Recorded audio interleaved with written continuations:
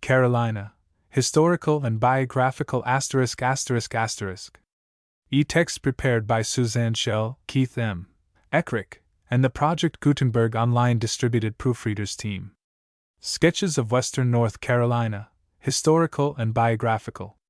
Illustrating principally the Revolutionary period of Mecklenburg, Rowan, Lincoln and adjoining counties, accompanied with miscellaneous information, much of it never before published. By C. L. Hunter. 1877. Dedication to the descendants of the Revolutionary Patriots of North Carolina, whether now abiding within her borders and sharing her prosperities and adversities, or scattered abroad in other states of the American Union, but who still cherish a lasting veneration for the memories of their heroic forefathers, and to the young men of the state generally, who would draw lessons of wisdom, patriotism, and endurance from the examples herein described. This volume is respectfully dedicated by the author. Preface. History has been defined. Philosophy teaching by example. There is no branch of literature in a republic like ours that can be cultivated with more advantage to the general reader than history. From the infinite variety of aspects in which it presents the dealings of Providence in the affairs of nations, and from the immense number of characters and incidents which it brings into view, it becomes a source of continuous interest and enjoyment. The American Revolution is undoubtedly the most interesting event in the pages of modern history. Changes equally great and convulsions equally violent have often taken place in the Old World, and the records of former times inform us of many instances of oppression, which, urged beyond endurance, called forth the spirit of successful resistance. But in the study of the event before us, the story of the Revolution, we behold feeble colonies, almost without an army, without a navy, without an established government, without a good supply of the munitions of war, firmly and unitedly asserting their rights, and in their defense, stepping forth to meet in hostile array the veteran troops of a proud and powerful nation. We behold, too, these colonies, amidst want, poverty, and misfortunes, animated with the spirit of liberty and fortified by the rectitude of their cause, sustaining for nearly 8 years the weight of a cruel conflict upon their own soil. At length we behold them victorious, their enemies sullenly retiring from their shores, and these feeble colonies enrolled on the page of history as a free, sovereign, and independent nation.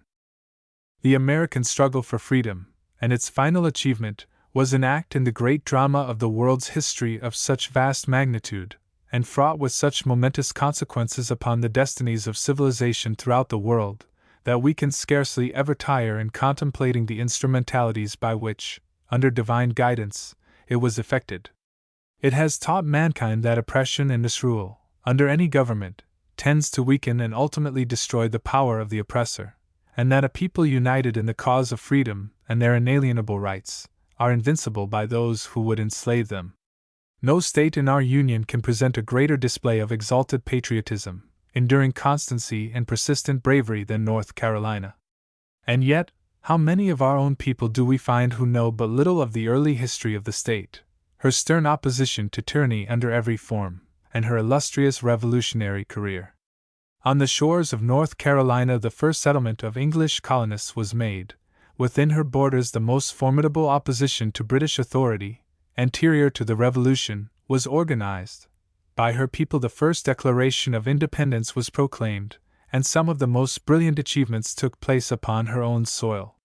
For several years, at intervals, the author has devoted a portion of his time and attention to the collection of historical facts relating principally to western North Carolina and bordering territory of South Carolina, to whom, as a sister state, and having a community of interests, North Carolina frequently afforded relief in her hour of greatest need.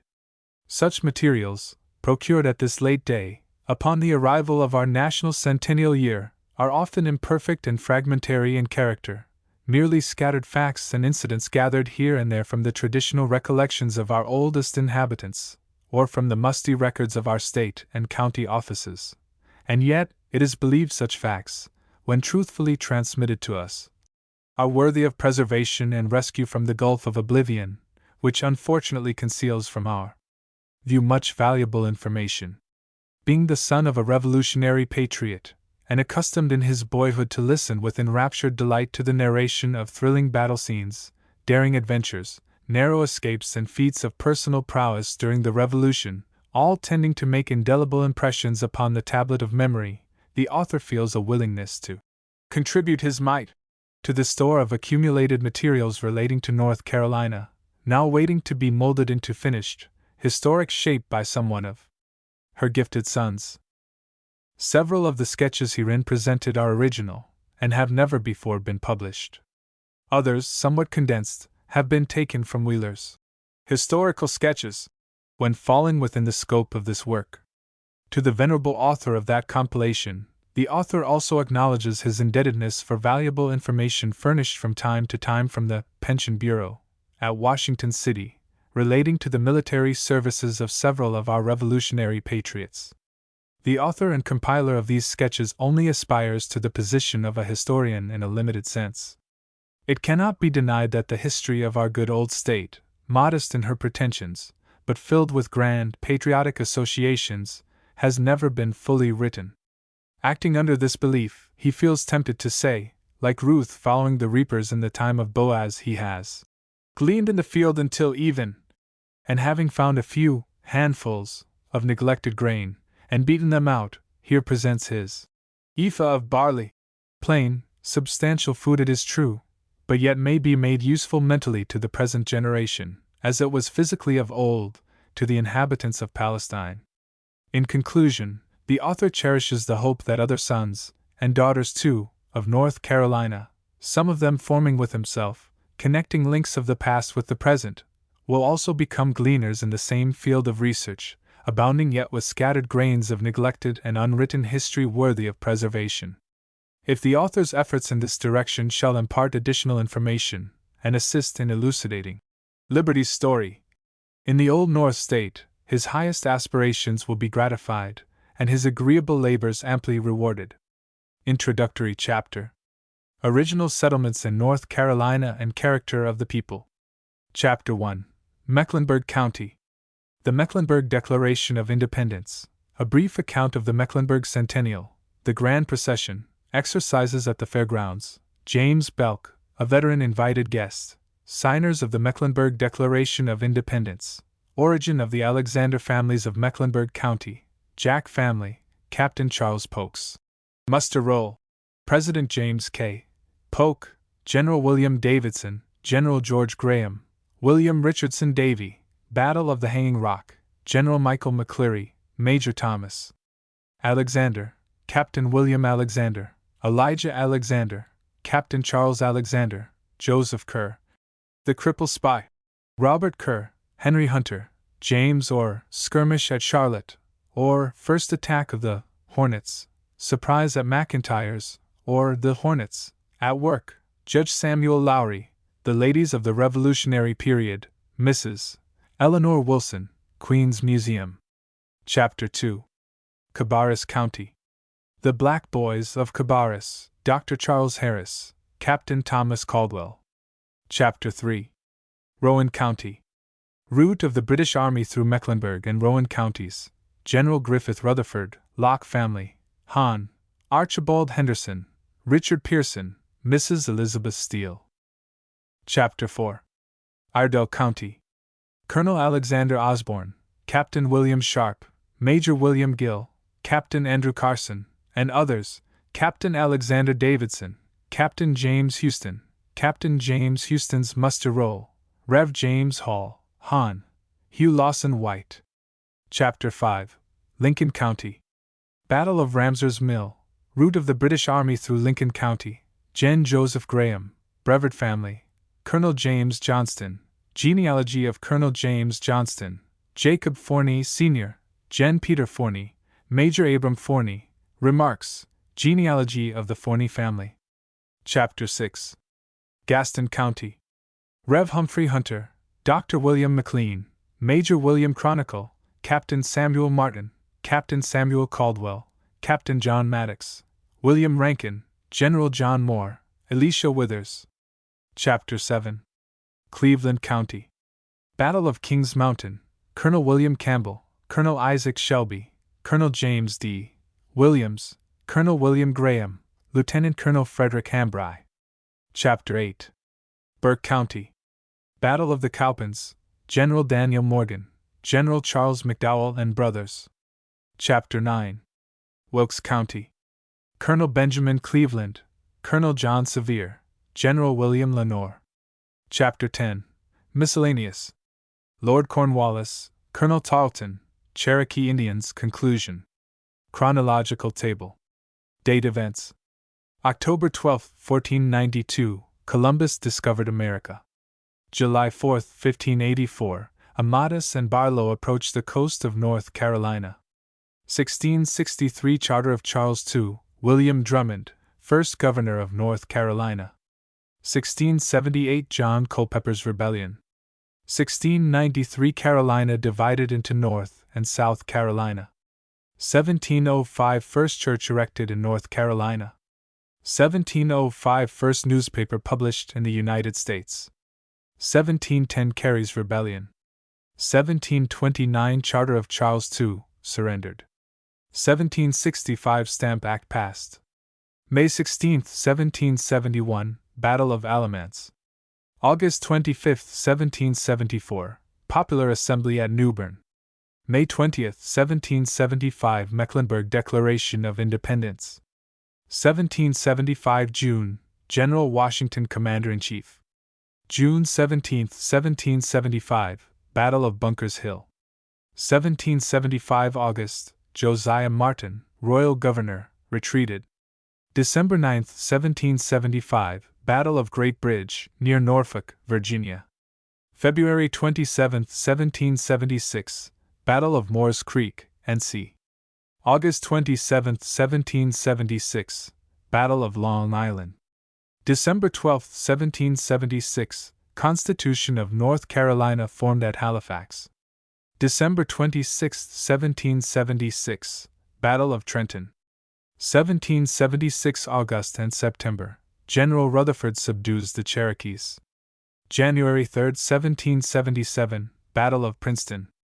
September 11, 1777, Battle of Brandywine. October 4, 1777, Battle of Germantown. October 7, 1777, Battle of Saratoga. June 28, 1778, Battle of Monmouth.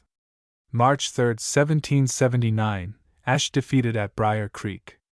June 2, 1779, Battle of Stono, near Charleston. May 17, 1780, Surrender of Charleston. June 21, 1780, Battle of Ramsauer's Mill. August 7, 1780, Battle of the Hanging Rock. August 16, 1780, Gates defeated at Camden. October 7, 1780, Battle of Kings Mountain. January 17, 1781, Battle of the Cowpens. March 15, 1781, Battle of Guilford Court House. September 8, 1781, Battle of Utah. October 19, 1781, Battle of Yorktown. January 20, 1783, Treaty of Peace at Versailles. September 3, 1783, England recognizes the independence of the United States. 1787 May, Constitution of the United States formed. Introductory chapter. Original settlements in North Carolina and character of the people. North Carolina, in the days of her colonial existence, was the asylum and the refuge of the poor and the oppressed of all nations. In her borders the emigrant, the fugitive, and the exile found a home and safe retreat. Whatever may have been the impelling cause of their emigration, whether political servitude, religious persecution, or poverty of means, with the hope of improving their condition, the descendants of these enterprising, suffering, yet prospered people, have just reason to bless the kind providence that guided their fathers, in their wanderings, to such a place of comparative rest.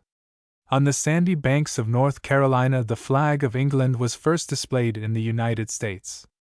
Roanoke Island, between Pamlico and Albemarle Sounds, afforded the landing place to the first expedition sent out under the auspices of Sir Walter Raleigh, in 1584.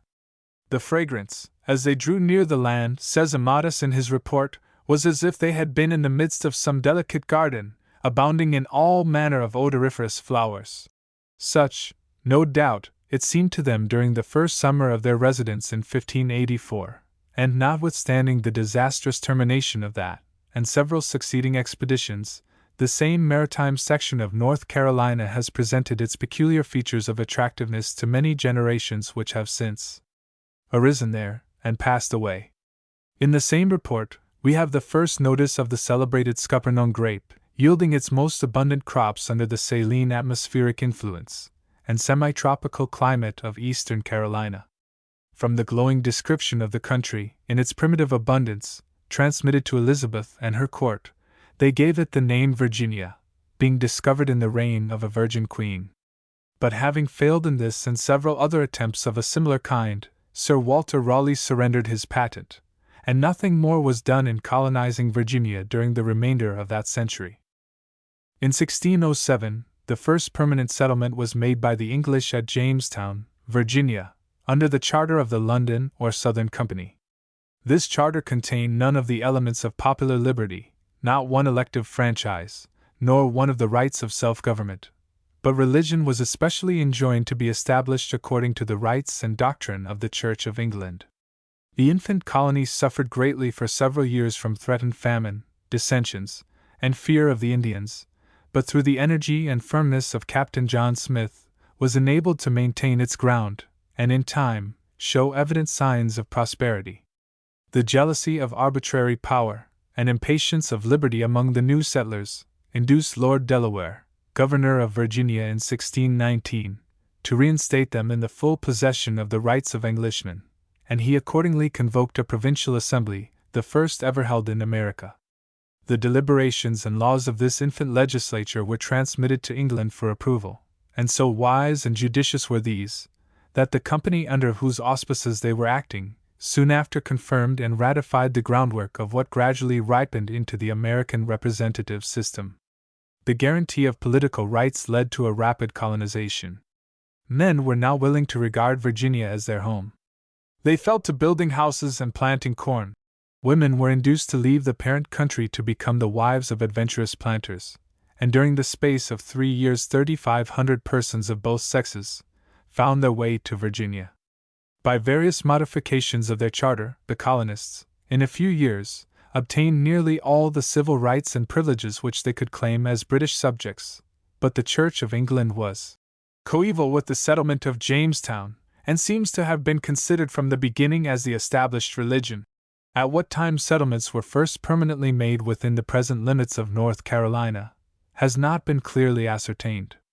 In 1622, the Secretary of the Colony of Virginia traveled overland to Chowan River, and described, in glowing terms, the fertility of the soil, the salubrity of the climate, and the kindness of the natives.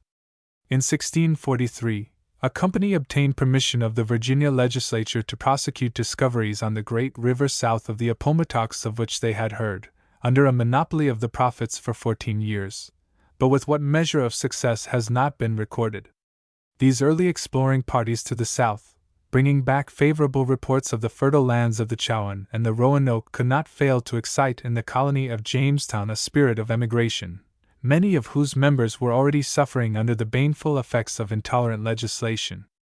In 1643, during the administration of Sir William Berkeley, it was specially ordered that no minister should preach or teach, publicly or privately, except in conformity to the constitutions of the Church of England, and nonconformists were banished from the colony.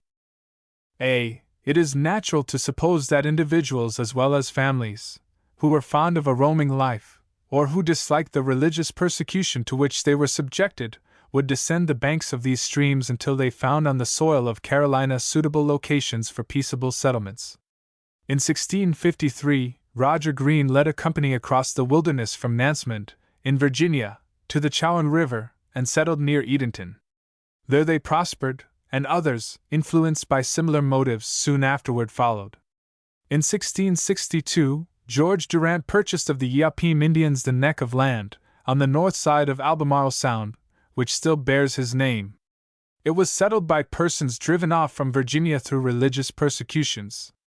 In 1663, King Charles II granted to the Earl of Clarendon and 7 other associates the whole of the region from the 36th degree of north latitude to the river San Mateo, now the St. Johns, in Florida, and extending westwardly, like all of that monarch's charters, to the Pacific Ocean. At the date of this charter, 1663, Sir William Berkeley, Governor of Virginia, visited the infant settlement on the Chowan, and being pleased with its evident signs of prosperity and increasing importance, appointed William Drummond the first governor of the colony of Carolina. Drummond was a Scotch Presbyterian, and inheriting the national characteristics of that people, was prudent, cautious, and deeply impressed with the love of liberty. Such were the pioneer settlements, and such was the first governor of North Carolina. The beautiful lake in the center of the dismal swamp, noted for its healthy water, and abundantly laden by seagoing vessels, perpetuates his name. In 1665, it being discovered that the county of Albemarle, as the settlement on the Chowan was called, was not in the limits of the Carolina Charter, but in Virginia, King Charles, on petition, granted an enlargement of that instrument so as to make it extend from 29 degrees to 36 degrees and 30 minutes, north latitude.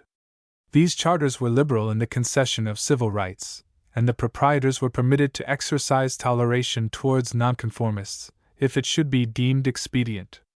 Great encouragement was held forth to immigrants from abroad, and settlements steadily increased. They were allowed to form a representative government, with certain limitations, and thus a degree of popular freedom was conceded, which it seems, was not intended to be permanent, but it could never be recalled, and had an important influence in producing the results which we now enjoy. As the people were chiefly refugees from religious oppression, they had no claims on government, nor did they wish to draw its attention.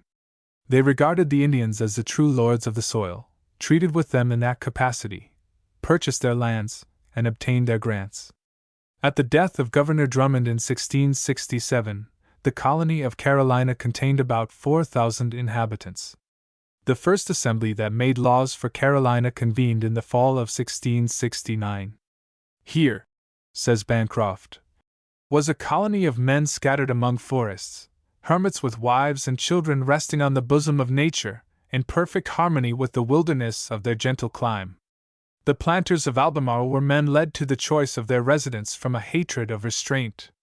Are there any who doubt man's capacity for self-government? Let them study the history of North Carolina. Its inhabitants were restless and turbulent in their imperfect submission to a government imposed from abroad. The administration of the colony was firm, humane, and tranquil when they were left to take care of themselves. Any government but one of their own institution was oppressive. North Carolina was settled by the freest of the free. The settlers were gentle in their tempers, of serene minds, enemies to violence and bloodshed. Not all the successive revolutions had kindled vindictive passions. Freedom, entire freedom, was enjoyed without anxiety as without guarantees. The charities of life were scattered at their feet like the flowers of their meadows. No freer country was ever organized by man. Freedom of conscience, exemption from taxation, except by their own consent, gratuities in land to every emigrant, and other wholesome regulations claimed the prompt legislative action of the infant colony. These simple laws suited a simple people, who were as free as the air of their mountains, and when oppressed, were as rough as the billows of the ocean. C. In 1707, a company of Huguenots, as the French Protestants were called, settled on the Trent. In 1709, the Lords Proprietors granted to Baron de Graffenraid 10,000 acres of land on the Neuse and Cape Fear rivers for colonizing purposes. In a short time afterward, a great number of Palatines, Germans, and 1,500 Swiss followed the Baron, and settled at the confluence of the Trent and the Neuse. The town was called New Bern, after Bern, in Switzerland, the birthplace of Graffenraid. This was the first important introduction into Eastern Carolina of a most excellent class of liberty-loving people, whose descendants, wherever their lots were cast, in our country, gave illustrious proof of their valor and patriotism during the Revolutionary War. In 1729, the Lords Proprietors, except Lord Granville, surrendered the government of the province, with all the franchises under the Charter of Charles II, and their property in the soil, to the Crown for a valuable consideration. The population at that time did not exceed 10,000 inhabitants. George Burrington, governor of the province under the Lords Proprietors, was reappointed to the same office by the King. In February, 1731, he thus officially writes to the Duke of Newcastle. The inhabitants of North Carolina are not industrious, but subtle and crafty to admiration, always behaved insolently to their governors. Some of them they have imprisoned, drove others out of the country, and at other times have set up a governor of their own choice, supported by men under arms. These people are neither to be cajoled nor outwitted. Whenever any governor attempts to effect anything by these means, he will lose his labor, and show his ignorance. Lord Granville's part of the colony of North Carolina, 1/8, was not laid off to him, adjoining Virginia, until 1743.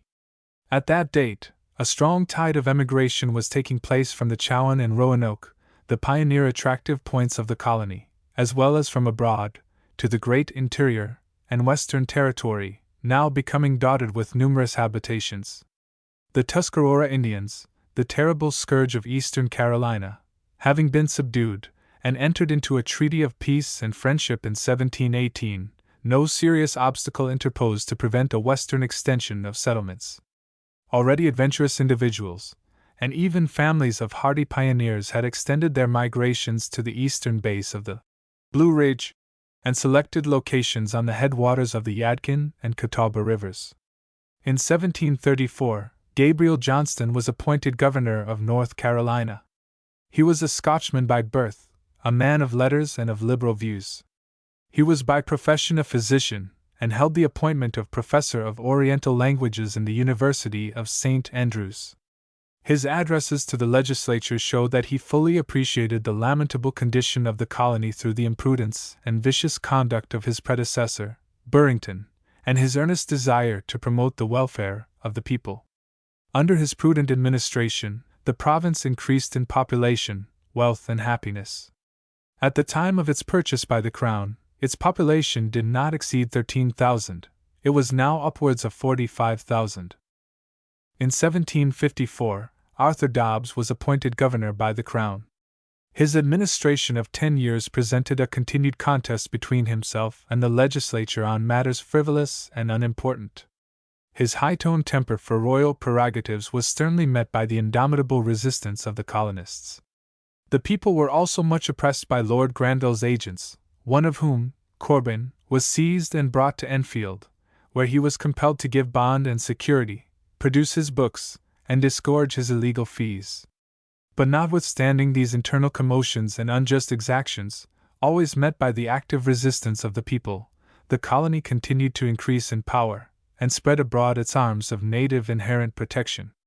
During the entire administrations of Governors Johnston and Dobbs, commencing in 1734 and ending in 1765, a strong tide of emigration was setting into North Carolina from two opposite directions. While one current from Pennsylvania passed down through Virginia, forming settlements in its course, another current met it from the south, and spread itself over the inviting lands and expansive domain of the Carolinas and Georgia. Near the close of Governor Johnston's administration, 1750, numerous settlements had been made on the beautiful plateau of country between the Yadkin and Catawba rivers. At this time, the Cherokee Indians, the most powerful of the western tribes, still claimed the territory as rightful lords of the soil, and were committing numerous depredations and occasional murders. In 1756, Fort Dobbs, about 20 miles west of Salisbury, was built for the protection of the small neighborhood of farmers and grazers around it. Even the thriving colony of Albemarle County, on the seaboard, now felt its growing importance was beginning to call for more room, and seek new possessions in the interior, thus unconsciously fulfilling the truth of the poet's prediction. Westward the course of empire takes its way. On the 3d of April, 1765, William Tryon qualified as Commander-in-Chief and Captain General of the province of North Carolina. The administration of Governor Tryon embraces an important period in the history of the state. He was a soldier by profession, and being trained to arms, looked upon the sword as the true scepter of government. He knew when to flatter, and when to threaten. He knew when discretion was the better part of valor, and when to use such force and cruelty as achieved for him from the Cherokee Indians the bloody title of the Great Wolf of North Carolina. He could use courtesy towards the assembly when he desired large appropriations for his magnificent palace, and knew how to bring to bear the blandishments of the female society of his family, and all the appliances of generous hospitality. Governor Tryon first met the assembly in the town of Wilmington on the 3d of May 1765. In his address, he opposed all religious intolerance, and although he recommended provision for the clergy out of the public treasury, yet he advised the members of the Church of England of the folly of attempting to establish it by legal enactment. Under such recommendations, a law was passed legalizing the marriages, which before were denounced as illegal, performed by Presbyterian ministers, and authorizing them and other dissenting clergymen to perform that rite. On the 22nd of March, 1765, the Stamp Act was passed. This act produced great excitement throughout the whole country, and nowhere was it more violently denounced than in North Carolina. The legislature was then in session, and so intense and widespread was the opposition to this odious measure, that Governor Tryon, apprehending the passage of denunciatory resolutions, prorogued that body after a session of 15 days.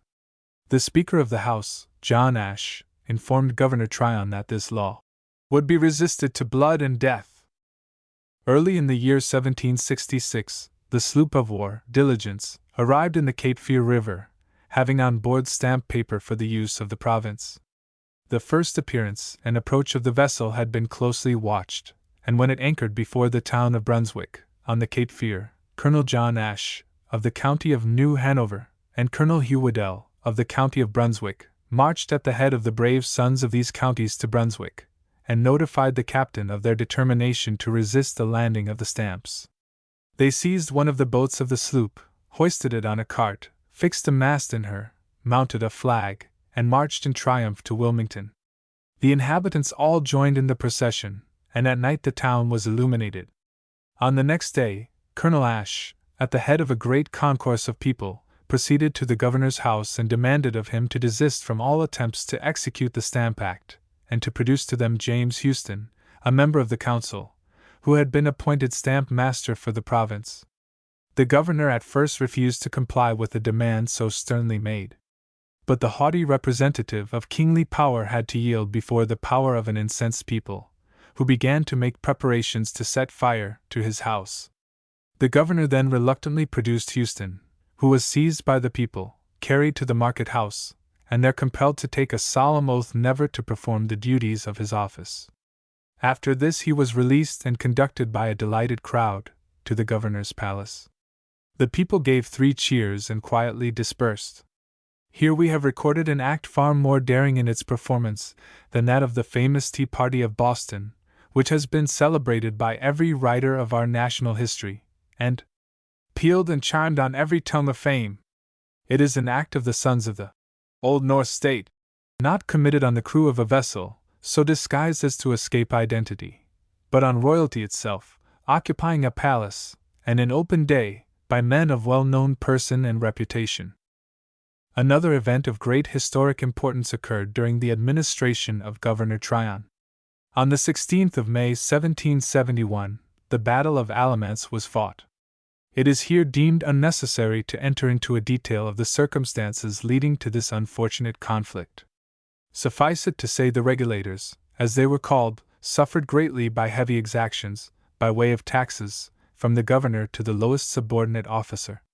They rose to arms, were beaten, but theirs was the first blood shed for freedom in the American colonies. Many true patriots, who did not comprehend the magnitude of their grievances, fought against them. But the principles of right and justice for which they contended could never die. In less than 4 years, all the colonies were found battling for the same principles, and borne along in the rushing tide of revolution. The men on the seaboard of Carolina, with Cols Ashe and Waddell at their head, had nobly opposed the Stamp Act in 1765, and prevented its execution, and in their patriotic movements the people of Orange sustained them, and called them the Sons of Liberty. Colonel Ashe, in 1766, had led the excited populace in Wilmington, against the wishes and even the hospitality of the governor. The assembled patriots had thrown the governor's roasted ox, provided for a barbecue feast, untasted, into the river. Now, these patriotic leaders are found marching with this very governor to subdue the disciples of liberty in the West. The Eastern men looked for evils from across the waters, and were prepared to resist oppression on their shores before it should reach the soil of their state. The Western men were seeking redress for grievances that oppressed them at home, under the misrule of the officers of the province, evils scarcely known in the eastern counties, and misunderstood when reported there. Had Ashe, and Waddell, and Caswell understood all the circumstances of the case, they would have acted like Thomas Person, of Granville, and favored the distressed, even though they might have felt under obligations to maintain the peace of the province, and due subordination to the laws. Herman Husbands, the head of the regulators, has been denounced by a late writer as a turbulent and seditious character. If such he was, then John Ashe and Hugh Waddell, for opposing the stamp law, were equally turbulent and seditious. Time, that unerring test of principles and truth, has proved that the spirit of liberty which animated the regulators was the true spirit which subsequently led to our freedom from foreign oppression. On the 24th of May, Tryon, after committing acts of revenge, cruelty, and barbarity succeeding the Alamance battle, returned to his palace at Newbern, and on the 30th took shipping for New York, over which state he had been appointed governor. Josiah Martin was appointed by the Crown, Tryon's successor, as governor of North Carolina. He met the legislature, for the first time, in the town of Newbern, in November, 1771. Had he lived in less troublesome times, his administration might have been peaceful and prosperous. Governor Martin had the misfortune to differ very soon with the lower house of the Assembly, and during the whole of his administration, these difficulties continued and grew in magnitude, helping, at last, to accelerate the downfall of the royal government. In this assembly we find the names of a host of distinguished patriots, as John Ashe, Cornelius Harnett, the Samuel Adams of North Carolina, Samuel Johnson, Willie Jones, Joseph Hughes, Abner Nash, John Harvey, Thomas Person, Griffith Rutherford, Abraham Alexander, Thomas Polk, and many others, showing that, at that early date, the Whig party had the complete control of the popular House of the Assembly. In accordance with the recommendation of Governor Martin, the veil of oblivion was drawn over the past unhappy troubles, and all the animosities and distinctions which they created. The year 1772 passed by without a meeting of the Assembly, and the only political event of any great importance, which occurred in the province, was the election of members to the popular House. Such was the triumph of the Whig party, that in many of the counties there was no opposition to the election of the old leaders, nor could the governor be said to have a party sufficiently powerful to effect an election before the people, or the passage of a bill before the Assembly. The Assembly, however, in consequence of 2 dissolutions by the governor, did not convene in Newbern until the 25th of January 1773, and the popular House illustrated its political character by the election of John Harvey to the office of Speaker. To this new assembly many of the leading members of the House in 1771 were returned.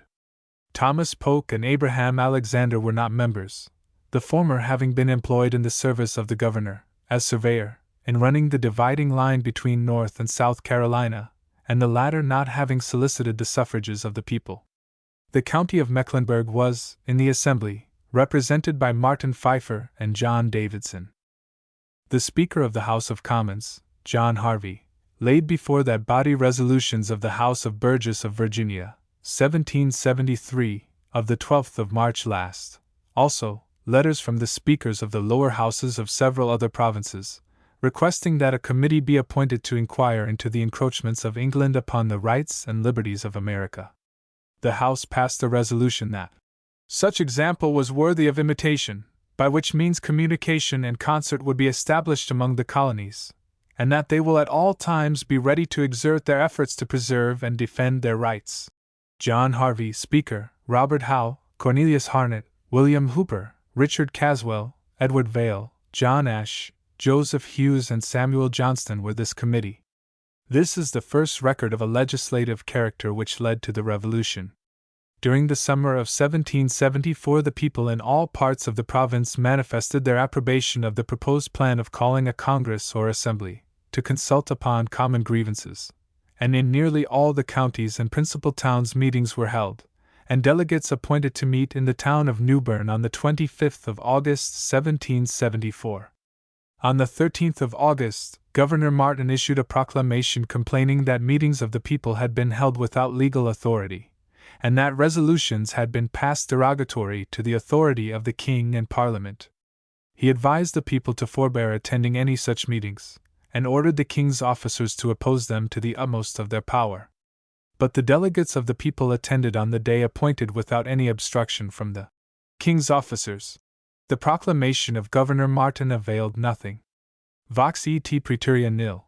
Excited at this state of affairs, Governor Martin consulted his council on the steps most proper to be taken in the emergency. They advised him that nothing further could be done. This First Assembly, or Provincial Congress, independent of royal authority, in Newbern, on the 25th of August 1774, is an important epoch in our history. It was the first act of that great drama of revolutionizing events which finally achieved our independence. After the adjournment of this provincial congress, Governor Martin visited New York, ostensibly for the benefit of his health, and perhaps for the benefit of his government. The tumults of the people at Newbern, that raged around him, and which threatened to overthrow his power, were, by his own confession, beyond his control. But he hoped the influence of Governor Tyrone, who still governed New York, might assist him in restoring peace and authority in North Carolina. Vain, delusive hope, as the sequel proved. The year 1775 is full of important events, only a few of which can be adverted to in this brief sketch. In February 1775, John Harvey issued a notice to the people to elect delegates to represent them in a second provincial congress at Newbern on the 3rd of April, being the same time and place of the meeting of the Colonial Assembly. This roused the indignation of Governor Martin, and caused him to issue, on the 1st of March 1775, his proclamation denouncing the popular convention. In his speech to the Assembly, Governor Martin expressed his concern at this extraordinary state of affairs.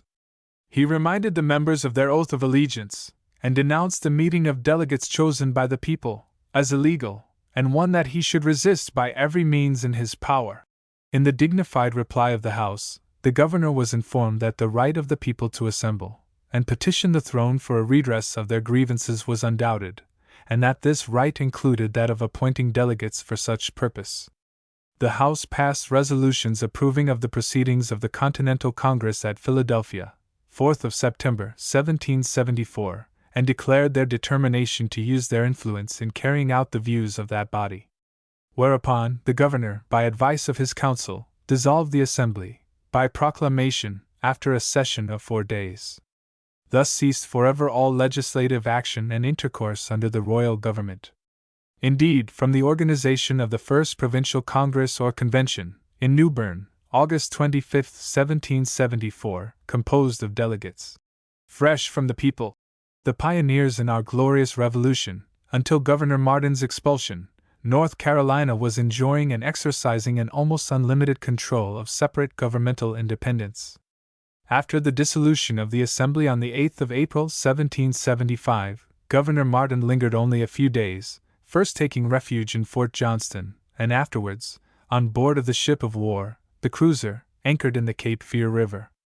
Only one more frothy proclamation, 8th of August 1775, appeared from Governor Martin, against the patriotic leaders of North Carolina, issued this time, not from the palace at Newbern, but from a cruising source and outlook, and on a river, whose very name typified the real origin of his departure and present retirement.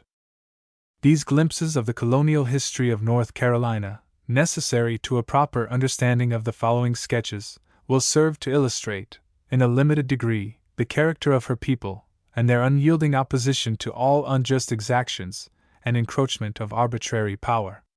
While these stirring transactions were transpiring in eastern Carolina, the people of Mecklenburg County moved, in their sovereign capacity, the question of independence, and took a much bolder and more decided stand than the Colonial or Continental Congress had as yet assumed. This early action of that patriotic county, effected after mature deliberation, is one of the ever memorable transactions of the state of North Carolina, worthy of being cherished and honored by every lover of patriotism to the end of time. The public mind had been much excited at the attempts of Governor Martin to prevent the meeting of the Provincial Congress at Newbern, and his arbitrary conduct in dissolving the Assembly, when only in session 4 days, leaving them unprotected by courts of law, and without the present opportunity of finishing many important matters of legislation. In this state of affairs, the people began to think that, since the proper, lawful authorities failed to perform their legitimate duty, it was time to provide safeguards for themselves, and to throw off all allegiance to powers that ceased to protect their liberties, or their property. A late author has truly said, "Men will not be fully able to understand North Carolina until they have opened the treasures of history, and become familiar with the doings of her sons, previous to the Revolution, during that painful struggle, and the succeeding years of prosperity. Then will North Carolina be respected as she is known." F. Sketches of Western North Carolina. Chapter 1. Mecklenburg County. Mecklenburg County was formed in 1762 from Anson County, and named in honor of the native place of the new queen, Princess Charlotte, of Mecklenburg, one of the smaller German states. This county has a peculiar historical interest. It is the birthplace of liberty on American soil. No portion of the state presents a more glowing page of unflinching patriotic valor than Mecklenburg, always taking an active part in every political movement, at home or abroad, leading to independence. The temper and character of the people were early shown. In 1766, George A. Selwyn, having obtained, by some means, large grants of lands from the British Crown, proceeded to have them surveyed, through his agent, Henry E. McCulloch, and located. On some of these grants, the first settlers had made considerable improvements by their own stalwart arms and persevering industry. For this reason, and not putting much faith in the validity of Selwyn's claims, they seized John Frahuk, the surveyor, and compelled him to desist from his work, or fare worse. Here was manifested the early buzzing of the hornet's nest, which, in less than 10 years, was destined to sting royalty itself in these American colonies. The little village of Charlotte, the seat of justice for Mecklenburg County, was in 1775 the theater of one of the most memorable events in the political annals of the United States. Situated on the beautiful and fertile Champaign, between the Yadkin and Catawba rivers, and on the general route of the southern travel, and among the earliest settlements in the Carolinas and Georgia, it soon became the center of an enterprising and prosperous population. The fertility of the soil, the healthfulness of the climate, and abundance of cheap and unappropriated lands were powerful inducements in drawing a large influx of emigrants from the northern colonies, and from the Old World. These natural features of Middle and Western Carolina, in particular, were strongly attractive, and pointed out, under well-directed energy, the sure road to prospective wealth and prosperity. The face of the country was then overspread with wild pea vines and luxuriant herbage, the watercourses bristled with cane brakes, and the forest abounded with a rich variety and abundance of food-producing game.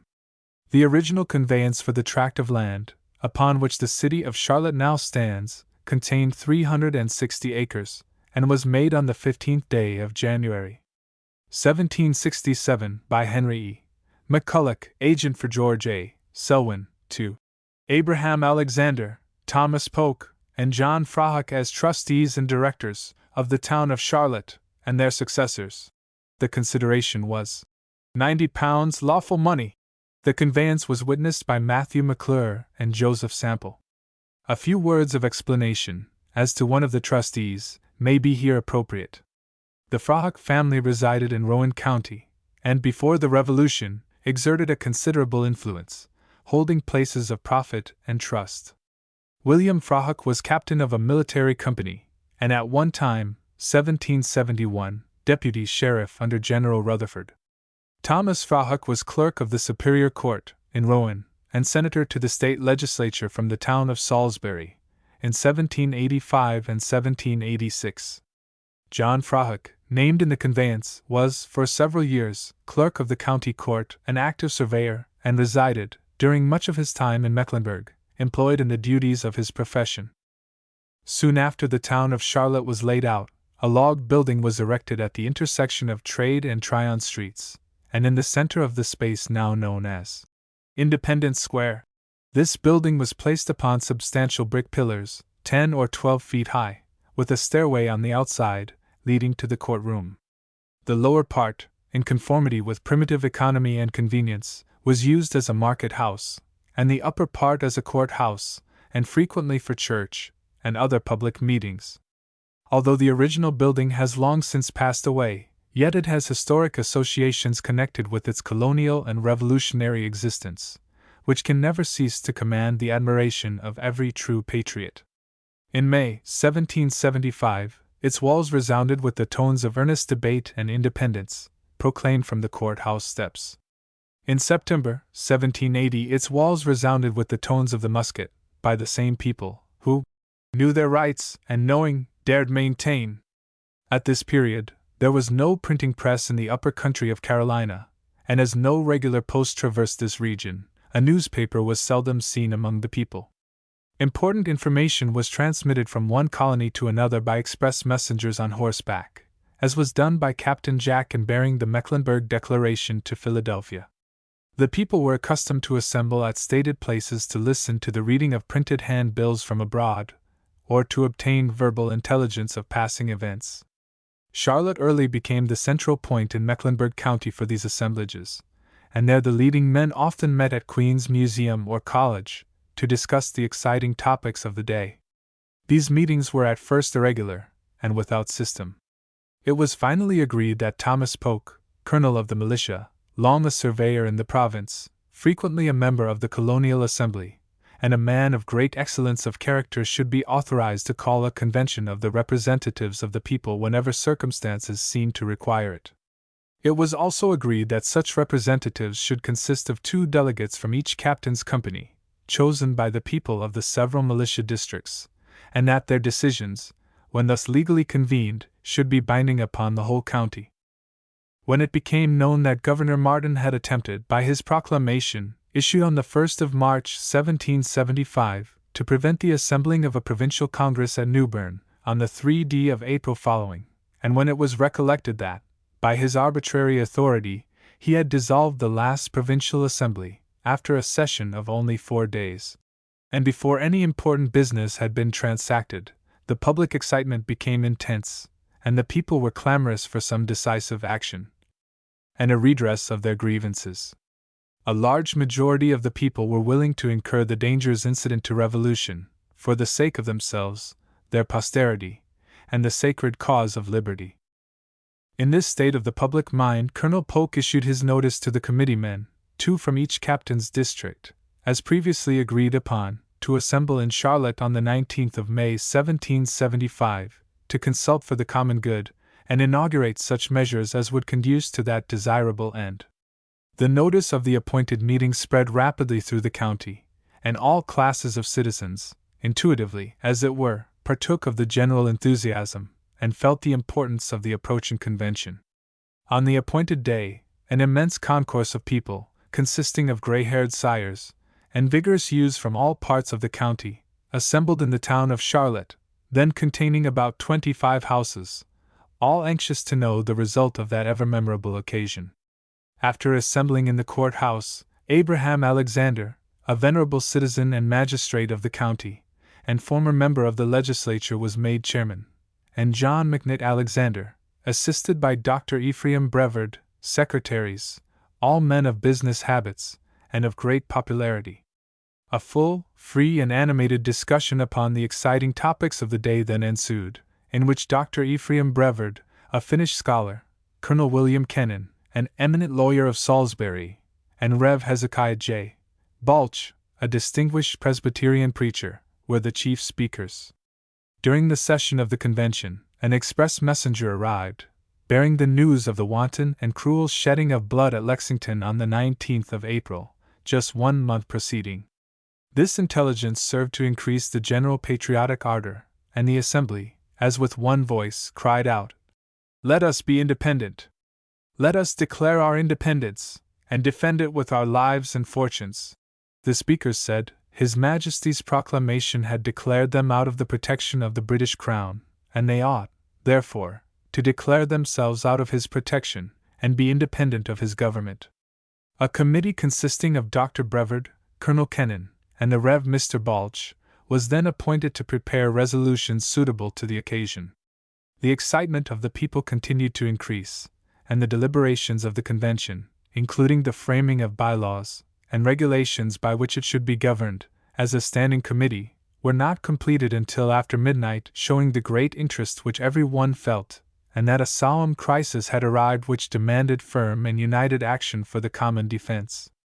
Upon the return of the committee, the chairman proceeded to submit the resolutions of independence to the vote of the convention. All was silence and stillness around, in tentique or a tenement. The question was then put. Are you all agreed? The response was one universal. Aye. Not one dissenting voice in that immense assemblage. It was then agreed that the proceedings should be read to the whole multitude.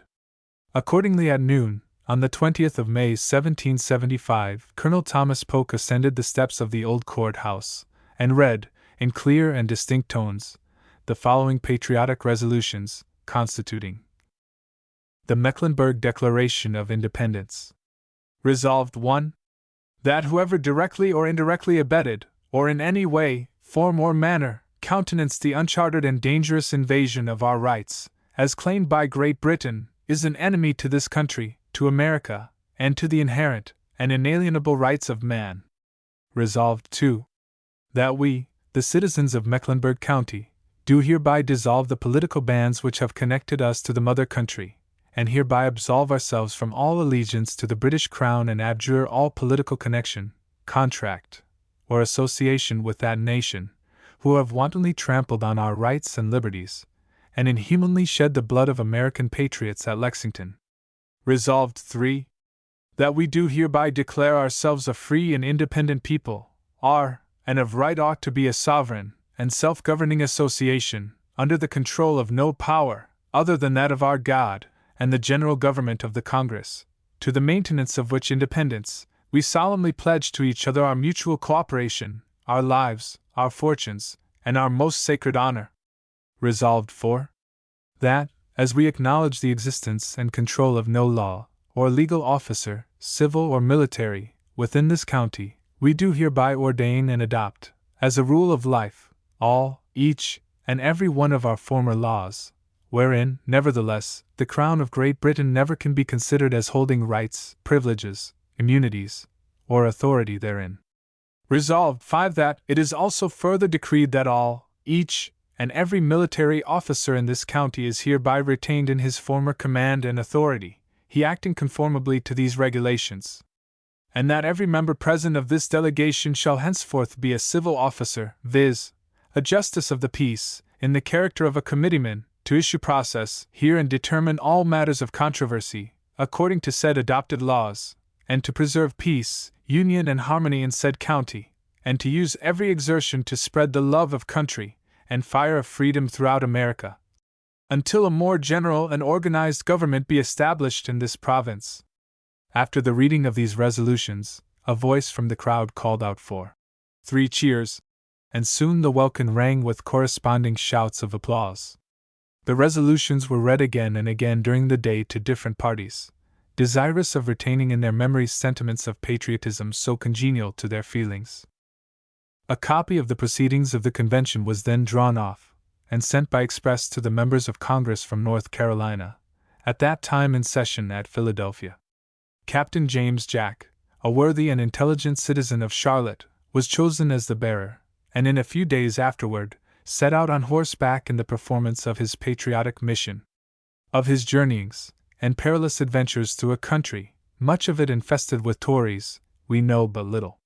Having faithfully performed the duties of his important trust by delivering the resolutions into the hands of the North Carolina delegation at Philadelphia, Caswell, Hooper and Hughes, he returned to his home in Charlotte. He reported that our own delegation, and several members of Congress, manifested their entire approbation of the earnest zeal and patriotism of the Mecklenburg citizens, but deemed it premature to lay their resolutions before their body, as they still entertained some hopes of reconciliation with the mother country. A copy of the foregoing resolutions were also transmitted to the Provincial Congress, at Hillsborough, and laid before that body on the 25th of August 1775, but for the same prudential reasons as just stated, they declined taking any immediate action. It has been deemed proper to present this summarized statement of the circumstances leading to the Mecklenburg Convention of the 19th and 20th of May 1775, as a source of reference for those who have no other history of the transaction before them. For a more extended account of its proceedings, the reader is referred to the pamphlet published by state authority in 1831, and to the exhaustive treatise of the late ex-Governor Graham on the authenticity of the Mecklenburg resolutions, with notices of the principal actors and witnesses on that ever-memorable occasion.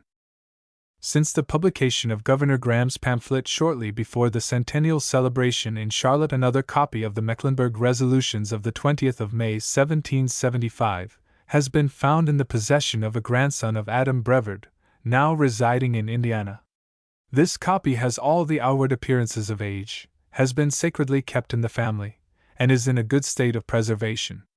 Adam Brevard was a younger brother of Dr. Ephraim Brevard, the reputed author of these resolutions, frequently performed his brother's writing during the active discharge of his professional duties, and was himself a man of cultivated intellect and Christian integrity. He kept a copy of these patriotic resolutions, mainly with the view of preserving a memento of his brother's handwriting and vigor of composition, not supposing for a moment their authenticity would ever be called into question. This venerable patriot, in a manuscript account of a celebration in Iredell County on the 4th of July 1824, in discoursing on a variety of revolutionary matters, says among other things, he was in Salisbury in June 1775, attending to his professional duties as a lawyer, and that during the sessions of the General Court in that place. The bearer of the Mecklenburg Declaration arrived on his way to Philadelphia. When the object of his mission became known, and the Mecklenburg resolutions of independence were read in open court, at the request of Colonel Kennon, several Tories who were present said they were treasonable, and that the framers of them were rushing headlong into an abyss where Congress had not dared to pass.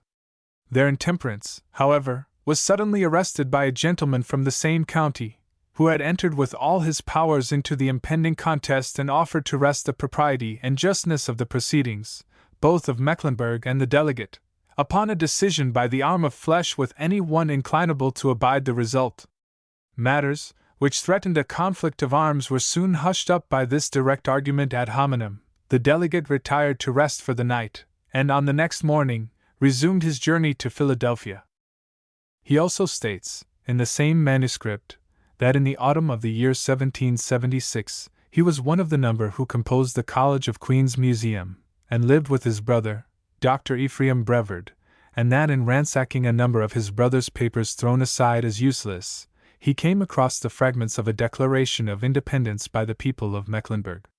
Upon inquiry, his brother informed him they were the rudiments out of which a short time before he had framed the instrument dispatched to Congress.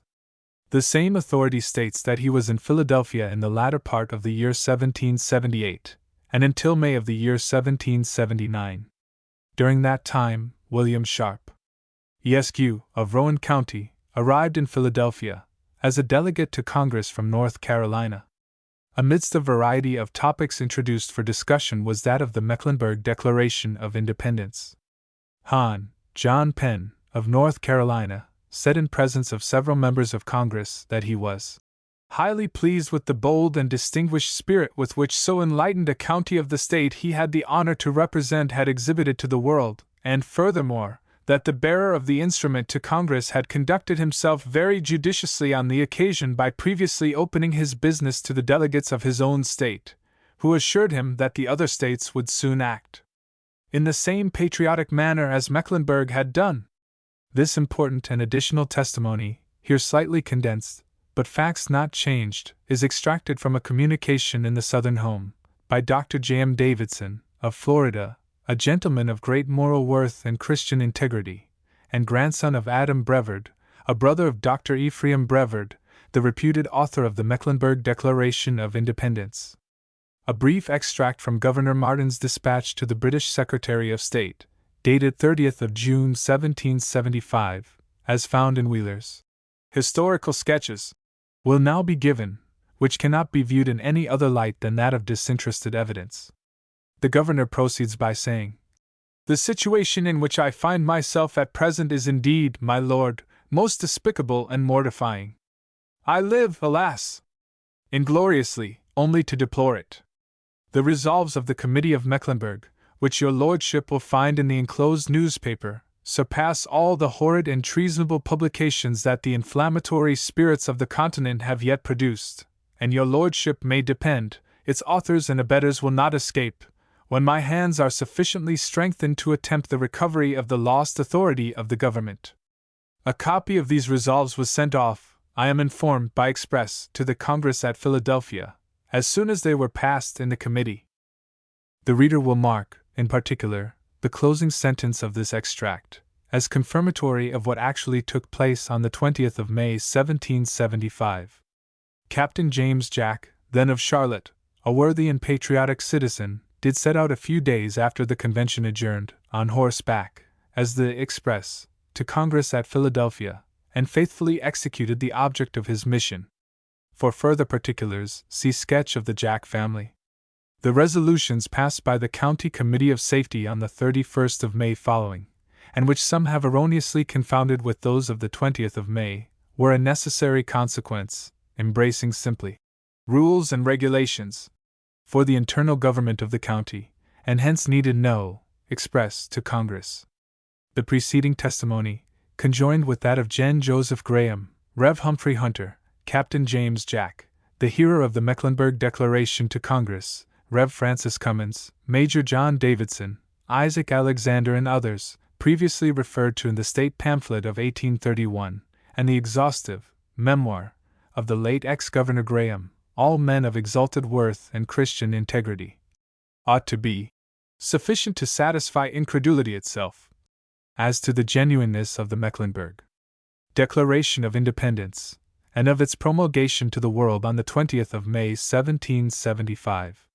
And yet, in the face of this strong phalanx of unimpeachable testimony, there are a few who have attempted to rob North Carolina of this brightest gem in the crown of her early political history, and tarnish, by base and insidious cavils, the fair name and reputation of a band of revolutionary patriots, whose memories and heroic deeds the present generation and posterity will ever delight to honor. Mecklenburg sent as a delegate to the First Provincial Congress direct from the people, which met at Newbern on the 25th of August 1774, Benjamin Patton. To the meeting at Hillsborough, on the 21st of August 1775, Thomas Polk, John Pfeiffer, Waitstill Avery, John McNitt Alexander, James Houston, and Samuel Martin. To the meeting at Halifax on the 4th of April 1776, John Pfeiffer, Robert Irwin, and John McNitt Alexander. To the meeting at Halifax, on the 12th of November 1776, which formed the first state constitution, John Pfeiffer, Robert Irwin, Waitstill Avery, Hezekiah Alexander, and Zacchaeus Wilson. All of these delegates were unwavering patriots, and nearly all were signers of the Mecklenburg Declaration of Independence. Not only were the patriotic sons of Mecklenburg County active and vigilant in those trying times, but no portion of our state was more constantly the theater of stirring events during the drama of the American Revolution. Its inhabitants, says Tarleton in his campaigns, were more hostile to England than any others in America. A brief account of the Mecklenburg Centennial. The Mecklenburg Declaration of Independence, proclaimed to the world on the 20th of May 1775, was celebrated in Charlotte on the 20th of May 1875, with all the honors and ceremonies befitting such an important occasion. A vast assemblage of at least 25,000 persons were present to enjoy the welcome extended to all, and participate in the festivities of this gala day of North Carolina. For 3 days preceding the grand holiday, 17th, 18th, and 19th, visitors were continually pouring into the city. Enthusiastic excitement and necessary preparations were everywhere visible.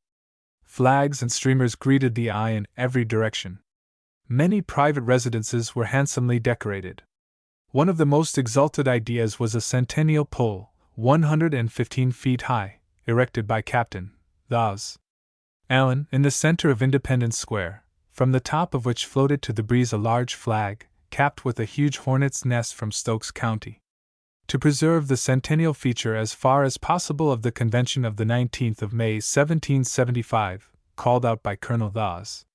Polk, accordingly, on the 19th of May 1875, a procession was formed, and the military companies formed into a hollow square around the centennial pole, the bands, in the meantime, rendering sweet music, and the artillery firing minute guns. The mayor, Colonel William Johnston, then addressed the multitude, extending to them a cordial welcome in behalf of the citizens and authorities of Charlotte, after which Governor Brogdon was introduced, and spoke substantially as follows. He said the principles of liberty enunciated by the fathers of the Revolution, 100 years ago, upon the spot he then occupied would live throughout all time.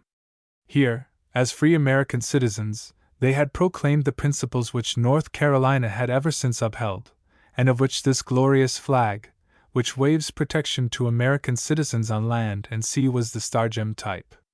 Under this old flag we have a duty to perform in peace as well as in war. We have the principles of the fathers of the Mecklenburg Declaration to maintain. All should remember the sacrifices which gave us the right to that standard of our country, and we should not forget our duty to North Carolina, and her daughter, Tennessee, to the sister state of South Carolina, and to the whole country. Alluding to the growth of the United States in 100 years, the governor said that at the date of the Mecklenburg Declaration of Independence, there were not more than 6 post offices in North Carolina. Now there are 900 post offices. Then there was no steam traveling. Now there are 1,200 miles of railway in this state alone.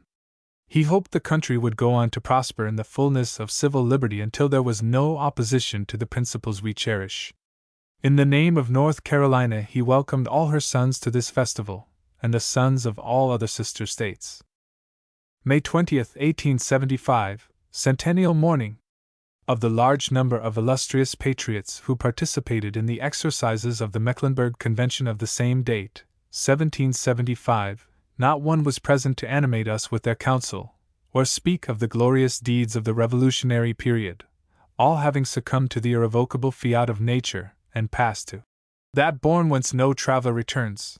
Their example, their precepts, and sacrifices in the cause of freedom, constitute their rich and instructive heritage to us. A cloudless sky, a balmy atmosphere, and a glow of patriotic feeling beaming on every countenance, all conspired to add impressiveness to the scene, and awaken hallowed remembrances of the past. Agreeably to the published program, the day was ushered in by the ringing of bells, and a salute of 100 guns by the Raleigh and Richmond artillery. From 6 o'clock in the morning until several hours afterward, the whistles of locomotives every few minutes told of the arrival of trains, packed with visitors, firemen, military, and bands of music. The various committees were kept busy in directing the movements and assigning quarters for the organized bodies, while landlords and keepers of boarding houses showed an accommodating spirit, and received visitors until their utmost capacity for room was more than exhausted, full to overflowing.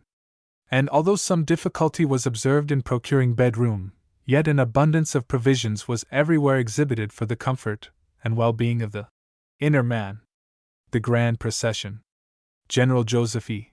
Johnston, Chief Marshal, having been prevented from attending on account of severe sickness. General W. R. Cox, of Raleigh, was selected to fill his place. General Bradley T. Johnston, of Richmond, was placed in charge of the military department, and John C. Gorman of the fire department. The soldiers were nearly all dressed in gray suits, and the firemen in red and black, except the Wilmington Company, which also appeared in gray.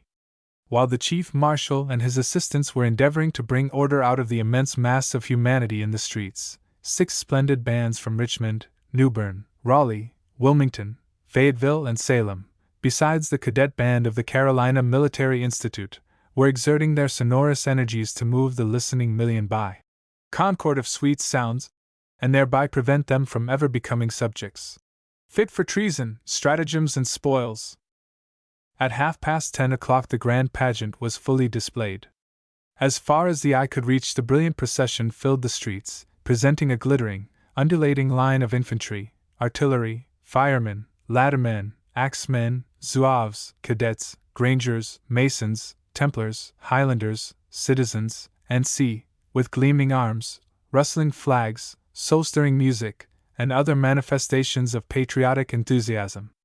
Nearly every window, piazza, and housetop was crowded with feminine loveliness, to cheer with their smiles and lend their graceful approbation to the moving exhibitions of the occasion. On the sidewalks, miles of spectators were seen submitting to the stifling effects of clouds of dust, with the laudable desire to see and be seen. While immense flags were floating to the breeze across the principal streets, countless numbers of miniature ones, in red, white, and blue, fluttered from windows and porches. A large number of military and fire companies, followed by delegations of the Masonic Order, Good Templars, Odd Fellows, Caledonian Clubs, Grangers, invited guests, visitors, and all joined in the grand procession to the fairgrounds. Exercises at the fairgrounds. Arriving at the fairgrounds, the immense concourse of people gathered around the large stand, which had been erected amidst a clump of trees, for the ladies and invited guests.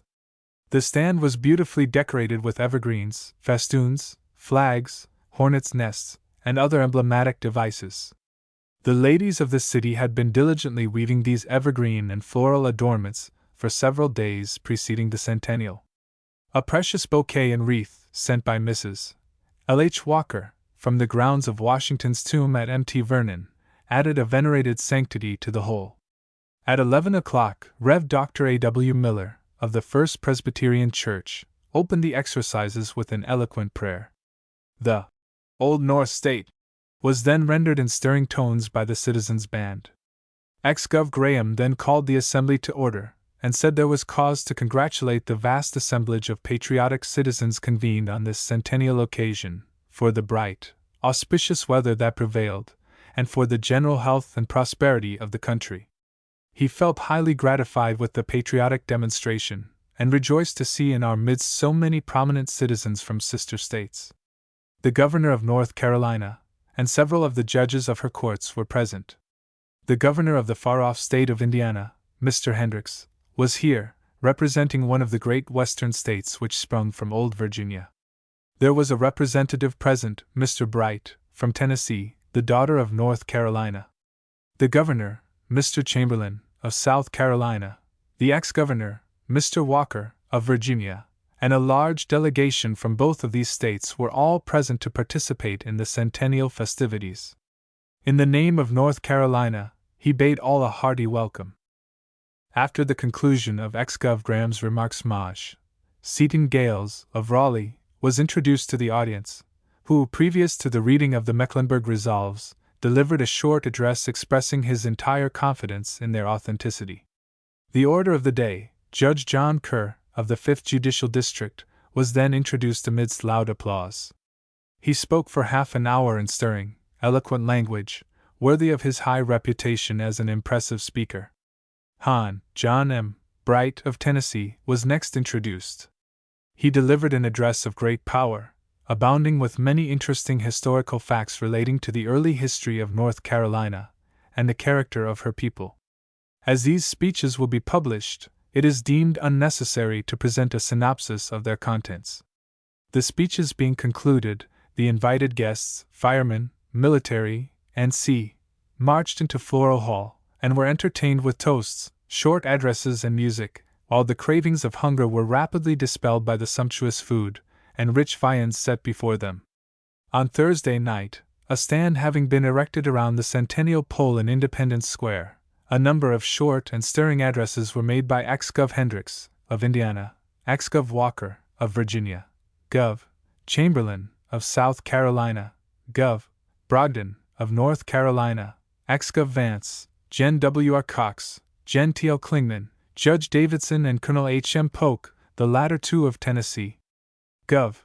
Hendricks, at the commencement of his address, spoke substantially as follows. This is one of the greatest celebrations that has ever taken place in this country. Here your fathers, and mine, 100 years ago, declared themselves free of the British Crown. I need not refer to the events since. In intelligence, wealth, and power, we are ahead of the world. Right here I must tell you that the fame of the Mecklenburg Declaration belongs not to the people of Mecklenburg alone, nor to the state of North Carolina, but its fame belongs to Indiana as well, in fact, to all the states of the Union. I claim a common participation in the glory of this great event. They were not only patriots, these Mecklenburgers of 1775, but they were also wise statesmen. One has but to carefully read this declaration to discern the truth of this statement. The resolutions look to a delegation of powers in the Continental Congress for their protection against enemies abroad, and all general purposes of nationality, but they assert most unequivocally the right of local self-government, and all the reserved powers not plainly granted to the general government. These old patriots showed their wisdom by providing against an interim of anarchy for want of lawful officers to protect life and property. So they resolved that each military and civil officer under the provincial government should retain all their authority. I asked the people of North Carolina to join with us in the national celebration, to take place in Philadelphia in 1876. Shall I see North Carolina represented there? Cries of yes. Yes. What a lesson it will be to the whole country! The troubles of the war can be yet settled by a system of good government. Other speakers indulged in similar patriotic sentiments. After the speaking was over on Centennial Night, the mayor, Colonel Johnston, ascended the stand, and congratulated the large audience upon the excellent order and good feeling which had prevailed from the beginning to the end of the exercises. He thanked those present for their attendance and participation in the honors and festivities of the occasion. Then commenced the pyrotechnical display which had been witnessed to some extent during the intervals of the addresses. The rocket's red glare, without the bombs bursting in air, gave proof on that night our people were there. The streets and the houses in the vicinity were never before so handsomely illuminated, and a brilliant and appropriate closing scene of the day we celebrate, conspicuously displayed on a broad waving banner. Hundreds of the descendants of the patriots of Mecklenburg and surrounding country were present, as well as a goodly number of descendants of kindred spirits from the Cape Fear region, whose ancestors proved themselves rebels by stamping underfoot the stamp paper intended for the use of the colony, an act worthy of all Roman or Grecian fame. The celebration of the 20th of May 1875 was a grand success, such a celebration as has never before occurred in the history of North Carolina, and will never again be witnessed by the present generation. May the centennial of the 20th of May 1975 be still more successful, pass off with the same degree of order and good feeling, and be attended with all the blessings of enlightened civil and religious liberty. James Belk, a veteran invited guest. Among the honored invited guests of the Mecklenburg Centennial, on the 20th of May 1775, was James Belk, of Union County, formerly a part of Mecklenburg, now upwards of 110 years old. As recorded in a family Bible, printed in Edinburgh in 1720, he was born on the 4th of February 1765. He still resides on the same tract of land upon which he was born and raised, his father being one of the original settlers of the country. He is a man of fine intelligence, acted for many years as one of the magistrates of Mecklenburg County, and is still well preserved in mind and body. He recollects the death of his father, who was mortally wounded in the Revolutionary War, near the North Carolina line, and knows that his mother, fearing the mournful result, visited the place of conflict, and found him, severely wounded, in the woods near the roadside. She assisted him to their home, but soon afterward had him transferred to the residence of his grandfather for better attention, where he died. He remembers distinctly the great meeting in Charlotte, then upwards of 10 years old, on the 20th of May 1775, when a Declaration of Independence was read by Colonel Polk, and heard his father speak of it, in presence of the family, after his return from Charlotte. His mother seemed to be greatly disturbed, supposing it would bring on war. Although then but a youth of tender years, the scene and the declaration made an indelible impression upon his memory. He says his recollection of events of that period, and a few years subsequently, is more vivid and distinct than those which transpired 30 years ago. He has been twice married, having 10 children by the first, and 12 by the last wife. He was accompanied to the centennial meeting by one of his younger sons, a lad 41 years of age. His oldest child, a daughter, is still living, aged 88 years. He named one of his sons Julius Alexander, an intimate friend and junior schoolmate. As he and Alexander grew up, they frequently heard the 2 meetings of the 20th and 31st of May 1775, spoken of as being separate and distinct. having already attained a longevity seldom allotted to frail humanity, may continued health, prosperity, and above all, the consolations of the gospel, attend him in his remaining days upon earth. P.S.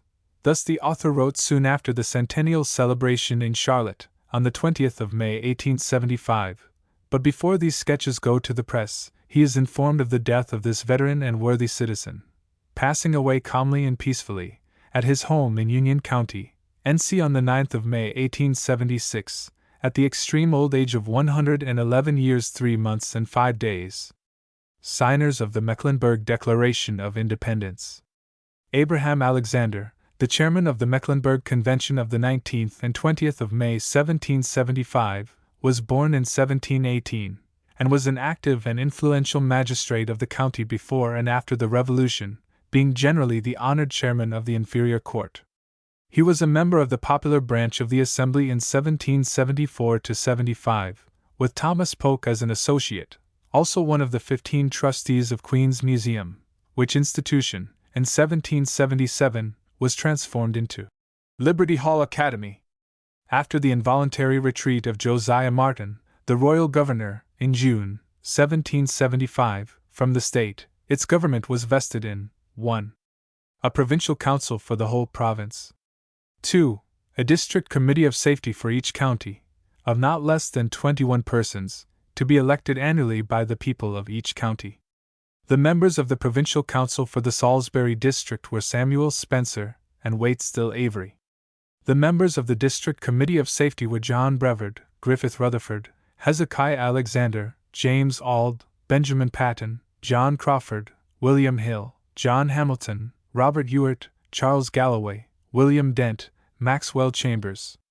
The county committee, elected annually by the people in each county, executed such orders as they received from the provincial council, and made such rules and regulations as the internal condition of each county demanded. They met once in 3 months at the courthouse of their respective counties, to consult on public measures, to correspond with other committees, to disseminate important information, and thus perform the duties and requirements of courts. The county committees exercised these important functions until justices of the peace were appointed by the legislature and duly commissioned by the governor. It was this committee which met in Charlotte on the 31st of May 1775, and passed a series of rules and regulations for the internal government of the county, a necessary sequel, as previously stated, of the more important meeting of the 20th of May preceding.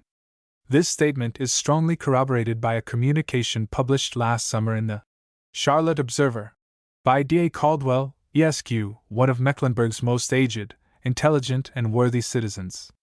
The portion of the communication most pertinent to our subject reads thus: I was born and raised in the house of my maternal grandfather, Major John Davidson, who was one of the signers of the Mecklenburg Declaration. I have often heard him speak of the 20th of May 1775 as the day on which it was signed, and the 31st of the same month as the time of an adjourned meeting. The 20th of May was a household word in the family. Moreover, I was present, and am now the only surviving witness of the transaction, when he gave a certificate of the above dates to Dr. Joseph McNitt Alexander, whose father, John McNitt Alexander, was also a signer and the principal secretary of the meeting. This certificate was called forth by the celebrated attempt of Thomas Jefferson to throw discredit on the whole affair. A certificate to the same effect was given on that occasion by Samuel Wilson, a brother-in-law of Major Davidson, and a man of undoubted integrity. Mr. Wilson, although not a signer, was present at the signing on the 20th of May. I often heard my grandfather allude to the date in later years, when he lived with his daughter, Mrs. William Lee Davidson, whose husband was the son of General Davidson, who fell at Cowan's Ford. Under the administration of Abraham Alexander as chairman of the Committee of Safety, the laws passed by that body of vigilant observers of the common good were strictly enforced, and each citizen, when he left the county, was required to carry with him a certificate of his political standing, officially signed by the chairman. Abraham Alexander was a most worthy, exemplary, and influential member of society, was, for many years, a ruling elder of the Presbyterian Church, and lies buried in the graveyard of Sugar Creek Church. On his gravestone is this brief record: Abraham Alexander died on the 22nd of April, 1786, aged 68 years. Let me die the death of the righteous, and let my last end be like his. Adam Alexander was chiefly known by his military services. He was appointed lieutenant colonel of a battalion of Minutemen, with Thomas Polk as colonel, and Charles M. Lean as major, by the provincial council held at Johnston Courthouse, on the 18th of December, 1775, and colonel of Mecklenburg County, with John Pfeiffer as lieutenant colonel, and John Davidson and George A. Alexander as majors, by the provincial congress, held at Halifax on the 4th of April, 1776. He was a brave and energetic officer, and his name will be found in nearly every expedition which marched from Mecklenburg County to oppose the enemies of his country. He was for many years, before and after the war, an acting justice of the peace, and tradition speaks of him as bearing an excellent character. He died in 1798, aged 70 years, and is buried in the old graveyard of Rock Spring, 7 miles east of Charlotte. Many of his descendants lie buried in the graveyard at Philadelphia Church, 2 miles from Rock Spring, at which latter place the congregation worshipped before the Revolution, mingling with their pious devotion many touching and prayerful appeals for the final deliverance of their country from the storms of the approaching conflict of arms in a righteous cause. Hezekiah Alexander was more of a statesman than a soldier. He was born in Pennsylvania in 1728. He was appointed a member of the Committee of Safety for the Salisbury District by the Provincial Congress which met at Hillsborough on the 21st of August, 1775, with General Griffith Rutherford, John Brevard, Benjamin Patton and others, a position of much responsibility and power.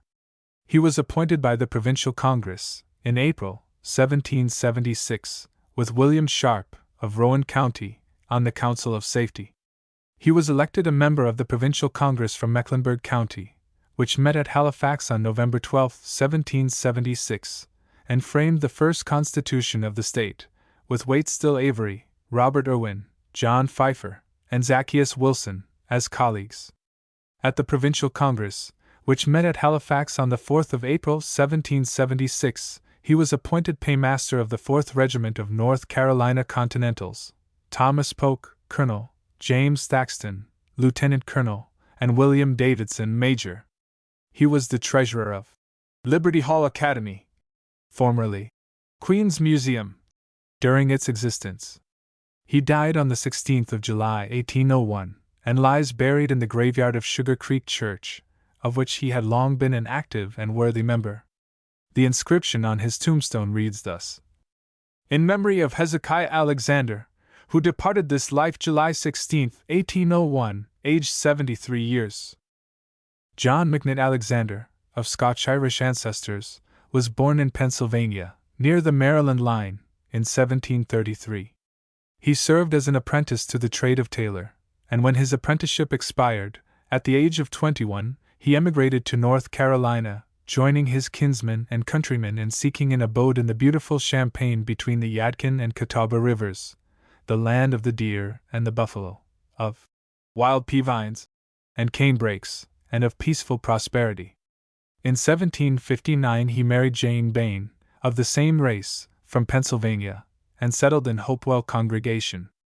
Prospered in his business, he soon became wealthy and an extensive landholder, and rising in the estimation of his fellow citizens, was promoted to the magistracy and the eldership of the Presbyterian Church. He was a member of the Provincial Assembly in 1772, and one of the delegates to the convention which met at Hillsborough, on the 21st of August, 1775. He was also a member of the Provincial Congress, which met at Halifax on the 4th of April, 1776, with John Pfeiffer and Robert Irwin as colleagues. In 1777, he was elected the first senator from Mecklenburg County, under the new Constitution. He was an active participator in the convention of the 19th and 20th of May 1775, and preserved for a long time the records, as being its principal secretary, and the proper custodian of its papers. He gave copies of its important and ever-memorable proceedings to Gen. William R. Davie, Dr. Hugh Williamson, then professing to write a history of North Carolina, and others. Unfortunately, the original was destroyed in 1800, when the house of Mr. Alexander was burned, but Jen Davies' copy has been preserved. He was one of the trustees of the College of Queen's Museum, the name of which was afterward changed to Liberty Hall. He was for many years a ruling elder of the Presbyterian Church, and by his walk and conversation, its firm supporter. By the east wall of the graveyard at Hopewell Church is a row of marble slabs, all bearing the name of Alexander. On one of them is this short inscription: John McNitt Alexander, who departed this life July 10, 1817, aged 84. It is a singular fact that the signers of the Mecklenburg Declaration were all, with perhaps one or two exceptions, members of the Presbyterian Church. One of them, Rev. Hezekiah J. Balch, was a Presbyterian preacher, and 9 others elders of that church, which may be truly styled, at and before the Revolution, the nursing mother of freemen. Waitstill Avery was an eminent lawyer, born in the town of Groton, Connecticut, in 1747, and graduated at Princeton College in 1766. There were 8 brothers of this family, and all true patriots. Some of them were massacred at Fort Griswold, and some perished at Wyoming Valley. Some of the descendants still reside at Groton, Connecticut, and others at Oswego and Seneca Lake, and why he studied law on the eastern shore of Maryland, with Littleton Dennis. In 1769, he emigrated to North Carolina, obtained license to practice in 1770, and settled in Charlotte. By his assiduity and ability, he soon acquired numerous friends. He was an ardent advocate of liberty, but not of licentiousness. In 1778, he married near Newbern, Mrs. Leah Frank, daughter of William Probart, a wealthy merchant of Snow Hill, Maryland, who died on a visit to London. He was a member of the Provincial Congress which met at Hillsborough on the 21st of August, 1775. In 1776, he was a delegate to the Provincial Congress which met at Halifax to form a state constitution, with Hezekiah Alexander, Robert Irwin, John Pfeiffer, and Zacchaeus Wilson as colleagues. He was appointed to sign proclamation bills by this body. On the 20th of July, 1777, with William Sharp, Joseph Winston, and Robert Lanier as associates, he made the Treaty of the Long Island of the Holston with the Cherokee Indians. This treaty, made without an oath, is one that has never been violated. In 1777, he was elected the first Attorney General of North Carolina.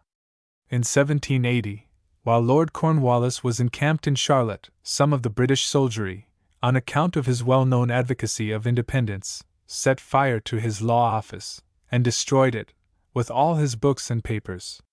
In 1781, he moved to Burke County, which he represented in the Commons in 1783-84-85 and 93, and in the Senate in 1796. He was held in high esteem by all who knew him, and died at an advanced age, in 1821. At the time of his death he was the Patriarch of the North Carolina Bar, an exemplary Christian, a pure patriot, and of sterling integrity. He left a son, the late Colonel Isaac T. Avery, who represented Burke County in the Commons in 1809 and 1810, and 3 daughters, one of whom married William W. Lenore, another, Thomas Lenore, and the remaining one, Mr. Poor, of Henderson County. Rev. Hezekiah J. Balch was born at Deer Creek, Harford County, M.D., in 1748. He was said to be the brother of Colonel James Balch, of Maryland, and the uncle of the late distinguished Rev. Stephen B. Balch, D.D., of Georgetown, D.C. He graduated at Princeton in 1766, when not quite 18 years old, in the class with Waitstill Avery, Luther Martin, of Maryland, Oliver Ellsworth, of Connecticut, and others. He came to North Carolina in 1769, as a missionary, being appointed for this work by the Synod of New York and Philadelphia. Although ordained before the war, he served 4 years as captain of a company in Maryland, under General Somerville. Soon after this service, he removed to North Carolina, and settled on Irish Buffalo Creek, in Cabarrus County. He was the first pastor of Rocky River and Poplar Tent churches, where he continued to faithfully labor in the cause of his divine Master, until the time of his death. Abundant in every good word and work, he took an active part in molding the popular mind for the great struggle of the approaching revolution. He combined in his character great enthusiasm with unflinching firmness. He looked to the achievement of principles upon which a government of well-regulated law and liberty could be safely established, and which should be removed from its strong foundations no more forever. Hence, he was a prominent actor in the convention at Charlotte on the 19th and 20th of May 1775, which declared independence of the British Crown. But in the inscrutable ways of Providence, he did not live long enough to see the warmest wish of his heart gratified, the independence of his country, for which he was ready, if necessary, to yield up his life and its achievement. He died in the spring of 1776, in the midst of his usefulness, and his mortal remains repose in the old graveyard of Poplar Tent Church. On the occasion of a railroad meeting at Poplar Tent Church in 1847, attention was called to the fact that no monument of any kind marked the grave of this eminent divine and patriot, whereupon a voluntary subscription was immediately made, and the necessary funds promptly raised to build a suitable monument to his memory. Fortunately, Abijah Alexander, then 90 years of age, was still living, a worthy citizen, and long a member of Poplar Tent Church, who was present at the burial of his beloved pastor, and who could point out the precise spot of sepulture, near the center of the old graveyard. The following is a copy of the inscription over his grave. Beneath this marble are the mortal remains of the Rev. Hezekiah J. Balch, first pastor of Poplar Tent Congregation, and one of the original members of Orange Presbytery.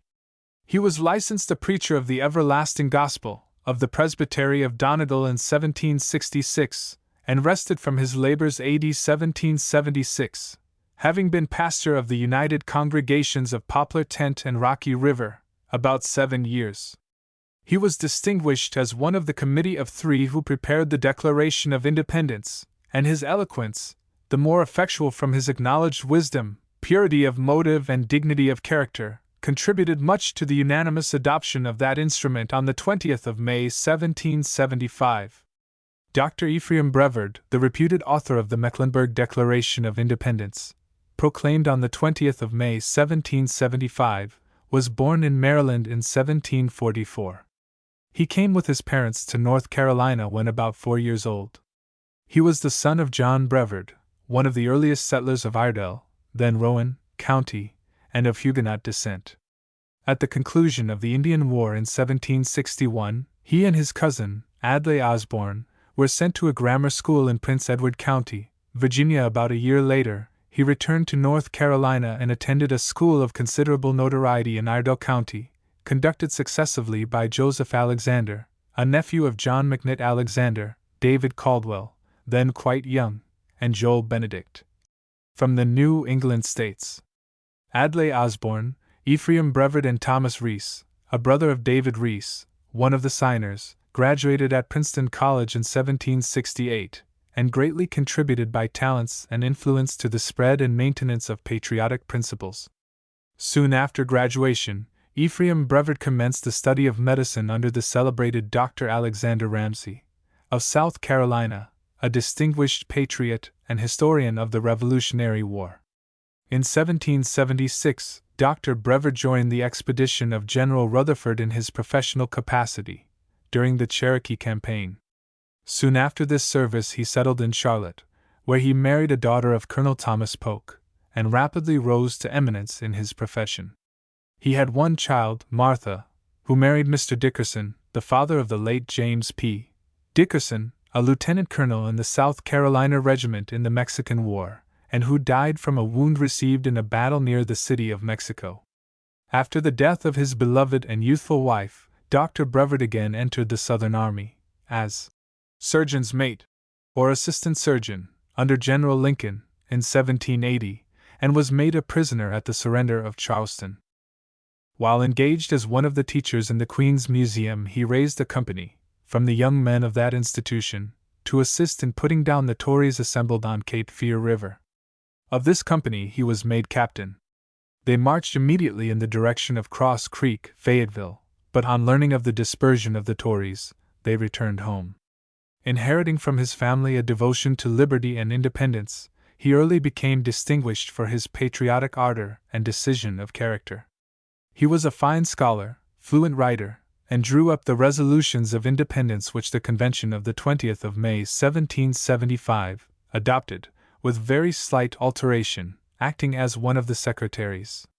During his confinement in Charleston, as a prisoner of war, he suffered so much from impure air and unwholesome diet that his health gave way, and he returned home only to die.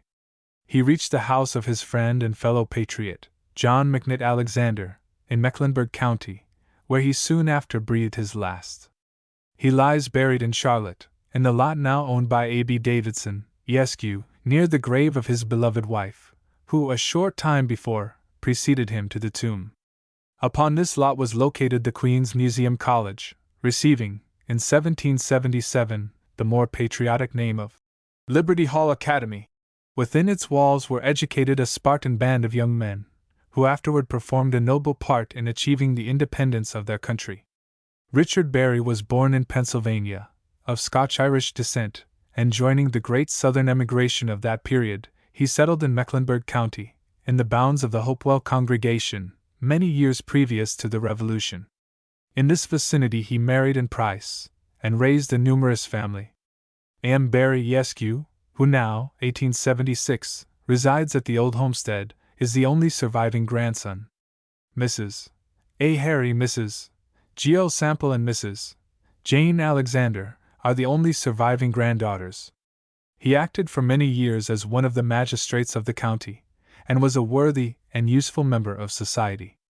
He was a true patriot and soldier, and was present at the affair of Cowan's Ford, when General Davidson was killed, on the 1st of February 1781.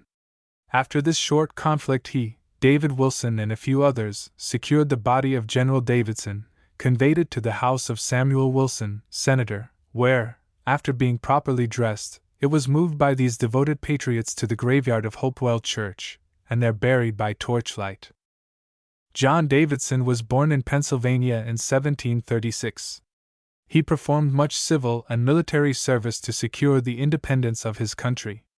He was appointed by the Provincial Congress, which met at Halifax on the 4th of April 1776, a field officer, major, with Adam Alexander as colonel, John Pfeiffer as lieutenant colonel, and George A. Alexander as second major. He was with General Sumter in August 1780, at the Battle of the Hanging Rock, and was a general in the state militia service. He was enterprising and successful in business. With Alexander Brevard and Joseph Graham, his sons-in-law, he established Vesuvius Furnace and Tirzah Forge Iron Works in Lincoln County. He married Violet, daughter of Samuel Wilson, Sr., and raised a large family. His daughter, Isabella, married Joseph Graham. Rebecca married Alexander Brevard. Violet married William Bain Alexander, son of John McNitt Alexander. Elizabeth married William Lee Davidson, son of General Davidson, who fell at Cowan's Ford. Mary married Dr. William McLean. Sally married Alexander Caldwell, son of Rev. David Caldwell, of Guilford County. Margaret married Major James Harris. He had only two sons, John, or Jackie, and Robert. John married Sally Brevard, daughter of Adam Brevard. Robert married Margaret Osborne, daughter of Adlai Osborne, grandfather of the late Judge James W. Osborne, of Charlotte. Major Davidson's residence was about 1 mile east of Toole's Ford, on the Catawba River.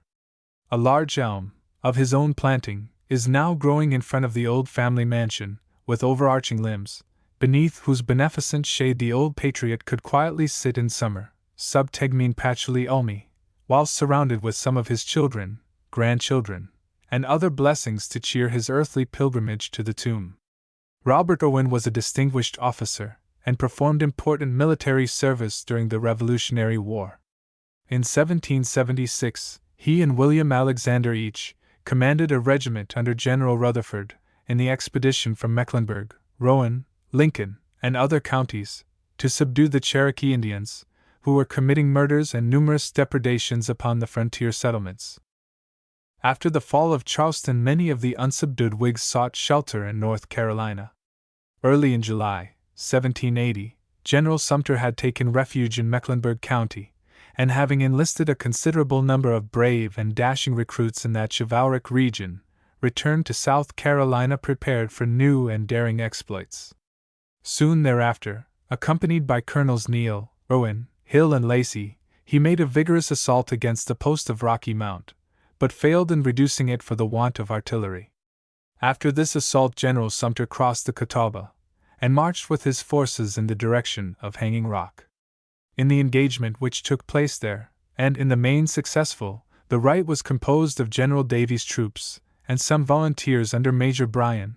The center consisted of Colonel Irwin's Mecklenburg militia, which made the first attack, and the left included Colonel Hill's South Carolina regulars. In 1781, Colonel Irwin commanded a regiment under General Rutherford in the Wilmington campaign. He was a delegate to the Provincial Congress, which met at Halifax on the 4th of April, 1776, with John McNitt Alexander and John Pfeiffer as colleagues. He was again a delegate to the Provincial Congress, which met at Halifax on the 12th of November, 1776, which body formed our first Constitution. His last civil services were as senator from Mecklenburg County in 1797, 98, 99, and 1800. For many years he was a worthy and influential elder of the Presbyterian Church at Steel Creek. He died on the 23rd of December 1800, aged 62 years. William Kennon was an early and devoted friend of liberty. He was an eminent lawyer, resided in Salisbury, and had a large practice in the surrounding counties. He was one of the prominent advocates for absolute independence at the convention in Charlotte, on the 19th and 20th of May 1775. He, with Mr. Willis, a brother-in-law, Adlai Osborne, and Samuel Spencer, afterward Judge Spencer, took an active part in arresting two obnoxious lawyers, John Dunn and Benjamin Booth Boot, preceding the Revolution, in giving utterance to language inimical to the cause of American independence.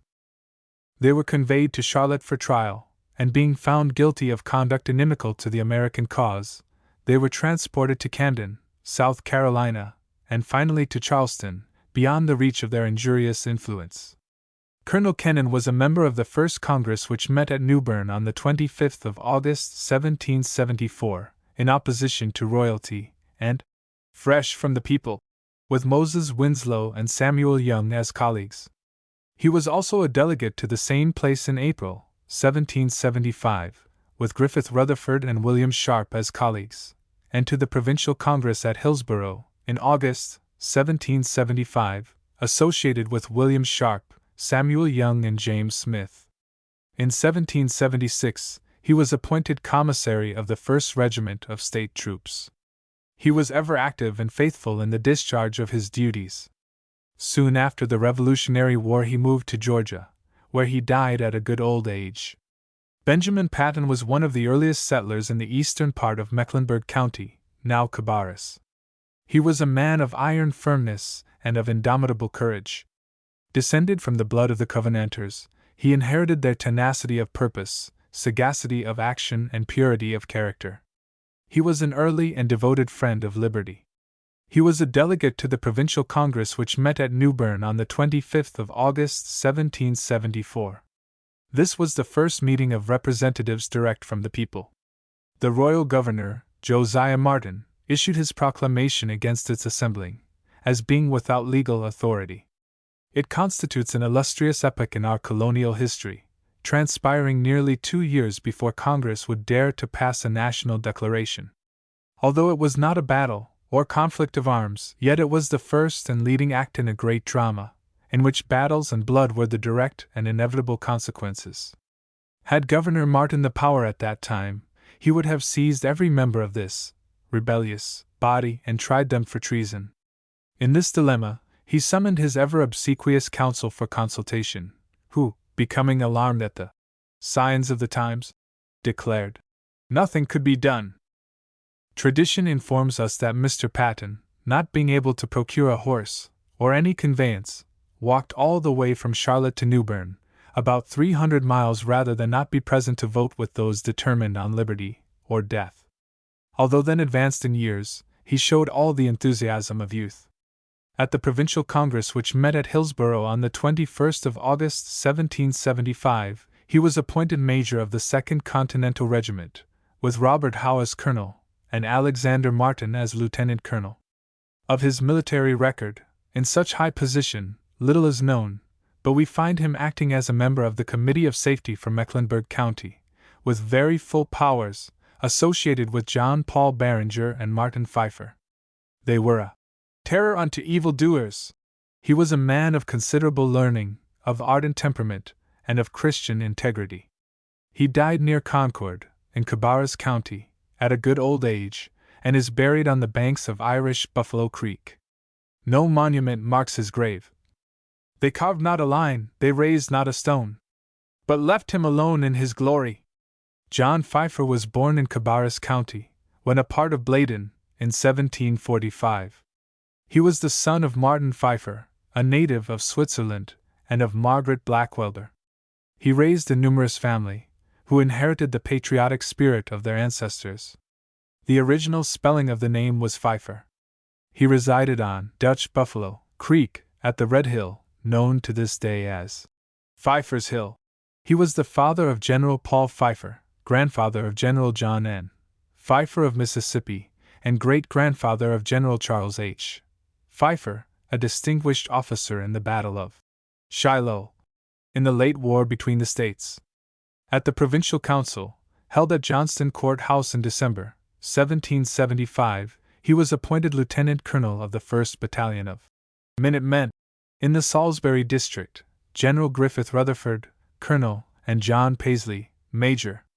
He was a member of the Provincial Congress which met at Hillsborough on the 21st of August 1775, associated with Thomas Polk, Waitstill Avery, James Houston, Samuel Martin and John McNitt Alexander, and also of the Congress which met at Halifax on the 4th of April, 1776, with Robert Irwin and John McNitt Alexander.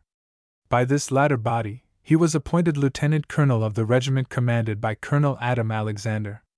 He was also a member of the Provincial Congress which met at Halifax in November 1776, which formed our first Constitution, associated with Hezekiah Alexander, Waitstill Avery, Robert Irwin and Zacchaeus Wilson, as colleagues. He married Catherine Barringer, which latter name was originally spelled Barringer. It was on the plantation of John Pfeiffer, 3 miles west of Concord, that the gallant band of black boys, headed by Captain Black Bill Alexander of Sugar Creek, aided by the whites and others from the neighboring congregation of Rocky River, effected their memorable achievement in 1771 of destroying the King's powder, which was on its way from Charleston to Hillsborough to be used by a tyrannical governor. The reader should bear in mind this blackening of faces, to prevent detection, was in the spring of 1771, when the patriotic sentiment of this country had not ripened into that state of almost entire unanimity which characterized it, and the state generally, 4 years later. John Pfeiffer filled an early grave, and lies buried at the Red Hill, on the Salisbury Road, where a decaying headstone, scarcely legible, marks the last resting place of this true patriot. Thomas Polk is a name of historic distinction in North Carolina, as well as in our nation. He was the early, constant, and enduring friend of liberty, and the unfaltering opponent of arbitrary power and oppression.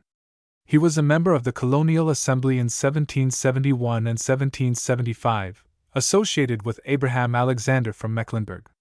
In 1775, he was appointed Colonel of the 2nd Battalion of Minutemen, with Adam Alexander as Colonel, and Charles McLean as Major. As Colonel of the Mecklenburg Militia, he issued orders to the captains of the several beats, or districts, to send 2 delegates each to the convention in Charlotte on the 19th of May 1775. This act alone, proceeding from patriotic motives, entitles him to our gratitude. In accordance with orders, and the anticipated discussion of political measures affecting the welfare of the country, a vast concourse of delegates, and of the citizens generally, from all parts of the country, as well as from the adjoining counties of Anson, Rowan and Tryon, afterward Lincoln, assembled on the appointed day, such a gathering as had never before met in Charlotte, preceding, or during the Revolution. It was not a small assemblage, like that of the 31st of the same month, composed entirely of the Committee of Safety, met for the purpose of passing such rules and regulations as the internal government of the county demanded. At the Provincial Congress, which met at Halifax on the 4th of April, 1776, he was appointed colonel of the 4th Regiment of Continental Troops, with James Thaxton as lieutenant colonel, and William Davidson as major. The last named officer was afterward appointed a brigadier general, and was killed while disputing the passage of Cornwallis at Cowan's Ford, on the 1st of February, 1781. After the death of General Davidson, he was appointed brigadier general in his stead. When General Greene took command of the Southern Army in Charlotte on the 3rd of December, 1780, the commissary department was left vacant by the resignation of Colonel Polk. At the earnest solicitation of General Greene, Colonel Davie was induced to accept the position, an ungracious and troublesome office at any time, but then attended with peculiar difficulties, as the country had been lately devastated and stripped of its usual resources by a large invading army. Colonel Thomas Polk married Susan Spratt, and left several children. He died in 1793, full of years and full of honors, and his mortal remains repose in the graveyard of the Presbyterian Church in Charlotte.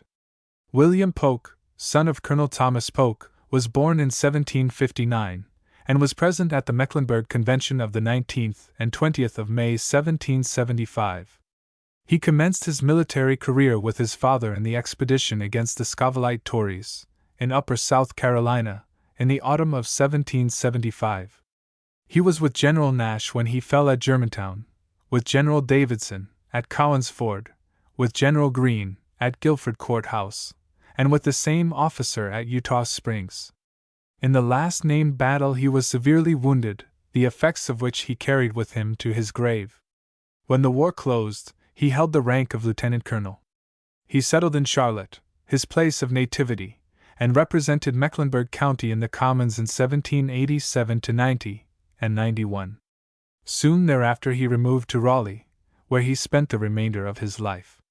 He was the last surviving field officer of the North Carolina line. He died on the 14th of January, 1835, in the 76th year of his age. He was the father of Bishop Leonidas Polk, a brave and meritorious officer, killed in the late Civil War, while holding the position of Major General, of the late Thomas G. Polk, of Tennessee, and of Mrs. Rayner, wife of the Hon. Kenneth Rayner, of Washington City. Ezekiel Polk, one of the older brothers of Colonel Thomas Polk, was the first clerk of the County Court of Lincoln, after its separation from Mecklenburg in 1768, a magistrate of Mecklenburg County at a later period, and was a man of considerable wealth and influence, owning much of the valuable lands around Morrow's Turnout, now the flourishing village of Pineville. He was the grandfather of James K. Polk, President of the United States in 1845, some of whose noblest traits of character were illustrated in refusing to serve a second term and in being never absent from his post of duty. Well would it be for the best interests of our Republic if other occupants of the White House would imitate his noble example. Zaccheus Wilson was one of 3 brothers who moved from Pennsylvania and settled in Mecklenburg County about 1760. At the time of the Mecklenburg Convention on the 19th and 20th of May 1775, he signed that instrument, pledging himself and his extensive family connections to its support and maintenance. He was said to be a man of liberal education, and very popular in the county in which he resided. He was a member of the convention which met at Halifax on the 12th of November 1776, to form a state constitution, associated with Waitstill Avery, John Pfeiffer, Robert Irwin and Hezekiah Alexander. The Wilsons were Scotch-Irish Presbyterians, and were arrayed by early education, civil and religious, against tyranny in any form. The eldest brother, Robert Wilson, who lived for many years in Steel Creek Congregation, was the father of 11 sons, 7 of whom were at one time, all who were old enough, in the Revolutionary Army. Shortly after the Revolution, Zaccheus Wilson moved to Sumner County, Tennessee, and there died at an advanced age. Ezra Alexander was a son of Abraham Alexander, the president of the Mecklenburg Convention of the 20th of May 1775. He and William Alexander each commanded a company in Colonel William Davidson's battalion, under General Rutherford, against the Tories assembled at Rumsauer's Mill, near the present town of Lincolnton. He was also engaged in other military expeditions during the war, whenever the defense of the country demanded his services. Charles Alexander and John Ford, two of the signers, served as privates in Captain Charles Polk's company of Light Horse in 1776 in the Wilmington campaign, and in other service during the war. John Ford was, for many years, one of the magistrates of Mecklenburg County, and both have descendants living among us. David Reese was a son of William Reese, a worthy citizen of Western Rowan, now Iredell County, who died in April 1808, aged 99 years, and brother of the Rev. Thomas Reese, whose ministerial labors were chiefly performed in Pendleton District, SC, where he ended his days, and is buried in the stone church graveyard. James Harris was from eastern Mecklenburg, now Cabarrus County, a neighborhood universally holding Whig principles. He was the major in Colonel Robert Irwin's regiment at the Battle of the Hanging Rock, and elsewhere performed important services during the war. Next to the Alexanders, the name Harris was most prevalent in Mecklenburg County preceding the Revolution, and both still have numerous worthy descendants among us to perpetuate the fair name and fame of their distinguished ancestors.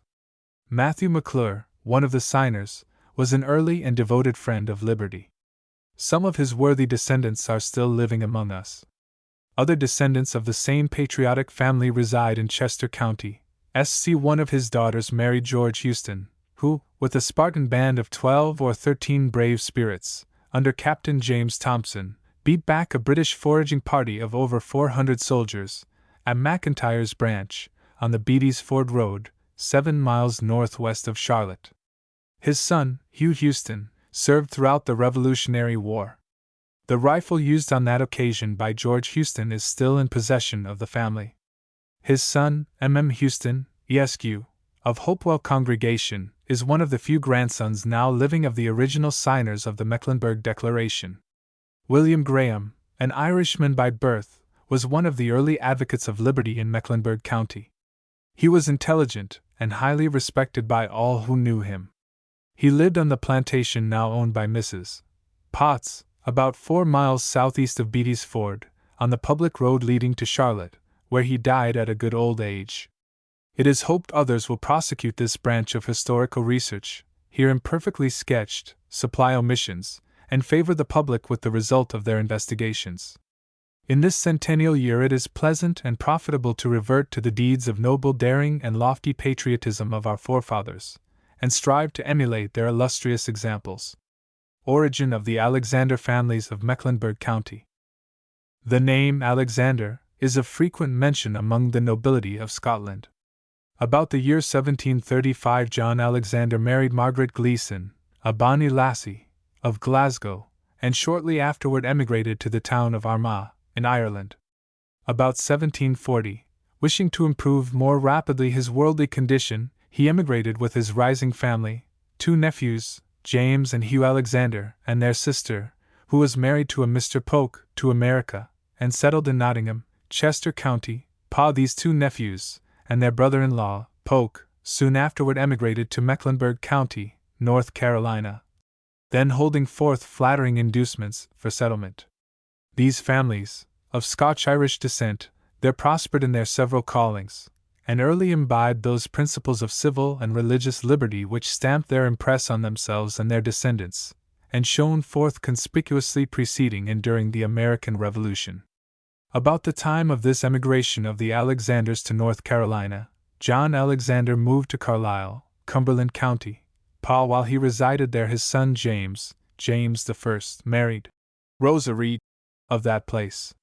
Soon after his marriage he left Carlisle, and settled on Spring Run, having purchased a tract of land which covered Logan Springs, where the celebrated Mingo chief, Logan, then lived. After Logan's death he moved to the Springs, which valuable property is still owned by the Alexander heirs.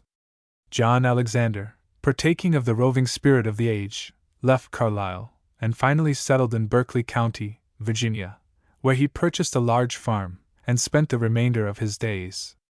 His son James had 12 children, 7 sons and 5 daughters.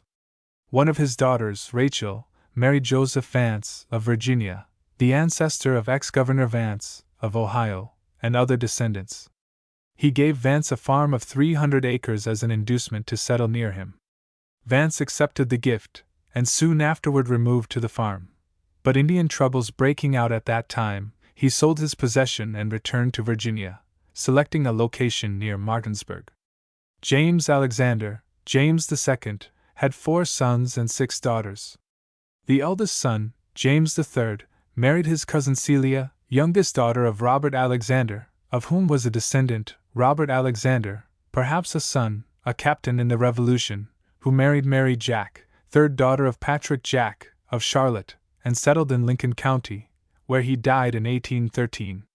James Porterfield Alexander, James IV, and son of James III, married Annie Augusta Halsey, granddaughter of the Hon. Jeremiah Morton, and resides, in this centennial year, on the St. Cloud Plantation, Rapidan Station, Culpeper County, VA.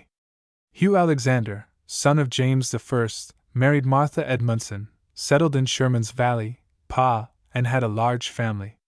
He died at Independence Hall, Philadelphia, while sitting as a member to form a state constitution. Another prolific source of the Alexanders in America is traceable to the descendants of 7 brothers, who fled from Scotland, on account of political troubles, to the north of Ireland, and passing through the Emerald Isle, sailed for America, and landed in New York in 1716. One of their descendants was William Alexander, born in New York in 1720, a son of James Alexander, of Scotland. He became a distinguished officer in the Revolutionary War, known as Lord Stirling. He married a daughter of Philip Livingston, the second Lord of the Manor, a sister of Governor Livingston, of New Jersey. From these prolific sources, Scotch and Scotch-Irish, North Carolina, and other states of the American Union have received their original supplies of Alexanders, embracing, in their expansion, many distinguished names. In the list of the signers of the Mecklenburg Declaration of the 20th of May 1775, 6 bear the name of Alexander, and a host of others, officers and privates, honored the name in their heroic achievements during the Revolutionary War. 2 of the distinguished teachers in Rowan County, preceding the Revolution, were James Alexander and Robert Brevard. It is also worthy of mention that one of the 26 persons who met in Charleston, in the fall of 1766, after the repeal of the Stamp Act, under the leadership of that early patriot, General Christopher Gadsden, rejoiced under the duplicated name of Alexander Alexander. He had strayed off from the paternal roof in North Carolina, and was employed there in the honorable calling of schoolmaster. Johnson, in his Traditions and Reminiscences, thus speaks favorably of his eminent worth. Alexander Alexander was a schoolmaster of high character and popularity. He was a native of Mecklenburg, North Carolina, and educated in the Whig principles of that distinguished district. Jack family. At the commencement of the Revolutionary War, one of the worthy and patriotic citizens of the little town of Charlotte, in Mecklenburg County, NC, was Patrick Jack. He was a native of Ireland, and emigrated to America, with several brothers, about 1730. He married Lillis McAdoo, of the same race, who is represented to have been, by all who knew her, as one of the best of women, having an amiable disposition, frequently dispensing charities to the poor, and truly pious. Her Christian name, Lillis, in subsequent years, was softened into Lily, by many of her descendants in adopting it. The descent of Patrick Jack is traceable to noble ancestors, one of whom was a ministerial sufferer in the reign of Charles II, in 1661. In that year, that despotic monarch, who, according to one of his own satirists, never said a foolish thing, nor ever did a wise one, ejected from their benefices or livings, under Jeremy Taylor, 13 ministers of the Presbytery of Laggan, in the northern part of Ireland, for their nonconformity to the Church of England. The Puritans of England were called to the same trial, in August, 1662, and in the following October, the same scene of heroic suffering was exhibited in Scotland. Among the honored names of these 13 ejected ministers were Robert Wilson, ancestor of the Rev. Francis McKemey, who, 20 years later, was the first Presbyterian preacher that had ever visited the Western continent, and near relative of George McKemey, of the Waxhaw settlement, and a brother-in-law of Mrs. Elizabeth Jackson, the mother of General Andrew Jackson, Robert Craighead, ancestor of the Rev. Alexander Craighead, the first settled pastor of Sugar Creek Congregation, the early apostle of civil and religious liberty in Mecklenburg County, and who ended his days there in 1766. Thomas Drummond, a near relative of William Drummond, the first royal governor of North Carolina, Adam White, ancestor of Hon. Hugh Lawson White, a native of Iredell County, and William Jack, ancestor of Patrick Jack, of Charlotte, Charles Jack, of Chambersburg, Pennsylvania, and others whose descendants are now found in 10 or 12 states of the American Union.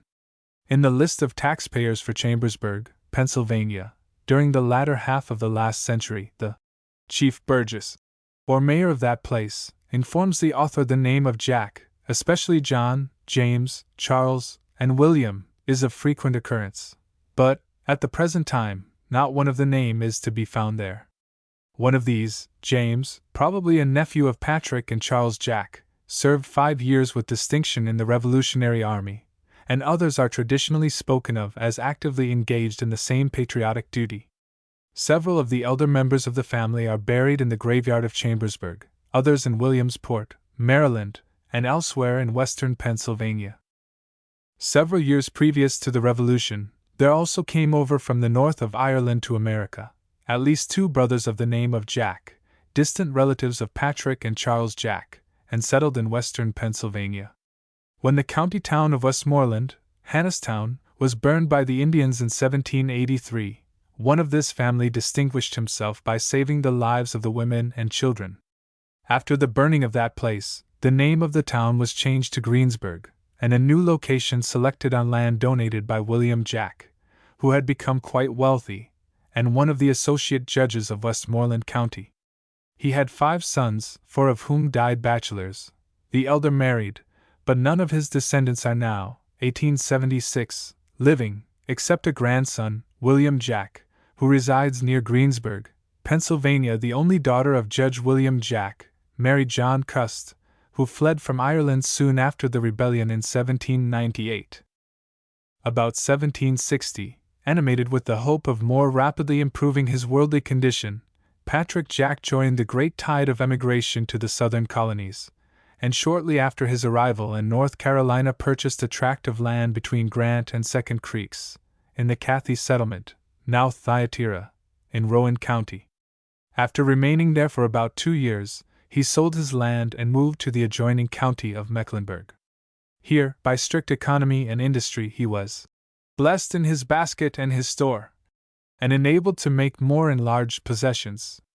This improvement in his pecuniary condition and prosperity may be inferred from the fact that in 1775, and a few years subsequently, he and his eldest son, Captain James Jack, who about this time united in business with his father, became the owners of some of the finest lots, or rather blocks, in Charlotte. Among the valuable lots they are recorded as owning may be briefly named: number 25, the present Irwin Corner; number 26, the Parks Lot; number 27, the whole space, or double block, from the Irwin Corner to the Courthouse Lot; number 29, the space from the Parks Lot to the corner embracing the Brown property; and several lots on Trade Street, opposite the First Presbyterian Church.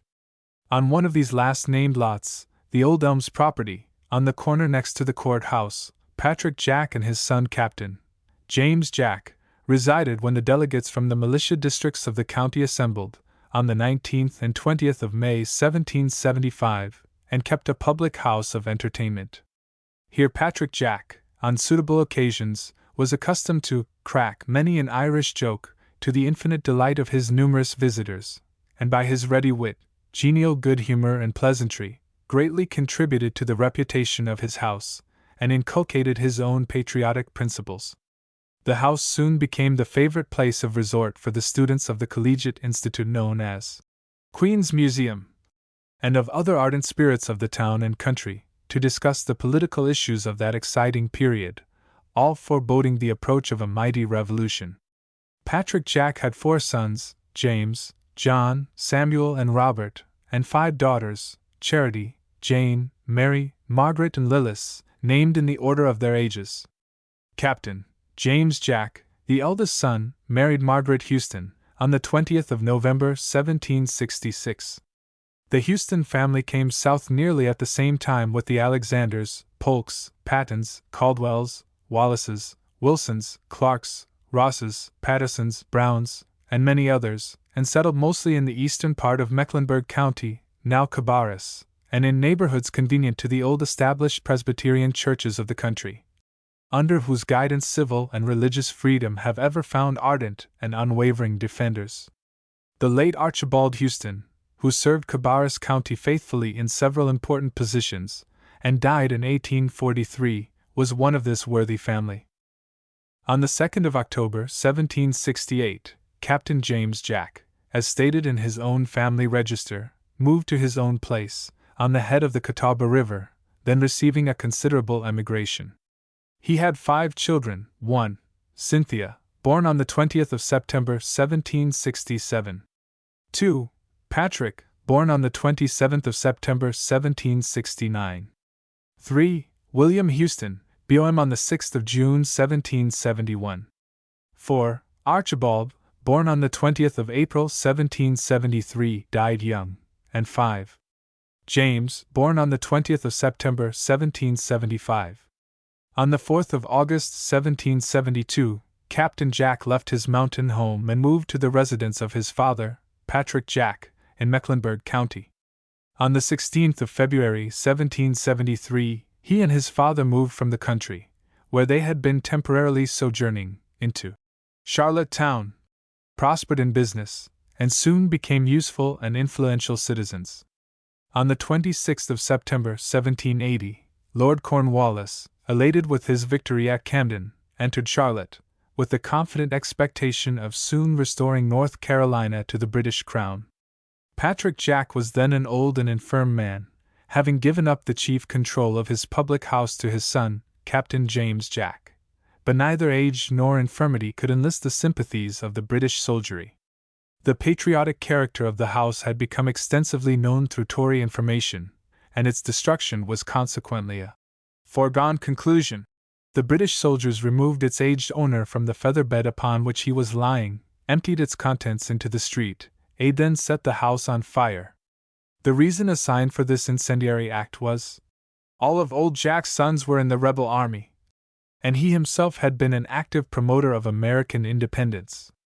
The loss to Patrick Jack of his dwelling house and much furniture, accumulated through many years of patient toil and industry, was a severe one. The excitement of the burning scene, consequent exposure, and great nervous shock to a system already debilitated with disease, a few months afterward brought to the grave this veteran patriot.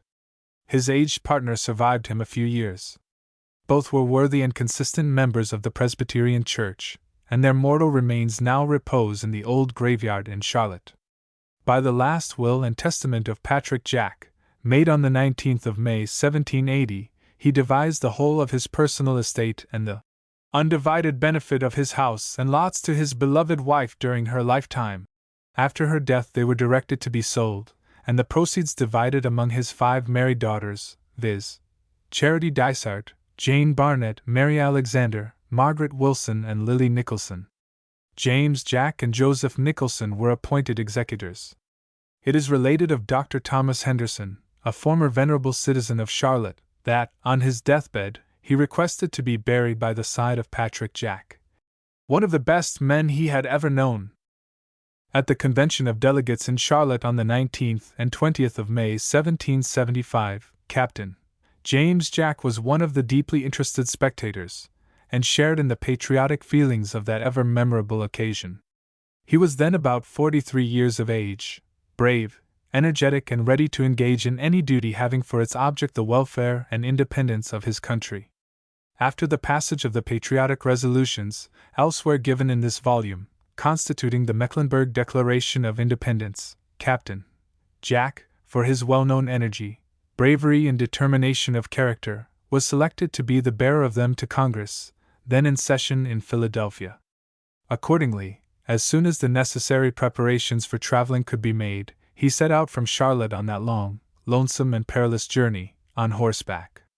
There were then nowhere in the American colonies, stages, or hacks to facilitate and expedite the weary traveler. Express messengers were alone employed for the rapid transmission of all important intelligence. On the evening of the first day he reached Salisbury, 40 miles from Charlotte, before the General Court, then in session, had adjourned. Upon his arrival, Colonel Kennan, an influential member of the court, who knew the object of Captain Jack's mission, procured from him the copy of the Mecklenburg resolutions of independence he had in charge, and read them aloud in open court. All was silence, and all apparent approval, intentique or attenement, as these earliest keynotes of freedom resounded through the hall of the old court house in Salisbury. There sat around, in sympathizing composure, those sterling patriots, Moses Winslow, Waitstill Avery, John Brevard, William Sharp, Griffith Rutherford, Matthew Locke, Samuel Young, Adlai Osborne, James Brandon, and many others, either members of the court or of the county Committee of Safety. The only marked opposition proceeded from two lawyers, John Dunn and Benjamin Booth Boot, who pronounced the resolutions treasonable, and said Captain Jack ought to be detained. These individuals had previously expressed sentiments inimical to the American cause. As soon as knowledge of their avowed sentiments and proposed detention of Captain Jack reached Charlotte, the patriotic vigilance of the Friends of Liberty was actively aroused, and a party of 10 or 12 armed horsemen promptly volunteered to proceed to Salisbury, arrest said Dunn and Boot, and bring them before the Committee of Safety of Mecklenburg for trial. This was accordingly done, George Graham, living near Charlotte, being one of the number, and both being found guilty of conduct inimical to the cause of American freedom, were transported, first to Camden, and afterward, to Charleston, South Carolina. They never returned to North Carolina, but after the war, it is reported, settled in Florida, and died there, it is hoped not only repentant of their sins, as all should be, but with chastened notions of the reality and benefits of American independence. On the next morning, Captain Jack resumed his journey from Salisbury, occasionally passing through neighborhoods, in and beyond the limits of North Carolina, infested with enraged Tories, but intent on his appointed mission, he faced all dangers, and finally reached Philadelphia in safety. Upon his arrival he immediately obtained an interview with the North Carolina delegates, Caswell, Hooper and Hughes, and, after a little conversation on the state of the country, then agitating all minds, Captain Jack drew from his pocket the Mecklenburg resolutions of the 20th of May 1775, with the remark, "Here, gentlemen, is a paper that I have been instructed to deliver to you, with the request that you should lay the same before Congress." After the North Carolina delegates had carefully read the Mecklenburg resolutions, and approved of their patriotic sentiments so forcibly expressed, they informed Captain Jack they would keep the paper, and show it to several of their friends, remarking, at the same time, they did not think Congress was then prepared to act upon so important a measure as absolute independence. On the next day, Captain Jack had another interview with the North Carolina delegates. They informed him that they had consulted with several members of Congress, including Hancock, Jay, and Jefferson, and that all agreed, while they approved of the patriotic spirit of the Mecklenburg resolutions, it would be premature to lay them officially before the House, as they still entertained some hopes of reconciliation with England. It was clearly perceived by the North Carolina delegates and other members whom they consulted, that the citizens of Mecklenburg County were in advance of the general sentiment of Congress on the subject of independence. The fantasy of reconciliation still held forth its seductive allurements in 1775, and even during a portion of 1776, and hence, no record was made, or vote taken on the patriotic resolutions of Mecklenburg, and they became concealed from view in the blaze of the national declaration bursting forth on the 4th of July 1776, which only re-echoed and reaffirmed the truth and potency of sentiments proclaimed in Charlotte on the 20th of May 1775. Captain Jack, finding the darling object of his long and toilsome journey could not be then accomplished, and that Congress was not prepared to vote on so bold a measure as absolute independence, just before leaving Philadelphia for home, somewhat excited, addressed the North Carolina delegates, and several other members of Congress, in the following patriotic words: "Gentlemen, you may debate here about reconciliation, and memorialize your king, but bear it in mind, Mecklenburg owes no allegiance to, and is separated from the crown of Great Britain forever. On the breaking out of hostilities with the mother country, no portion of the Confederacy was more forward in fulfilling the pledge of life, fortune, and sacred honor in the achievement of liberty, previously made, than Mecklenburg and several adjacent counties.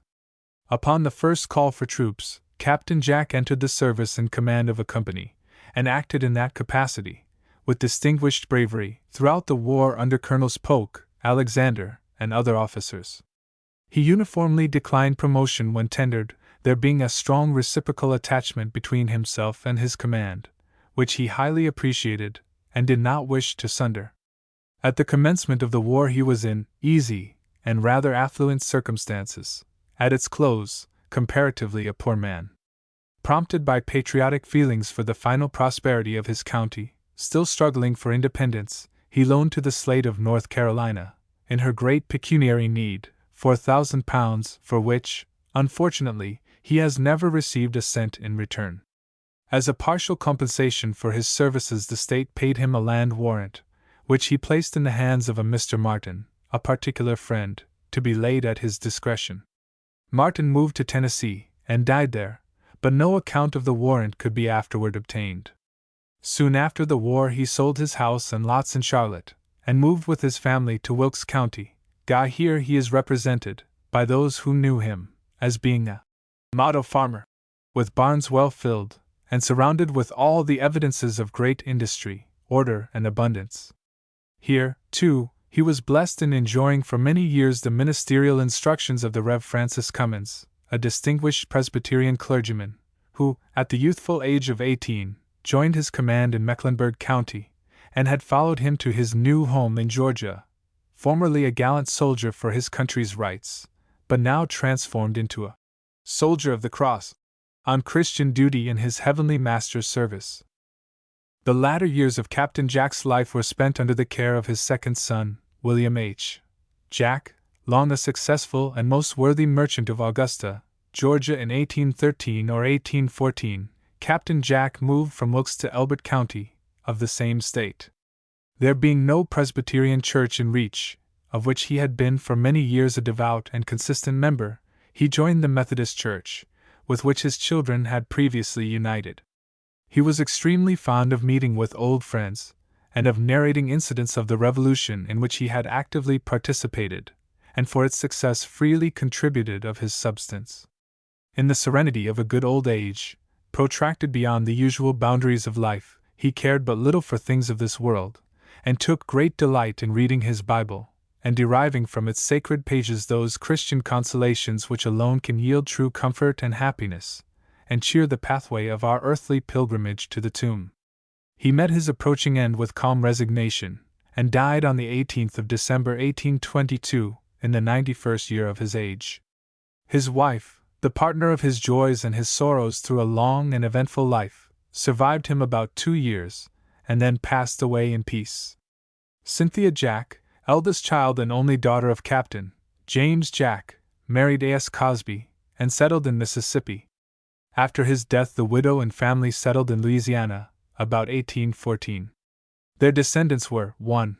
Margaret, 2. Cynthia, 3. James, and 4. Dr. Charles Cosby.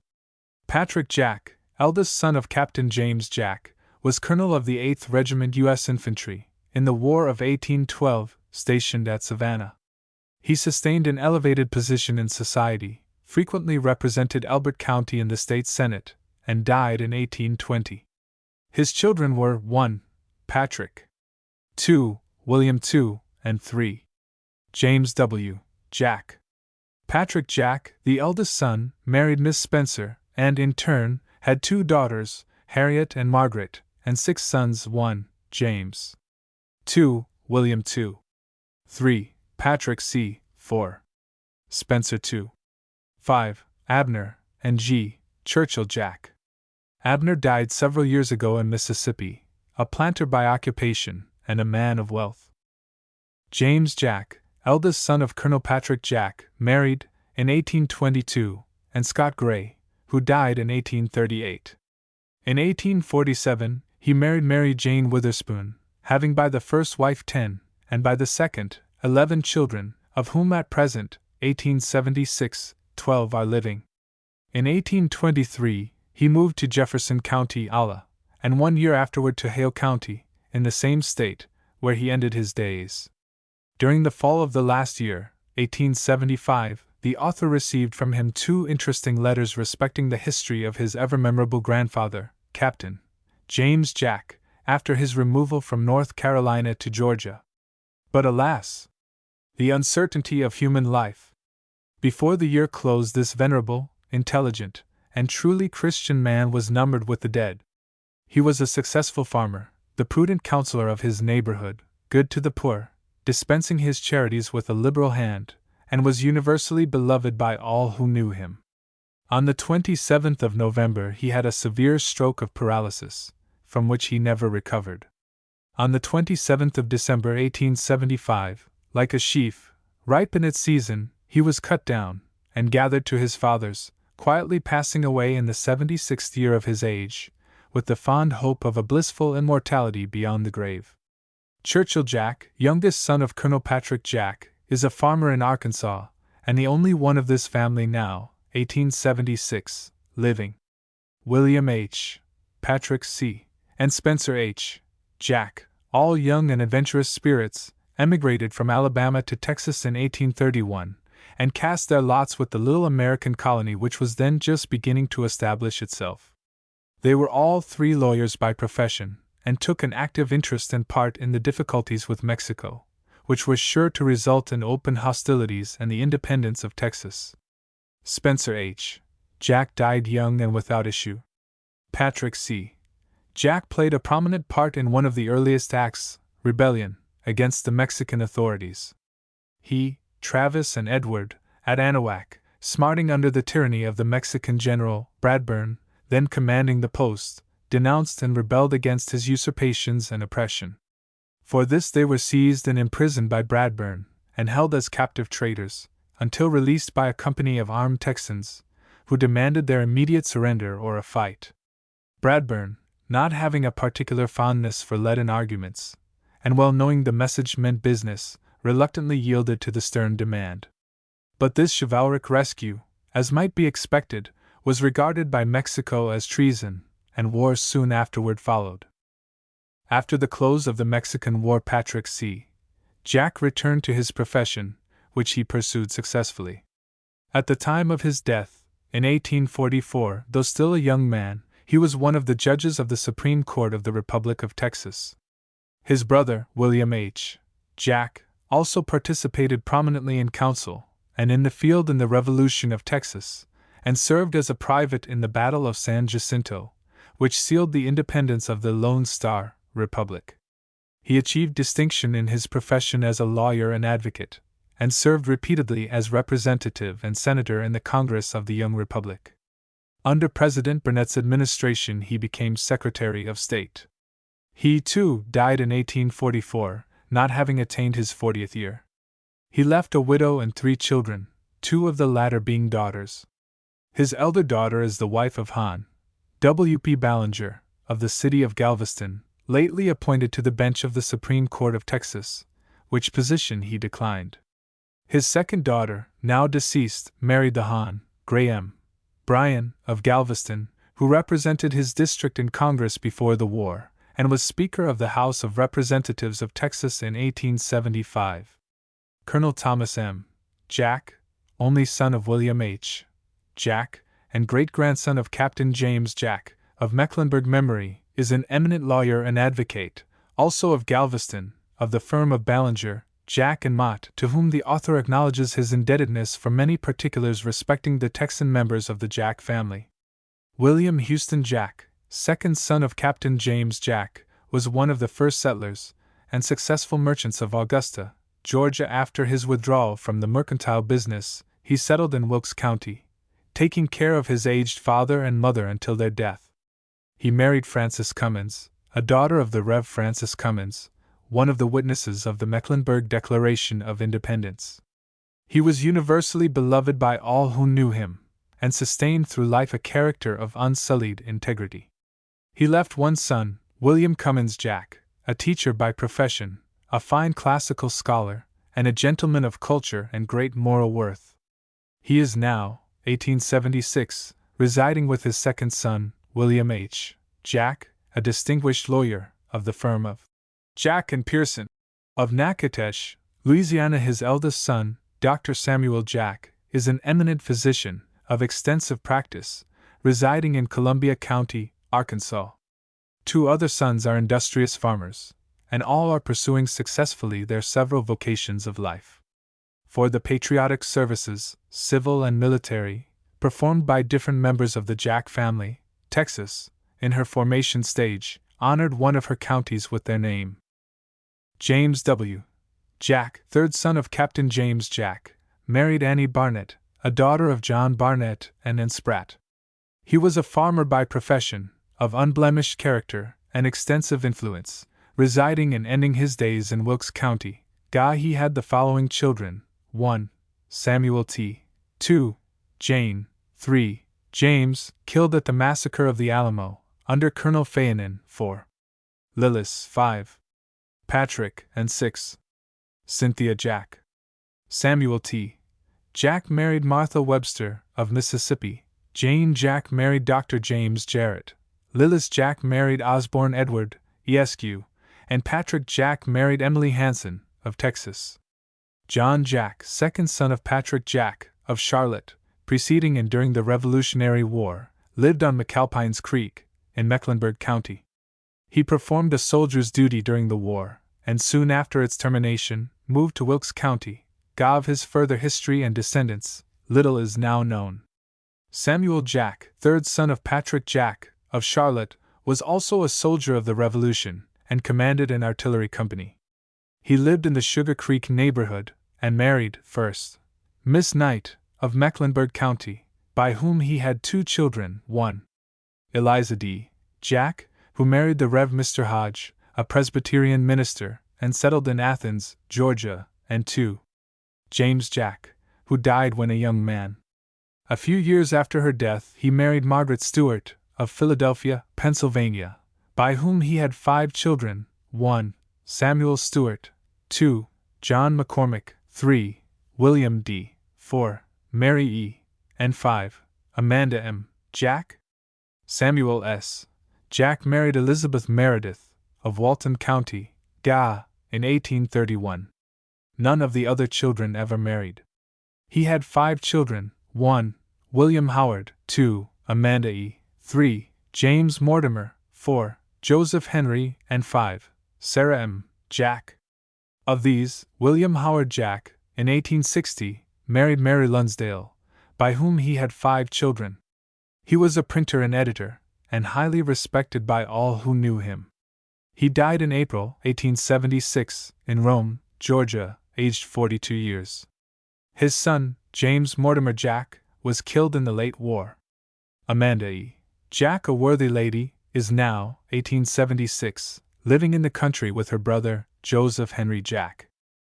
Robert Jack, the 4th and youngest son of Patrick Jack, of Charlotte, remained in Chambersburg, Pennsylvania, where his father had resided many years previous to his removal to North Carolina. He had the following children: 1. James, 2. John, 3. Cynthia, and 4. Margaret Jack. John Jack was the only one of this family who married. He was born in Chambersburg, on the 29th of December 1763. At the age of 16, he went to Baltimore, engaged as a clerk in a mercantile house, and there acquired those correct business habits and educational training which qualified him for future usefulness.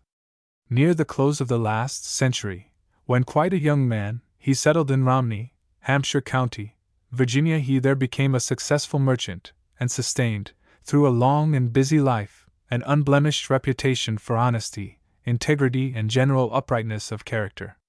He married Rebecca Singleton, an estimable lady who survived him a few years. In 1823, he was appointed cashier of the Romney branch of the Valley Bank of Virginia, which position he held until his death, with distinguished ability. The former intelligent mayor of Romney, A.P. White, Esq., in writing to the author, says, "John Jack, when young, was of a gay and festive disposition. After he joined the church, he sobered down to great calmness and evenness. He was always exceedingly neat in his person, courteous in his manners, and kind and charitable to the poor. He bore through life the character of an earnest, honest, and upright man of business, was an elder of the Presbyterian Church, and a good Christian. He died on the 28th of September 1837, in the 74th year of his age. He had the following children: 1. Robert Y. 2. Carlton T. 3. James R. 4. John. 5. Margaret. 6. Juliet M. 7. John G. and 8. Edward W. Jack. The last named son is now, 1876, the only one of the family living. Robert Y. Jack settled in Winchester, Virginia, and engaged in merchandising. In the War of 1812, he raised a company which was stationed at Craney Island, and participated in the battle at that place. Robert Y. Jack died near Charleston, Jefferson County, Virginia, in 1834, leaving an only child, Frances Rebecca, who married Thomas J. Manning, of the U.S. Navy. They both died previous to the late Confederate War, leaving 3 sons: 1. Charles J. 2. George Upshur, and 3. Frank Jack Manning. Each one of these brave youths joined the Confederate Army, all under the age of 18 years. George Upshur was killed in the cavalry charge under General Stuart at Brandy Station. Frank Jack was shot through the body, but recovered of his severe wound and continued in the Army. They all 3 served under General Stonewall Jackson through his campaigns, and after his death, under General Early. John G. Jack settled in Louisville, Kentucky, and died there, leaving 3 daughters and 1 son, Robert Bruce Jack. Edward W. Jack, youngest son of John Jack, of Romney, now lives near Salem, Roanoke County, Virginia, in the quiet fruition of all that pertains to an honorable bachelor's life. All the members of this family have sustained exemplary characters, and now occupy fair and eminent positions in society. Charity Jack, eldest daughter of Patrick Jack, of Charlotte, married Dr. Cornelius Dysart, a distinguished physician and surgeon of the Revolutionary Army. The Dysart family, at that time, resided in Mecklenburg County. Dr. Dysart is said to have built the first house on the Owen corner, assisted by his brother-in-law, Captain Jack, who owned the lot until his removal to Georgia, shortly after the war. Dr. Dysart died comparatively young, leaving a widow and 2 children, James and Robert Dysart, who settled in Georgia. Of their subsequent history little is known. Jane, or Jean Jack, second daughter of Patrick Jack, married William Barnett, son of John Barnett and Ann Spratt, of Scotch-Irish descent. The name Spratt is generally spelled Sprott, or Sprout, in the old records. Thomas Spratt is said to have been the first person who crossed the Yadkin River, with wheels, and his daughter and the first child born in the beautiful Champaign country between the Yadkin and Catawba rivers. He first intended to settle on Rocky River, now in Cabarrus County, but Indian disturbances occurring there near the time of his arrival induced him to select a home in the vicinity of the place which afterward became the town of Charlotte. At his humble dwelling, 1.5 miles south of Charlotte, was held the first court of Mecklenburg County. Abraham Alexander, the chairman of the Mecklenburg Convention of the 20th of May 1775, and Colonel Thomas Polk, its herald of freedom, on the same occasion, were then prominent and influential members of this primitive body of county magistrates. Near the residence of Thomas Spratt is one of the oldest private burial grounds in the county, in which his mortal remains repose. Here are found the gravestones of several members of the Spratt, Barnett, and Jack families, who intermarried, also those of the Binghams, McKnights, and a few others. On the headstone of Mary Barnett, wife of William Barnett, it is recorded, she died on the 4th of October 1764, aged 45 years. A hickory tree, 10 or 12 inches in diameter, is now growing on this grave, casting around its beneficent shade. The primitive forest growth, once partially cut down, is here fast assuming its original sway, and peacefully overshadowing the mortal remains of these early sleepers in this ancient graveyard. The descendants of William Barnett and Jane Jack were 1. Annie Barnett, married James Jack, third son of Captain James Jack, of Mecklenburg memory, whose genealogy has been previously given. 2. Samuel Barnett, married First, Eliza Joyner, descendants 1. Jane Barnett married A.S. Wingfield. 2. Sarah J. Barnett married Alexander Pope, senator, descendants of Samuel Barnett, second marriage, and Elizabeth Worsham were 1. Samuel Barnett, Washington, Georgia, married Elizabeth A. Stone. Descendants 1. Annie Barnett married Rev. William S. Bean. 2. Frank W. 3. Samuel Davidson College. 4. Osborne S. 5. Edward A. 6. Hattie A. and 7. Susan Barnett. The descendants of John Jack and Mary Barnett were 1. And Jack married Moses Wiley. 2. Mary A. Jack married John J. Barnett. 3. Dr. Thomas Jack. 4. John Jack. 5. Samuel Jack married Annie Leslie. 6. Susan Jack married Alexander Bowie, formerly Chancellor of Alabama. The descendants of Moses Wiley and Jack were 1. Leroy M. Wiley. 2. Mary Wiley married Thomas Baxter. 3. Thomas Wiley. 4. Eliza Wiley married Mr. Carnes. 5. Sarah and Mary John R. Hayes. 6. Laird Wiley, and 7. Jack Wiley. The descendants of Susan Barnett and George W. Smart were 5 children, of whom only 2 arrived at the years of maturity, Albert W. and Thomas B. Smart. George W. Smart represented Mecklenburg County in the House of Commons in 1805, and again in 1808. He died in May 1810. Mrs. Smart survived her husband many years, and was one of the remarkable women of her age. She was long known and highly esteemed in Mecklenburg and surrounding country for her general intelligence, ardent piety, and retentive memories of revolutionary events.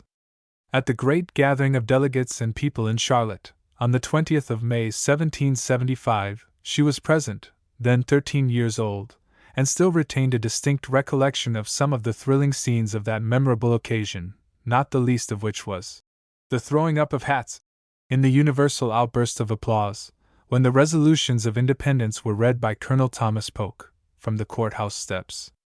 She died on the 28th of November 1851, aged 90 years, and is buried, with other members of the family, in a private cemetery on her own farm, 9 miles from Charlotte, on the Camden Road. It should be stated, the grandfather of L. M. Wiley and others, John Jack, was a cousin and not a brother, as some have supposed, of Captain James Jack of Charlotte. Our prescribed limits forbid a more extended genealogical notice of the Barnett family and their collateral connections, many of whom performed a conspicuous part in the Revolutionary War. Captain William Barnett was a bold, energetic officer, and was frequently engaged, with his brothers, and other ardent spirits of Mecklenburg, in that species of partisan warfare which struck terror into the Tory ranks, checked their atrocities, and gave celebrity to the dashing exploits of Colonel Sumter and his brave associates. Mary Jack, third daughter of Patrick Jack, of Charlotte, married Captain Robert Alexander, of Lincoln County, who emigrated from Pennsylvania to North Carolina about 1760. He commanded a company during the Revolution, in the Cherokee Expedition, under General Rutherford, acted for several years as commissary, and performed other minor, but important trusts for the county. He was one of the early band of patriots who met at Newbern on the 25th of August 1774, and again attended the convention at Hillsborough, on the 21st of August 1775. After the war, he settled on his farm, 1 mile northwest of Tuckasegee Ford, on the Catawba River. His residence was long a general stopping place for travelers, and painted red, hence, it was widely known as the Red House Place.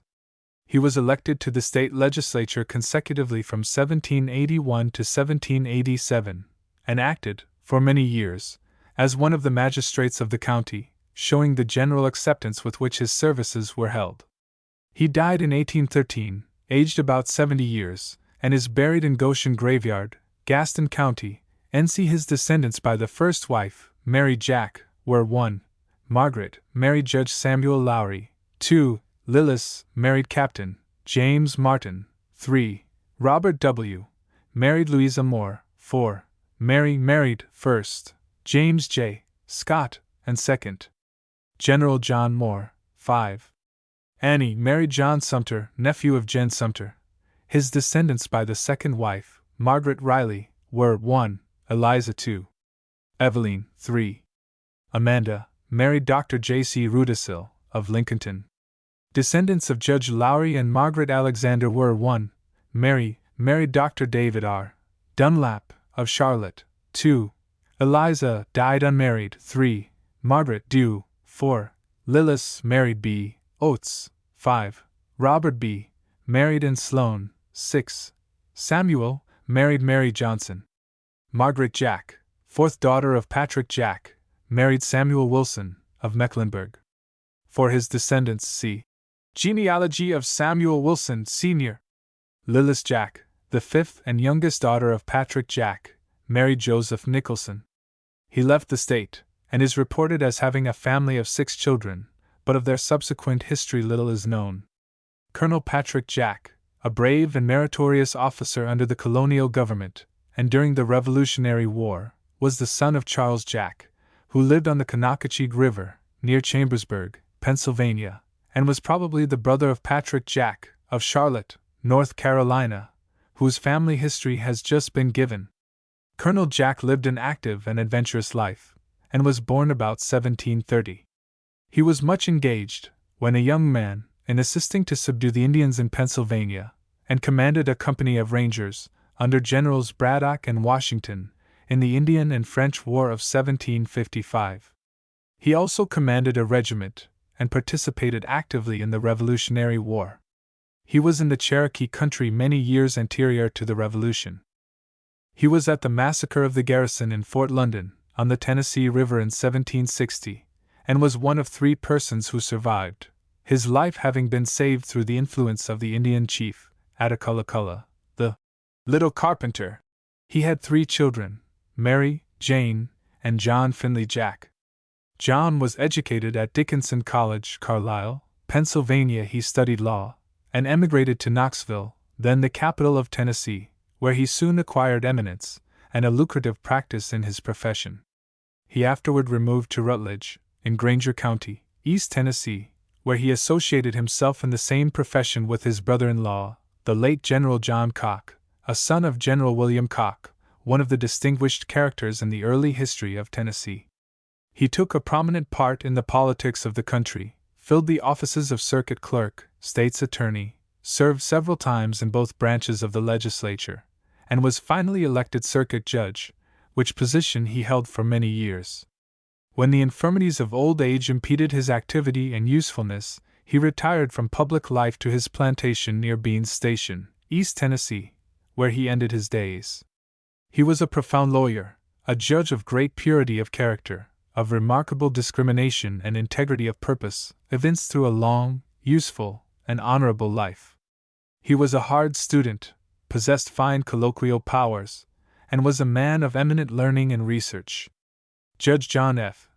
Jack married Elizabeth, next to the youngest daughter of General William Cocke, previously mentioned, who was a captain in the Revolutionary War, a companion of Daniel Boone from western North Carolina across the Allegheny Mountains to the wilderness of Kentucky, a prominent actor in the establishment of the Franklin government, one of the first senators to Congress from the new state of Tennessee, and afterward, one of the circuit judges of that state. He served in the legislatures of Virginia, North Carolina, Tennessee, and Mississippi. At the advanced age of 65 years, he volunteered in the War of 1812, and distinguished himself for his personal courage.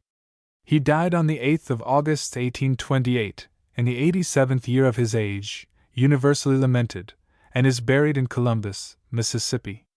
It has been previously stated that Colonel Patrick Jack, the father of Judge John F.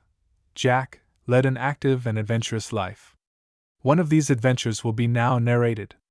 In Dr. Ramsay's Annals of Tennessee, page 68, we have this record.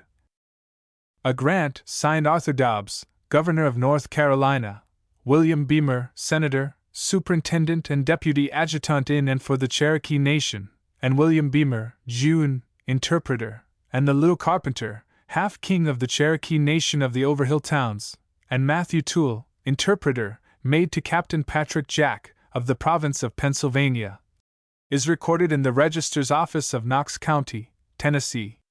It purports to have been made at a council held at Tennessee River, on the 1st of March, 1757.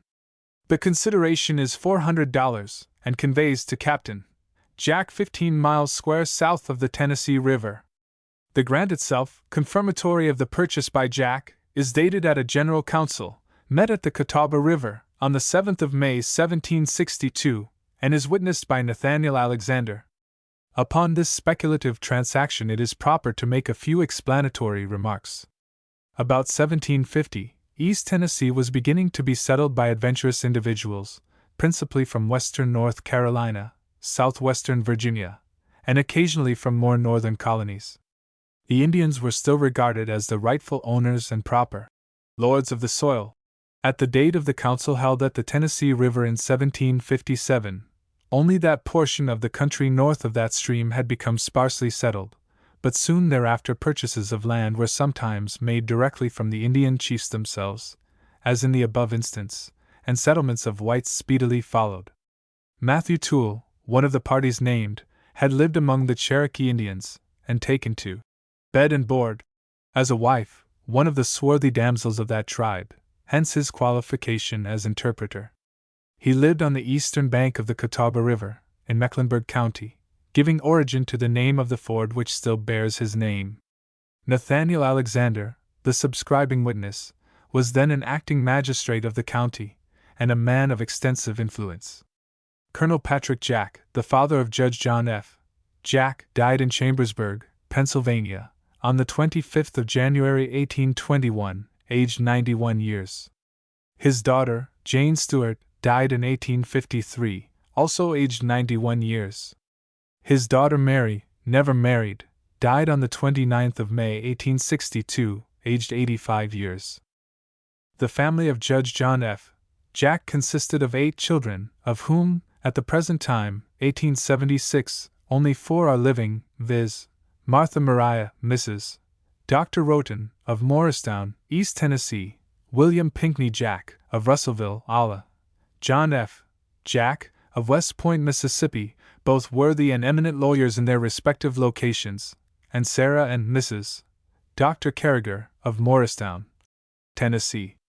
Few persons, in the early history of East Tennessee, were held in as great estimation, and filled with universal acceptance as many important positions of public trust as Judge John F. Jack. The county seat of Justice of Campbell County, Jacksboro, was named in his honor, and his descendants should hold in cherished remembrance his purity of life and unsullied integrity of character. Genealogy of Samuel Wilson, son. Samuel Wilson, Sr., was one of the earliest settlers of Mecklenburg County, and the patriarchal ancestor of numerous descendants, who performed important civil and military services in the Revolutionary War. He emigrated from Pennsylvania about 1745, and purchased a large body of valuable lands in the bounds of Hopewell Church, in Mecklenburg County. He was of Scotch-Irish descent, and inherited the peculiar traits of that liberty-loving people. He was married 3 times, and was the father of 13 children. His first wife was Mary Winslow, a sister of Moses Winslow, one of the early and leading patriots of Rowan County, who died on the 1st of October 1813, in the 83rd year of his age, and is buried in the graveyard of Center Church. Samuel Wilson, Sr., died on the 13th of March, 1778, in the 68th year of his age. His children, by the first wife, were 1. Mary, 2. Violet, 3. Samuel, 4. John, 5. Benjamin Wilson. Mary, the eldest daughter, married Ezekiel Polk, the father of Samuel Polk, and grandfather of James K. Polk, President of the United States in 1845. Ezekiel Polk was a man of wealth and influence in Mecklenburg County preceding the Revolution, and owned a large body of the valuable lands in and around the present flourishing village of Pineville. Samuel Polk inherited a portion of this land, lying in the horseshoe bend of Little Sugar Creek, and immediately on the Camden Road, over which Cornwallis marched with his army on his celebrated visit, the first and the last, to the Hornet Nest of America. 2. Violet Wilson married Major John Davidson, one of the signers of the Mecklenburg Declaration of Independence. 3. Samuel Wilson, a soldier of the Revolution, married Hannah Knox, a daughter of Captain Patrick Knox, killed at the Battle of Ramsauer's Mill. He raised a large family, all of whom have passed away, falling mostly as victims of consumption. His daughter Mary, or Polly, married her cousin Benjamin Wilson, son of David Wilson, who was killed by Nixon Curry, because he was to appear in court as a witness against him. 4. Major David Wilson, an ardent patriot, and one of the heroes under Colonel Locke at Ramsauer's Mill, married Sally McConnell, a sister of Mrs. General James White, the father of the Hon. Hugh Lawson White. See sketch of his life, under Ardell County. 5. Mrs. Adeline McCoy, of Lincolnton, is a daughter and worthy descendant of Moses Winslow Wilson, a son of Major David Wilson. John and Benjamin Wilson, the remaining sons of Samuel Wilson, Sr., by the first wife, never married. 6. After General Davidson was killed at Cowan's Ford, on the morning of the 1st of February 1781, Major David Wilson and Richard Berry, Esq., both of whom participated in the skirmish at that place, secured the body of their beloved commander, and carried it to the residence of Samuel Wilson, Sr., to receive the usual preparatory attentions for burial. Mrs. Davidson, who resided about 10 miles distant, in the vicinity of Center Church, was immediately sent for. She came as hastily as possible in the afternoon, under the charge of George Templeton, one of her neighbors, and received, on that solemn occasion, the heartfelt condolence and sympathy of numerous sorrowing friends and relatives. In consequence of this necessary delay, those true patriots and friends of the deceased, Wilson and Berry, moved with the body late in the evening of the same day, and committed it to the silent tomb, by torchlight, in Hopewell graveyard. 7. Rebecca Wilson, the youngest daughter by the first wife, married John Henderson. After the birth of 2 children, they set out from Mecklenburg, with the intention of moving to Tennessee, accompanied by a brother and sister of Henderson. On the way, while they were stopping for dinner, they were suddenly attacked by Indians. Henderson and his wife were killed. The brother and sister each seized a child and made their escape. The children were brought back to Mecklenburg County, and properly cared for by their relatives. But, after they grew up, and Indian outrages having subsided, they returned to Tennessee. The second wife of Samuel Wilson, Sr., was a widow Potts. Having a feeble constitution, she lived but a short time, leaving a daughter, named Margaret, who married John Davidson, an uncle of the late William Davidson, Esq., of Charlotte. After she was left a widow, she moved with her 3 children, Samuel Wilson, John, or Jackie, and Mary Davidson, to Alabama, where a large number of her descendants may be now found in Bibb and adjoining counties of that state. The children of Major John Davidson and Violet Wilson were: 1. Isabella Davidson married Gen. Joseph Graham, of Lincoln County, the father of the late Hon. William A. Graham and others. 2. Rebecca Davidson married Captain Alexander Brevard, a brother of Dr. Ephraim Brevard, the reputed author of the Mecklenburg Declaration of the 20th of May 1775, and one of the 7 brothers in the rebel army at one time. 3. Violet Davidson married William Bain Alexander, a son of John McNitt Alexander, one of the secretaries of the Mecklenburg Convention. 4. Elizabeth Davidson married William Lee Davidson, a son of General Davidson, who fell at Cowan's Ford.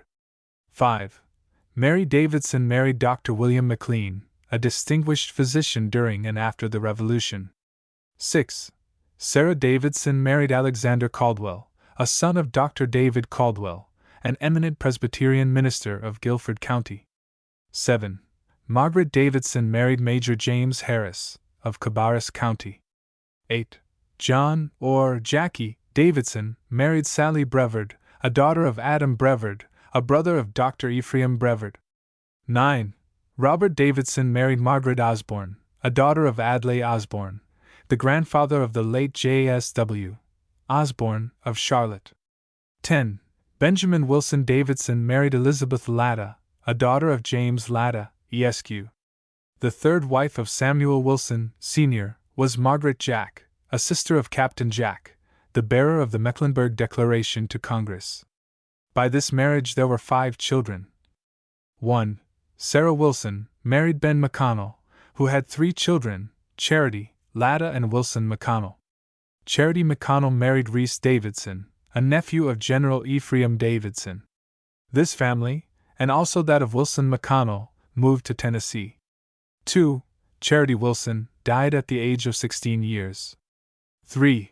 Robert Wilson married Margaret Alexander, a daughter of Major Thomas Alexander, and granddaughter of Neil Morrison, one of the Mecklenburg signers.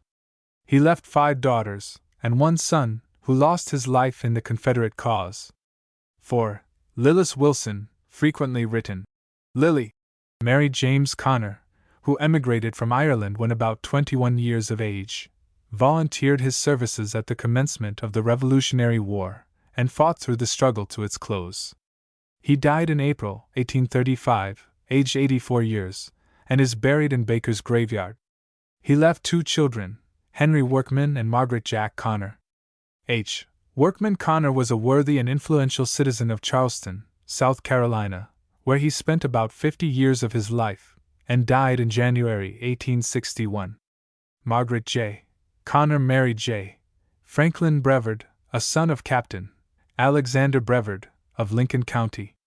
She was an estimable Christian lady, survived her husband many years, was beloved by all who knew her, and died with peaceful resignation on the 25th of October 1866, in the 68th year of her age. Her only child, Rebecca, married Robert I. McDowell, Esq., of Mecklenburg County. 5. William Jack Wilson, youngest child of Samuel Wilson, Sr., by the third wife, married Rosinda Winslow, the youngest daughter of Moses Winslow. The house in which this old patriot then resided has long since disappeared. It stood on the public road, about 3 miles southwest of Center Church. A large honey locust tree now, 1876, nearly points out its original location. William J. Wilson left 4 children, 1. W.A., Mrs. Doherty, 2. Robert, 3. Lafayette, and 4. James C. Wilson. The house in which Samuel Wilson, Sr., resided, and to which the body of General Davidson was borne by David Wilson and Richard Berry, before sepulture, was a 2-story frame building. No portion of it now remains, and the plow runs smoothly over its site. Robert and William J. Wilson built on the old homestead property. These 2 brothers were closely united in filial affection during their lives, and now lie, side by side, in Hopewell Graveyard. Mrs. Margaret Jack Wilson, third wife of Samuel Wilson, Sr., is described by all who knew her as a woman of uncommon energy, of an amiable disposition, charitable to the poor, and a truly humble Christian. She died at the age of 58 years, was never sick during her life, until a few days before her death, and is buried in Baker's graveyard. When drawing near to the close of her earthly existence, she was asked if she had a desire to live longer. She replied, "No, she was like a ship long tossed at sea and about to land at a port of rest." In this same spot of ground, Baker's graveyard, 5 miles northeast of Beatty's Ford on the Catawba, consecrated as the last resting place of some of the earliest settlers of Mecklenburg County, reposed the mortal remains of the Rev. John Thompson, one of the first Presbyterian missionaries in this section of the state, and who died in September 1753. No monumental slab or headstone is placed at his grave. Tradition says he built a cabin, or study house, in the northwestern angle of the graveyard, and was buried beneath its floor, being the first subject of interment. John Baker, who lived in the immediate vicinity, married his daughter, and dying a few years later, gave the permanent name to the burial ground. Here also reposed the remains of Hugh Lawson, the grandfather of the Hon. Hugh Lawson White, a native of Iredell County. The only tablet to the memory of this early settler is a rough slate rock, about 1 foot high and 9 inches broad, on which are rudely chiseled the initial letters of his name, thus combined, HL. In subsequent years, after the erection of Hopewell Church, the most of the Wilson family and relatives were buried in the graveyard at that place. Captain Charles Polk's muster roll. Among the interesting Revolutionary records of Mecklenburg County, which have been preserved, is the muster roll of Captain Charles Polk's company of Light Horse, with the time of service and pay of each member thereof, as follows. Doctor the Public of North Carolina, to Captain Charles Polk, for services done by him and his company of Light Horse, who entered the 12th of March, 1776. Captain Charles Polk. First Lieutenant William Ramsey. Second Lieutenant John Lemond. First Sergt John Montgomery. Second Sergt William Galbraith erased. Drummer Hugh Lindsay. John Smith. John Polk Senator erased. John Wiley. John Finley. John Galbraith. James Hall. John Stansell. William illegible. John Miller. Humphrey Hunter. Henry Carter. James Maxwell. John Maxwell. Robert Galbraith. John McCandless. Nicholas Seiler. Samuel Linton. Thomas Shelby. James Alexander. Robert Harris. June John Ford. Jonathan Buckhallow. Charles Alexander. Senator Henry Powell. William Aurier. Samuel Hughes. Charles Alexander. June William Shields. Charles Polk. June John Purser. William Lemond, clerk to the said company, and surgeon to ye same. Remarks. The whole expense of Captain Polk's company in this campaign for 65 days, including the hire of 3 wagons at 16s each per day, and 2,005 rations at 8d each, amounted to £683 9s. 8d. The account was proven, according to law, before Colonel Adam Alexander, one of the magistrates of the county, and audited and countersigned by Ephraim Alexander, George Mitchell, and James Jack, the bearer of the Mecklenburg Declaration to Congress.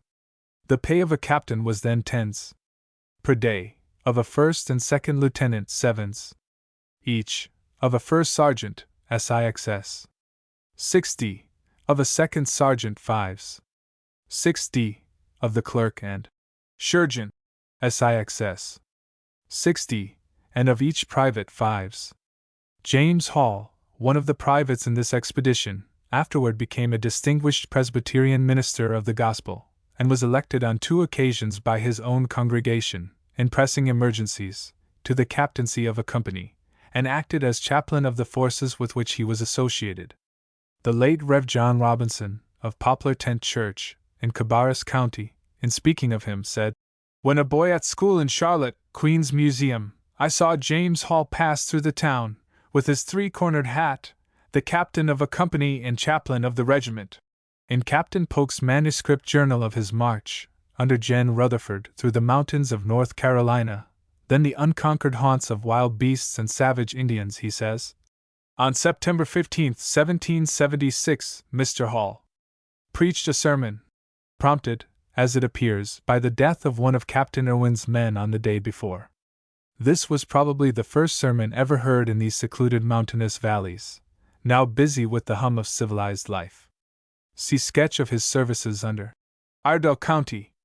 Humphrey Hunter, first a private and afterward lieutenant in Captain Robert Mebben's company in this expedition, also became an eminent minister of the gospel, and presided at the semi-centennial celebration of the Mecklenburg Declaration of Independence, on the 20th of May 1825. See sketch of his services under Gaston County. William Shields was the gallant soldier of General Sumter's command, who discovered a bag of gold in the camp of the routed enemy after the Battle of Hanging Rock. Not less generous than brave, steady on the march, and true on the field, he voluntarily carried the gold to his commanding general, and requested him to use it in the purchase of clothing and shoes for his ragged and suffering fellow soldiers. It is needless to say that this brave and meritorious officer faithfully applied it according to the request of the honest and generous soldier. Thomas Shelby, a relative of Colonel Isaac Shelby, of King's Mountain fame, James Alexander, Charles Polk, June, Robert Harris, William Ramsey, John Ford, one of the Mecklenburg signers, John Lemond, John Montgomery, William Aurier, and others on the list, will awaken in the minds of their descendants emotions of veneration for their patriotic ancestors, who, 100 years ago, at the very dawn of the Revolution, and before a hesitating Congress, proclaimed our national declaration, pledged their lives, fortunes, and sacred honor in the cause of American freedom. President James K. Polk.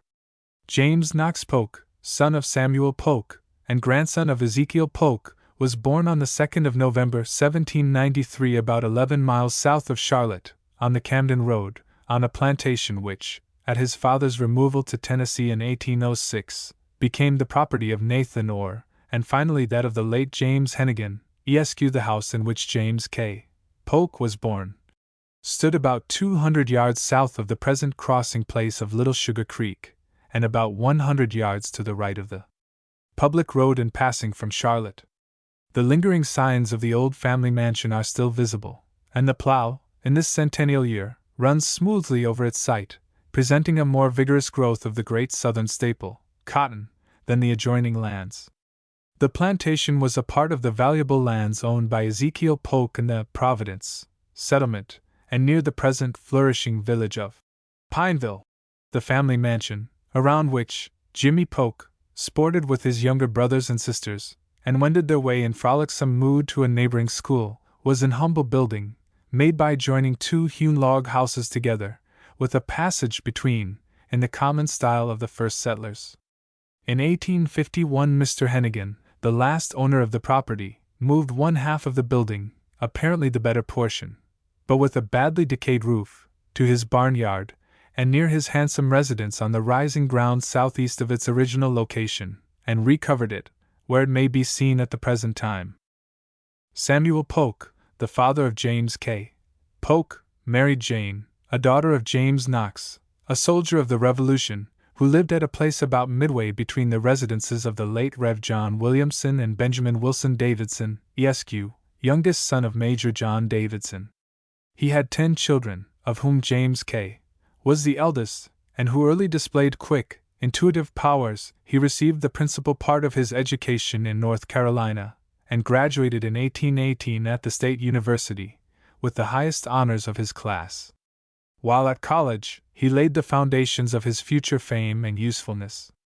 It is said he never missed a single recitation, or avoided a single duty during the whole course of his collegiate term.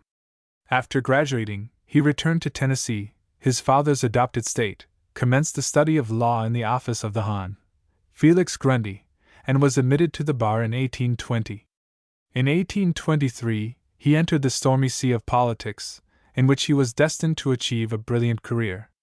In 1825, he was elected to Congress, and in 1835 was made Speaker of the House of Representatives, which honorable position he held for 5 sessions. After serving 14 years, with distinguished ability and impartiality, he declined a re-election. During this long and laborious service, he was never known to be absent, for a single day, from the House. In 1839, after an animated contest, he was elected governor of Tennessee. In May 1844, he was nominated as a candidate for the presidency of the United States. His majority in the Electoral College over Henry Clay for this high office was 65 votes. The great labor he performed at a period of unexampled danger to the Republic, and of difficulties with foreign nations, operated seriously upon his debilitated system, and hastened his end. In May 1844, in accepting the nomination, he declared in advance that, if elected, he would only serve 1 term. And in a letter addressed to the convention, through Dr. J. G. M. Ramsey, of Knoxville, he reiterated his determination, and voluntarily declined, when many of his friends deemed his name the only available means of success. His precarious and constantly declining state of health forcibly admonished him of his early departure from the scenes of earth. He calmly met his approaching end, and died at Nashville on the 15th of June 1849, in the 44th year of his age. When the mists of party and prejudice shall have subsided, and the dispassionate verdict of posterity be given, the services of James K. Polk will be acknowledged as unsurpassed in the annals of our nation, and his noble and disinterested example of only serving 1 term will be regarded by all pure-minded occupants of the presidential chair as worthy of imitation. Mecklenburg County is proud of her son. In the old Polk graveyard, 9 miles from Charlotte is the tombstone of Mrs. Maria Polk, a grand end of President Polk, containing a lengthy eulogy, in poetry and prose, of this good woman. The first sentence, Virtus non exemptio mort, H, is neatly executed on a semicircle, extending over the prostrate figure of a departed female saint, sculptured with considerable skill on the soapstone slab, but now scarcely visible on account of the overspreading moss and lichen. Immediately beneath the sainted figure is the expression, Formosa et si mortua. From the lengthy eulogy, the following extracts are taken. Here, unalarmed at death's last stroke, lies in this tomb Maria Polk, a tender mother, virtuous wife, resigned in every scene of life. To heavenly courts she did repair, may those she loved all meet her there. Supported by the hope of a happy death, and a glorious resurrection to eternal life, she bore a tedious and painful illness with a truly Christian fortitude. The last exercise of her feeble mind was employed in singing the 63rd of the second book of Dr. Watts' hymns, in which, anticipating the blessed society above, she exchanged the earthly for the heavenly melody. She died on the 29th of November 1791, in the 45th year of her age. General William Davidson. General William Davidson was the youngest son of George Davidson, and born in 1746. His father moved from Lancaster County, in Pennsylvania, in 1750, to North Carolina, and settled in the western part of Rowan County, now Iredell. Here General Davidson received his earliest mental training, and subsequently his principal and final education at Queen's Museum College in Charlotte, where many of the patriots of Mecklenburg and surrounding counties were educated. At the Provincial Congress which met at Halifax, on the 4th of April 1776, 4 additional regiments to the 2 already in service were ordered to be raised, over one of which, the 4th, Thomas Polk was appointed colonel, James Thaxton lieutenant colonel, and William Davidson major. With this regiment, under General Francis Nash, he marched to join the Army of the North, under General Washington, where he served until November 1779, when the North Carolina line was ordered south to reinforce General Lincoln, at Charleston. Previous to this time he had been promoted to the rank of lieutenant colonel in the line. As the troops passed through North Carolina, Colonel Davidson obtained a furlough for a few days to visit his family, whom he had not seen for 3 years. This saved him from the fate which befell Gen. Lincoln and his army at Charleston, for, when he approached that city, he found it so closely invested by the British army that he was prevented from joining his regiment.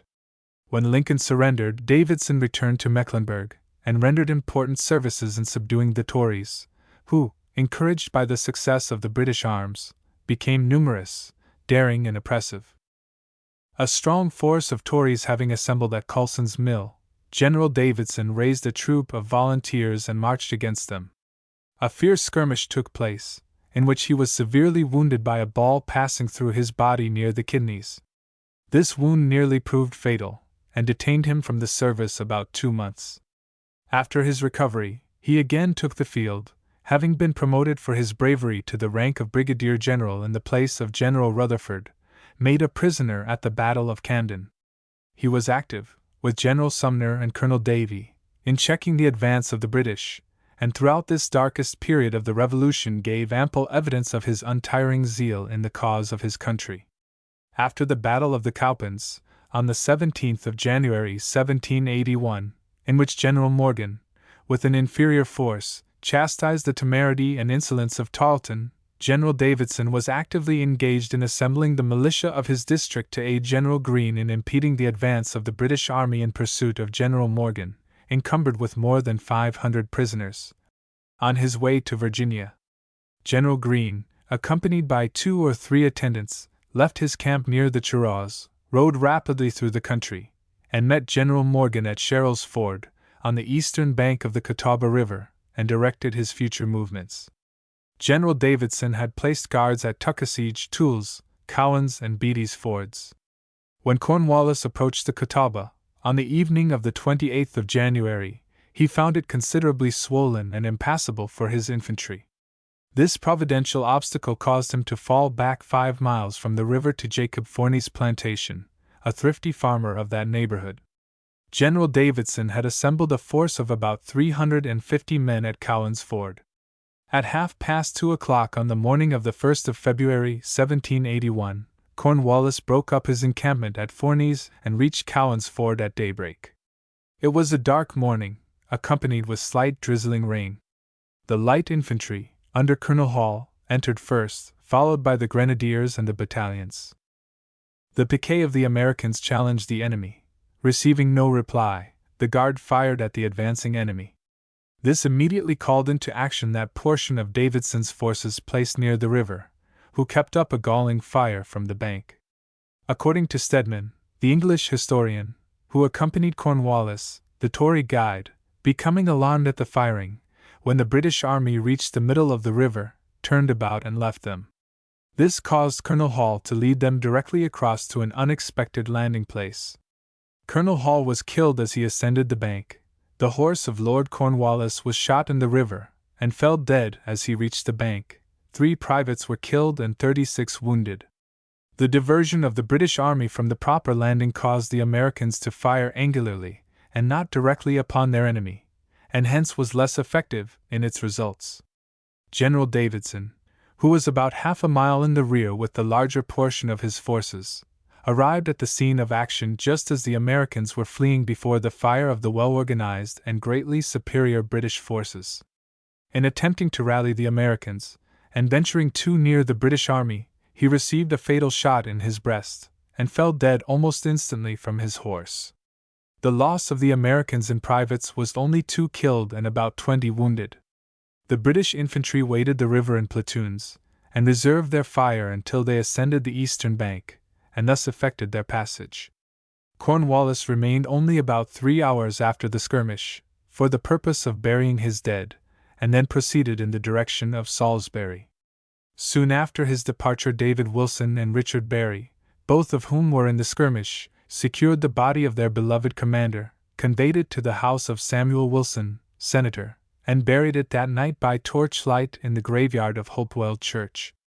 Thus fell in the prime of life, and at a moment of great usefulness to his country, this noble and patriotic soldier. Right worthily is his name bestowed upon one of the most fertile counties of our state, and upon a seat of learning, located near the scene of his death, which will perpetuate his fame as long as liberty has a votary throughout all succeeding time. General George Graham. General George Graham was born in Pennsylvania in 1758, and came with his widowed mother and 4 others to North Carolina, when about 6 years old. He was chiefly educated at Queen's Museum in Charlotte, and was distinguished for his assiduity, manly behavior, and kindliness of disposition. He was early devoted to the cause of liberty, and was ever its untiring defender. There was no duty too perilous, no service too dangerous, that he was not ready to undertake for the welfare and independence of his country.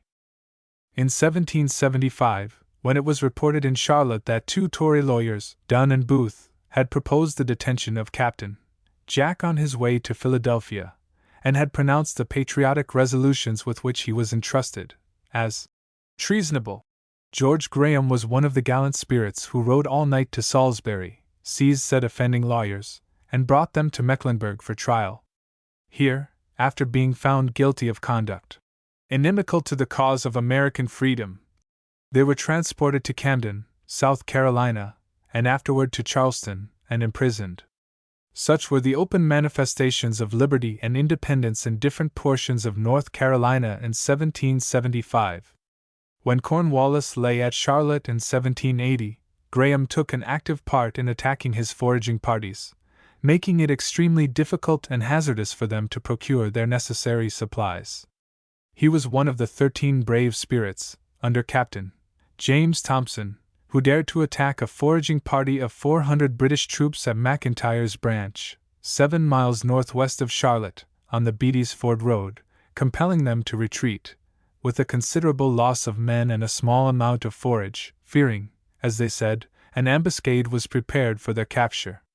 After the war, he was elected Major General of the North Carolina Militia. For many years, he was clerk of the court of Mecklenburg County, and frequently a member of the state legislature. He was the people's friend, not their flatterer, and uniformly enjoyed the confidence and high esteem of his fellow citizens. He lived more than half a century on his farm, 2 miles from Charlotte. He died on the 29th of March, 1826, in the 68th year of his age, and is buried in the graveyard of the Presbyterian Church at Charlotte. William Richardson Davy. General William R. Davy was born in Egremont, near Whitehaven, in England, on the 20th of June 1756. When he was only 5 years of age, he emigrated, with his father, Archibald Davy, to America, and was adopted by his maternal uncle, Rev. William Richardson, who resided on the Catawba River, in South Carolina. After due preparation at Queen's Museum in Charlotte, he entered Princeton College, where, by his close application, he soon acquired the reputation of an excellent student. But the din of arms disturbed his collegiate studies, so auspiciously commenced, and he forthwith exchanged the gown for the sword. The studies of the college were closed, and Davy volunteered his services in the Army of the North in 1776. The campaign being ended, he returned to college, and graduated in the fall of that year with the first honors of the institution. He returned to North Carolina, and commenced the study of the law in Salisbury, but the struggle for life and liberty then going on did not allow his chivalric spirit to repose in quietude while his country was in danger. Actuated by urgent patriotic motives, he induced William Barnett, of Mecklenburg County, to raise, with as little delay as possible, a troop of horsemen. Over this company, William Barnett was elected captain, and Davy, lieutenant. The commission of the latter is signed by Governor Caswell, and is dated the 5th of April, 1779. This company joined the Southern Army, and became attached to Pulaski's Legion. Davy's gallantry and activity were so conspicuous that he soon rose to the rank of major. At the Battle of Stono, near Charleston, he experienced his first serious conflict in arms, and was severely wounded in the thigh, which laid him up for some time in the hospital in that city. In this engagement, Major Davy also received a wound from a heavy cavalry charge of the enemy, which caused him to fall from his horse. He still held the bridle, but was so severely wounded that, after repeated efforts, he could not remount.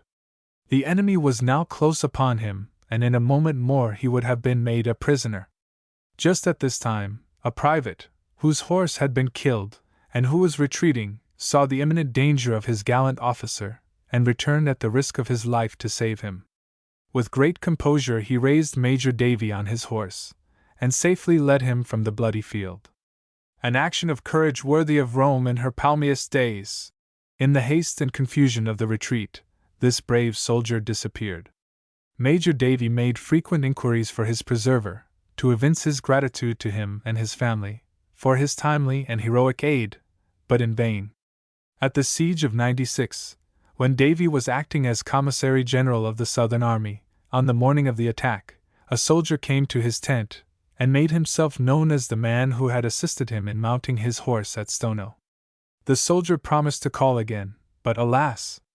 He fell soon after in battle, which deprived Major Davy of the pleasure of bestowing upon him substantial tokens of his lasting gratitude. After his recovery, Major Davy returned to Salisbury, and resumed the study of law. In 1780, he obtained his license to practice, and soon became distinguished in his profession. But the camp rather than the courthouse still demanded his services.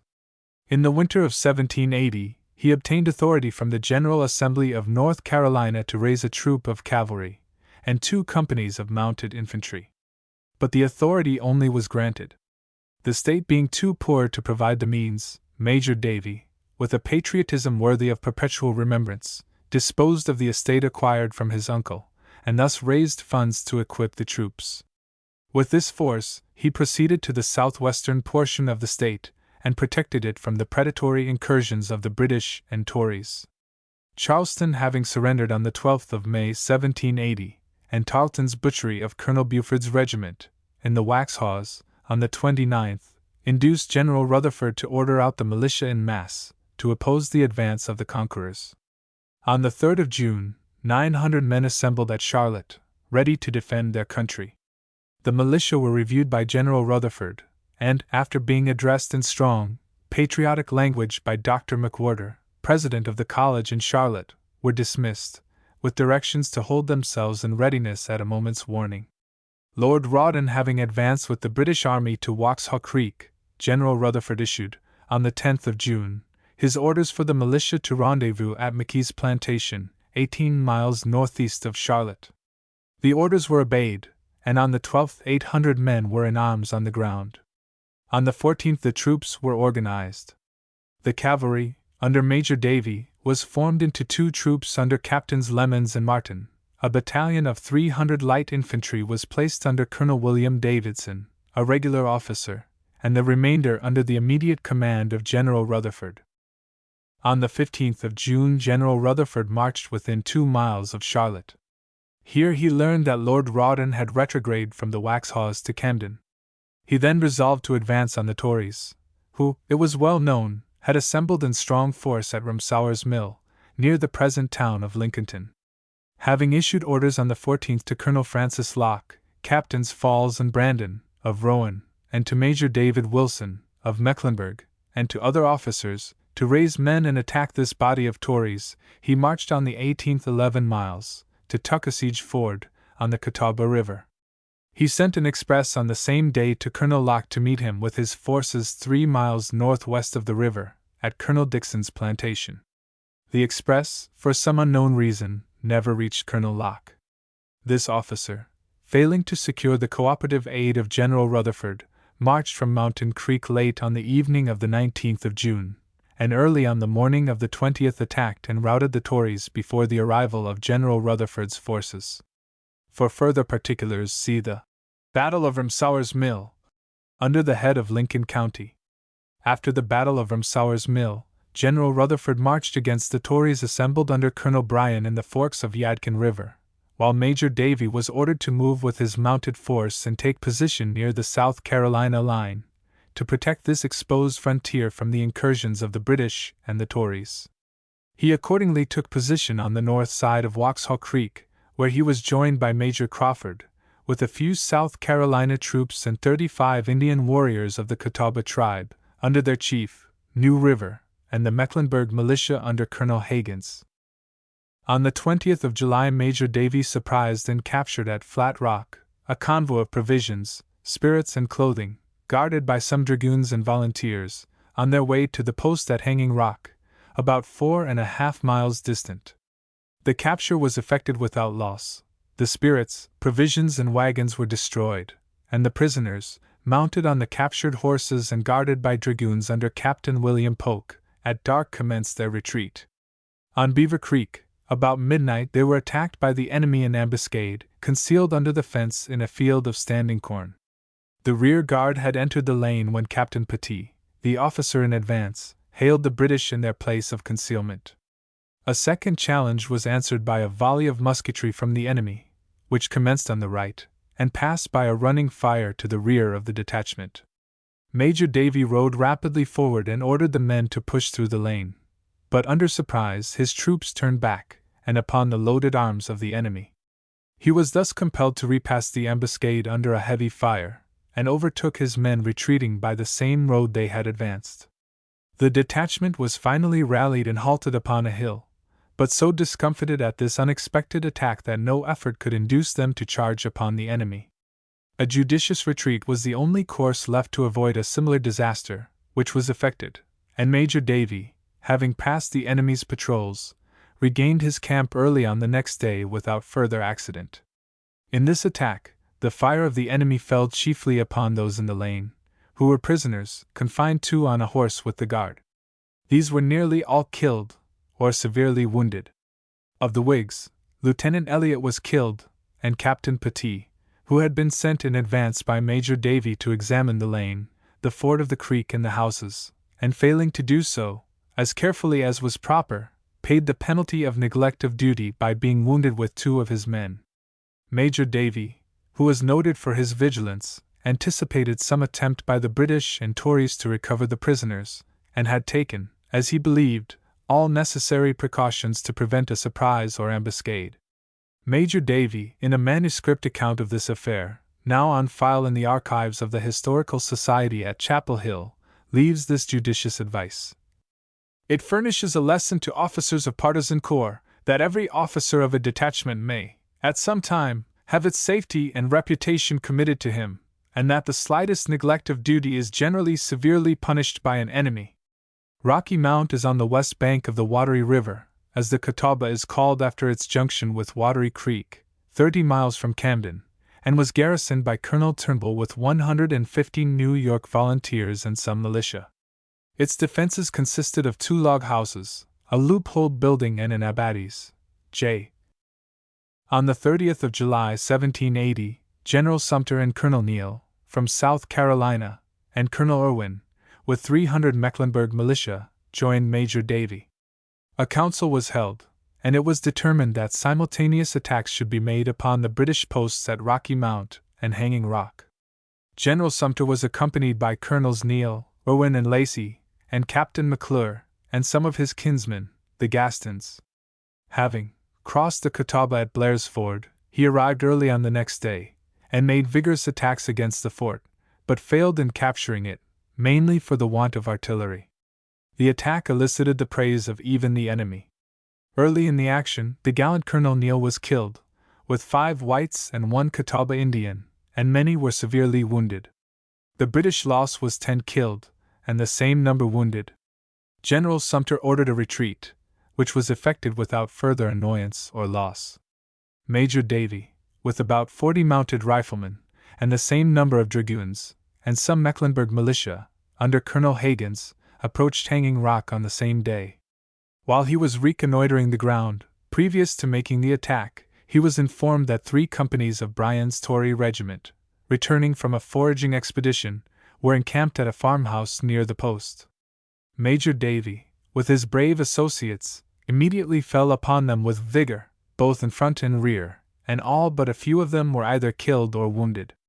No time could be spared to take prisoners, as the engagement at the farmhouse was in full view of the British post at Hanging Rock.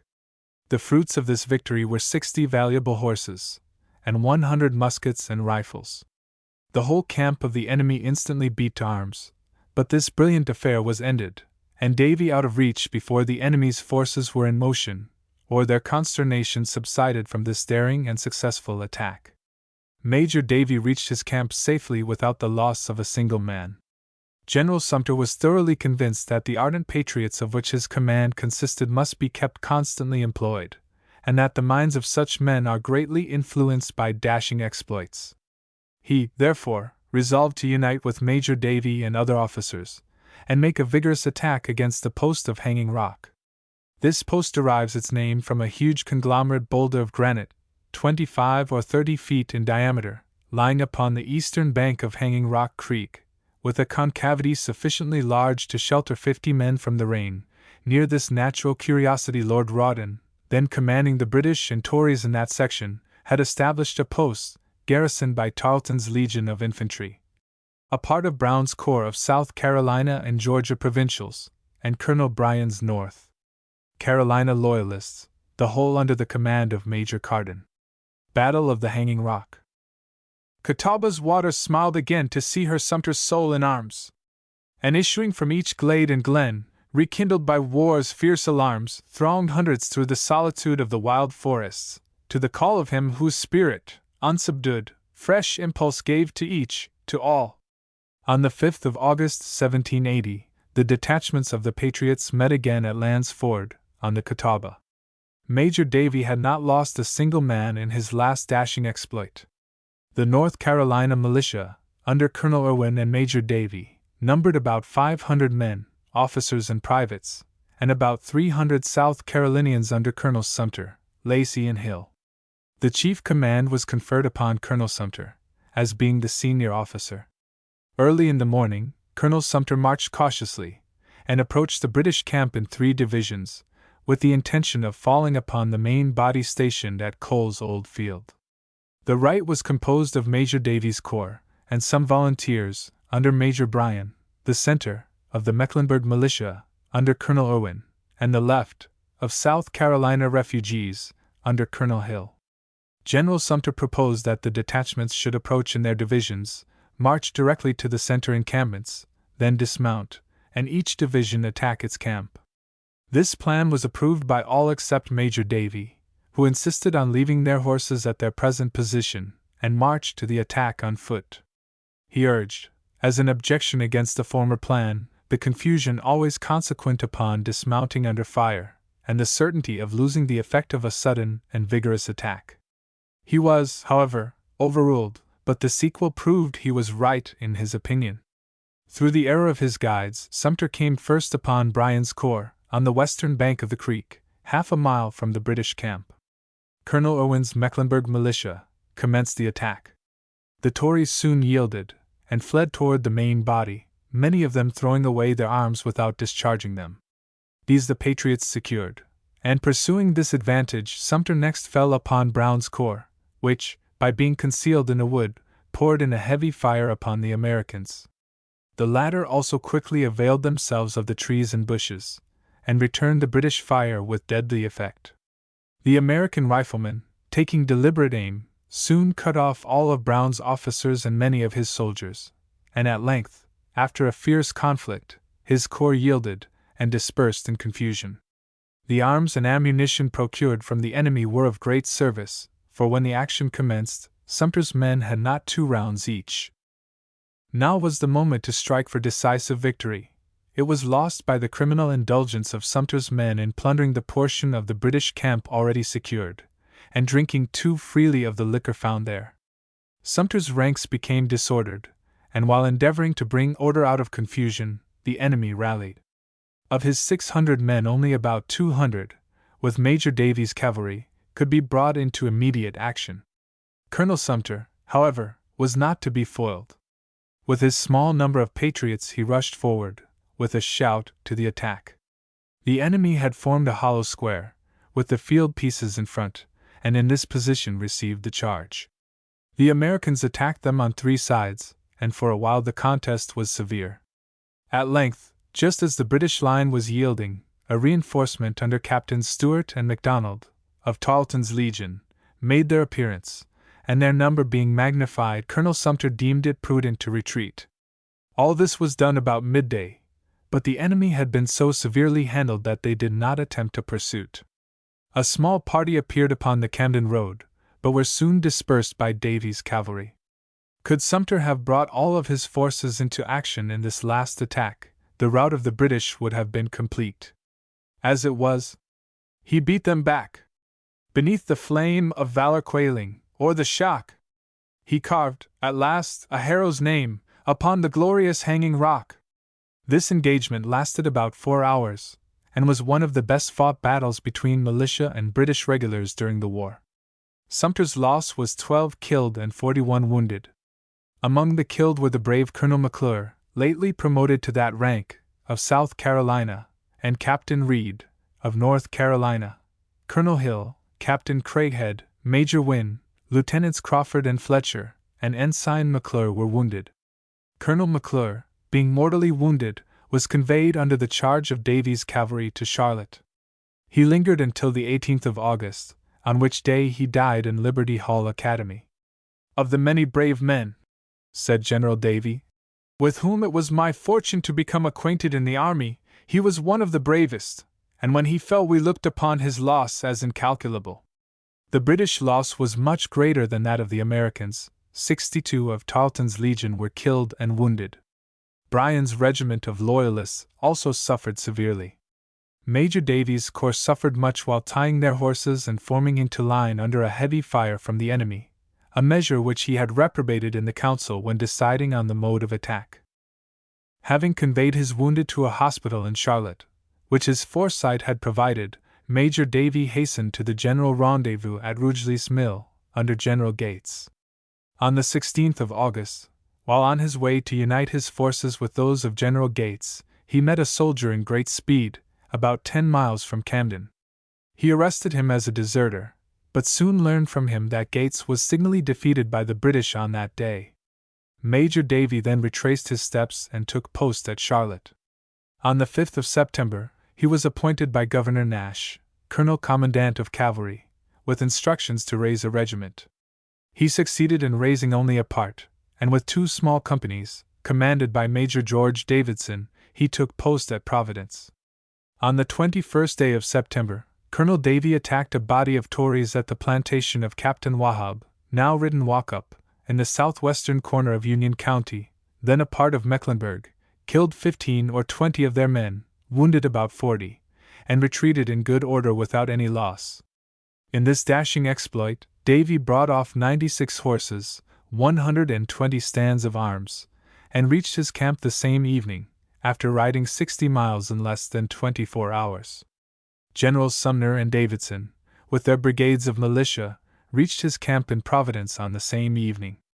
On the advance of the British Army, these officers retreated by way of Pfeiffer's to Salisbury, ordering Colonel Davie, with about 150 men, and some volunteers under Major Joseph Graham, to hover around the approaching enemy, annoy his foraging parties, and skirmish with his light troops.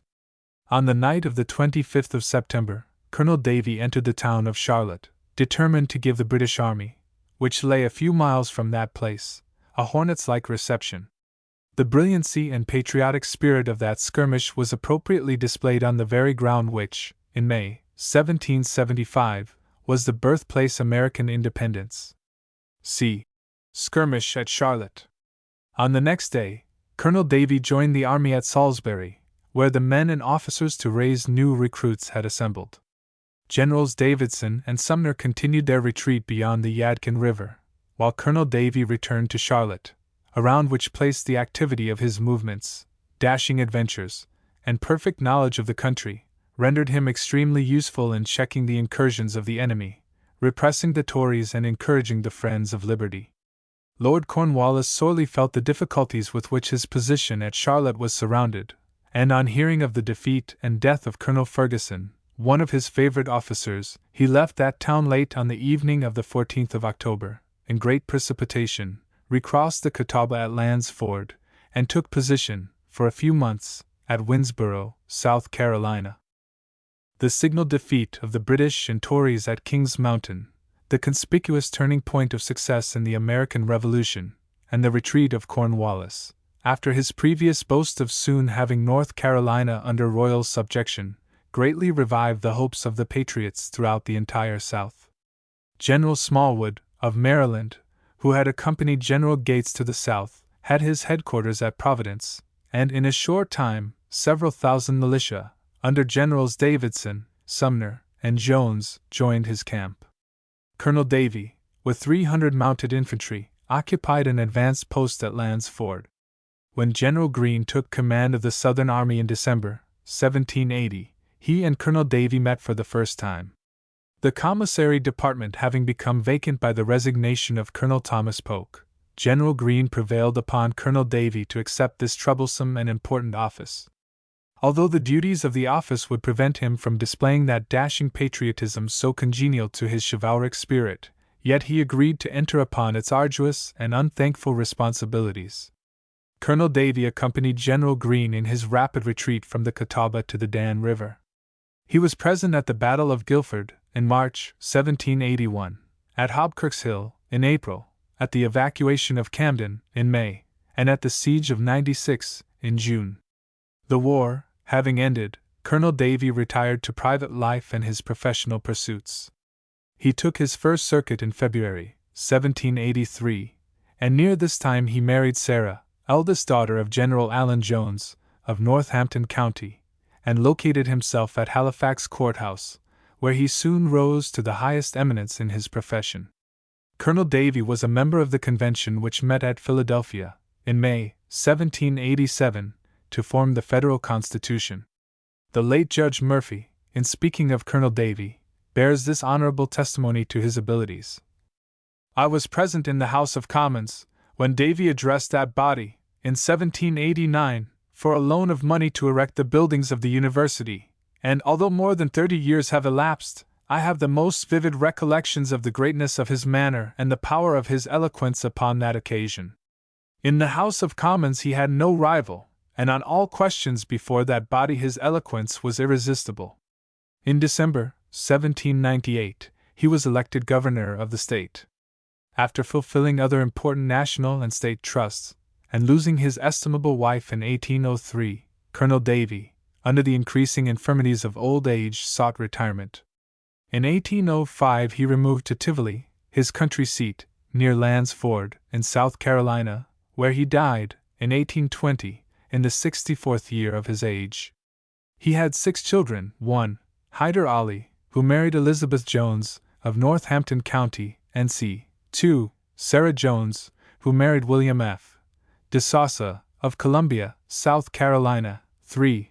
Mary Haynes. 4. Martha. 5. Rebecca. 6. Frederick William. General Michael McCleary. General Michael McCleary was born in 1762. He first entered the service as a private in Captain William Alexander's company, in the regiment commanded by Colonel Robert Irwin, William Higgins, Lieutenant Colonel, and James Harris, Major. The regiment was encamped on Cottle Creek, near which time Colonel William Davidson, a Continental officer, was appointed to the command of a battalion. In a short time afterward, his command marched to Rumsauer's Mill, to disperse a large body of Tories, under Colonel John Moore, but failed to reach that place before they had been subdued and routed by Colonel Locke and his brave associates. General McCleary was in the fight against a considerable body of Tories assembled at Coulson's Mill, at which place General Davidson was severely wounded. After this service he again volunteered in Captain William Alexander's company, Colonel Irwin's regiment, watching the movements of the enemy. About 2 miles south of Charlotte, Lieutenant James Taggart captured 2 wagons loaded with valuable supplies from Camden for the British Army, then encamped near the former place. In this dashing exploit, 2 of the British Guard were killed, and the remainder made prisoners, who were afterward turned over to Colonel Davidson. At the same time, an express was captured from Lord Cornwallis to Colonel Turnbull, in command of the forces at Camden. Here, as elsewhere in the surrounding country, it will be seen the vigilant Hornets of Mecklenburg were engaged in their accustomed work. Captain Alexander's command continued to hang on the enemy's rear for the purpose of making rapid captures and picking up stragglers, and followed them to the Old Nation Ford, on the Catawba.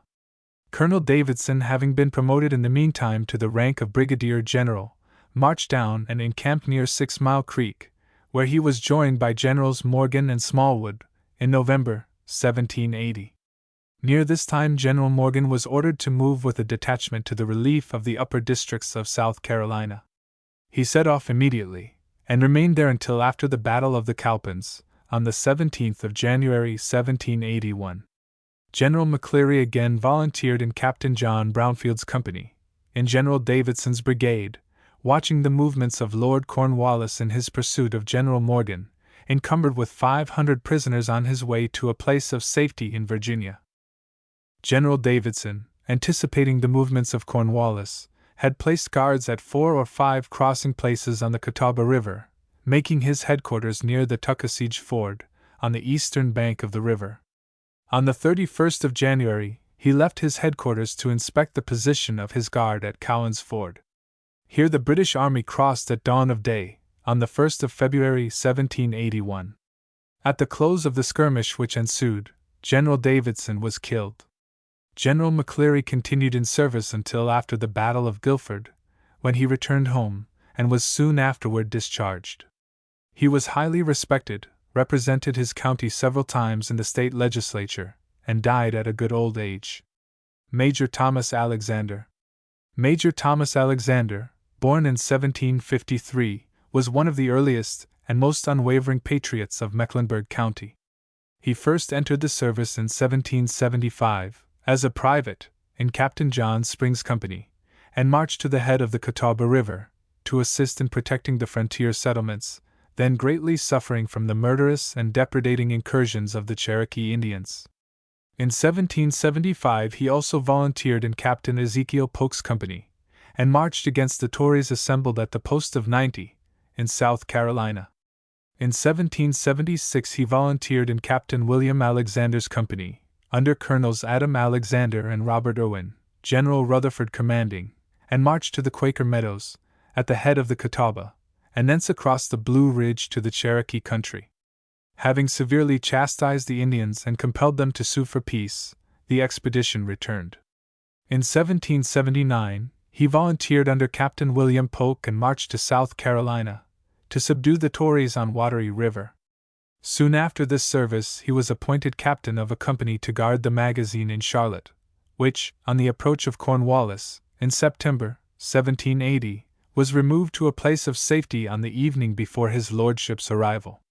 After Cornwallis left Charlotte, Captain Alexander raised a company of mounted men to guard the Tuckasegee ford. He occupied this position until it was known Cornwallis had crossed the Catawba River, at Cowan's Ford.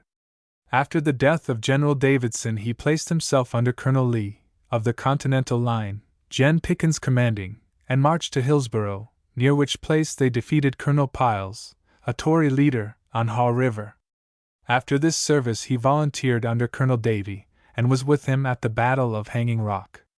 After Gates' defeat he was appointed quartermaster, with orders to attend the hospital in Charlotte. Major Alexander married Jane, daughter of Neil Morrison, one of the signers of the Mecklenburg Declaration of Independence, and died in 1844, at the age of 92 years. In the Charlotte Journal of January 17, 1845, an obituary notice of this veteran patriot was published, in which it is stated, "He was allied by blood to the two most distinguished families of the period, the Polks and Alexanders, and in his own person blended many of the qualities peculiar to each. He was remarkable for the highest courage and the greatest modesty, for marked dignity of personal deportment, and a disposition the most cheerful, and a heart overflowing with kindness. He crowned all his virtues by a simple, unostentatious, and humble piety, and concluded a life, protracted to a period far beyond that allotted to mankind, without a blot, and without reproach, and with the respect, the affection, and veneration of all who knew him." Captain William Alexander. Captain William Alexander was born in Bucks County, Pennsylvania, in the year 1749. He was long and well known in Mecklenburg County, NC, among numerous other persons bearing the same name, as Captain Black Bill Alexander, from being the reputed leader of a small band of ardent patriots who, in 1771, blackened their faces, and destroyed the king's powder, on its way to Hillsborough, to obey the behests of a cruel and tyrannical governor. For further particulars, see sketch of Black Boys of Cabarrus County. He first entered the service of the United States as captain of a company, in 1776, under Colonel Adam Alexander, and marched to the head of the Catawba River. The object of this expedition was to protect the valley of the Catawba from the incursions and depredations of the Cherokee Indians during the time the inhabitants were gathering in their harvest. He again entered the service, as captain, under Colonel Adam Alexander, General Rutherford commanding, and marched to the head of the Catawba River, and across the Blue Ridge Mountains, against the Cherokee Indians, who were completely routed and their towns destroyed, compelling them to sue for peace. In 1780 he commanded a company under Colonel Francis Locke, and marched from Charlotte for the relief of Charleston, but finding the city closely invested by the British Army, the regiment fell back to Camden, and remained there until their 3 months' service had expired. He again served a 4 months' tour as captain, under General Sumter, and was in the battles of Rocky Mount, Hanging Rock, and in the skirmish at Wahhabs, now written Walkups.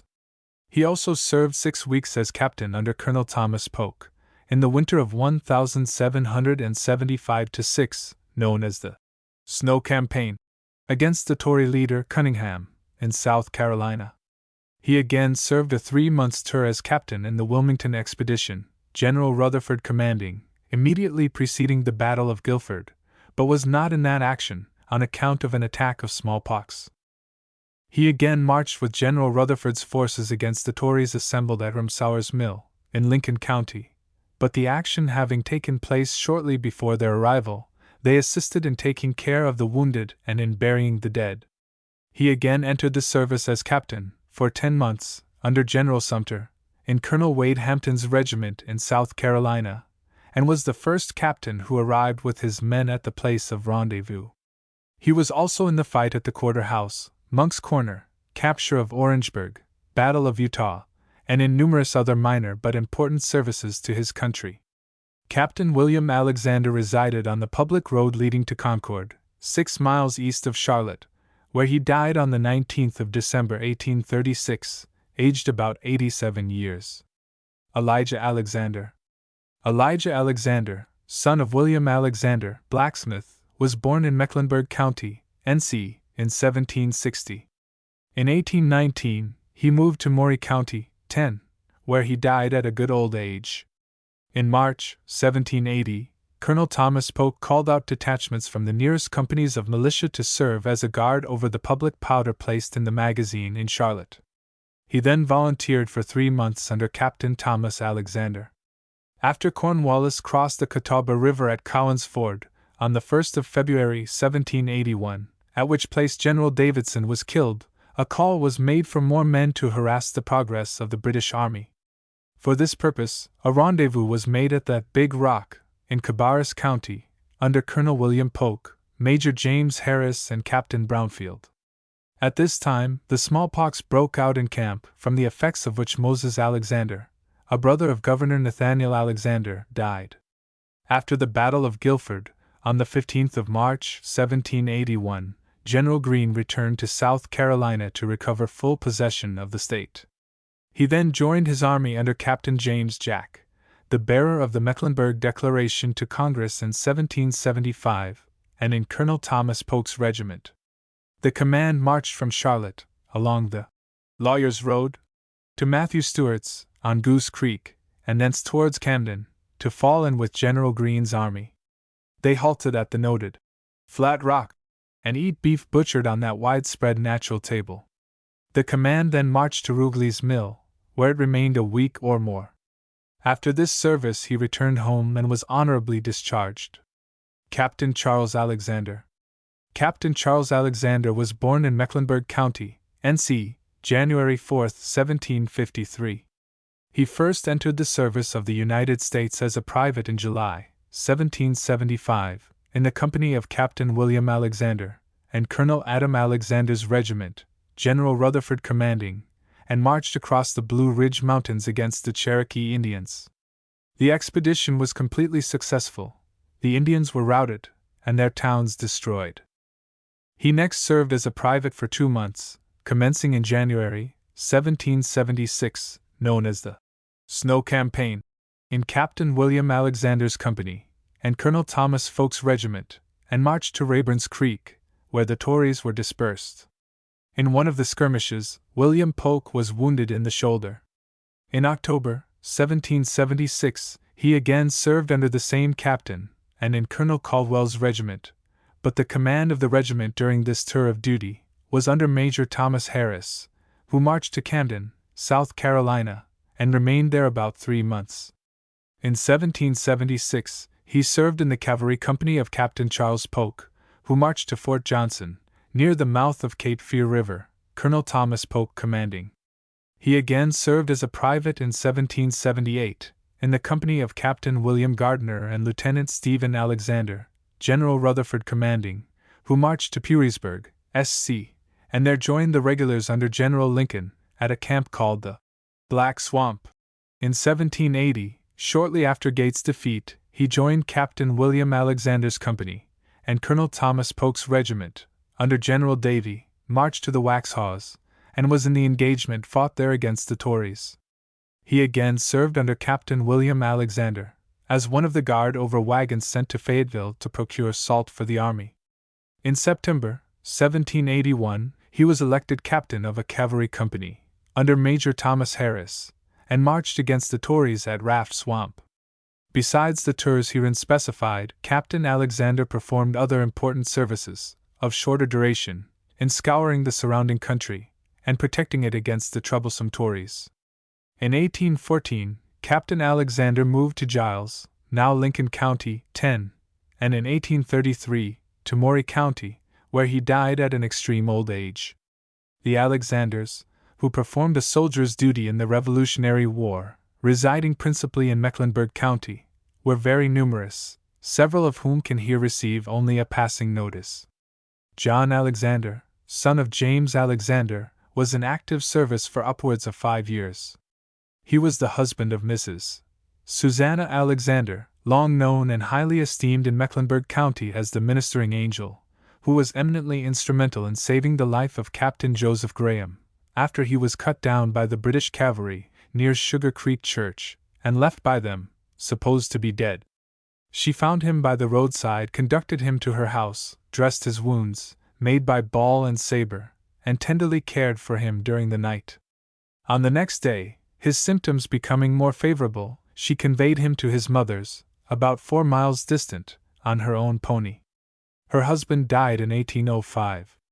In 1846, when 86 years of age, and in needy circumstances, she was granted a pension by the general government, in behalf of her husband's military services, and lived to be nearly 100 years old, enjoying the kind regard and veneration of all who knew her. Dan Alexander, who moved to Hardeman County, 10, was born in Mecklenburg County, in March, 1757. He first entered the service in 1778, for 3 months, in Captain William Alexander's company, commonly called Black Bill Alexander, and Colonel Irwin's regiment. In 1780, he served under Captain Thomas Alexander to assist in guarding the public magazine in Charlotte. In this same year he served in the expedition to Ramsauer's Mill, under General Rutherford, and afterward, against Tories assembled in the forks of the Yadkin River, captured several and conveyed them to Salisbury jail. Soon afterward, he joined the command of Colonel Davie, and marched in the direction of Camden, South Carolina. Near the South Carolina line, they met Gates' retreating army. He represented Gates as wearing a pale blue coat, with epaulets, velvet breeches, and riding a bay horse. Colonel Davie's command returned, and encamped 10 miles north of the courthouse. His last important service was in forming one of the party dispatched by Colonel McCall to surprise a guard of 18 British grenadiers, stationed at Hart's Mill, near Hillsborough. The movement was successful, several were killed, 6 made prisoners, and 1 escaped in the creek. William Alexander, of Rowan County, entered the service in 1776, and marched under General Rutherford's command against the Cherokee Indians, and in that expedition, September 8th, was wounded in the foot at the 7 Mile Mountain. In 1781, he was elected the captain of a company of spies, and was in the 10 months' service under Colonel Wade Hampton and General Sumter, in South Carolina, acting efficiently in this capacity, until the close of the Revolution. Joseph Kerr, the cripple spy. Joseph Kerr was born in Chester County, Pa. Nov. 3rd, 1750. At an early age moved with his parents to North Carolina, and settled in Mecklenburg County. He was a cripple from infancy, but becoming indignant at the ravages of the British and Tories, and actuated with a true patriotic spirit, he repaired to the camp of Gen McDowell and offered his services as a spy. In this capacity Gen McDowell accepted him, and immediately sent him to Blackstock's Ford on Tiger River, SC, where the British and Tories were encamped, about 1,500 strong. After secreting his horse he proceeded as a poor cripple, and beggar-like, made a full examination of the enemy's camp. Furnished with this information, he quietly withdrew, returned quickly as possible to General McDowell, and apprised him and Captain Steen of his discoveries. He was well mounted, and traveled day and night, a distance of 90 miles. General McDowell's forces, upon this intelligence, marched in great haste, attacked the enemy near Blackstock's Ford, and routed them. In this engagement 4 of Captain Steen's men were killed and 7 wounded. He took no prisoners and gave no quarters. Kerr then returned to Mecklenburg County, and soon after joined Colonel Williams' command as a spy. Captain Steen informed Colonel Williams that he might safely rely upon Kerr in this kind of service. They then marched to join the Over-Mountain Boys, under Sevier, Shelby, and other officers. Upon the junction of their forces, a council of war was immediately held, at which Kerr was present. They learned that Ferguson was about 20 miles from them, at Peter Quinn's old place, 6 miles from King's Mountain. The result of the council of war was that he, Kerr, should go and reconnoiter Ferguson's camp. He did so without delay, and found the British and Tories encamped, arms stacked, and about 1,200 strong. As a poor, innocent cripple, they informed him they were ready and willing to give protection to all who would join them. He soon afterwards withdrew, mounted his fleet charger, and in a brief space of time reported to Colonels Shelby, Sevier, and other officers the enemy's strength and situation. Acting upon his report, These officers marched that night a distance of 27 miles, and reached the mountain on the next day, about 3 o'clock.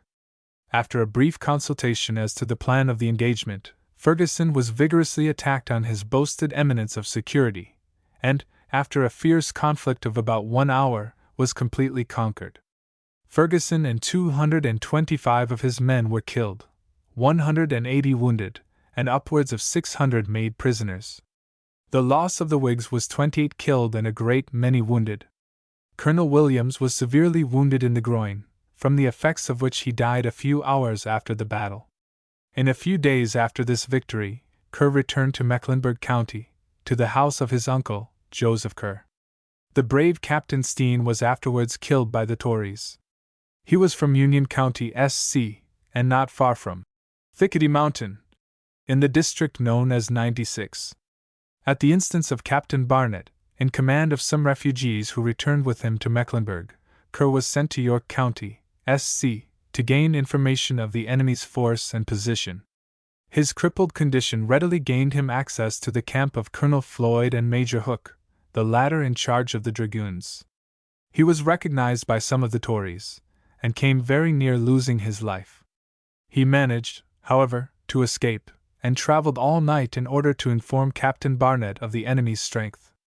Captain Barnett immediately set out with 31 men, and uniting with Captains Bratton and McClure, completely surprised and routed the enemy, killing 97, among the number Major Hook and Colonel Ferguson, of the Tory militia.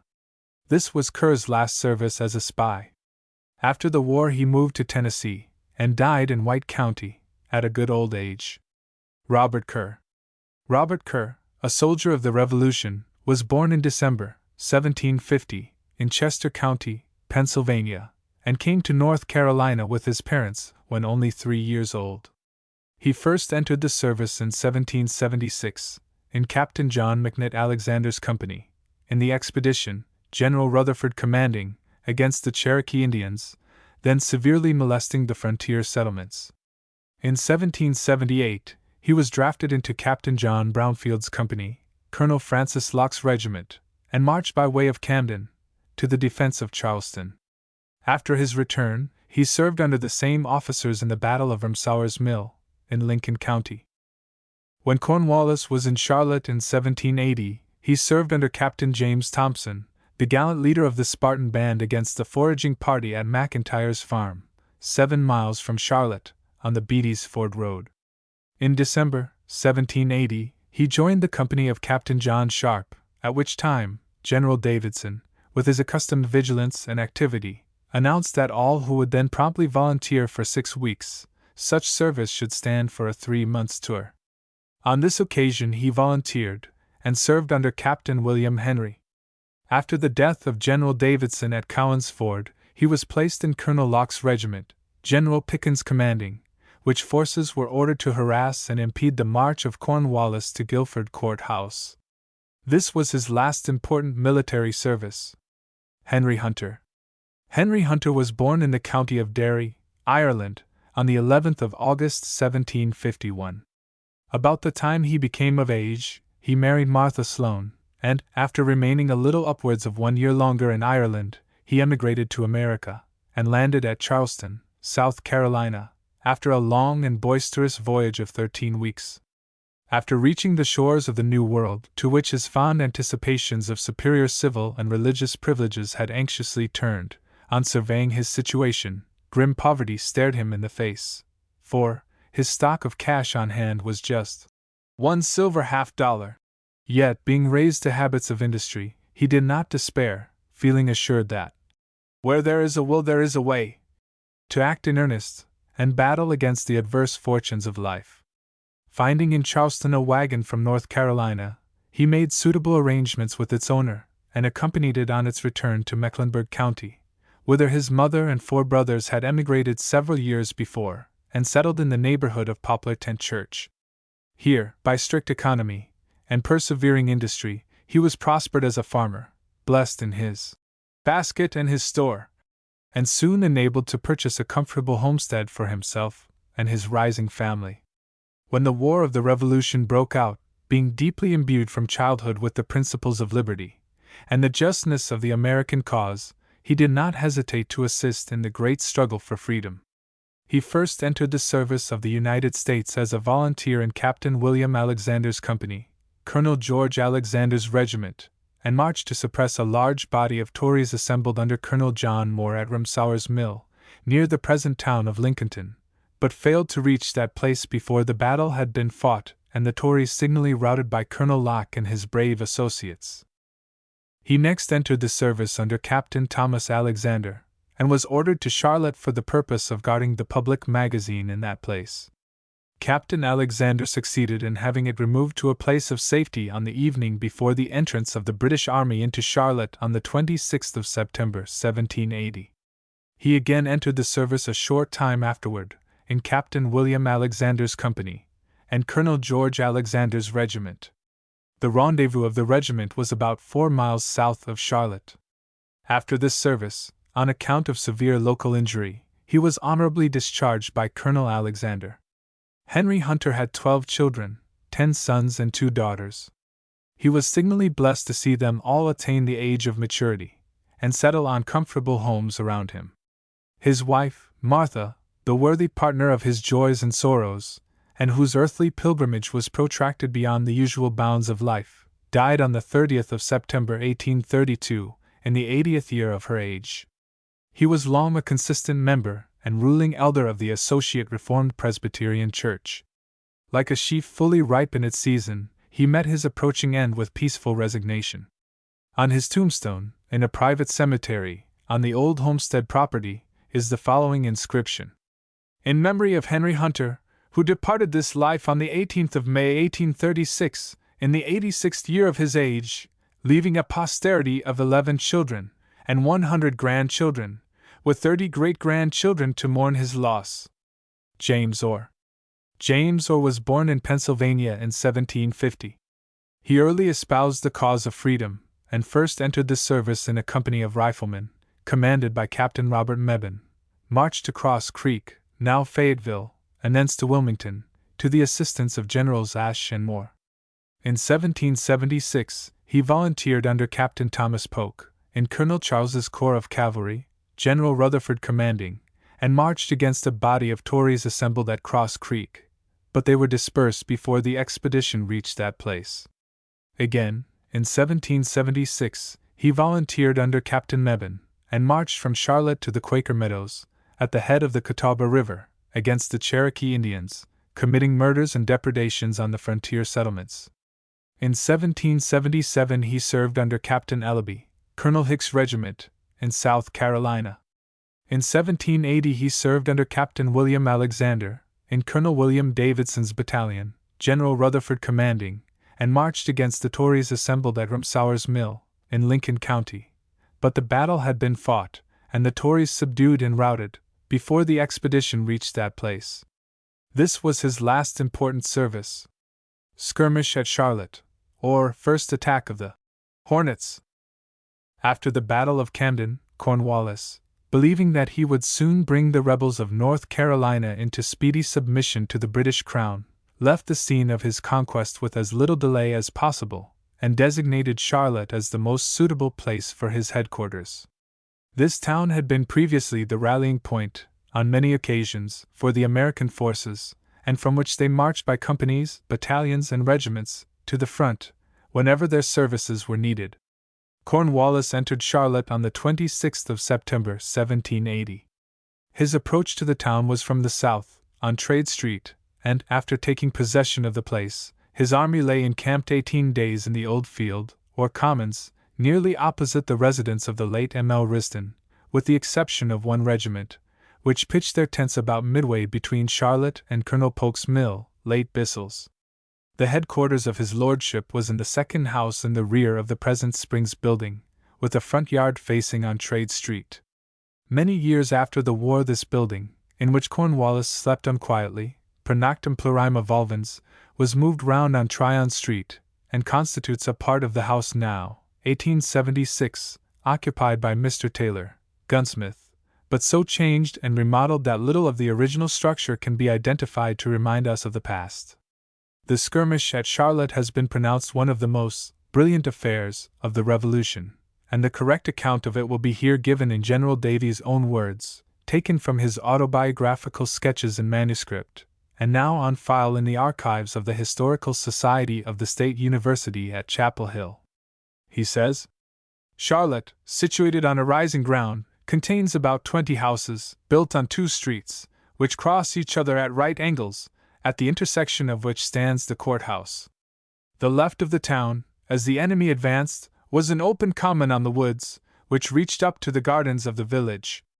With this small force, viz., 150 cavalry and mounted infantry, and 14 volunteers, under Major Graham, Davy determined to give his lordship a foretaste of what he might expect in North Carolina. For this purpose he dismounted 1 company, and posted it under the courthouse, where the men were covered breast-high by a stone wall. 2 other companies were advanced about 80 yards, and posted behind some houses, and in gardens on each side of the street. While this disposition was making, the Legion, Tarleton's, was forming at the distance of 300 yards, with the front to fill the street, and the light infantry on their flanks. On sounding the charge, the cavalry advanced at full gallop within 60 yards of the courthouse, where they received the American fire, and retreated with great precipitation.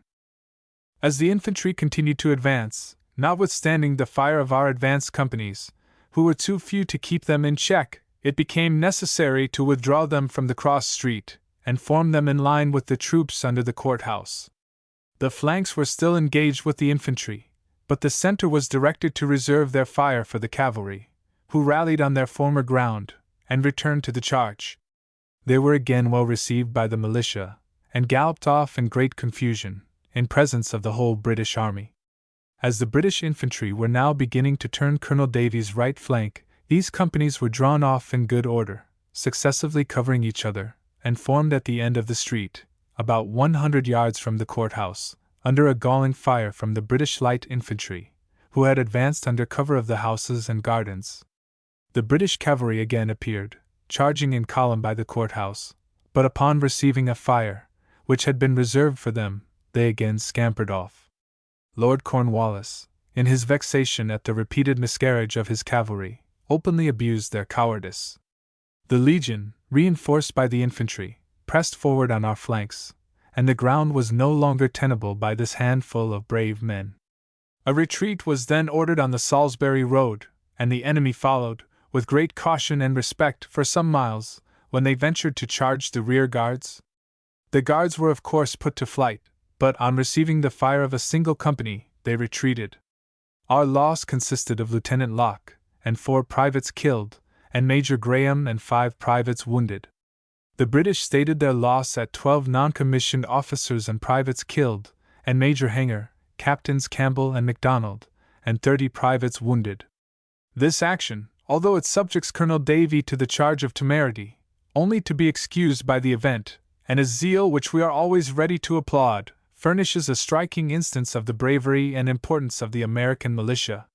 Few instances can be shown where any troops, who in one action, changed their position twice in good order, although pressed by superior force, and charged 3 times by cavalry, thrice their own number, unsupported, in presence of an enemy's whole army, and finally retreating in perfect order. The graphic account of the skirmish at and near Charlotte, from Colonel Davy's manuscript sketches, corrects a mistake into which several historians have unintentionally fallen in stating that Colonel Francis Locke was killed in the retreat near Sugar Creek Church, when, on the contrary, it was one of his younger brothers, Lieutenant George Locke, a brave and meritorious officer. This statement is confirmed by the notice of the family of Hon. Matthew Locke, in Wheeler's Historical Sketches, by the sworn declaration of William Rankin, of Gaston County, who received his discharge from Colonel Locke in Salisbury, near the time of the Battle of Guilford, in March, 1781, and by the declaration of Michael McCleary, of Mecklenburg, who served under Colonel Locke after Cornwallis crossed the Catawba in February, 1781, as will be found published in this work. The reader may be curious to know the estimate the British officers placed upon this affair, the hornets-like reception his lordship experienced on his entrance into Charlotte. Tarleton, in his History of the Southern Campaign in 1780 and 1781, page 159 says, Earl Cornwallis moved forward as soon as the Legion under Major Hanger joined him. A party of militia fired at the advanced dragoons and light infantry as they entered the town, and a more considerable body appeared drawn up near the courthouse. The conduct of the Americans created suspicion in the British. An ambuscade was apprehended by the light troops, who moved forward, for some time, with great circumspection. A charge of cavalry, under Major Hanger, dissipated this ill-grounded jealousy, and totally dispersed the militia. The pursuit lasted some time, and about 30 of the enemy were killed and taken. The King's troops did not come out of this skirmish unhurt. Major Hanger and Captains Campbell and MacDonald were wounded, and 12 non-commissioned officers and men killed or wounded. Stedman, the English historian who accompanied Cornwallis in his southern campaign, says in his American War, Volume 2, page 216. Charlotte was taken possession of, after a slight resistance from the militia, towards the end of September. At this period Major Hanger commanded, Colonel Tarleton being ill. In the center of Charlotte, intersecting the two principal streets, stood a large brick building, the upper part being the courthouse, and the under part, the market house. Behind the shambles, a few Americans on horseback had placed themselves. The Legion was ordered to drive them off, but, upon receiving a fire from behind the stalls, this corps fell back. Lord Cornwallis rode up in person, and made use of these words, Legion, remember you have everything to lose, but nothing to gain, alluding, as was supposed, to the former reputation of this corps. Webster's brigade moved on, and drove the Americans from behind the courthouse. The Legion then pursued them, but the whole British army was actually kept at bay, for some minutes, by a few mounted Americans, not exceeding 20 in number. Stedman, who is generally accurate and impartial in his narratives, is mistaken in calling the old courthouse a brick building. It was, as previously stated, a wooden building, placed on brick pillars 10 or 12 feet high, and hence the mistake. Some allowance should also be made for Stedman's mistake, as, very near that time, the fierce and buzzing attacks of the hornets greatly obscured the accuracy of his vision. Upon the whole, the account we have of this skirmish, even under British coloring, an evasion of the whole truth, exemplifies the spirit and bravery of the handful of men who actually kept the whole British army in check for some time, and then retreated in good order. Kendall, in his Life of Jackson, Chapter 4, in speaking of the military school in which the hero of New Orleans was educated, says, In the chieftains by which he was surrounded, the virtues of patriotism, disinterestedness, caution, enterprise, and courage exhibited themselves in the highest perfection. As military leaders, Marion was particularly distinguished for enterprise, vigilance, and courage. Sumter was his equal in enterprise and courage, but had less circumspection. Davy, who was generally the leader of the Waxhaw settlers, appears to have united the virtues of the two. Perhaps in no instance, where the chief command was in him, did he fail to accomplish the object he undertook. His intelligence was accurate, his plans judicious, and kept profoundly secret, his movements rapid, his blows sudden as the lightning, and his disappearance almost as quick. To pursue him was useless, and it was seldom or never attempted.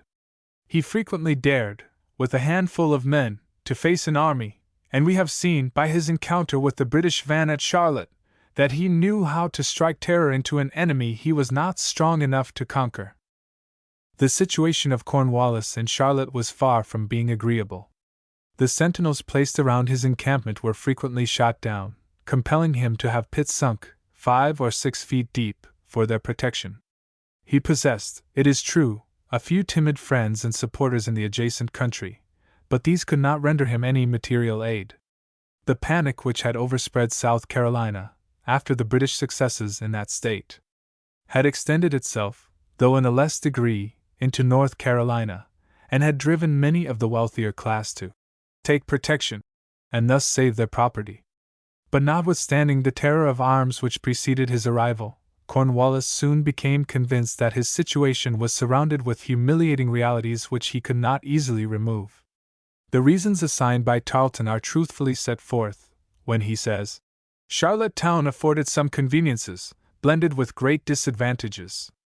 The mills in its neighborhood were supposed of sufficient consequence to render it for the present an eligible position, and in future a necessary post, when the enemy advanced. But the aptness of its intermediate situation between Camden and Salisbury, and the quantity of mills did not counterbalance these defects. And again he says, "It was evident, and had been frequently mentioned to the king's officers, that the counties of Mecklenburg and Rowan were more hostile to England than any others in America. The vigilance and animosity of these surrounding districts checked the exertions of the well-affected, and totally destroyed all communication between the king's troops and loyalists in other parts of the province. No British commander could obtain any information in that position which would facilitate his designs, or guide his future conduct. No higher encomium of the principles and patriotism of the people of North Carolina could have been well given. It is the testimony of an eyewitness, and he a cruel enemy, with the best means of information before him." Tarleton goes on to say, "The town and its environs abounded with inveterate enemies. The plantations in the neighborhood were small and uncultivated, the roads narrow and crossed in every direction, and the whole face of the country covered with close and thick woods. In addition to these disadvantages, no estimation could be made of the sentiments of half the inhabitants of North Carolina whilst the royal army remained in Charlotte." And again, Tarleton informs us, "The foraging parties were every day harassed by the inhabitants, who did not remain at home to receive payment for the product of their plantations, but generally fired from covert places to annoy the British detachments.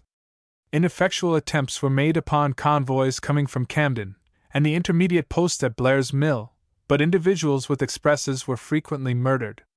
An attack was directed against the picket at Polk's Mill, 2 miles from the town. The Americans were gallantly received by Lieutenant Guyon, of the 23rd Regiment, and the fire of his party, from a loophole building adjoining the mill, repulsed the assailants. Notwithstanding the different checks and losses sustained by the militia of the district, they continued their hostilities with unwearied perseverance, and the British troops were so effectually blockaded in their present position that very few, out of a great many messengers, could reach Charlotte in the beginning of October, to give intelligence of Ferguson's situation. The repulse at McIntyre's, elsewhere noticed in these sketches, is a good illustration of what Tarleton says in these quotations. Truly, the Hornets were enraged about that time, more vigilant and outflying than ever before. But it should be borne in mind they were then fighting the invaders of their own soil, and in defense of the undisturbed enjoyments of home, sweet home. Stedman describes, in much the same terms as Tarleton has done, the difficulties encountered by the British in procuring supplies for their army. He says, "In Colonel Polk's mill were found 28,000 pounds of flour and a quantity of wheat. There were several large cultivated farms in the neighborhood of Charlotte. An abundance of cattle, few sheep, the cattle mostly milch cows, or cows with calf, which, at that season of the year, was the best beef. When the army was in Charlotte we killed, upon an average, 100 head per day. The leanness of the cattle will account for the number killed each day. At this period the Royal Army was supported by Lord Rawdon's moving with 1/2 of the army one day, and Colonel Webster with the other half the next day, as a covering party to protect the foraging parties and cattle drivers. The English people had then, as now, the reputation of being great beef-eaters, nor should we blame them, as the florid complexion the Englishman generally wears is mainly owing to the free use of this non-febrile and healthy food, washed down with a few potations of good old London ale. The surprise at McIntyre's compelled the British to move with greater forces in their foraging expeditions. It is seldom, in the historic annals of any people, that we find it required 1/2 of a large army, in a sparsely settled country, to protect the foraging parties and cattle drivers. It indicated a spirit of determined resistance by the patriots of Mecklenburg and of the state generally, which can only be construed as a faithful maintenance of the principles of freedom proclaimed on the 20th of May 1775. After the victory of the Whigs at King's Mountain, and the loss of Ferguson, one of his bravest officers, and his entire command, Cornwallis concluded to leave the rebellious post he then occupied. William McCafferty, a resident Scotchman, and a man of considerable wealth, was employed as a guide to lead the British army by the nearest road to Winnsboro, South Carolina tradition says that after so bewildering the army in the swamps that much of their baggage was lost, he contrived to escape, and left them to find their way out, as best they could, by the returning light of day.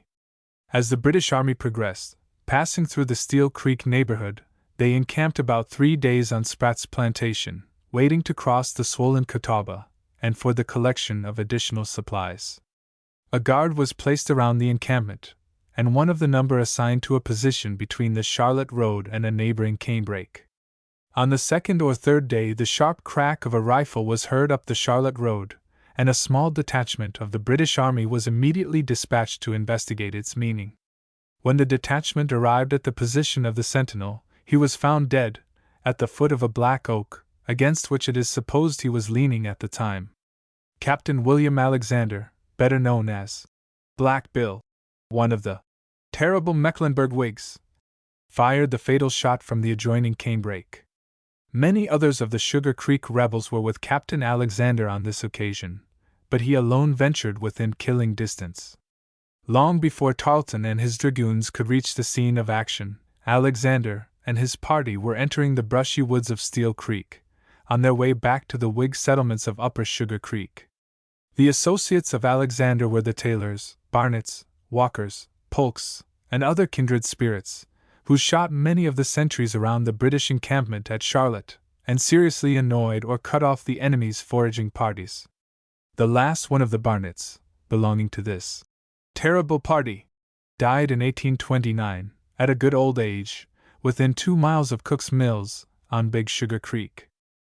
A singular incident, occurring at this period, is here deemed worthy of narration. A relative of the Spratts, named Eliot, was living on the plantation at the time the British Army arrived there from Charlotte. Believing that they would capture him, if in their power, he broke and ran for the canebrake, about a half or 3/4 of a mile below the spot where the sentinel was shot. As soon as the alarm was given of his departure, Tarleton's terrible dragoons pursued him, but he succeeded in making good his escape into the densest part of the canebrake thicket. While he was listening to the terrible denunciations of Tarleton's dragoons on their arrival at the swampy and imperious thicket, and what they would do if they could only see a bush or a cane move, he felt perfectly safe as long as he could remain motionless in his muddy retreat. But when his fears had somewhat subsided in his place of concealment, still more alarming apprehensions of danger presented themselves, on his espying a venomous moccasin of the largest size, moving slowly along in the water and mud, and directing its course so near that, in all probability, it must strike him.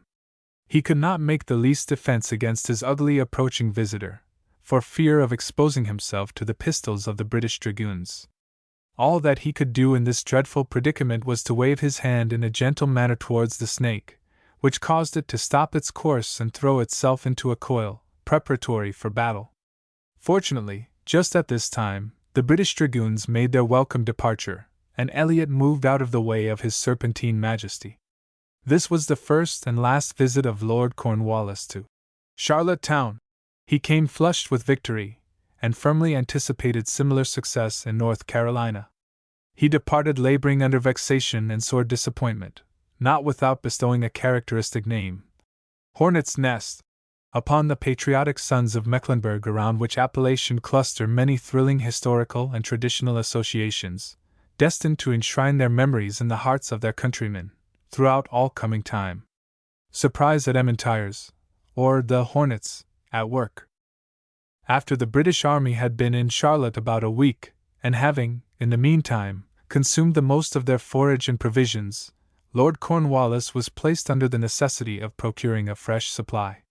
He had already experienced something of the stinging propensities of the Hornets, with which he was surrounded, and the fatalities of their attacks upon his sentries near his camp. In order to meet the emergency of his situation, he ordered out on the 3d day of October, 1780, a strong foraging party, under Major Doyle, consisting of 450 infantry, 60 cavalry, and about 40 wagons, who proceeded up the road leading from Charlotte to Beatty's Ford on the Catawba River, intending to draw their supplies from the fertile plantations on Long Creek. Captain James Thompson, and 13 others who lived in that neighborhood, anticipating the necessity the British would be under to forage, had early in the morning assembled at Mitchell's Mill, now Fraser's, 3 miles from Charlotte, at which farm the corn was pulled. At most other places it was standing in the field. Captain Thompson and his men were expert riflemen, and well acquainted with every place in the vicinity. At this place they lay concealed about an hour, when they heard the wagons and Doyle's party passing by them and up the main road. As soon as the party had passed about half a mile, Captain Thompson and his brave followers started through the wood, and kept parallel with Doyle's party, and almost in sight, reconnoitering the movements of the enemy until they reached McIntyre's farm, 7 miles from Charlotte. A boy ploughing by the roadside, upon seeing the British soldiers pass by him, quickly mounted his horse, dashed through the nearest bypaths, and barely had time to warn the intervening families of the approach of the redcoats. After the foraging party reached McIntyre's, they left a part of their men and wagons to lay in supplies, while the other part passed on under Doyle with the expectation of proceeding 2 or 3 miles further. For this reason, Doyle was not numbered with the slain in place of his second in command. Thompson's party, finding some were halted at this place, moved directly towards the thicket down the spring branch, about 200 yards from the house. The point of a rocky ridge, covered with bushes, passed obliquely from the road to the spring, and within 50 yards of the house which sheltered them from the view or fire of the enemy. They formed into a line about 10 feet apart, and advanced silently to their intended positions. The British were soon engaged in their work of plunder. Some were at the barn throwing down oats for the wagons, others were running after the chickens, ducks, and pigs, while a third party were robbing the dwelling house, the inmates having previously fled out of danger. The soldiery, assisted by the dogs in chasing the poultry, had knocked over some beehives ranged along the garden fence. The enraged insects dashed after the men, and at once the scene became one of uproar, confusion, and lively excitement. The officer in command, a portly, florid Englishman, laughed heartily at the gestures and outcries of the routed soldiers. The attention of the guard was drawn to this single point, while, at a distance in the fields, the wagons were seen slowly approaching with their cumbrous loads. The owner of the plantation had cautiously approached, under cover, within gunshot of his house. The rest of the party, his neighbors, with equal care, advanced sufficiently near for the sure action of their rifles. The distress and anger of the patriots were raised to the highest pitch when they saw the reckless merriment of their enemies, and the fruits of their industry thus suddenly withdrawn. Their feelings could now be no longer restrained while they were anxious to try the effects of their trusty rifles. "Boys," cried one of the sturdy farmers, "I can't stand this any longer. I'll take the captain. Each one of you choose his man, and look out for yourselves." These words were scarcely uttered in a suppressed tone, when the sight of his unerring rifle was drawn upon the expanded breast of the portly Englishman, who suddenly fell prostrate from the doorposts between which he was standing. In 2 instances, where 2 of the patriots were firing at the same man, and seeing him fall, the second one had to quickly change from his sighted object and seek another. A sentinel placed near the spot to which they had advanced appeared to be alarmed, although he had not seen them, probably thinking of the fate of others in his situation around the camp of Cornwallis and Charlotte. Nor were his fears unduly excited. Captain Thompson, at the distance of 70 or 75 yards, killed him instantly, when his companions, with a precision of aim equally fatal, laid low on the earth his respective foe. To Captain Thompson is also ascribed the honor of mortally wounding the commanding officer, when he was standing near the barn door. He was conveyed to Charlotte, with several others in similar condition, in one of the foraging wagons, and died of the wound received, at the house of Samuel McCombs, 2 days after. When the smoke rose, after the first discharge of the rifles, the commander, 9 men, 2 horses lay dead or wounded on the ground. The trumpets immediately sounded a recall.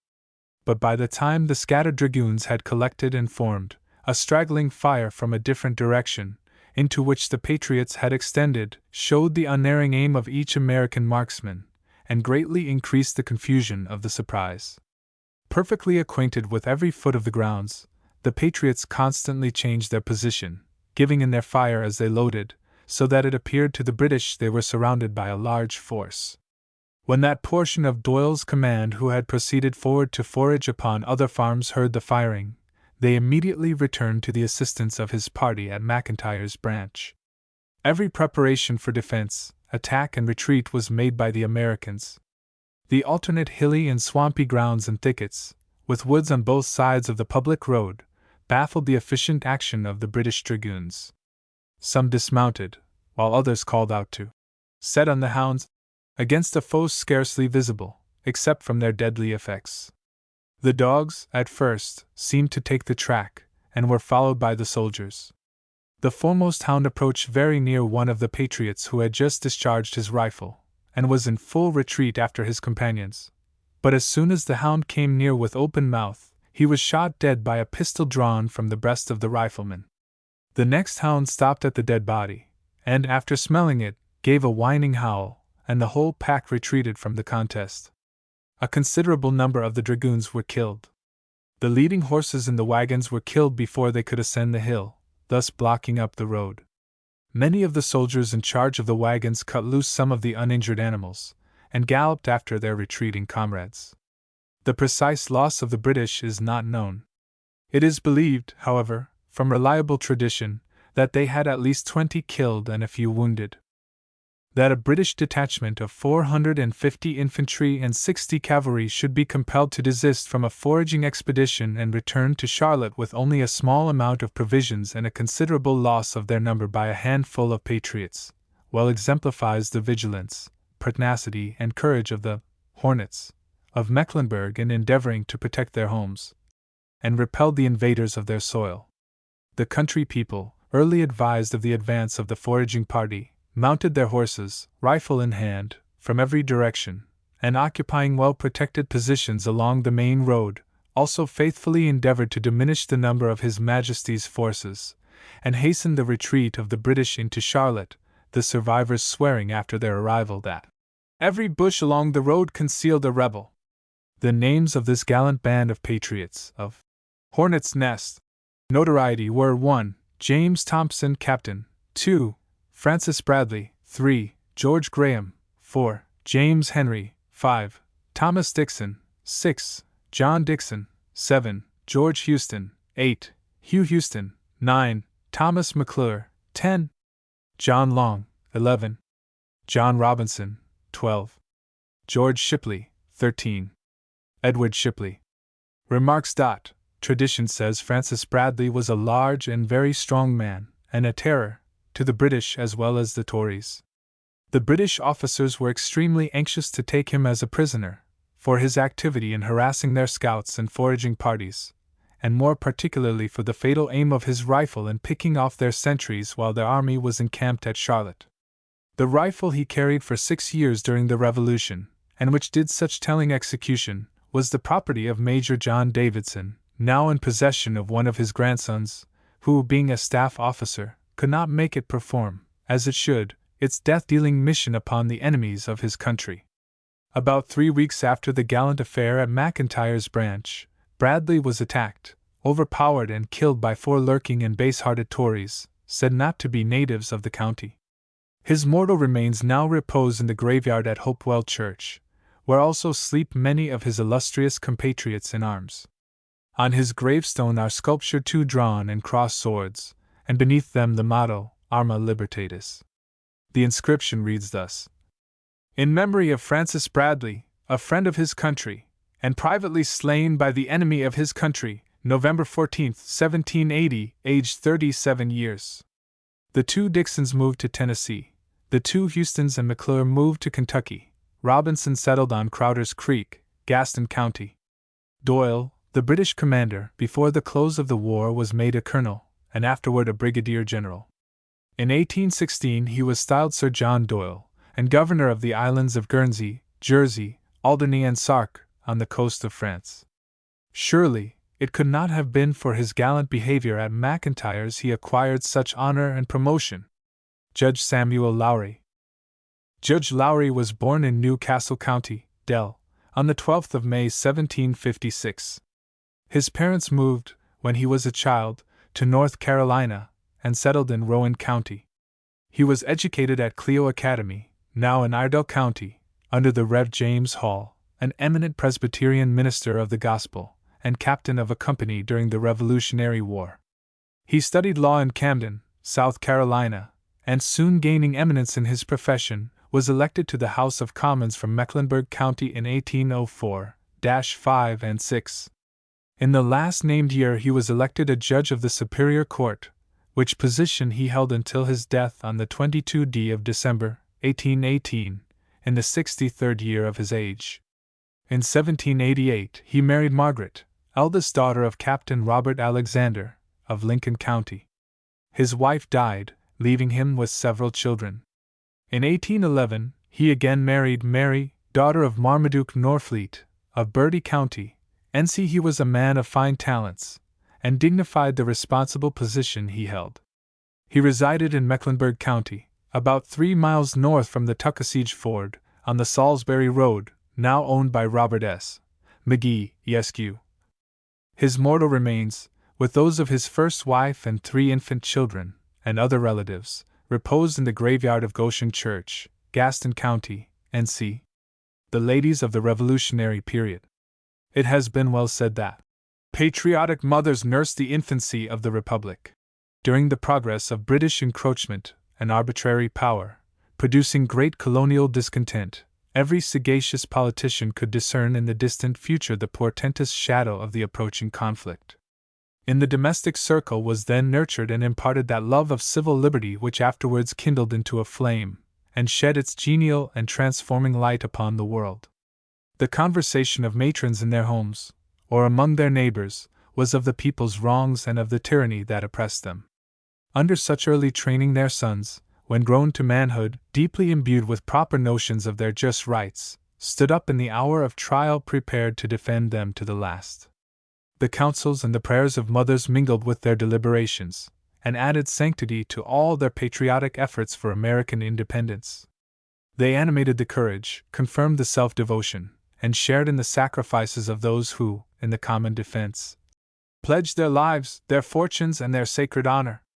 Among the widowed mothers who early instilled into their rising generation a deep love of their country, and a manful determination to defend their firesides and their homes, might be named Mrs. Steele, Mrs. Flynn, Mrs. Sharp, Mrs. Graham, Mrs. Hunter, Mrs. Jackson, and many others, as bright examples in Mecklenburg, Rowan, and adjoining counties. In the hour of deepest gloom they frowned upon apathy in the common cause, materially assisted by their benefactions, and urged on the desponding in the path of patriotic duty. General Moultrie, in his Memoirs of the American Revolution, pays a handsome compliment to the ladies of that section of country in which his military services were performed. He says, "Before I conclude my memoirs, I must make my last tribute of thanks to the patriotic fair of South Carolina and Georgia for their heroism and virtue in those dreadful and dangerous times whilst we were struggling for our liberties. Their conduct deserves the highest applause, and a pillar ought to be raised to their memory. Their conduct was such as gave examples even to the men to stand firm, and they despised those who were not enthusiasts in their country's cause. The hardships and difficulties they experienced were too much for their delicate frames to bear, yet they submitted to them with a heroism and virtue that has never been excelled by the ladies of any country, and I can with safety say that their conduct during the war contributed much to the independence of America. Nor were the young ladies of that period less patriotic than their venerable mothers. Their kind sympathies and voluntary contributions were exhibited on every occasion, calling for prompt and beneficent action for the gallant soldier. With fair and willing hands they embroidered colors for military companies, and presented them with the animating charge never to desert them. They formed themselves into associations throughout the colonies, renouncing the use of teas and other imported luxuries, and engaged to card, spin, and weave their own clothing. And still further, to arouse a patriotic spirit in every hesitating or laggard bosom, we find in the South Carolina and American General Gazette of February 9, 1776, the following paragraph, illustrative of female patriotism under a manly and singular incentive. The young ladies of the best families of Mecklenburg County, North Carolina, have entered into a voluntary association that they will not receive the addresses of any young gentleman of that place, except the brave volunteers who served in the expedition to South Carolina and assisted in subduing the Scovelite insurgents. The ladies being of opinion that such persons as stay loitering at home, when the important calls of their country demand their military services abroad, must certainly be destitute of that nobleness of sentiment, that brave, manly spirit, which would qualify them to be the defenders and guardians of the fair sex. The ladies of the adjoining county of Rowan have desired the plan of a similar association to be drawn up and prepared for signature. Accordingly, at a meeting of the Committee of Safety, held in Salisbury, May 8, 1776, we find the following entry in their minutes. A letter from a number of young ladies in the county, directed to the chairman, requesting the approbation of the committee to a number of resolutions enclosed, entered into, and signed by the same young ladies being read. Resolved, that this committee present their cordial thanks to the said young ladies for so spirited a performance. Look upon these resolutions to be sensible and polite, that they merit the honor, and are worthy the imitation of every young lady in America. And who are the young ladies of Mecklenburg and Rowan counties then prepared to sign such an association, and willing to bestow their fair hands, and pledge their loving hearts only to those brave soldiers, who, on the calls of duty, fought the battles of their country?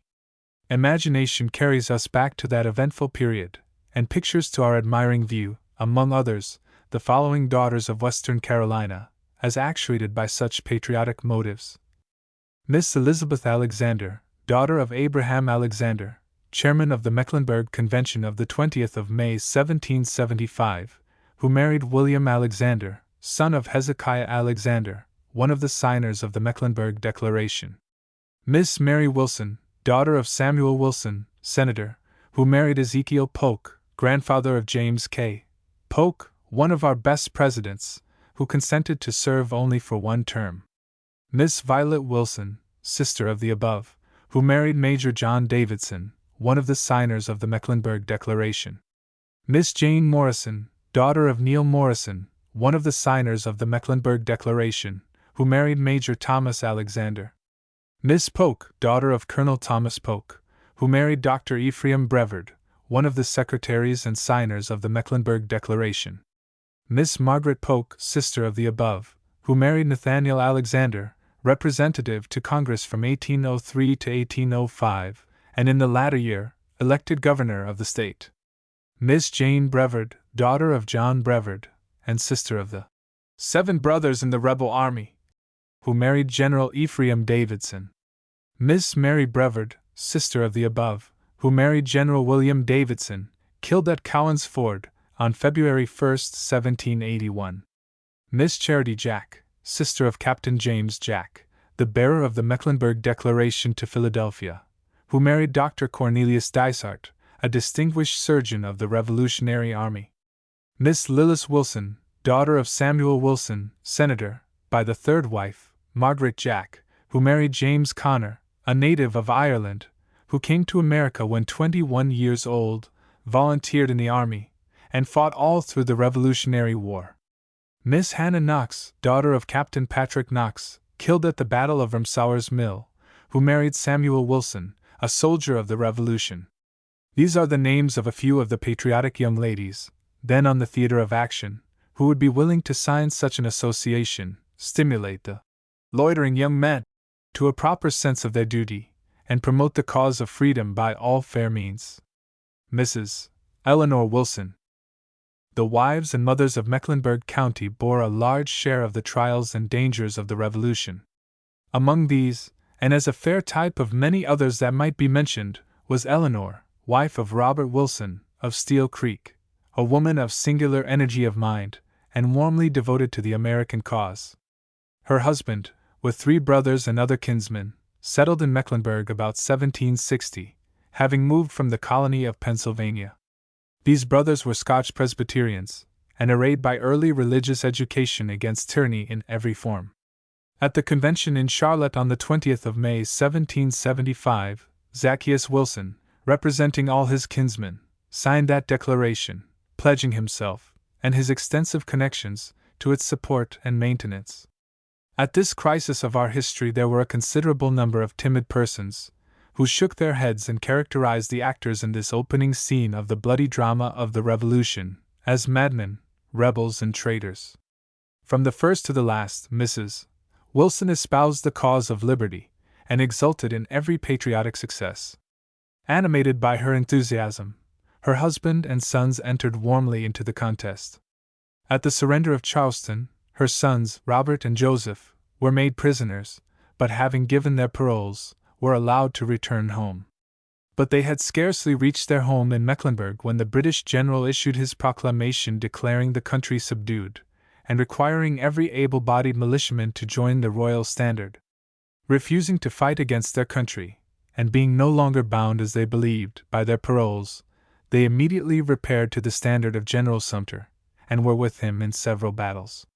In the Battle of the Hanging Rock, Captain David Reed, one of their kinsmen, was mortally wounded, and being in great agony, called for water, when Robert Wilson brought him some in his hat. In the same action, Joseph, a little in advance, was assaulted by a Tory, a powerful man, whom he knew. After a severe struggle, he killed him, and bore off his sword, now in possession of his son, David Wilson, of Maine County, Tennessee. The elder Robert Wilson and his son John, having collected a supply of provisions and forage for General Sumter's corps, from the neighborhood of Steel Creek, were hastening to meet them at Fishing Creek, and reached that vicinity a short time after the surprise. While engaged in this employment, the two Wilsons and the supplies were captured.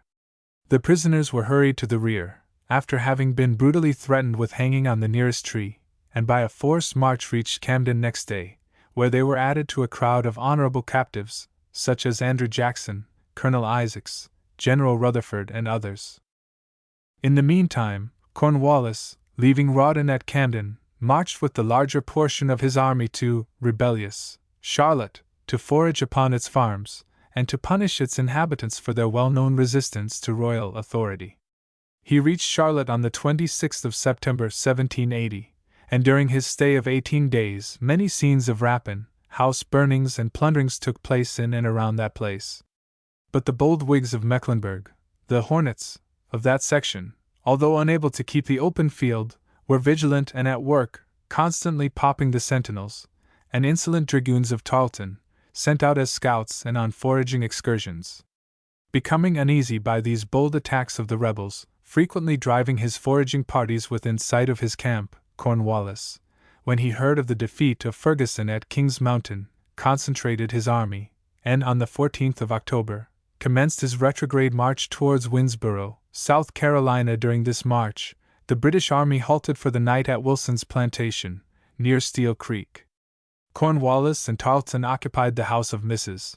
Wilson, requiring her to prepare a meal for them as though they had been her friends. Cornwallis, in the meantime, finding out that her husband and one of her sons were his prisoners in the Camden jail, artfully attempted to enlist her in the king's cause.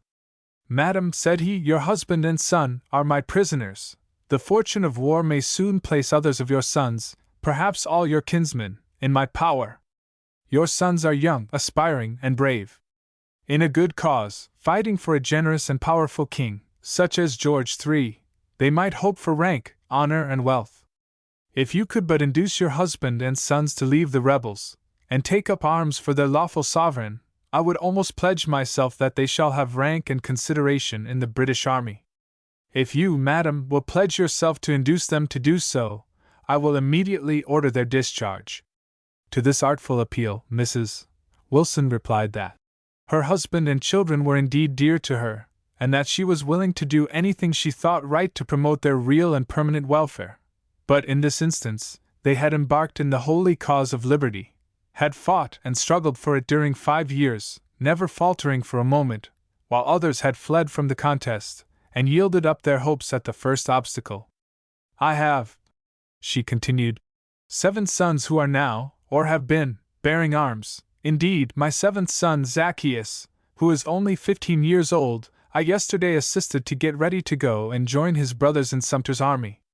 Now, sooner than see one of my family turn back from the glorious enterprise, I would take these boys," pointing to 3 or 4 small sons, "and would myself enlist under Sumter's standard, and show my husband and sons how to fight, and if necessary, to die for their country."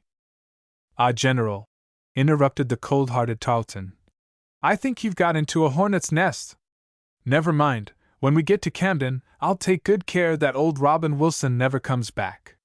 On the next day's march, a party of scouts captured Zacchaeus, who was found on the flank of the British army with his gun, endeavoring to diminish the number of His Majesty's forces. He was immediately conducted to Cornwallis, who, finding out his name, took him along as a guide to the best ford on the Catawba. Arriving at the river, the head of the army entered at the point designated by the lad, but the soldiers soon found themselves in deep water, and drawn by a rapid current down the stream. Cornwallis, believing that the boy had purposely led him into deep water in order to embarrass his march, drew his sword, and swore he would cut off his head for his treachery.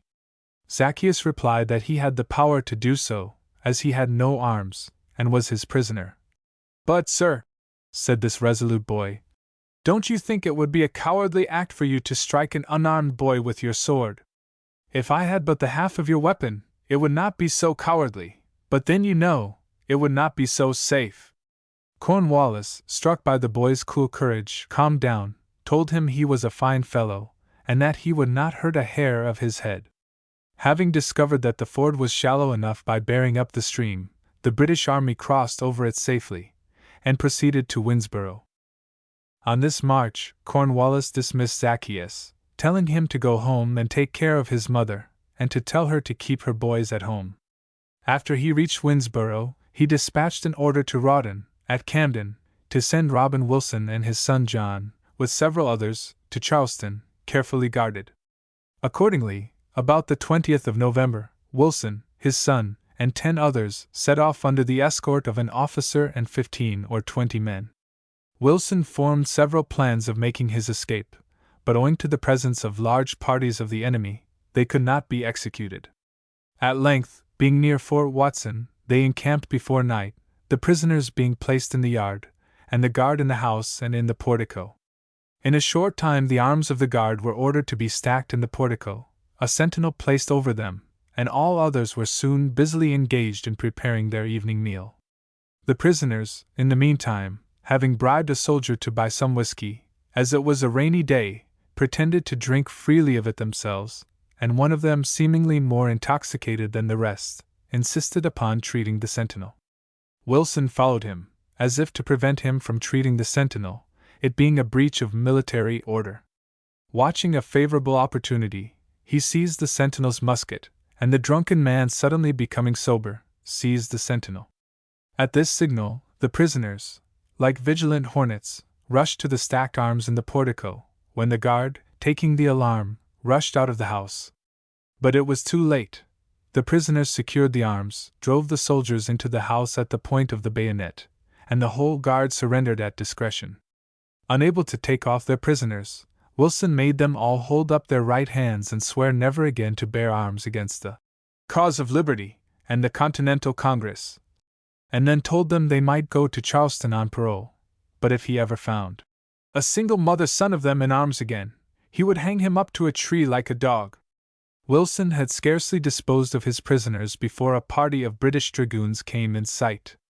As the only means of escape, they separated into several small companies, and took to the woods. Some of them reached Marion's camp at Snow Island, and Wilson, with 2 or 3 others, arrived safely in Mecklenburg, over 200 miles distant, and through a country overrun with British troops. Mrs. Wilson was the mother of 11 sons. She and her husband lived to a good old age, were worthy and consistent members of the Presbyterian Church, died near the same time, in 1810, and are buried in Steel Creek Graveyard. About 1792, all the sons moved to Tennessee, where at the present time, and in other portions of the West, their descendants may be counted by the hundreds. Robert Wilson, who was said to be the first man that crossed the Cumberland Mountains with a wagon, married Jane, a daughter of William and Ellen McDowell, of York County. Both Jane and her mother went to King's Mountain after the battle, and remained several days in ministering to the wants of the wounded soldiers. It was mainly on the account of Robert Wilson's distinguished bravery at King's Mountain that William McDowell gave him his daughter Jane in marriage, a worthy gift, and worthily bestowed on a gallant soldier. Queen's Museum. one of the most useful institutions of the Revolutionary period, and around which cluster many patriotic associations, was the college in Charlotte, known as Queen's Museum. As the early fount of educational training in Mecklenburg, and the nursery of freemen, as well as of scholars, it should ever claim our warmest regard and veneration. A brief notice of its origin, progress, and termination may be acceptable to the general reader. The counties of Mecklenburg, Rowan, and other portions of the state, lying in the track of the southern tide of emigration from more northern colonies, were principally settled by the Scotch-Irish, who, inheriting an independence of character and free thought from their earliest training, soon became the controlling element of society, and directed its leading religious and political movements. They were not only the friends of a liberal education, but the early and unflinching advocates of civil and religious liberty. The schoolmaster was abroad in the land, and as duly encouraged as in our own day. Wherever a preacher was established among them, to proclaim the gospel of salvation, there, with rare exceptions, soon sprang up into lively existence a good school, both of a common and classical order. Prominently among these seminaries of learning may be named Sugar Creek, Poplar Tent, Center, Bethany, Thyatira, Rocky River, and Providence, all located in Mecklenburg and Rowan counties. Of all these, Sugar Creek was probably the oldest. The time of its commencement is not certainly known. After the death of the Rev. Alexander Craighead, in 1766, the first settled pastor of Sugar Creek, the Rev. Joseph Alexander, a nephew of John McNitt Alexander, became his successor for a short time, previous to his removal to Bullock's Creek, SC, where he ended his days. Mr. Alexander was a fine scholar, having graduated at Princeton College, and through his influence, confirmed by that of the Alexanders and Polks, Waitstill Avery, Dr. Ephraim Brevet, and others, residing in or near Charlotte, vigorous efforts were made to elevate the Sugar Creek School to the rank and usefulness of a college, nor were their efforts in vain. The colonial legislature, which met at Newbern, in December, 1770, passed an act entitled, "An Act for Founding, Establishing and Endowing of Queen's College, in the town of Charlotte." This charter, not suiting the intolerant notions of royalty, was set aside by the King and Council, afterward amended, a second time granted by the colonial legislature, in 1771, and a second time repealed by royal proclamation. And, inquires a writer in the University Magazine of North Carolina, why was this? An easy answer is found in the third section of the Act for incorporating the school at Newbern, and afterward engrafted upon the Act incorporating the Edenton Academy, which were the only two schools incorporated before Queen's College, compared with the character of the leading men of Mecklenburg, and the fact that several of the trustees of the new college were Presbyterian ministers. No compliments to his Queen could render Whigs in politics, and Presbyterians in religion, acceptable to George III. A college, under such auspices, was too well calculated to ensure the growth of the numerous democracy. The section referred to in the charter of the Newbern School is in these words: "Provided always, that no person shall be permitted to be master of said school, but who is of the established Church of England, and who, at the recommendation of the trustees or directors, or a majority of them, shall be duly licensed by the governor, or commander-in-chief for the time being." The Presbyterians, says Lossing, who were very numerous, resolved to have a seminary of their own, and applied for an unrestricted charter for a college. It was granted, but notwithstanding it was called Queen's College, in compliment to the consort of the king, and was located in a town called by her name, and in a county of the same name as her birthplace, the charter was repealed in 1771 by royal decree. The triple compliment was of no avail. But Queen's Museum, or College, flourished without a charter for several years, in spite of the intolerance of the King and Council. Its hall became the general meeting place of literary societies and political clubs preceding the Revolution. The King's fears that the college would prove to be a fountain of republicanism, and calculated to ensure the growth of the numerous democracy, were happily, for the cause of freedom, realized in the characters of its instructors and pupils. The debates, preceding the adoption of the Mecklenburg Declaration, were held in its hall, and every reader can judge of the patriotic sentiments which pervade that famous document. After the Revolution commenced, the legislature of North Carolina granted a charter, in 1777, to this institution, under the name of Liberty Hall Academy. The following persons were named as trustees, viz. Isaac Alexander, M.D., President; Thomas Polk, Abraham Alexander, Thomas Neal, Waitstill Avery, Ephraim Brevard, John Simpson, John McNitt, Alexander, Adlai Osborne, and the Rev. Messrs. David Caldwell, James Edmonds, Thomas Rees, Samuel E. McCorkle, Thomas H. McCall, and James Hall. The Academy received no funds or endowment from the state, and no further patronage than this charter. At the time the charter was obtained, the institution was under the care of Dr. Isaac V. Alexander, who continued to preside until sometime in the year 1778. From a manuscript in the University of North Carolina, drawn up by Adlai Osborne, one of the trustees, it appears, the first meeting of the Board of Trustees was held in Charlotte, on the 3rd day of January, 1778. At this meeting Isaac Alexander, M.D., Ephraim Brevard, M.D., and the Rev. Thomas H. McCall were appointed a committee to frame a system of laws for the government of the Academy. They were also empowered to purchase the lots and improvements belonging to Colonel Thomas Polk, for which they were to pay him £920.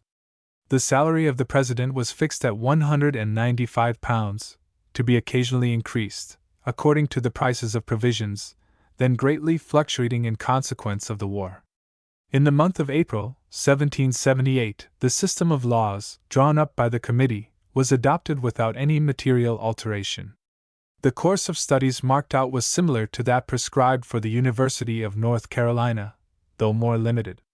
Shortly before these transactions, overtures were made to the Rev. Alexander McWhorter, of New Jersey, so favorably known to the churches by his missionary visit in 1764 and 1765, with the Rev. Elihu Spencer, and also by a more recent visit to the southern country, to encourage the inhabitants in the cause of independence, soliciting him to succeed Dr. Alexander in the presidency of the Academy. Dr. McWhorter having declined accepting the presidency on account of the deranged state of his affairs at that time, Mr. Robert Brownfield, a good scholar, and belonging to a patriotic family of Mecklenburg, agreed to assume the duties of the office for 1 year. During the next year, the invitation to Dr. McWhorter was renewed, and a committee consisting of the Rev. Samuel E. McCorkle and Dr. Ephraim Brevard was sent to New Jersey to wait upon him, and in the event of his still declining, to consult Dr. Witherspoon and Professor Houston, of Princeton College, the latter, a distinguished son of old Mecklenburg, respecting some other fit person to whom the presidency should be offered. In compliance with this second invitation, Dr. McWhorter removed to Charlotte, and immediately entered upon the duties of his office with flattering evidences of success. Many youths from Mecklenburg and adjoining counties, yet too young to engage in the battles of their country, and others of older years, whose services were not imperiously needed on the tented field, flocked to an institution where a useful and thorough education could be imparted. But owing to the invasion of the Carolinas by Cornwallis in the fall of 1780, the operations of the Academy were suspended and not resumed during the remainder of the war. After a short service in the presidency of the Academy, Dr. McWhorter, to the great regret of the patrons of learning in the South, returned to New Jersey. During the occupation of Charlotte by the British Army under Lord Cornwallis, Liberty Hall Academy, which stood upon the lot now owned by A.B. Davidson, Esq., was used as a hospital, and greatly defaced and injured. The numerous graves in the rear of the Academy, visible upon the departure of the British Army, after a stay of 18 days, bore ample evidence of their great loss in this rebellious county, the hornet's nest of America. After the close of the war, Dr. Thomas Henderson, who had been educated at the Academy, and who frequently represented Mecklenburg in the legislature near the beginning of the present century, set up a high school, and carried it on with great reputation for a number of years. Classical schools of a high order were numerous after the Revolutionary War, principally under the direction of Presbyterian clergymen. These early efforts in the cause of a sound and liberal education, constantly mingled with patriotic teachings, made a telling impress upon the Revolutionary period, and greatly assisted in achieving our independence. Chapter 2. Cabarrus County. Cabarrus County was formed in 1792 from Mecklenburg County, and was named in honor of Stephen Cabarrus, a native of France, a man of active mind, liberal sentiments, and high standing in society. He entered public life in 1784, and was frequently elected a member from Chowan County, and on several occasions Speaker of the House of Commons. The colonial and revolutionary history of Cabarrus is closely connected with that of Mecklenburg County. No portion of the state was more fixed and forward in the cause of liberty than this immediate section. In the convention at Charlotte, on the 20th of May 1775, this part of Mecklenburg was strongly represented, and her delegates joined heartily in pledging their lives, their fortunes, and most sacred honor to maintain and defend their liberty and independence. The proceedings of that celebrated convention, its principal actors, and attendant circumstances, will be found properly noticed under the head of Mecklenburg County. But there is one bold transaction connected with the early history of Cabarrus, showing that the germs of liberty, at and before the Battle of Alamance, in 1771, were ready to burst forth, at any moment, under the warmth of patriotic excitement, is here deemed worthy of conspicuous record. The Black Boys ob Cabarrus. Previous to the Battle of Alamance, on the 16th of May 1771, the first blood shed in the American Revolution, there were many discreet persons, the advocates of law and order, throughout the province, who sympathized with the justness of the principles which actuated the regulators, and their stern opposition to official corruption and extortion, but did not approve of their hasty conduct and occasional violent proceedings. Accordingly, a short time preceding that unfortunate conflict, which only smothered for a time the embers of freedom, difficulties arose between Governor Tryon and the regulators, when that royal official, in order to coerce them into his measures of submission, procured from Charleston, South Carolina, 3 wagon loads of the munitions of war, consisting of powder, flints, blankets, and sea. These articles were brought to Charlotte, but from some suspicions arising in the minds of the Whigs as to their true destination and use, wagons could not be hired in the neighborhood for their transportation.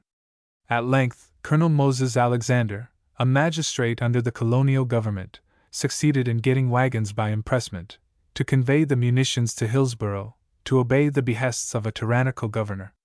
The vigilance of the jealous Whigs was ever on the lookout for the suppression of all such infringements upon the growing spirit of freedom, then quietly but surely planting itself in the hearts of the people.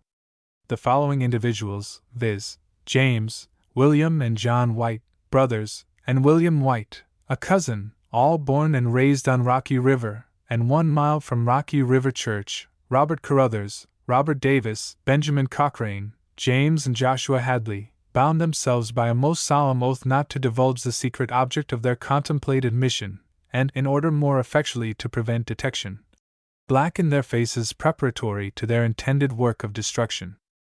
They were joined and led in this and other expeditions by William Alexander, of Sugar Creek congregation, a brave soldier, and afterward known and distinguished from others bearing the same name as Captain Black Bill Alexander, and whose sword now hangs in the library hall of Davidson College, presented in behalf of his descendants by the late worthy, intelligent, and Christian citizen, W.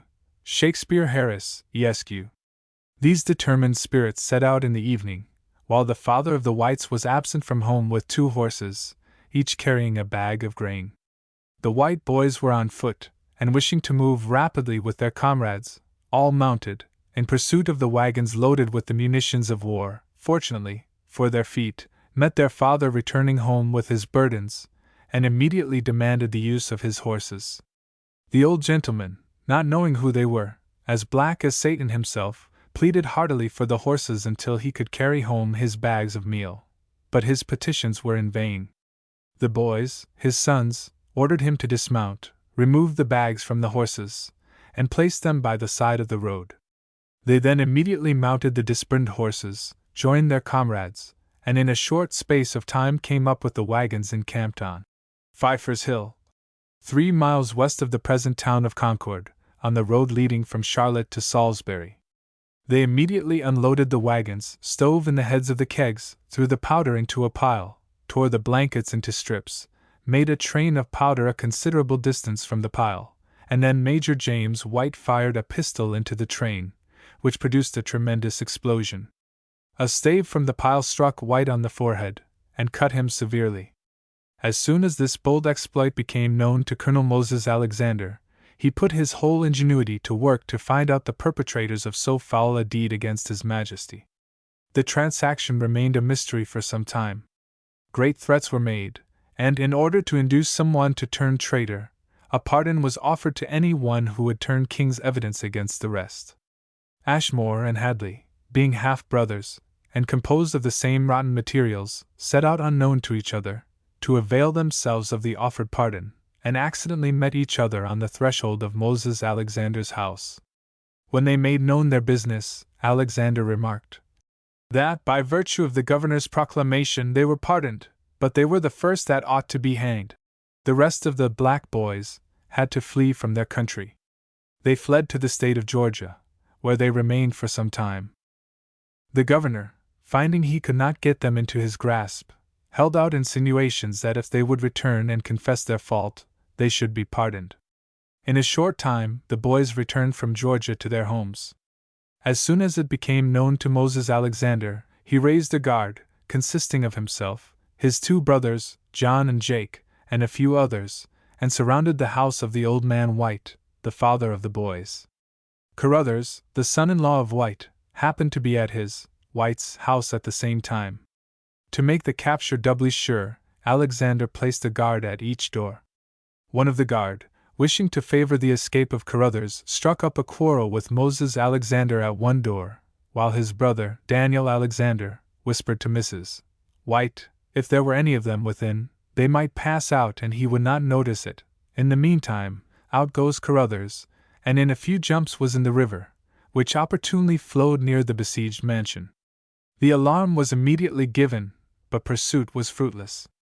At another time, the Royalists heard of some of the boys being in a harvest field and set out to take them, but always having someone in their company to favor their escape. As they rode up in sight of the reapers, one of them, duly instructed, waved his hand, which the boys understood as a signal to make their departure. On that occasion they pursued Robert Dares so closely that it is said he jumped his horse 30 feet down a bank into the river, and dared them to follow him. And thus the black boys fled from covert to save their necks from the bloodthirsty Loyalists, who were constantly hunting them like wild beasts. They would lie concealed for weeks at a time, and the neighbors would carry them food until they fairly wearied out their pursuers. The oath by which they bound themselves was an imprecation of the strongest kind, and the greater part of the imprecation was literally fulfilled in the sad ends of Hadley and Ashmore.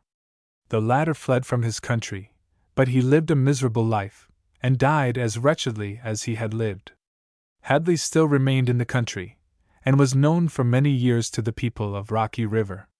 He was very intemperate, and in his fits of intoxication was very harsh to his family in driving them from his house in the dead hours of the night. His neighbors, in order to chastise him for the abuse of his family, among whom were some of the black boys, dressed themselves in female attire, went to his house by night, pulled him from his bed, drew his shirt over his head and gave him a severe whipping. The castigation, it is said, greatly improved the future treatment of his family. He continued, however, through life, the same miserable wretch, and died without any friendly hand to sustain him, or eye to pity his deplorable end.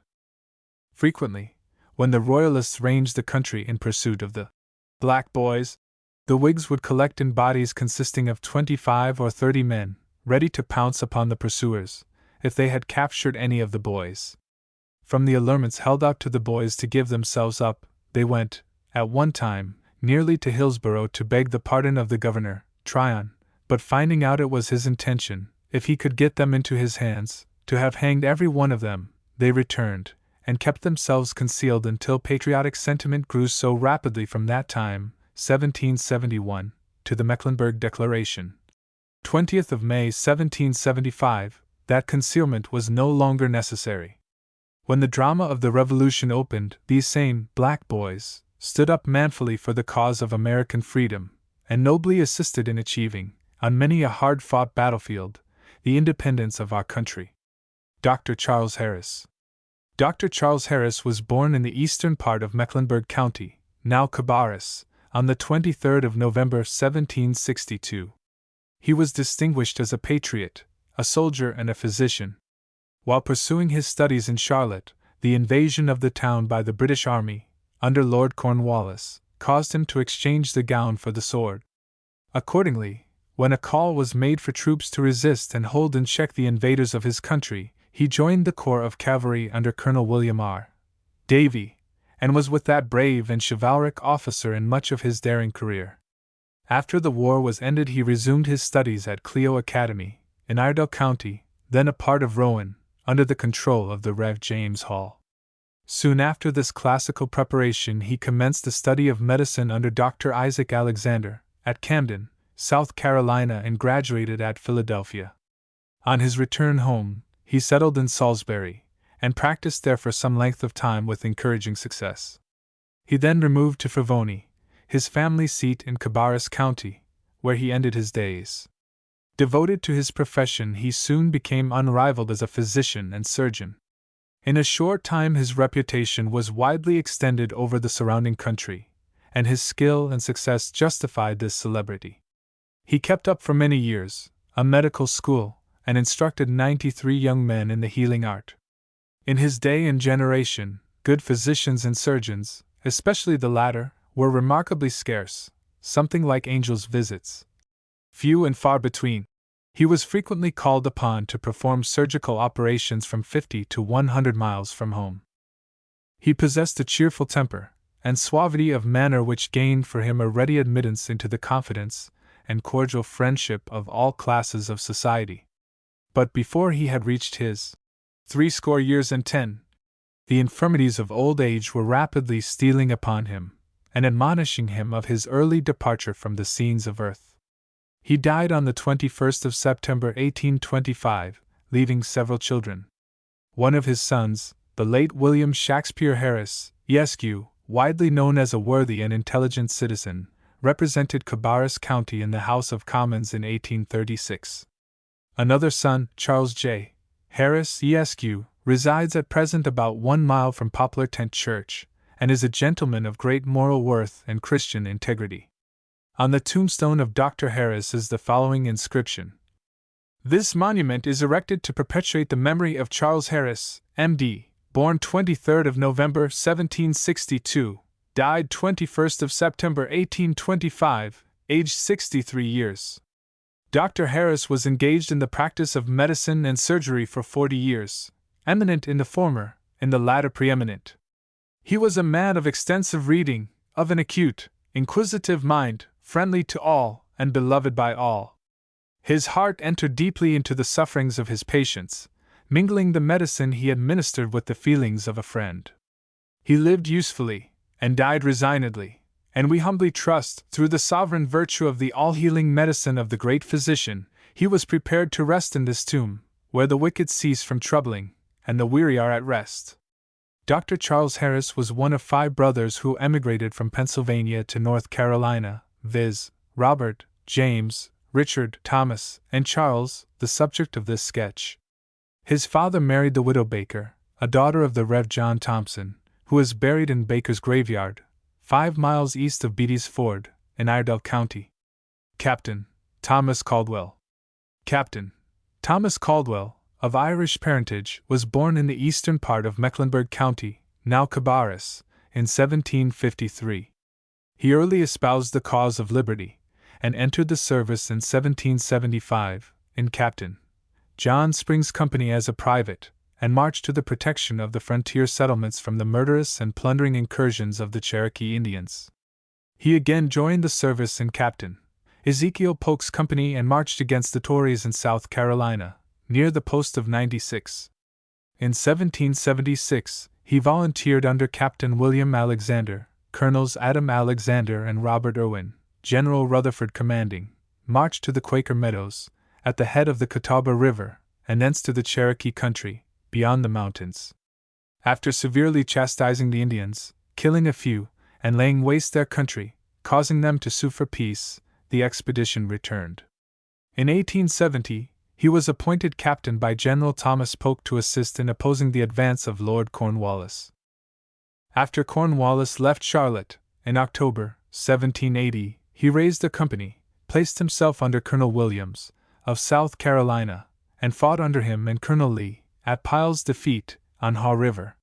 He also acted for some time as quartermaster, at the hospital, in Charlotte. In 1781 he volunteered under Colonel Davy, and was with him at the Battle of Hanging Rock. This was Captain Caldwell's last important service. The distinguished physician, Dr. Charles Caldwell, also of Irish parentage, and nearly related to Captain Thomas Caldwell, was born in the immediate vicinity of Poplar Tent Church, in Cabarrus County, on land now owned by Colonel Thomas H. Robinson, a worthy son of Dr. John Robinson, D.D., who so long and faithfully proclaimed the gospel of salvation to this congregation. No vestige of the family mansion now remains, but its site is easily recognized at the present time by a large fig bush, growing at or near where the chimney formerly stood, as a lingering memento of the past, and producing annually its delicious fruit. Although this eminent physician, in his ardent pursuit of material philosophy, wandered for many years after strange gods, until much learning made him mad, yet, it is pleasing to know, in his mature age, and under calm reflection, the early gospel precepts so impressingly instilled into his youthful mind by his pious parents, yielded at length their happiest results, and that he died at the Medical College of Louisville, in Kentucky, in 1853, full of years and of honors, and in the faith of his fathers, many of whom sleep in the graveyard of Poplar Tent Church. Chapter 3. Rowan County. Rowan County was formed in 1753 from Anson County.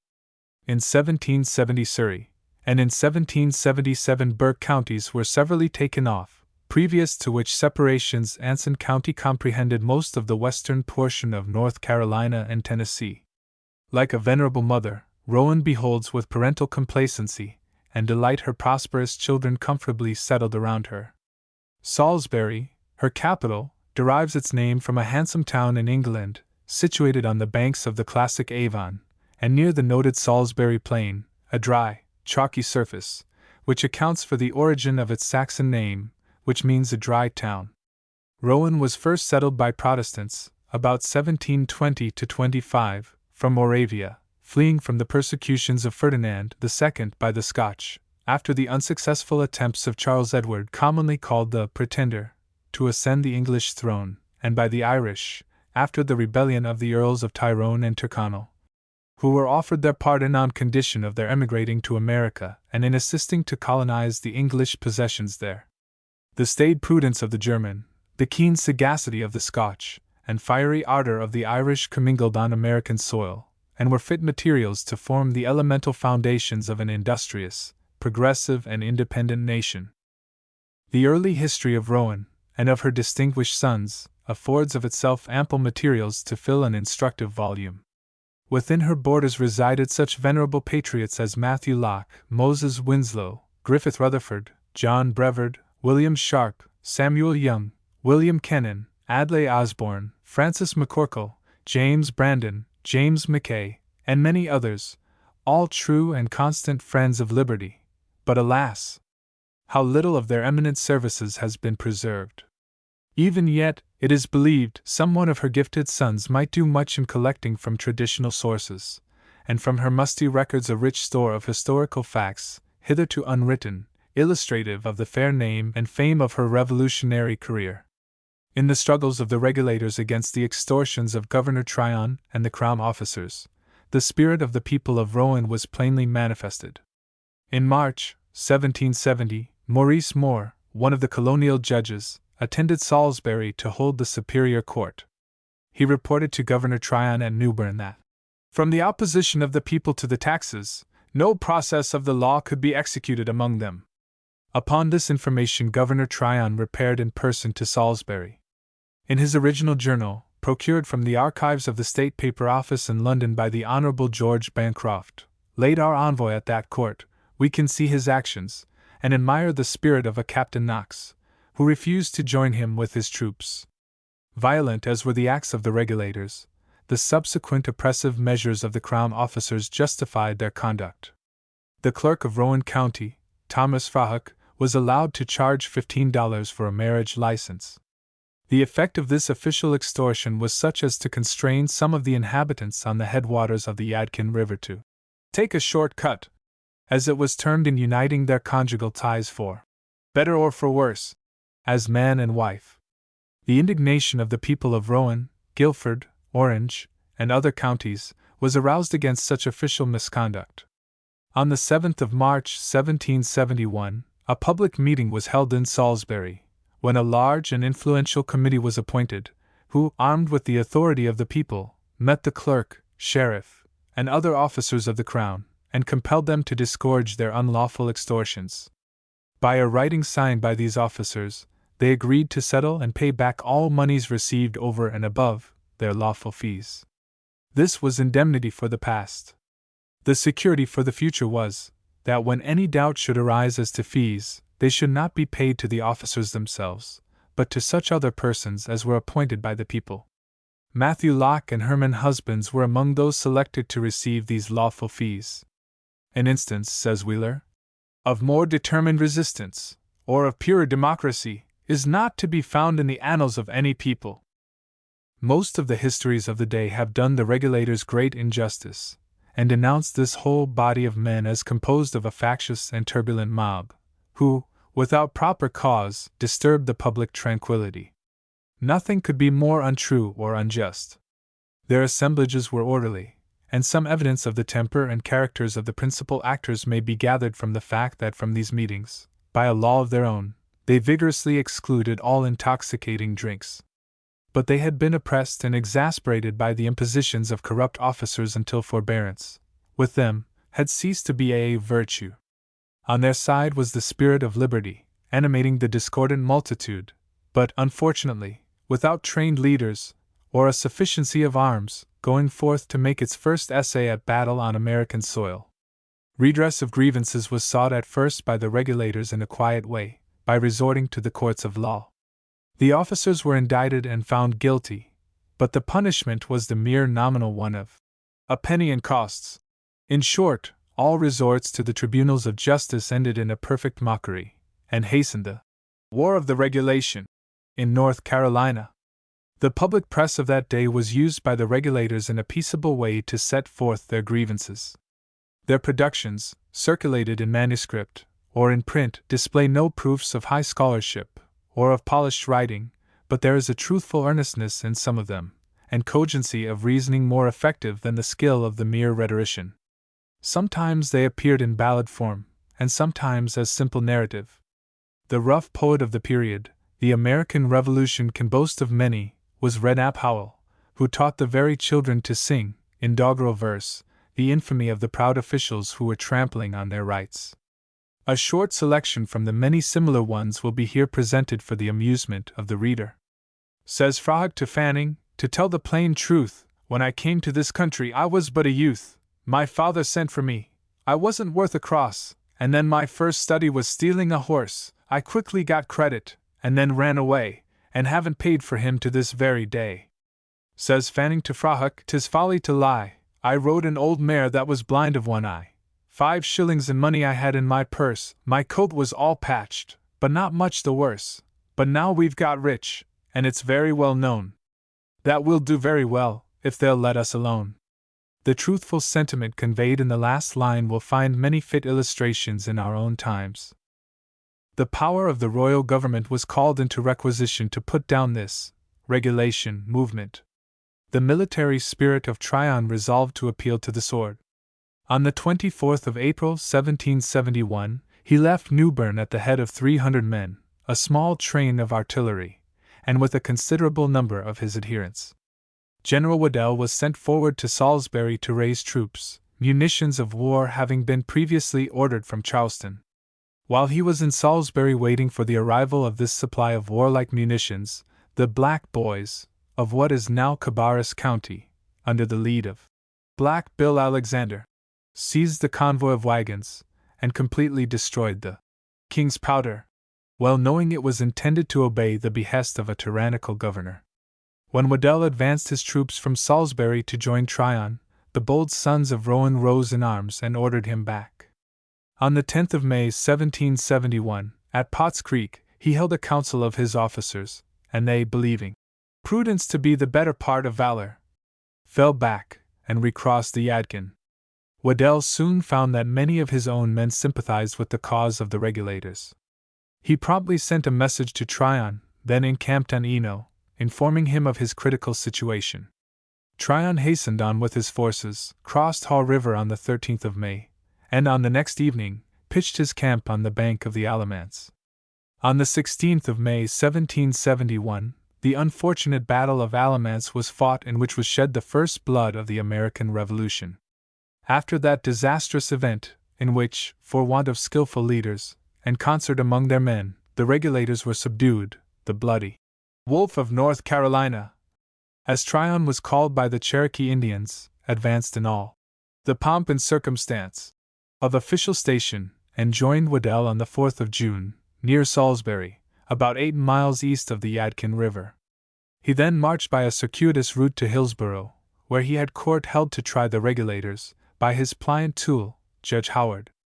On the 20th he left Hillsborough, and reached New Bern on the 24th, and on the 30th left North Carolina for the colony of New York, over which he had just been appointed governor. Thus was our state rid of one who had acted the part of an oppressive ruler and a bloodthirsty tyrant. The efforts of Tryon had been too successful in enlisting under his banners. Before the designs of the British government were openly discovered, many of the bravest and best officers of his day, Caswell, Ashe, Waddell, Rutherford, and other distinguished persons who gave in their adhesion to Governor Tryon in 1771, only 3 years later, at the First Provincial Congress, directly from the people, held at New Bern on the 25th of August 1774, were found to be true patriots. When it became apparent the entire subjugation of the country was the object of the British Crown. To the first assemblage of patriots, adverse to the oppressions of the British government, held at New Bern in August 1774, the delegates from Rowan were William Kennan, Moses Winslow, and Samuel Young. To the same place, in April 1775, the delegates were Griffith Rutherford, William Sharp, and William Kennan. To Hillsborough, on the 21st of August 1775, the delegates were Matthew Locke, William Sharp, Moses Winslow, William Kennan, Samuel Young, and James Smith. This provincial congress appointed as field officers and minutemen, for Salisbury district, Thomas Wade, of Anson, Colonel, Adlai Osborne, of Rowan, Lieutenant Colonel, Joseph Harbin, Major. To Halifax, on the 22d of April, 1776, Rowan sent Rutherford Griffith and Matthew Locke as delegates. At this assembly Griffith Rutherford was appointed Brigadier General of the Salisbury district, Francis Locke, Colonel of Rowan, Alexander Dobbins, Lieutenant Colonel, James Brandon, First Major, James Smith, 2d Major. To the Congress at Halifax, November 12, 1776, which formed the first Constitution, the delegates were Griffith Rutherford, Matthew Locke, William Sharp, James Smith, and John Brevard. In 1775 the royal government ceased in North Carolina by the retreat of Governor Martin. The civil government vested in 1. A provincial council for the whole state, composed of 2 members from each judicial district, and 1 for the state at large, who was chairman and de facto governor. 2. Committees of safety for the towns, and 3. County committees of safety, a part of whose duty it was to arrest suspicious persons, and take especial care that the public interest suffered no detriment. The Journal of the Committee of Safety for Rowan County, from the 8th of August 1774 to the 17th of May 1776, has been preserved, and throws much light on the patriotic transactions of that exciting period in our revolutionary history. The journal in full may be seen in Wheeler's Historical Sketches. Route of the British Army through Mecklenburg and Rowan counties. After Cornwallis effected his passage over the Catawba River, at Cowan's Ford, on the 1st of February 1781, he only remained about 3 hours in attending to the burial of his dead. Tarleton was dispatched in advance to pursue the Whigs retreating in the direction of Torrance's Tavern. Early in the morning of the same day, a simultaneous movement was made by Colonel Webster, with his own brigade, the artillery, and a small supporting detachment to Beatty's Ford, 6 miles above Cowan's Ford, where a small guard had been placed on the eastern bank. Colonel Webster, with a view of dispersing the guard, fired several shots, 6-pounders, across the river, which had its intended effect, and thus enabled him to pass over without meeting with serious opposition. This was a mere feint, intended to create the impression that the whole British army would cross there. The two British forces pressing forward with as little delay as possible, united at Torrances, 10 miles from Cowan's Ford, where a considerable body of the Whig militia had hastily assembled, but having no one to assume command, and greatly discouraged by the death of General Davidson on the approach of Tarleton's cavalry, poured in one effective fire, killed 7 of the British horsemen, wounded others, and then dispersed in all directions with a small loss. This skirmish, occurring soon after Tarleton's defeat at the Cowpens, led him to boast of it in his journal as a brilliant victory. Lord Cornwallis, in his general orders on the 2d of February, returns his thanks to the Brigade of Guards for their cool and determined bravery in the passage of the Catawba, while rushing through that long and difficult ford under a galling fire. Another order, issued from his camp on the evening of the preceding day, does credit to his head as well as his heart, and shows that he was sometimes governed by the noble principles of moral rectitude. The order is in the following words: Headquarters, Cross Roads to Salisbury, February 1, 1781. Lord Cornwallis is highly displeased that several houses were set on fire during the march this day, a disgrace to the army. He will punish, with the utmost severity, any person or persons who shall be found guilty of committing so disgraceful an outrage. His lordship requests the commanding officers of corps to find out the persons who set fire to the houses this day. It is presumable his lordship never received the desired information. The order, no doubt, has reference to the burning of the houses of John Brevard, who had 7 sons at one time in the rebel army, and of Adam Torrance, a staunch Whig, where the skirmish had taken place. General Greene, having been apprised of the Battle of the Cowpens, and the result, on the same day when Cornwallis commenced his pursuit of General Morgan, ordered General Stevens to march with his Virginia militia, whose term of service was almost expired, by way of Charlotte, North Carolina, to take charge of Morgan's prisoners, and conduct them to Charlottesville, in Virginia. General Greene, being anxious to confer with Morgan, personally, left his camp on the P.D., under the command of General Huger and Colonel O.H. Williams, and started with 1 aide, and 2 or 3 mounted militia, for the Catawba. On the route, he was informed of Cornwallis' pursuit. General Morgan had previously crossed the Catawba at the Island Ford. On the 31st of January, General Greene reached Sherrill's Ford, a few miles below the Island Ford, where he had an interview with Morgan, and directed his future movements. The British army readied Salisbury on that night, and on the next morning started in pursuit of Greene and Morgan. These officers did not await the dawn, but crossed the Yadkin River at the trading ford, 6 miles beyond Salisbury, while his lordship was quietly slumbering, and dreaming, perhaps, of future conquest and glory. When Cornwallis awoke on the morning of the 3rd, he hastened to strike a fatal blow on the banks of the Yadkin, but the Americans were beyond his reach, and Providence had again placed an impassable barrier of water between them.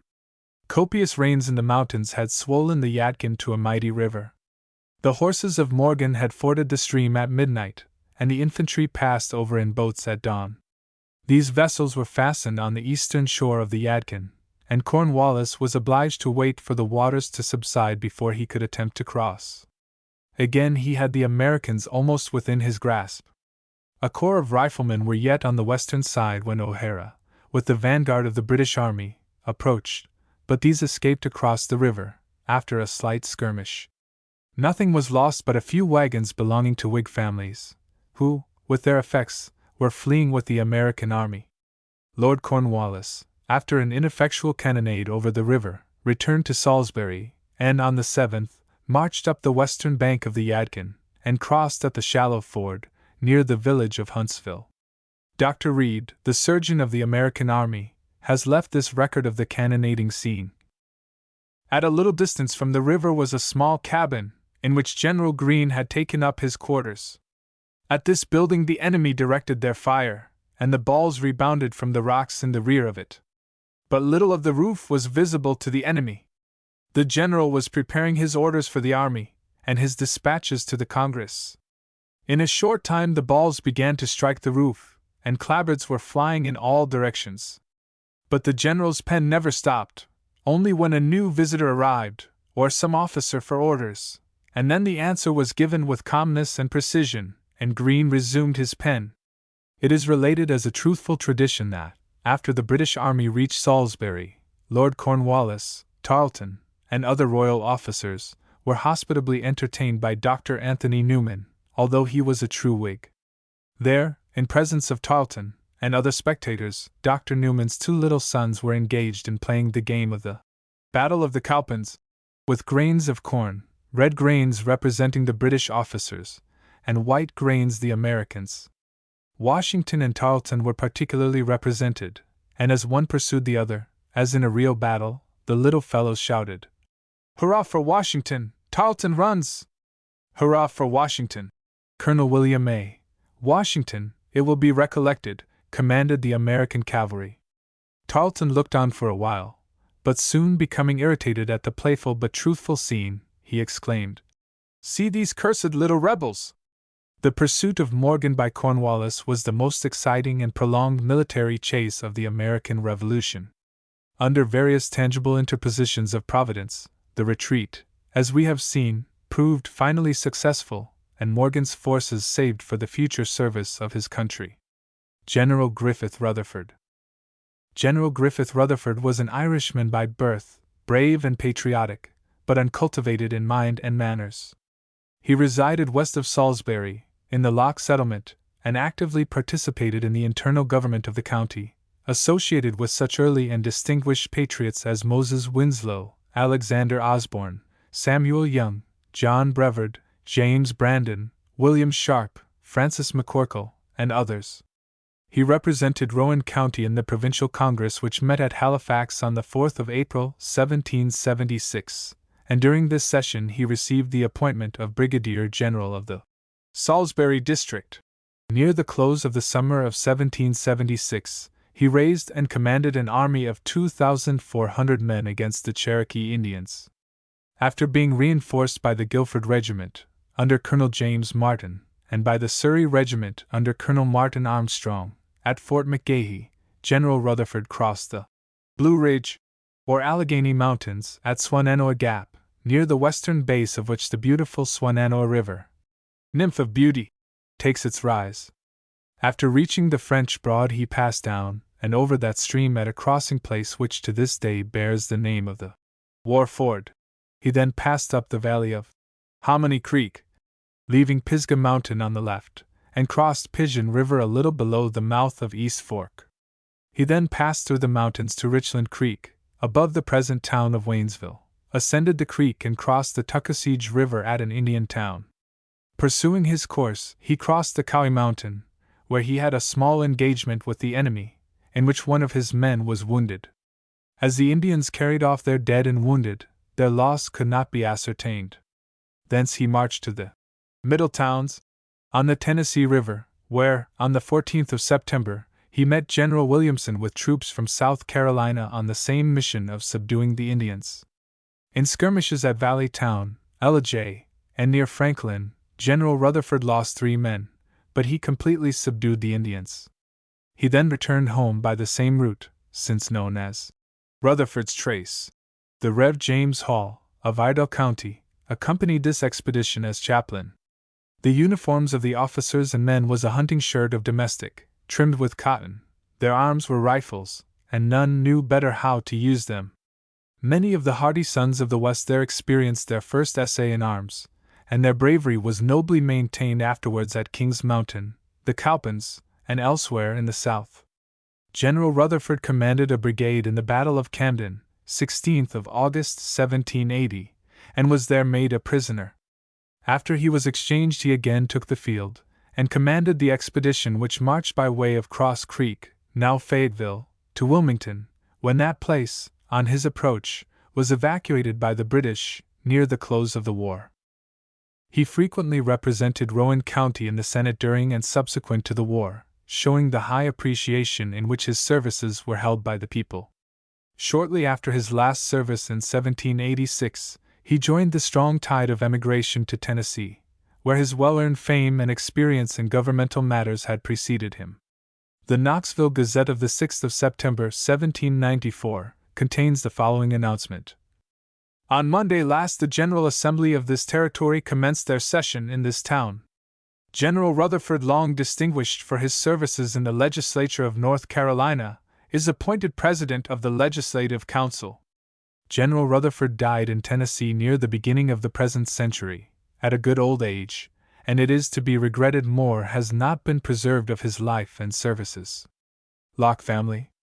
Matthew Locke, one of the first settlers of Rowan County, and the patriarchal head of a large family, was born in 1730. He was an early and devoted friend of liberty and the rights of the people. His stability of character and maturity of judgment caused him to be held in high esteem in all controversial matters among his fellow citizens. In 1771, during the regulation troubles, he was selected by the people, with Herman husbands, to receive the lawful fees of the sheriffs and other crown officers, whose exorbitant exactions and oppressive conduct were then everywhere disturbing the peace and welfare of society. In 1775, he was a member of the Colonial Assembly, and in 1776 member of the Provincial Congress, which met on the 12th of November of that year, and formed the first Constitution. From 1793 to 1799 he was a member of Congress, and was succeeded by the Hon. Archibald Henderson. He married a daughter of Richard Brandon, an early patriot of the same county. He died in 1801, aged 71 years.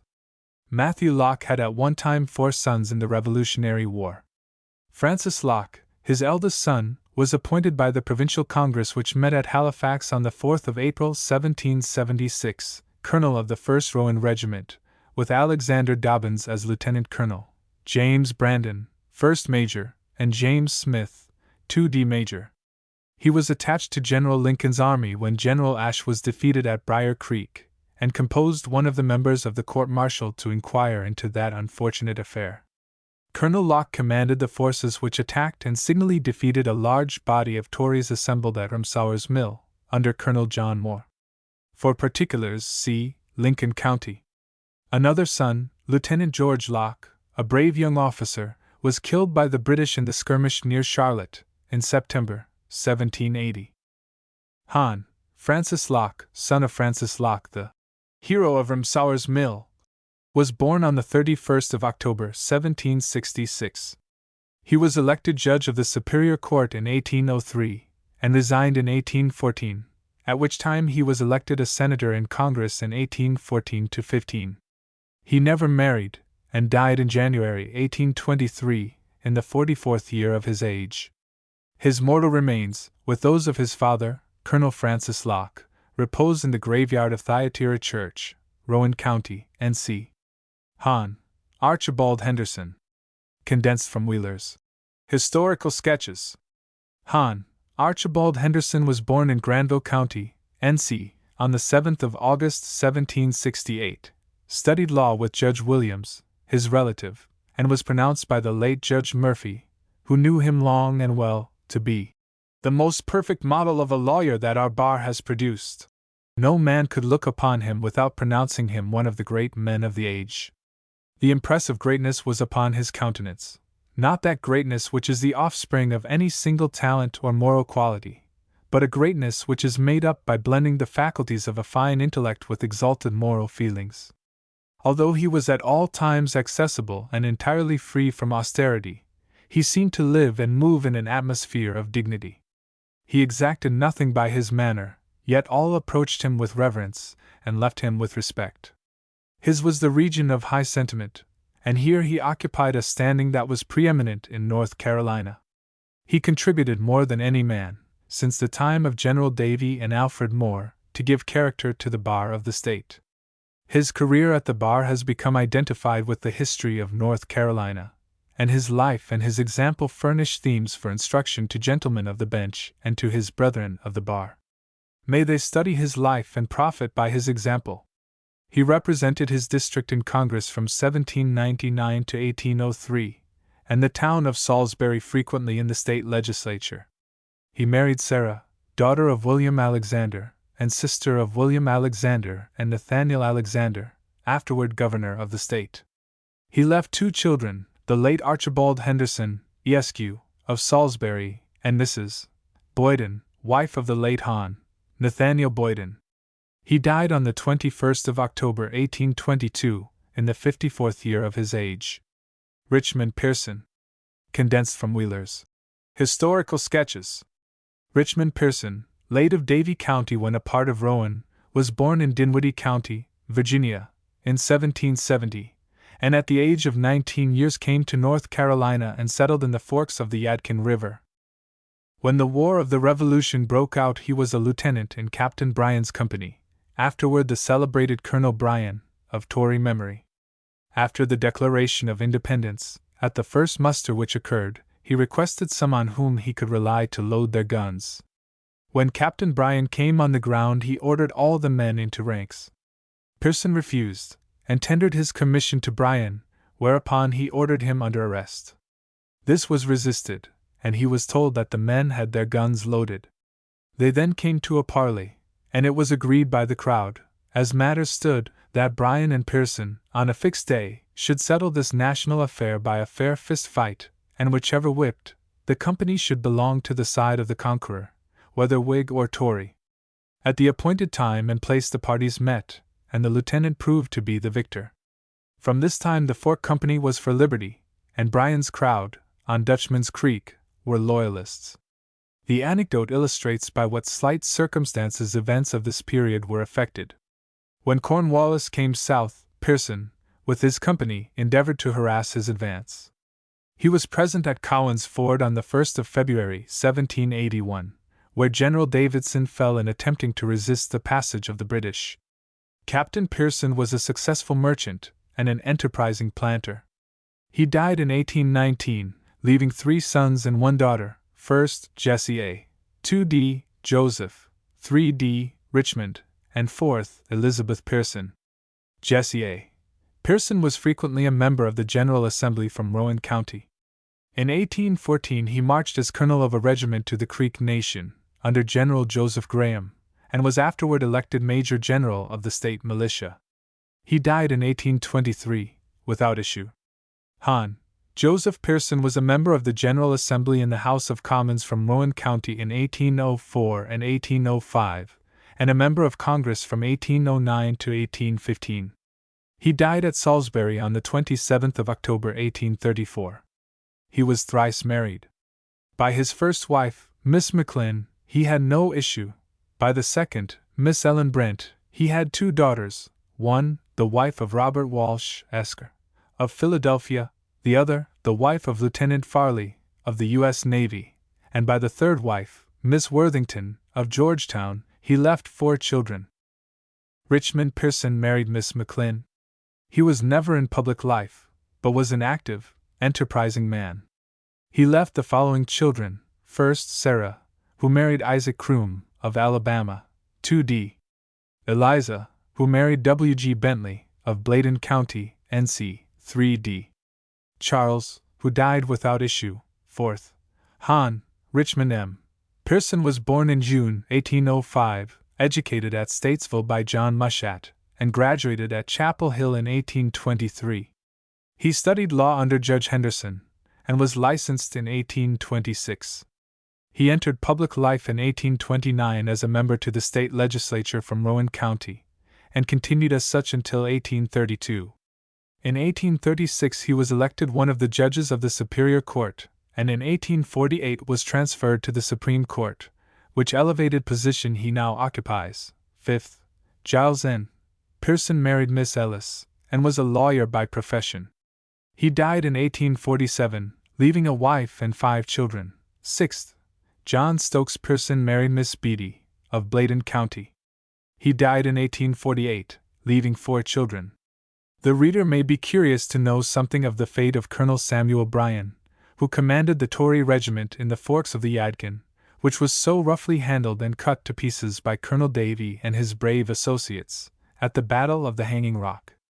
About the time Major Craig evacuated Wilmington in 1781, Colonel Bryan, Lieutenant Colonel John Hampton and Captain Nicholas White, of the same regiment, returned to the forks of the Yadkin, were arrested and tried for high treason, under the Act of 1777, entitled, "An Act for declaring what crimes and practices against the state shall be treason," and c.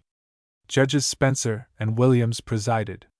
The prosecution was ably conducted by the Attorney General, Alfred Moore, and the defense by Richard Henderson, John Penn, John Kinchin and William R. Davy, truly a fine array of legal talent. Public indignation was so greatly excited that Governor Burke found it necessary, after the trial, to protect the prisoners from violence by a military guard. Colonel Davy's defense of Colonel Bryan, in the argument made to the jury upon the occasion, was said to have been a brilliant exhibition of his forensic ability. For many years afterwards his services were required in all capital cases, and as a criminal lawyer he had no rival in the state. They were all convicted, had sentence of death passed upon them, were pardoned, and subsequently exchanged for officers of equal rank, who were at the time confined within the British lines. Mrs. Elizabeth Steele. The long, arduous, and eventful retreat of General Morgan through the Carolinas, after the Battle of the Cowpens, and the eager pursuit of Cornwallis to overtake him, encumbered with more than 500 prisoners, on his way to a place of safety in Virginia, affords many interesting incidents. General Greene, having met Morgan on the eastern banks of the Catawba River, at Sherrill's Ford, and directed his forward movements, proceeded to Salisbury, a little in advance of his forces. It had been slightly raining during the day, and his wet garments, appearance of exhaustion and dejection of spirits at the loss of General Davidson at Cowan's Ford, as he dismounted at the door of the principal hotel in Salisbury, indicated too clearly that he was suffering under harassing anxiety of mind. Dr. Reed, who had charge of the sick and wounded prisoners, while he waited for the general's arrival, was engaged in writing the necessary paroles for such officers as could not go on. General Greene's aides having been dispatched to different parts of the retreating army, he was alone when he rode up to the hotel. Dr. Reed, noticing his dispirited looks, remarked that he appeared to be fatigued, to which the wearied officer replied, "Yes, fatigued, hungry, alone, and penniless." General Greene had hardly taken his seat at the well-spread table, when Mrs. Steele, the landlady of the hotel, entered the room and carefully shut the door behind her. Approaching her distinguished guest, she reminded him of the despondent words he had uttered in her hearing, implying, as she thought, a distrust of the devotion of his friends to the cause of freedom. She declared money he should have, and immediately drew from under her apron 2 small bags full of specie, probably the earnings of several years. "Take these, General," said she. "You need them, and I can do without them." This offering of a benevolent heart, accompanied with words of kindness and encouragement, General Greene accepted with thankfulness.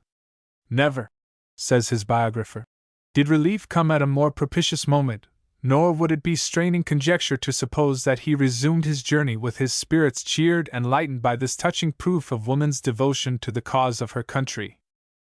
General Greene did not remain long in Salisbury, but before his departure from the house of Mrs. Steele, he left a memorial of his visit. Seeing a picture of George III. hanging against the wall, sent as a present to a connection of Mrs. Steele from England, he took it down and wrote with chalk on the back, "O George, hide thy face and mourn," and replaced it with the face to the wall. The picture, with the writing uneffaced, is still in possession of a granddaughter. Mrs. Steele was twice married. Her first husband was a Gillespie, by whom she had a daughter, Margaret, who married the Rev. Samuel E. McCorkle, a distinguished Presbyterian minister, and Richard Gillespie, who was a captain in the Revolution, and died unmarried. By her second husband, William Steele, she had only one child, the Hon. John Steele, who died in Salisbury on the 14th of August 1815. He was a conspicuous actor in the councils of the state and nation, and one whose services offer materials for an interesting and instructive biography. Mrs. Steele died in Salisbury on the 22d of November, 1790. She was distinguished not only for her strong attachment to the cause of freedom, but for the piety which shone forth brightly in her pilgrimage upon earth. Among her papers was found, after her death, a written dedication of herself to her Creator, and a prayer for support in the practice of Christian duty, with a letter, left as a legacy to her children, enjoining it upon them to make religion the great work of life. Chapter 4. Iredell County. Iredell County was formed in 1788 from Rowan County, and named in honor of James Iredell, one of the associate judges of the Supreme Court of the United States. At the time of the War of the Revolution, the county of Rowan embraced all that beautiful and agricultural region extending from the foot of the Blue Ridge Mountains, eastwardly, to where the Yadkin River loses its name in the Great Peedie, comprising a territory equal in extent to several of the states of the American Union, and presenting a varied topography, unsurpassed for bold mountain scenery and lovely landscapes spreading over the charming Champaign country lying between the Yadkin and Catawba rivers. Within this territory are now organized many counties, with attractive features, one of which is the county of Iredell. Colonel Alexander Osborne. Alexander Osborne was born in New Jersey in 1709, and emigrated to the western part of Rowan County, now Iredell, about 1755. He was a colonel in the colonial government, and as such marched with a regiment of Rowan troops to Hillsborough in 1768 to assist Governor Tryon in suppressing the regulation movement. He married Agnes McWhorter, a sister of Dr. Alexander McWhorter, president of Queen's Museum College in Charlotte. His residence, called Belmont, was one of the earliest worshipping places of the Presbyterians of Rowan County before the present Center Church was erected, and became by compromise the central meeting house of worship for a large extent of surrounding country. Colonel Osborne was a man of fine character, and wielded a strong influence in his day and generation. In the graveyard of Center Church, on a double headstone, are the following records. Here lists the body of Colonel Alexander Osborne, who deceased July 11th, 1776, aged 67 years. And, separated by a dividing upright line, this record appears. Here lists the body of Agnes Osborne, who deceased July 9th, 1776. From these records it would appear that this worthy couple left the scenes of earth for a brighter world only 2 days apart, and not on the same day, as stated by some authorities. They left one son, Adlai Osborne, who graduated at Princeton College in 1768. He was clerk of the court for Rowan County under the royal government, and continued in that office until 1809. He was a man of fine literary attainments, the warm friend of education, and one of the first trustees of the State University. He died in 1815, leaving a large family, among whom were Spruce Mackay Osborne, who graduated at Chapel Hill in 1806, studied medicine, entered the army as surgeon, and was killed at the massacre of Fort Mims in the War of 1812, and Edwin J. Osborne, who was distinguished as a lawyer of eloquence and learning, and was the father of the late Judge James W. Osborne, of Charlotte, one of Mecklenburg's most worthy, gifted, and lamented sons. Captain William Sharp. Captain William Sharp was born on the 13th of December, 1742, and was the eldest son of Thomas Sharp, of Cecil County, Maryland. At the age of 21 he came to North Carolina and settled in Mecklenburg County, where he married a daughter of David Reese, one of the signers of the Mecklenburg Declaration of Independence. He was a lawyer by profession and had a large practice. Soon after his marriage he moved to the western part of Rowan County, now Iredell, and took an active and decided stand for liberty. The Journal of the Committee of Safety for Rowan County, from 1774 to 1776, presents a noble record of his activity and influence. He was a member from Rowan County to the Provincial Congress which met at Newbern in April, 1775, and also of the Congress at Hillsborough, in August, 1775. In November, 1776, he was a member of the convention at Halifax which formed our first state constitution. He acted as aide to General Rutherford in his campaign against the Cherokee Indians in 1776. In 1777 he was appointed with Waitstill Avery, Joseph Winston and Robert Lanier to form a treaty with the same tribe of Indians. In 1779 he was appointed a member of the Continental Congress at Philadelphia, and served until 1782. He died in July, 1818, in the 77th year of his age, leaving a widow and 12 children. 2 of his sons, William and Thomas, were in the battle at Rumsauer's Mill, the former commanding a company with distinguished bravery, and near the close of the action, shot down one of the Tory captains, which speedily terminated the fortunes of the day in favor of the American arms. His eldest daughter, Matilda, married William W. Owen, of Burke County, who, for more than 40 years, was clerk of the Superior Court for that county, and in November, 1789, was the delegate to the convention at Fayetteville which ratified the federal Constitution. Like a faithful vine, she raised 15 children who have held honorable positions in society. His second daughter, Ruth, married Colonel Andrew Caldwell, of Iredell County, who was often a member of the state legislature. He was the father of the late Judge David F. Caldwell, the Hon. Joseph P. Caldwell, Dr. Elam Caldwell, of Lincolnton, and others. Major William Gill, Captain Andrew Carson, and others. Many interesting events which transpired within the territory of Old Rowan during the War of the Revolution have unfortunately been buried from our view by those who have passed away. A few traditions still linger in the memory of the descendants of those who were actors in those scenes, relating more particularly to the northeastern portion of Iredell, and of some of the families who resided there. And although such traditions can only be now presented as detached and fragmentary items of history, yet they are worthy of being preserved and placed on permanent record. The facts given in this sketch relate to that part of Iredell lying between Statesville, its county seat, and Yadkinville, the county seat of Yadkin County, and mostly near to the dividing line of these two counties. The numerous creeks and small streams which water this portion of Iredell empty into 3 large streams of about the same size, flowing through it, named South Yadkin, Rocky Creek, and Hunting Creek. These streams mingle their waters in a common channel before their confluence with the Great Yadkin, in the county of Davie. In the year 1778, Thomas Young removed from Mecklenburg, Virginia, to North Carolina, and settled on Hunting Creek, within 3 miles of the place where the counties of Yadkin, Davie, and Iredell now form a common corner. He was then past the age for military service, but had furnished 3 sons-in-law and 2 sons to the army of General Washington, and a 3rd son, at 16 years of age, to the army at Norfolk, Virginia. One of his sons-in-law, Major William Gill, entered the service at the beginning of the war, and became connected with the staff of General Washington. He served in the capacity of aide to the Commander-in-Chief through the war, and was with him at the surrender of Cornwallis, at Yorktown.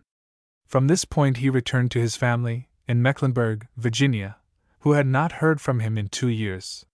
Soon after the establishment of peace, Major Gill, with his family, and the other 2 sons-in-law of Mr. Young, viz., Major Daniel Wright and Dr. Thomas Moody, and his sons, William, Henry, and Thomas Young, removed to North Carolina and settled near him. Major Gill settled on Rocky Creek, near to the site of the present village of Olin, and, at his death, was interred in the family burying ground on the lands of his father-in-law.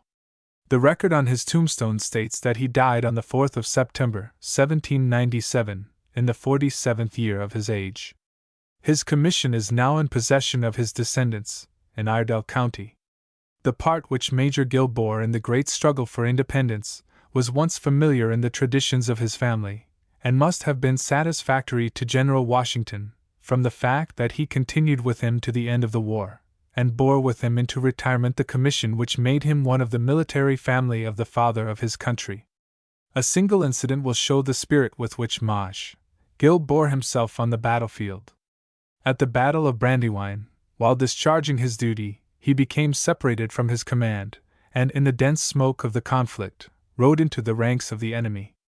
Upon discovering his situation, the only means of escape which presented itself was to leap his horse over a high rail fence, which was being scattered by the artillery of the enemy. This feat he accomplished successfully, and afterward received the congratulations of his general for the spirited adventure and escape. It has not been recorded in history that the mortal remains of a member of the staff of General Washington repose on the banks of Hunting Creek, in the county of Iredell, and see the tradition here given of the fact can be yet fully attested by surviving members of the family of Major Gill, as well as by his commission. Captain Andrew Carson was a younger son-in-law of Mr. Young, having married after the family removed to North Carolina. He and his brother, Lindsay Carson, both joined the service in the Southern Army. And let it be recorded, in passing, that Lindsay Carson was the father of Christopher Houston Carson, now widely known as Kit Carson, the great Indian scout, and that Kit was born on Hunting Creek, within half a mile of the residence of Mr. Thomas Young. Andrew Carson, like his nephew, Kit, was of an adventurous disposition, and was the bearer of dispatches from the commanding officers in the up-country to those in South Carolina. This duty made him acquainted with the command of General Francis Marion, which suited his taste, and he connected himself with it. He was with the Swamp Fox, so greatly dreaded by the British and the Tories, in many of his stealthy marches and daring surprises, the recital of which would send the blood careering through the veins of his juvenile listeners, half a century ago. The memory of them now awakens a dim recollection of the thrill and absorbing interest then experienced. Captain Carson was connected with the command of Baron de Kalb, at the Battle of Camden, and was by the side of that noble officer when he was shot down while crossing a branch, and bore him out in his own arms. Captain Carson also sleeps in the same family cemetery with Major Gill. With a family thus engaged in the defense of their country, it will be readily understood that their parental home was no ordinary rendezvous for sympathizers in its vicinity. When Mr. Young settled in an almost unbroken forest on the banks of Hunting Creek, he located and constructed his improvements with the view of defense in cases of emergency. He built 2 substantial log houses, about 40 feet apart, fronting each other, and closed the end openings with strong stockades. Portholes were provided to be used for observation, or otherwise, as occasion might demand. The buildings are yet standing, in a good state of preservation. This was headquarters for the Whigs for many miles around. It was the point for receiving and distributing information, as well as for concerting measures for the aid of the cause of freedom, and for depositing supplies for friends in the field. The brushy mountains were but a few miles distant, and were infested with Tories, who made predatory incursions into this part of Iredell, carrying off stock, devastating farms, and ambuscading and shooting Whigs, who were especially obnoxious to them. Mr. Young's fortifications presented a rallying point for defense against such invasions, as Fort Dobbs did 4 miles north of Statesville. He was himself a member of an association of 8 neighbors, who were engaged in manufacturing powder in a rude way for the use of their home department. Against this association the Tories were extremely bitter, and conspired to kill them. They succeeded in murdering 7 of them, and detailed one of their number to waylay and shoot Mr. Young. The man assigned to this duty was named Aldrich, who concealed himself in the woods near the dwelling of his intended victim, and watched for an opportunity to perpetrate the murderous deed. The habitual circumspection of Mr. Young foiled him in his purpose until he was discovered by a member of the family, and became so frightened as to induce him to abandon the effort. After peace had been proclaimed, Captain Andrew Caldwell, who resided on Rocky Creek, and was the father of Judge David F. and Hon. Joseph P. Caldwell, and other sons well known in the public offices of Iredell, was appointed the commissioner to administer the oath of allegiance in that part of the county. Aldrich presented himself among them, but the recollection of his 7 murders, still fresh in the memory of all, so aroused the indignation of Captain Caldwell and Captain Andrew Carson, who was present, that instead of making him a loyal citizen of the United States, they went to work and forthwith hung him on one of the joists of the barn, in which they were transacting their lawful business. In many places, Whigs who were past the age for service in the field, organized themselves into vigilance associations for the welfare of the country, and their own protection. The duties devolving upon them rendered them familiar with events as they really transpired, and often caused them to pass through thrilling and adventurous scenes. They learned to know and how to trust each other. Attachments thus formed by heads of families were strengthened, and more strongly united in ties of friendship after the restoration of peace. The descendants of these associated friends were educated to revere the memories of the fathers, and to cultivate the society and friendship of their children. The traditions of the dark days of the war were always topics of family and fireside conversation with the old folks, and they always found attentive listeners in their posterity, upon whose youthful minds impressions then made were as enduring as time. Captain Alexander Davidson. Captain Alexander Davidson was one of the earliest settlers of the western part of Rowan County, now Iredell. He took an active part in the Revolutionary struggle for independence. When Cornwallis was moving from Charleston toward North Carolina, and General Gates was ordered to meet him, Governor Caswell, of North Carolina, ordered a draft of men to strengthen Gates' army. In response to this order, the people in that part of Iredell County bordering on the Catawba River below the island ford assembled at a central point, afterward known as Brown's Muster Ground, when a company was formed under the draft, and Alexander Davidson was elected its captain. Soon afterward, Captain Davidson marched his company to Gates' Rendezvous, when that officer moved his army to the unfortunate and sanguinary field of Camden, South Carolina. In that disastrous engagement, Captain Davidson's company took an active part, and the greater portion of them was cut to pieces. Captain John Davidson, a grandson of Captain Alexander Davidson, now 1876, resides near Statesville, in Iredell County. He well remembers that the commission of his grandfather, as captain of this company, and a diary of his services during the War of the Revolution, were in the possession of his father's family until 1851, when they were taken to Washington City by the late Hon. J. P. Caldwell and were not returned. Captain John Davidson is one of the most prominent and public-spirited citizens of Iredell County, and implicit reliance may be placed in his statements. Captain James Houston. Captain James Houston was born in 1747, and was an early and devoted friend of liberty. In the Battle of Rumsauer's Mill, near the present town of Lincolnton, he took an active part, and by his undaunted courage greatly contributed to the defeat of the Tories on that occasion. During the engagement, Captain Houston was severely wounded in the thigh, from the effects of which he never fully recovered. Seeing the man who inflicted the severe and painful wound, he shot him in the back and killed him as he ran. When it was ascertained that Cornwallis had crossed the Catawba River at Cowan's Ford, and was approaching with his army, the family of Captain Houston conveyed him to the Big Swamp, in the immediate vicinity, known as Purgatory, and there concealed him until the British had marched quite through the country. When the British army passed the residence of Captain Houston, some of them entered the yard and house, and threatened Mrs. Houston with death if she did not quickly inform them where her husband was, and also where her gold and silver and china were kept, using, at the same time, very coarse and vulgar language. Mrs. Houston, knowing something of woman's rights in every civilized community, immediately asked the protection of an officer, who, obeying the better impulses of human nature, ordered the men into line and marched them off. Mrs.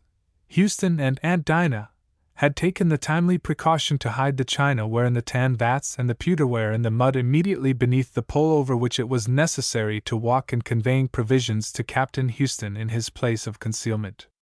The pole was put under the water and mud every time by Aunt Dinah when she returned, so that no track or trace could be discovered of her pathway into the swamp. Captain James Houston was the father of the late Dr. Joel B.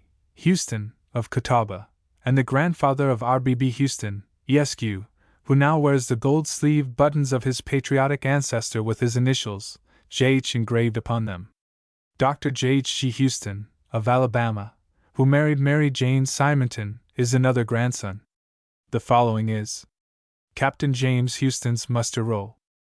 Captain James Houston, Lieutenant William Davidson, David Evans, David Byers, Robert Byers, Nat Ewing, Alexander Work, William Creswell, William Irwin, John Hovis, John Thompson, John Beard, John Poston, Robert Poston, Paul Cunningham, John M.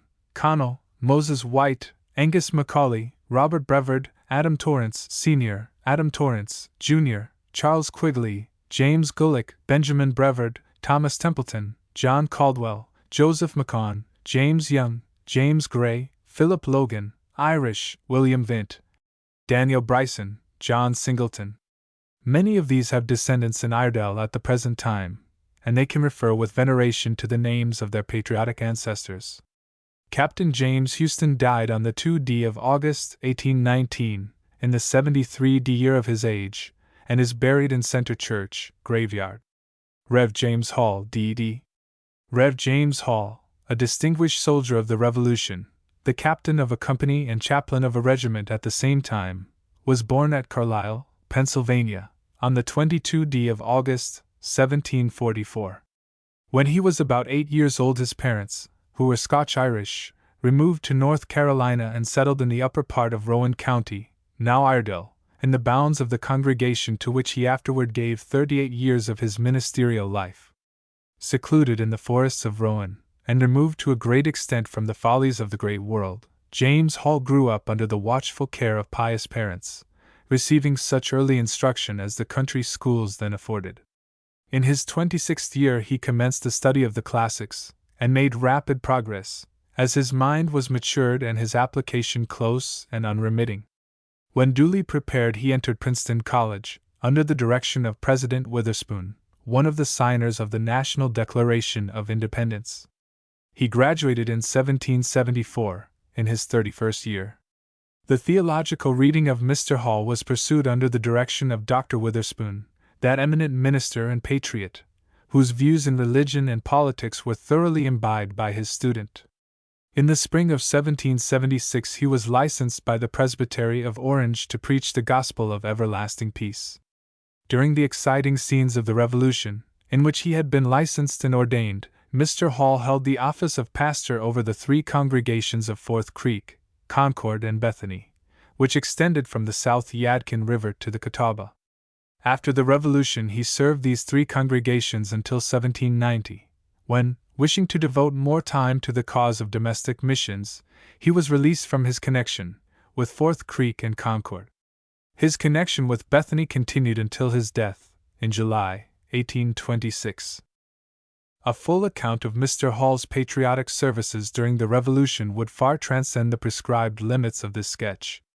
The principles of civil and religious freedom which he received in his parental, as well as in his collegiate training, would not allow him to remain neuter or indifferent, when a cruel, invading foe was trampling on the just and dearest rights of his country. Accordingly, in response to the warm, patriotic impulses of his nature, when General Rutherford called out an army of over 2,000 men from the surrounding counties to subdue the Cherokee Indians, who were committing numerous murders and depredations on the frontier settlements, Mr. Hall promptly volunteered his services, and was gladly accepted by the commanding officers as their chaplain. In the brief diary notes of Captain Charles Polk, now before the author, who commanded a company in this expedition, he says, "On Thursday, the 12th of September, we marched down the river 3 miles, to Cowie Town, and encamped. On this day there was a party of men sent down this river, Nuckasee, 10 miles, to cut down the corn. The Indians fired on them as they were cutting the corn and killed Hancock Polk, of Colonel Beekman's regiment. On Friday, the 13th, they remained encamped in Cowie Town. On Saturday, the 14th, we marched to Nuckasee Town, 6 miles higher up the river, and encamped. On Sunday, the 15th, one of Captain Irwin's men was buried in Nuckasee Town. On Monday, the 16th, we marched 5 miles, this day with a detachment of 1,200 men, for the valley towns, and encamped on the waters of Tennessee River. Mr. Hall preached a sermon last Sunday. In time of sermon the express we sent to the South Army returned home. On Tuesday, the 17th, we marched 6 miles, and arrived at a town called Nowie, about 12 o'clock. 3 guns were fired at Robert Harris, of Mecklenburg, by the Indians, said Harris being in the rear of the army. We marched 1 mile from Nowie and encamped on the side of a steep mountain, without any fire." These extracts show that Mr. Hall was then at his post of duty, and ready to deliver religious instruction to the American army. The sermon was directly prompted by the death of a fellow soldier. Who can tell how many hearts were touched and benefited by the gospel truths proclaimed by the youthful preacher on that solemn occasion? The councils of eternity can alone answer the question. In 1779, when South Carolina was overrun by the British and Tories, Mr. Hall's spirit was stirred within him on receiving intelligence of the massacres and plunderings experienced by the inhabitants of the upper part of that state. Under this state of feeling he assembled his congregation and addressed them in strong, patriotic language on what he believed to be their present duty. He pictured to their view, in a most thrilling manner, the wrongs and sufferings of their afflicted countrymen. The appeal to their patriotism was not made in vain. With as little delay as possible, a company of cavalry, composed of choice young men from his congregation, was promptly raised. On its organization, Mr. Hall was unanimously chosen for their captain. All his excuses were overruled, and in order to encourage his countrymen to act rather than to talk, he accepted the command. Hard within, and God o'erhead. During this tour of service 2 of his men were taken prisoners. As he could not recover them by force of arms, their case was made the subject of prayer, both in his private devotions and in public with his company. In a few days afterward the prisoners made their escape and rejoined their fellow soldiers. They stated that, as their captors lay encamped one night on Broad River, in South Carolina, the sentinel placed at the door of the guardhouse was observed to be drowsy. They remaining quiet, he soon fell asleep. When the prisoners discovered he was truly reposing in balmy sleep, they quietly stepped over him as he lay with his gun folded in his bosom, and quickly ran for the river. The noise of their plunge into the water aroused the attention of another more wakeful sentry. The alarm was given, and boats were manned for the pursuit, but the active swimmers reached the opposite bank in safety and thus effected their escape, to the great joy of the praying captain and his faithful company. In the winter of 1781, when Lord Cornwallis was approaching the Catawba River with his army, General Davidson, who was in command of the Whigs on the opposite or Mecklenburg side of that stream, concentrated his forces, stationed at different points on the river, to resist him at Cowan's Ford. In order to strengthen himself as much as possible, he sent couriers to the adjoining counties, calling on the Whigs to rally to his assistance. One of these couriers, sent to Fourth Creek Church, now Statesville, in Iredell County, arrived on the Sabbath, while the pastor, the Rev. James Hall, was preaching.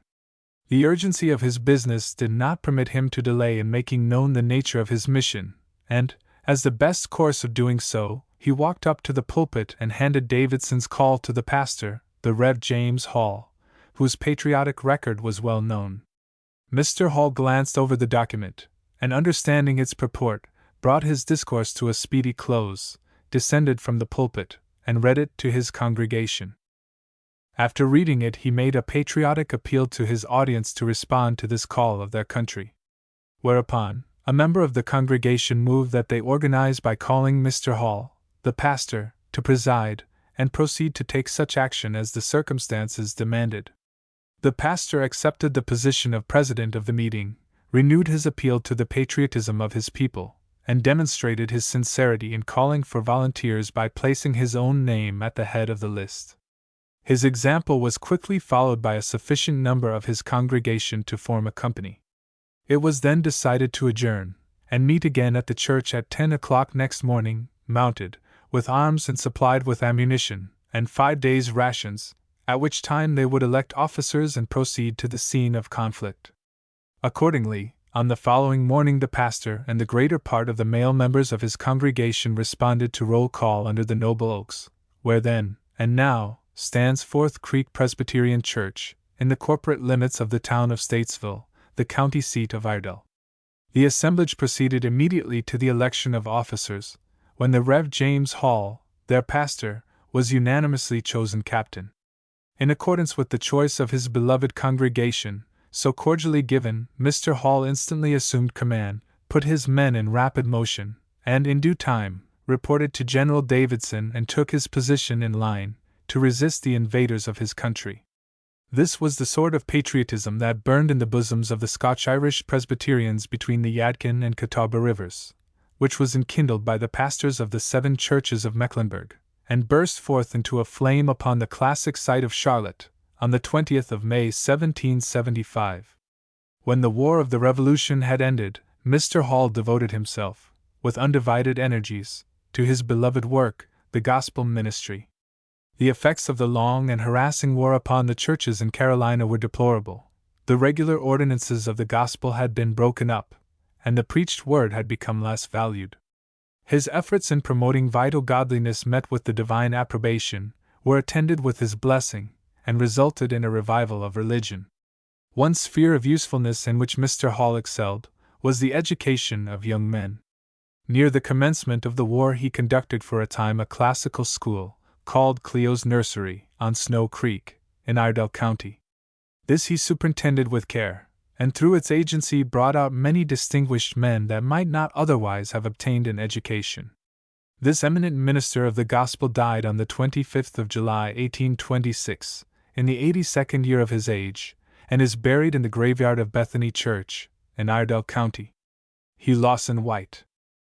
Hugh Lawson White was born in Iredell County in 1773, on the plantation now owned by Thomas Caldwell, Esq., about 2 miles west of Center Church, and 5 miles east of Beatty's Ford, on the Catawba River. The old family mansion has long since disappeared, and the plow now runs smoothly over its site.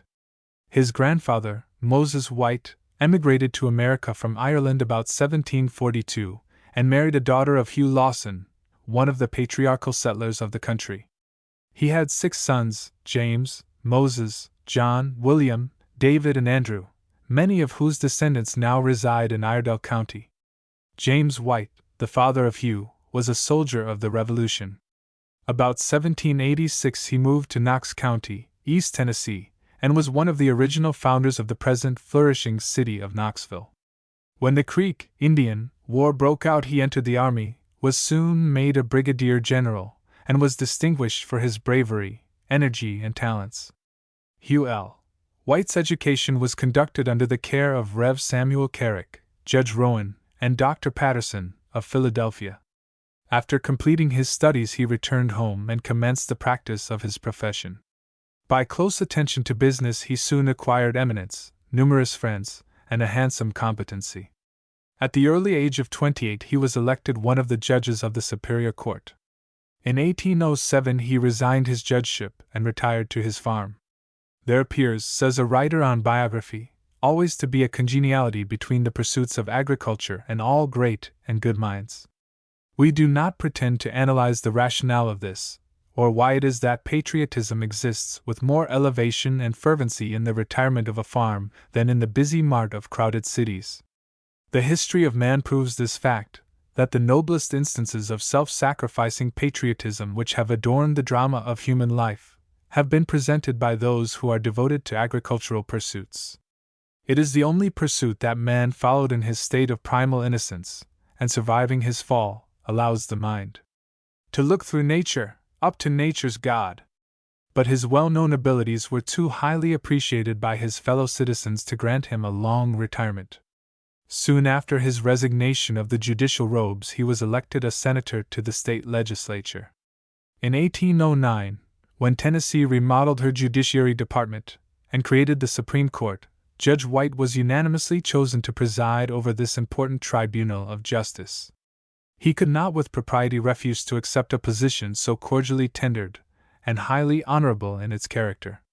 For 6 years he presided over its deliberations with such fidelity and strict integrity as to win universal esteem and unfading honors for his reputation. At the same time he was elected president of the State Bank. Under his able management its character acquired stability and public confidence. The state of Tennessee was then severely suffering from the hostile incursions and savage depredations of the Creek Indians. At the darkest period of the campaign, when General Jackson was in the midst of a wild territory, and surrounded, not only by cruel savages, but enduring famine, disaffection, and complaints, Judge White left the Supreme Court bench, and with a single companion, sought and found, after days and nights of peril, the camp of the veteran Jackson. He immediately volunteered their services, and they were gladly accepted. While Judge White was absent on this campaign he lost several terms of his court, and as the judges were only paid for services actually rendered, the legislature resolved that there should be no deduction in his annual salary as judge. This continuance of salary, so gratefully offered, he declined to receive. In 1822 he was appointed, with Governor Tazewell of Virginia, and Governor King, of Alabama, a commissioner under the convention with Spain, which position he accepted and held until its term expired in 1824. In 1825, General Jackson having resigned his seat as a senator in Congress, Judge White was unanimously elected to fill out his term. In 1827 he was unanimously elected for a full term, and in 1832 was chosen President of the Senate. In 1836 he was voted for as President of the United States. He died, with the consciousness of a well-spent life, at his adopted home in Tennessee, on the 10th of April 1840, aged 67 years. Chapter 5. Lincoln County. Lincoln County was formed in 1768, from Mecklenburg County, and named Tryon, in honor of William Tryon, at that time the royal governor, but his oppressive administration, terminating with cold-blooded murders at the Battle of Alamance in 1771, caused the General Assembly in 1779 to blot out his odious name and divide the territory into Lincoln and Rutherford counties. These names were imposed during the Revolution when both of the honored heroes were fighting the battles of their country. Lincoln County, separated from Mecklenburg by the noble Catawba River, has a Revolutionary record of peculiar interest. In June, 1780, the Battle of Rumsauer's Mill was fought, which greatly enlivened the Whigs, and, in a corresponding degree, weakened the Tory influence throughout the surrounding country. In January, 1781, Lord Cornwallis, with a large invading army, passed through the county and camped for 3 days on the Rumsauer battleground. General O'Hara, one of his chief officers, camped at the Reap Place, about 2.5 miles west of Rumsauer's Mill. Tarleton, with his cavalry, crossed the South Fork in Cobb's Bottom, and passed over the ridge on which Lincolnton now stands before the place had a local habitation and a name, in approaching his lordship's headquarters. Although Lincoln County contained many who were misled through the artful influence of designing men, and fought on the wrong side, yet, within her borders were found a gallant band of unflinching patriots, both of German and Scotch-Irish descent, who acted nobly throughout the struggle for independence, and made their mark victoriously at Rumsauer's Mill, Kings Mountain, the Cowpens, and at other places in North and South Carolina. Lincoln County, as Tryon, sent to the first popular convention, which met at New Bern, on the 25th of August 1774, Robert Alexander and David Jenkins. To Hillsborough, August 21, 1775, John Walker, Robert Alexander, Joseph Hardin, William Graham, Frederick Hambright and William Alston. To Halifax, April 4, 1776, James Johnston and Charles McLean. To the same place, November 12, 1776, which body formed the first state constitution, Joseph Hardin, William Graham, Robert Abernathy, William Alston and John Barber. Several of these names will be noticed in the subsequent sketches. Battle of Rumsauer's Mill. The unsuccessful attempt made by General Lincoln to take Savannah, and the subsequent capture of the army under his command at Charleston, induced Sir Henry Clinton to regard the states of South Carolina and Georgia as subdued and restored to the British Crown. The South was then left, for a time, without any regular force to defend her territory. Soon after the surrender of Charleston, detachments of the British Army occupied the principal military posts of Georgia and South Carolina. Colonel Brown reoccupied Augusta, Colonel Balfour took possession of 96, on the Wateree, and Lord Cornwallis pressed forward to Camden. Sir Henry Clinton then embarked with the main army for New York, leaving 4,000 troops for the further subjugation of the South. After his departure, the chief command devolved on Lord Cornwallis, who immediately repaired to Charleston to establish commercial regulations and organize the civil administration of the state, leaving Lord Rawdon in command at Camden. North Carolina had not yet been invaded, and the hopes of the patriots in the South now seemed mainly to rest on this earliest pioneer state in the cause of liberty. Charleston surrendered on the 12th of May, 1780. On the 29th of the same month, Tarleton defeated Colonel Buford in the Waxhaw settlement, upwards of 30 miles south of Charlotte, on his way to the relief of Charleston. Just before the surrender, a well-organized force from Mecklenburg, Rowan and Lincoln counties, left Charlotte with the same object in view, but arrived too late, as Charleston was then completely invested by the British Army. And yet this force, after its return, prove of great service in protecting the intervening country, and prevented the invasion of North Carolina until a few weeks after the Battle of Camden. At this critical period General Rutherford ordered out the whole militia, and by the 3d of June about 900 men assembled near Charlotte. On the next day the militia were addressed by the Rev. Alexander McWhirter, the patriotic president of Liberty Hall Academy, formerly Queen's Museum, after which General Rutherford dismissed them, with orders to hold themselves in readiness for another call. Major, afterward General, Davie, having recovered from his wounds received at Stono, near Charleston, again took the field, and part of his cavalry were ordered to reconnoiter between Charlotte and Camden. Having heard that Lord Rawdon had retired with his army to Hanging Rock, General Rutherford moved from his rendezvous to Reese Plantation, 18 miles northeast of Charlotte, to Mallard Creek. On the 14th of June the troops under his command were properly organized. The cavalry, 65 in number under Major Davie, were equipped as dragoons, and formed into 2 companies under Captains Lemons and Martin.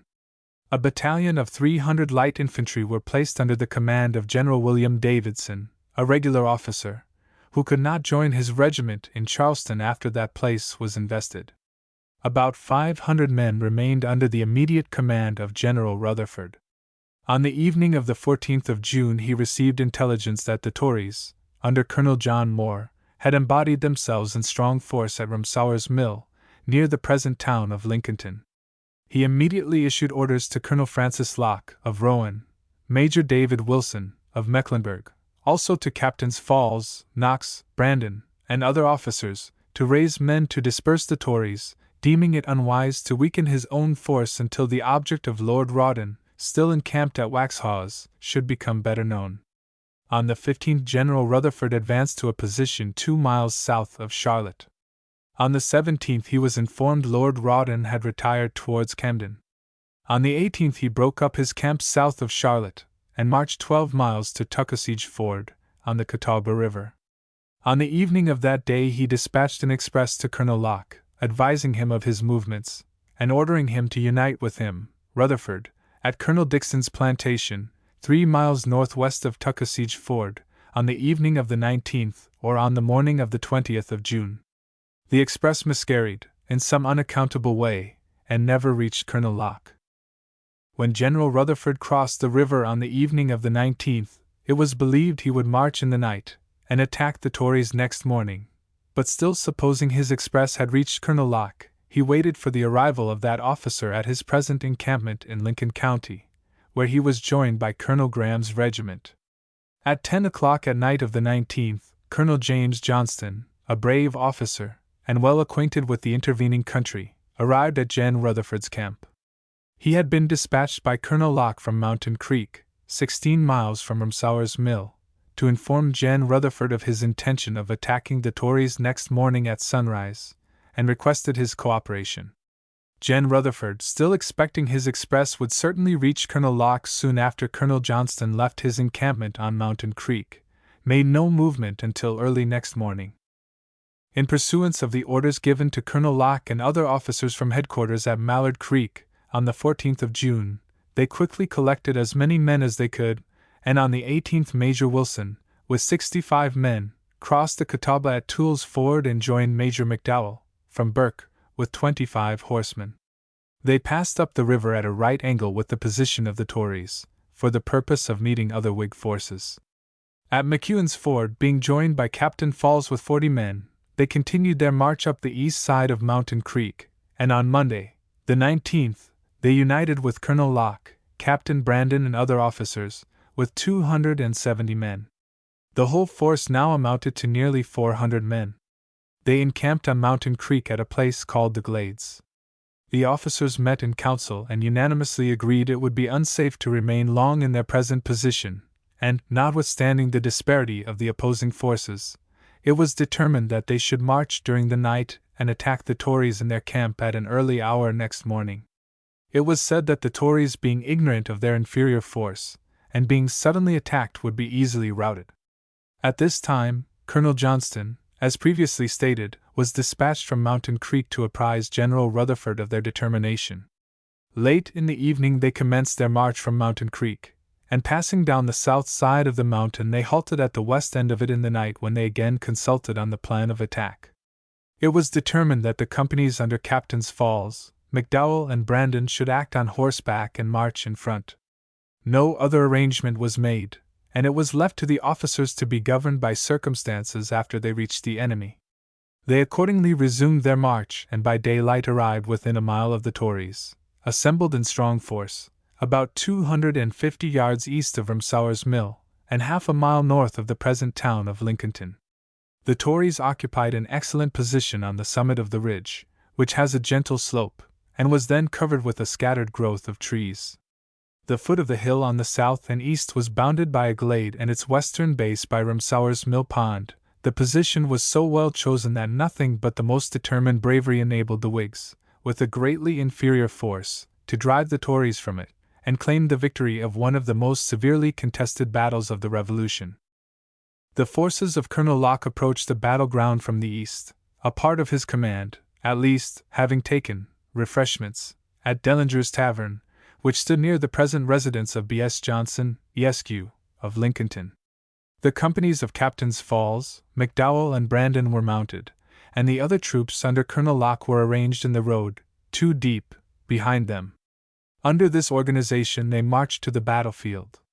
The mounted companies led the attack. When they came within sight of the picket, stationed in the road a considerable distance from the encampment, they perceived that their approach had not been anticipated. The picket fired and fled to their camp. The cavalry pursued, and turning to the right out of the road, they rode up within 30 steps of the line and fired at the Tories. This bold movement of the cavalry threw them into confusion, but seeing only a few men assailing them, they quickly recovered from their panic and poured in such a destructive fire upon the horsemen as to compel them to retreat. Soon the infantry hurried up to their assistance, the cavalry rallied, and the fight became general on both sides. It was in this first attack of the cavalry that the brave Captain Gilbraith Falls was mortally wounded in the breast, rode about 150 yards east of the battleground, and fell dead from his horse. The Tories, seeing the effect of their fire, came a short distance down the hill, and thus brought themselves in fair view of the Whig infantry. Here the action was renewed and the contest fiercely maintained for a considerable length of time. In about an hour the Tories began to fall back to their original position on the ridge, and a little beyond its summit, to shield a part of their bodies from the destructive and unceasing fire of the Whigs. From this strong and elevated position the Tories, during the action, were enabled at one time to drive the Whigs nearly back to the glade. At this moment Captain Hardin led a small force of Whigs into the field, and, under cover of the fence, kept up a galling fire on the right flank of the Tories. This movement gave their lines the proper extension, and the contest being well maintained in the center, the Tories began to retreat up the ridge. Before they reached its summit they found a part of their former position in possession of the Whigs. In this quarter the action became close, and the opposing parties in 2 instances mixed together, and having no bayonets they struck at each other with the butts of their guns. In this strange contest several of the Tories were made prisoners, and others, divesting themselves of their mark of distinction, a twig of green pine top stuck in their hats, intermixed with the Whigs, and all being in their common dress, escaped without being detected. The Tories, finding the left of their position in possession of the Whigs, and their center closely pressed, retreated down the ridge toward the pond, still exposed to the incessant fire of the Whig forces. The Whigs pursued their advantages until they got entire possession of the ridge, when they discovered, to their astonishment, that the Tories had collected in strong force on the other side of the creek, beyond the mill. They expected the fight would be renewed, and attempted to form a line, but only 86 men could be paraded. Some were scattered during the action, others were attending to their wounded friends, and, after repeated efforts, not more than 110 men could be collected. In this situation of affairs, it was resolved by Colonel Locke and other officers that Major David Wilson of Mecklenburg, and Captain William Alexander of Rowan, should hasten to General Rutherford, and urge him to press forward to their assistance. General Rutherford had marched early in the morning from Colonel Dixon's plantation, and about 6 or 7 miles from Ramsauer's, was met by Wilson and Alexander.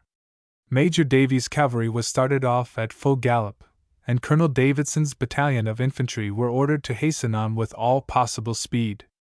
After progressing about 2 miles, they were met by others from the battle, who informed them the Tories had retreated. The march was continued, and the troops arrived at the battleground 2 hours after the action had closed. The dead and most of the wounded were still lying where they fell. In this action the Tories fought and maintained their ground for a considerable length of time with persistent bravery. Very near the present brick structure on the battleground, containing within its walls the mortal remains of 6 gallant Whig captains, the severest fighting took place. They here sealed with their life's blood their devotion to their country's struggle for independence. In addition to those from their own neighborhoods, the Tories were reinforced 2 days before the battle by 200 well-armed men from Lower Creek, in Burke County, under Captains Whiston and Murray. Colonel John Moore, son of Moses Moore, who resided 6 or 7 miles west of Lincolnton, took an active part in arousing and increasing the Tory element throughout the county.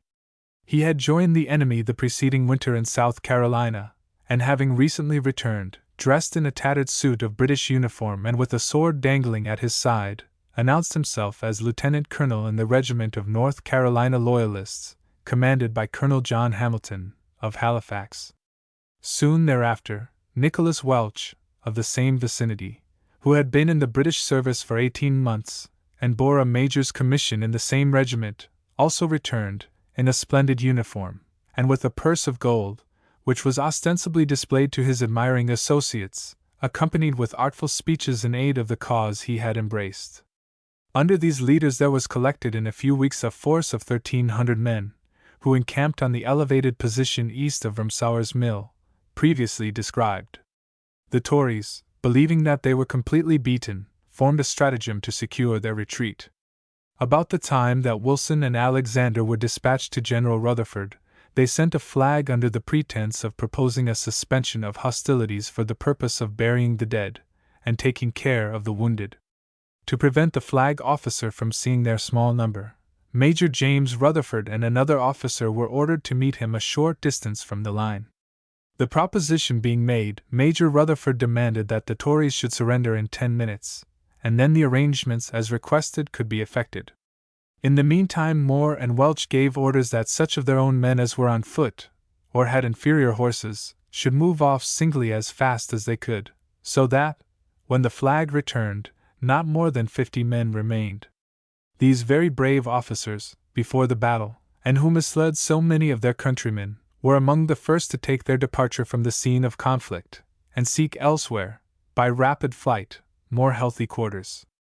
Colonel Moore, with 30 of his followers, succeeded in reaching the British army at Camden, where he was threatened with a trial by court-martial for disobedience of orders in attempting to embody the Loyalists before the time appointed by Lord Cornwallis.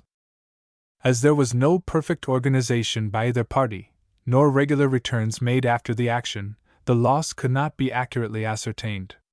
56 men lay dead on the side of the ridge, and near the present brick enclosure, where the hottest part of the fight occurred.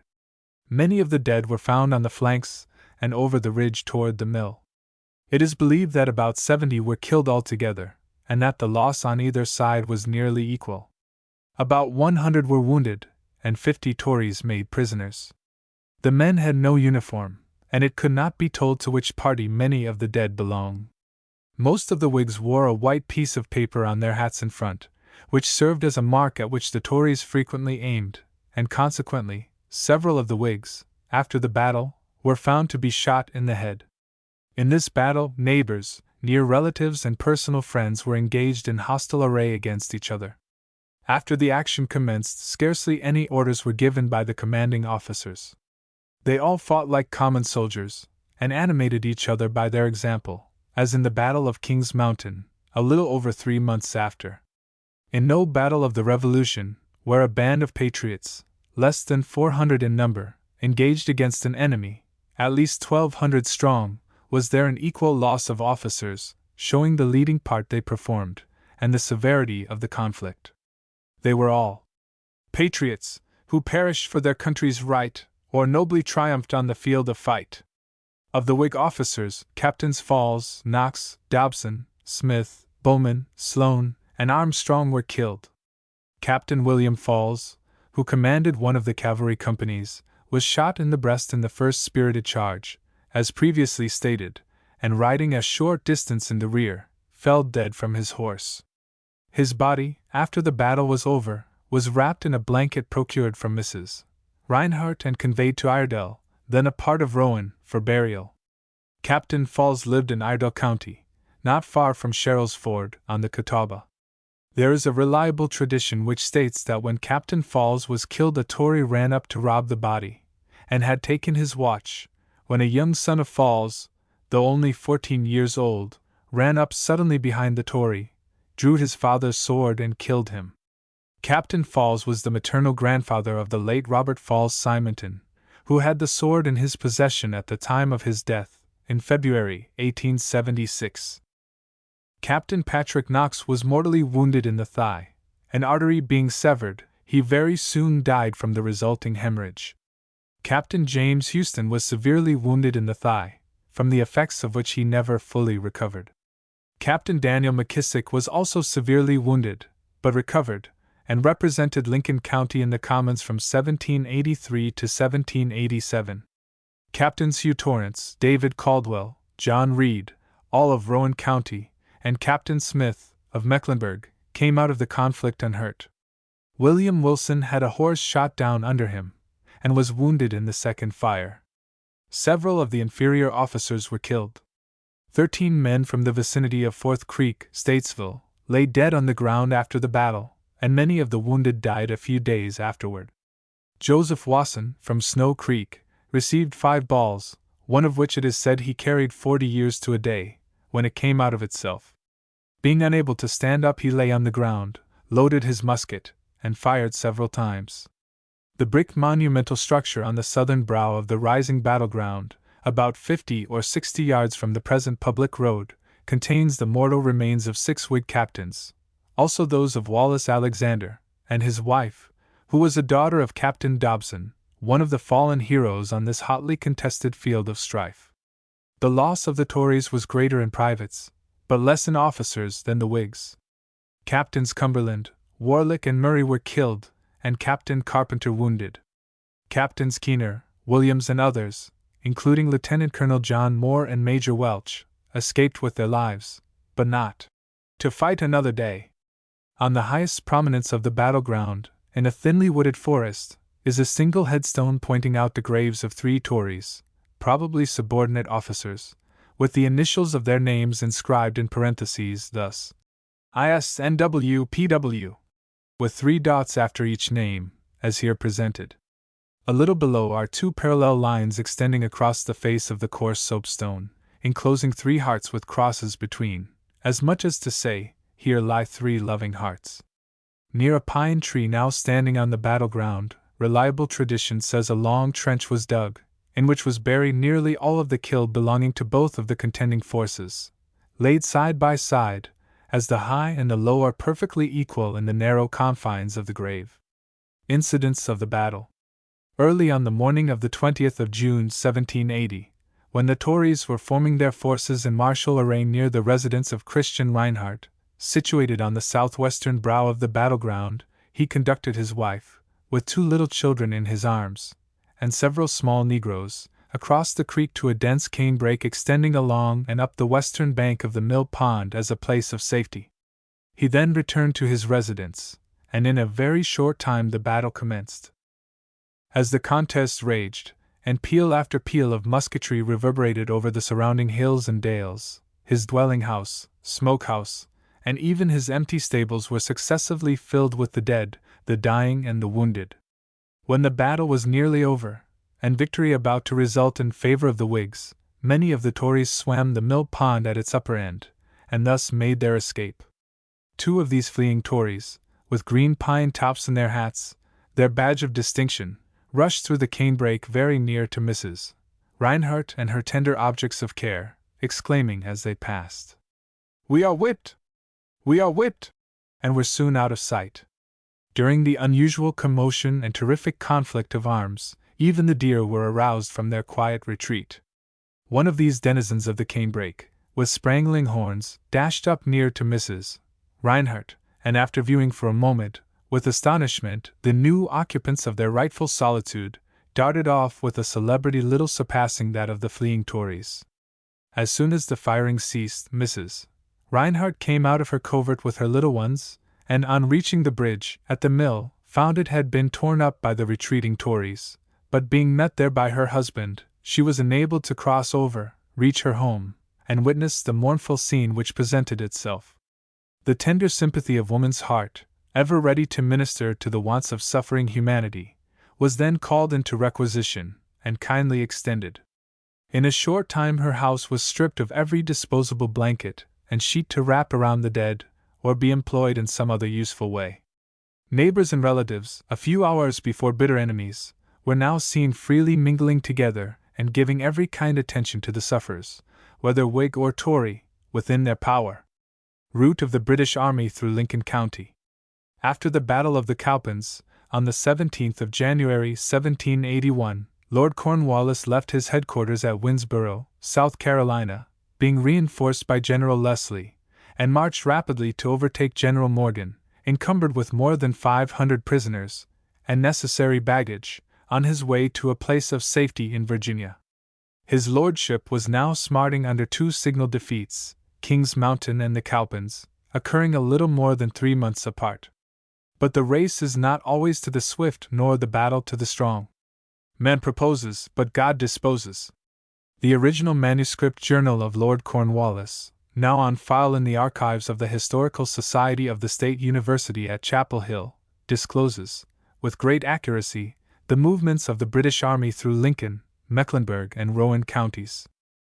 On the 17th of January 1781, the headquarters of General Leslie were at Sandy Run, Chester County, SC. On the 18th, at Hillhouse's plantation, in York County, he returns his thanks to the troops under his command, and informs them that all orders in future will issue from Lord Cornwallis and the Adjutant General. At 8 o'clock at night, Lord Cornwallis issues his orders to the army to march at 8 o'clock on the ensuing morning in the following order: 1. Jaegers, 2. Corps of Pioneers, 3. 2 3-pounders, 4. Brigade Guards, 5. Regiment of Bows, 6. North Carolina Volunteers, 7. 2 6-pounders, 8. Lieutenant Colonel Webster's Brigade, 9. Wagons of the General, 10. Field Officers' Wagons, 11. Ammunition Wagons, 12. Hospital Wagons, 13. Regimental Wagons, 14. Provision Train, 15. Bat. Horses, a captain, 2 subalterns, and 100 men from Colonel Webster's brigade, to form a rear guard. On the 19th the army camped at Smith's house, near the Cherokee Iron Works, on Broad River. On the 20th the army camped at Saunders Plantation, on Buffalo Creek. On the 23rd the army crossed the North Carolina line, and camped at Tryon Old Court House, in the western part of the present county of Gaston. On the 24th the army arrived at Ramsauer's Mill, near the present town of Lincolnton. Here Cornwallis was compelled to remain 3 days to lay in a supply of provisions for his large army. To accomplish this, foraging parties were sent out in different directions to purchase all the grain, of every kind, that could be procured. Ramsauer's Mill, surrounded with a guard of 8 or 10 men, was set to work, running day and night, converting the grain into meal or flour. General O'Hara camped at the Reap Place, 2.5 miles northwest of Ramsauer's Mill. His forces crossed the South Fork, about a mile above the bridge, on the public road leading to Rutherfordton. Tarleton's cavalry crossed the same stream in Cobb's Bottom, passing over the present site of Lincolnton, to form a junction with Cornwallis. This small divergence from the direct line of travel, and subsequent concentration at some designated point, was frequently made by sections of the British Army for the purpose of procuring supplies. Lord Cornwallis, during his transitory stay, made his headquarters nearly on the summit of the rising ground, 250 yards east of the mill, on which had been fought the severe battle between the Whigs, under Colonel Francis Locke, and the Tories, under Lieutenant Colonel John Moore, son of Moses Moore, in which the former were victorious. Christian Reinhardt, one of the first German settlers of the county, then lived near the base of the rising battleground, and carried on a tan yard. He owned a valuable servant, named Fess, contraction of Festus, whose whole soul was exerted in making good sole leather, and upper too, for the surrounding country. This servant, greatly attached to his kind master, was forced off, very much against his will, by some of the British soldiery on their departure, but his whereabouts having been found out, Adam Reap, and one or two other noted Whigs, adroitly managed to recover him from the British camp, a few days afterward, and restored him to his rightful owner. The Marquis of Lord Cornwallis was placed near a pine tree, still standing on the battle-ground, left there by the present owner of the property, W. M. Reinhardt, Esq., grandson of Christian Reinhardt, in clearing the land, as a memento of the past, where royalty, for a brief season, held undisputed sway, and feasted on the fat of the land. Reliable tradition says that some of the British soldiery, while encamped on the Ramsauer battle-ground, evinced a notable propensity for depredating upon the savory poultry of the good old housewife, Mrs. Barbara Reinhardt. In other words, they showed a fondness for procuring foul meat by foul means, in opposition to the principles of honesty and good morals. As soon as the depredations were discovered by Mrs. Reinhardt, she immediately laid in her complaints at headquarters. Whereupon his lordship, placing greater stress upon the sanctity of the 8th commandment than his loyal soldiers, promptly replied, "Madam, you shall be protected," and accordingly had a guard placed over her property until his departure. Another incident relating to the advance of the British army is to the following effect. As Tarleton's cavalry passed through the southern part of Lincoln County, now Gaston, they rode up to the residence of Benjamin Ormond, on the headwaters of Long Creek, and tied one of the horses, which they had taken, to the top of a small white oak, growing in his yard. This little revolutionary sapling is still living in the serenity of a robust old age, and now measures, 2 feet from the ground, 27 feet in circumference. Its branches extend all around in different directions from 40 to 50 feet, and the tree is supposed to contain at least 10 cords of wood. When Tarleton's cavalry were on the point of leaving, they took the blanket from the cradle in which James Ormond, the baby, was lying, and used it as a saddle blanket, and the large family Bible of Benjamin Ormond was converted into a saddle. The Bible was afterward found near Beatty's Ford, on the Catawba River, in the line of the British march, and restored to its proper owner. Mr. Z.S. Ormond, a grandson of Benjamin Ormond, and a worthy citizen of Gaston County, now lives at the old homestead, where the Bible, considerably injured, can be seen at any time, as an abused relic of the past, and invested with a most singular history. Tarleton's cavalry also seized and carried off the bedding and blankets in the house, and some of the cooking utensils in the kitchen. Mr. Ormond also informs the author that he frequently heard his grandmother, who then lived near Steel Creek Church, say that she was present at the great meeting at Charlotte, on the 20th of May 1775, and that she exhibited, on that occasion, a quilt of her own manufacture. She said it was a large turnout of people from all parts of the county, and was considered a suitable time for the fair sex to exhibit productions of their own hands. Having replenished his commissary department as much as possible while encamped on the Ramsauer battleground, and having experienced too much delay in his late march in consequence of the encumbrance of his baggage, Cornwallis destroyed, before moving, all such as could be regarded as superfluous. The baggage at headquarters was first thrown into the flames, thus converting the greater portion of his army into light troops, with a view of renewing more rapidly the pursuit of Morgan, or of forcing General Greene into an early action. It is said pewter plates were freely distributed among some loyal friends in the immediate vicinity, or thrown into the mill pond, and large numbers of very strong glass bottles, originally filled with English ale, or something stronger, were broken to pieces on the rocks, fragments of which may be seen scattered around at the present time. Thus disencumbered, Cornwallis, early on the morning of the 28th of January, broke up camp and marched to the Catawba River, but finding it much swollen, and rendered impassable in consequence of heavy rains at its sources, he fell back to Forney's plantation, 5 miles from the river.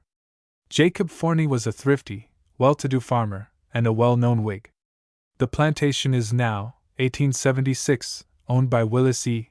Hall, Esq. Here the British Army lay encamped for 3 days, waiting for the subsidence of the waters, and consumed, during that time, Forney's entire stock of cattle, hogs, sheep, and poultry, with all of which he was well supplied.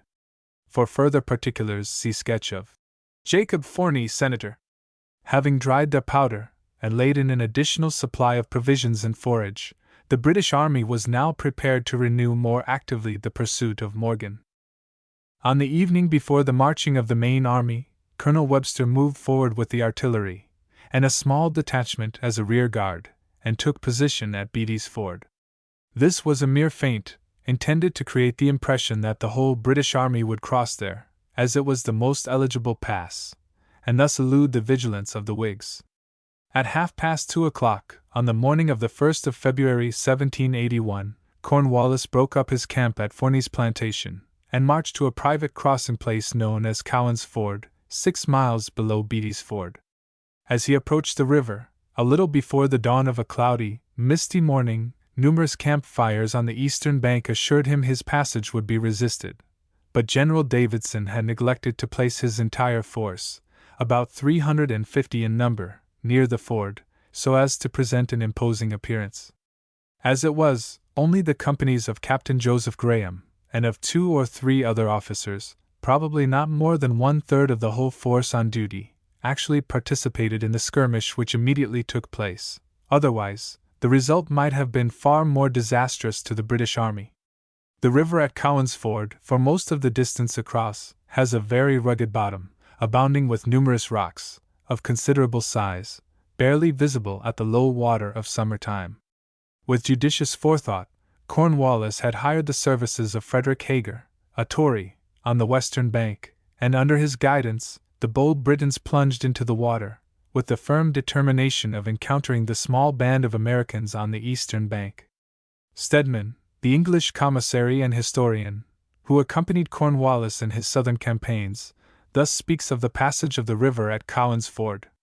The light infantry of the Guards, led by Colonel Hall, first entered the water. They were followed by the Grenadiers, and the Grenadiers by the battalions, the men marching in platoons, to support one another against the rapidity of the stream. When the light infantry had nearly reached the middle of the river, they were challenged by one of the enemy's sentinels. The sentinel, having challenged thrice, and receiving no answer, immediately gave the alarm by discharging his musket, and the enemy's pickets were turned out. No sooner did the guide, a Tory, who attended the light infantry to show them the ford, hear the report of the sentinel's musket than he turned around and left them. This, which at first seemed to portend much mischief, in the end, proved a fortunate incident. Colonel Hall, being forsaken by his guide, and not knowing the true direction of the ford, led the column directly across the river to the nearest part of the opposite bank. This direct course carried the British army to a new landing place on the eastern, or Mecklenburg side, so that they did not encounter a full and concentrated fire from the Whigs. Upon hearing the firing, General Davidson, who was stationed about half a mile from the ford, in the Lucas House, still standing, with the greater portion of the militia, hastened to the scene of conflict, evincing his well-established bravery, but it was too late to change the issue of the contest, and array any more effectual resistance. At this moment, General Davidson arrived near the river, and in attempting to rally the Whig forces for renewed action, received a fatal shot in the breast, fell from his horse, and almost instantly expired. The few patriots on the bank of the river nobly performed their duty, but had soon to retreat before vastly superior numbers. The British infantry waded the river, preceded by their Tory guide, staff in hand, to show them the proper ford, and the statement made by some historians that General Davidson was killed by this guide is not corroborated by Stedman, the English historian, but on the contrary, he leaves us to infer that the American general met his death at the hands of one of their own troops. The same authority states their own loss to be Colonel Hall and 3 privates killed, and 36 wounded. The horse of Lord Cornwallis was fatally shot, and fell dead just as he ascended the bank. The horse of General O'Hara, after tumbling over the slippery rocks several times, producing a partial submersion of his rider, finally reached the bank in safety. The British reserved their fire until they reached the eastern shore, and then pouring in 2 or 3 volleys into the ranks of the opposing Whig forces, now considerably disconcerted, soon compelled them to retreat with small loss. Colonel Hall was buried on the edge of the alluvial land a short distance below the crossing place, with a head and foot stone of rock from the adjoining hill, which were long visible and could be pointed out by the nearest neighbors, but these were finally concealed from view by successive overflows of sand from the swollen river. The privates of both contending forces were buried on the rising ground, near the scene of conflict, and with such haste on the part of the British interring party as to leave one of their mattocks behind them at the graves of their fallen comrades, eager to overtake the vigilant Morgan. Gen. Joseph Graham. Condensed from Wheeler's Historical Sketches. General Joseph Graham was born in Pennsylvania on the 13th of October, 1759. His mother being left a widow with 5 small children, and slender means of support, removed to North Carolina when he was about 7 years of age, and settled in the neighborhood of Charlotte. He received the principal part of his education at Queen's Museum, in Charlotte, afterward called Liberty Hall Academy, and was distinguished for his talents, industry, and manly deportment. His thirst for knowledge led him at an early period to become well acquainted with all those interesting and exciting events which preceded our Revolutionary struggle. He was present in Charlotte on the 20th of May, 1775, when the first Declaration of Independence was formally and publicly made. The deep impression made upon his mind by the solemn and illustrious decisions of that day gave good evidence that he was then preparing for the noble stand which he took during the war. He enlisted in the Army of the United States in May, 1778, at the age of 19 years. He served in the 4th Regiment of North Carolina Regular Troops, under Colonel Archibald Lytle, acting as an officer in Captain Gooden's company. The troops to which he was attached were ordered to rendezvous at Bladensburg, Maryland. Having marched as far as Caswell County, they received intelligence of the Battle of Monmouth, when he returned home on a furlough. He again entered the service on the 5th of November, 1778, and marched under General Rutherford to Perrysburg, on the Savannah River, soon after the defeat of Gen. Ashe at Briar Creek.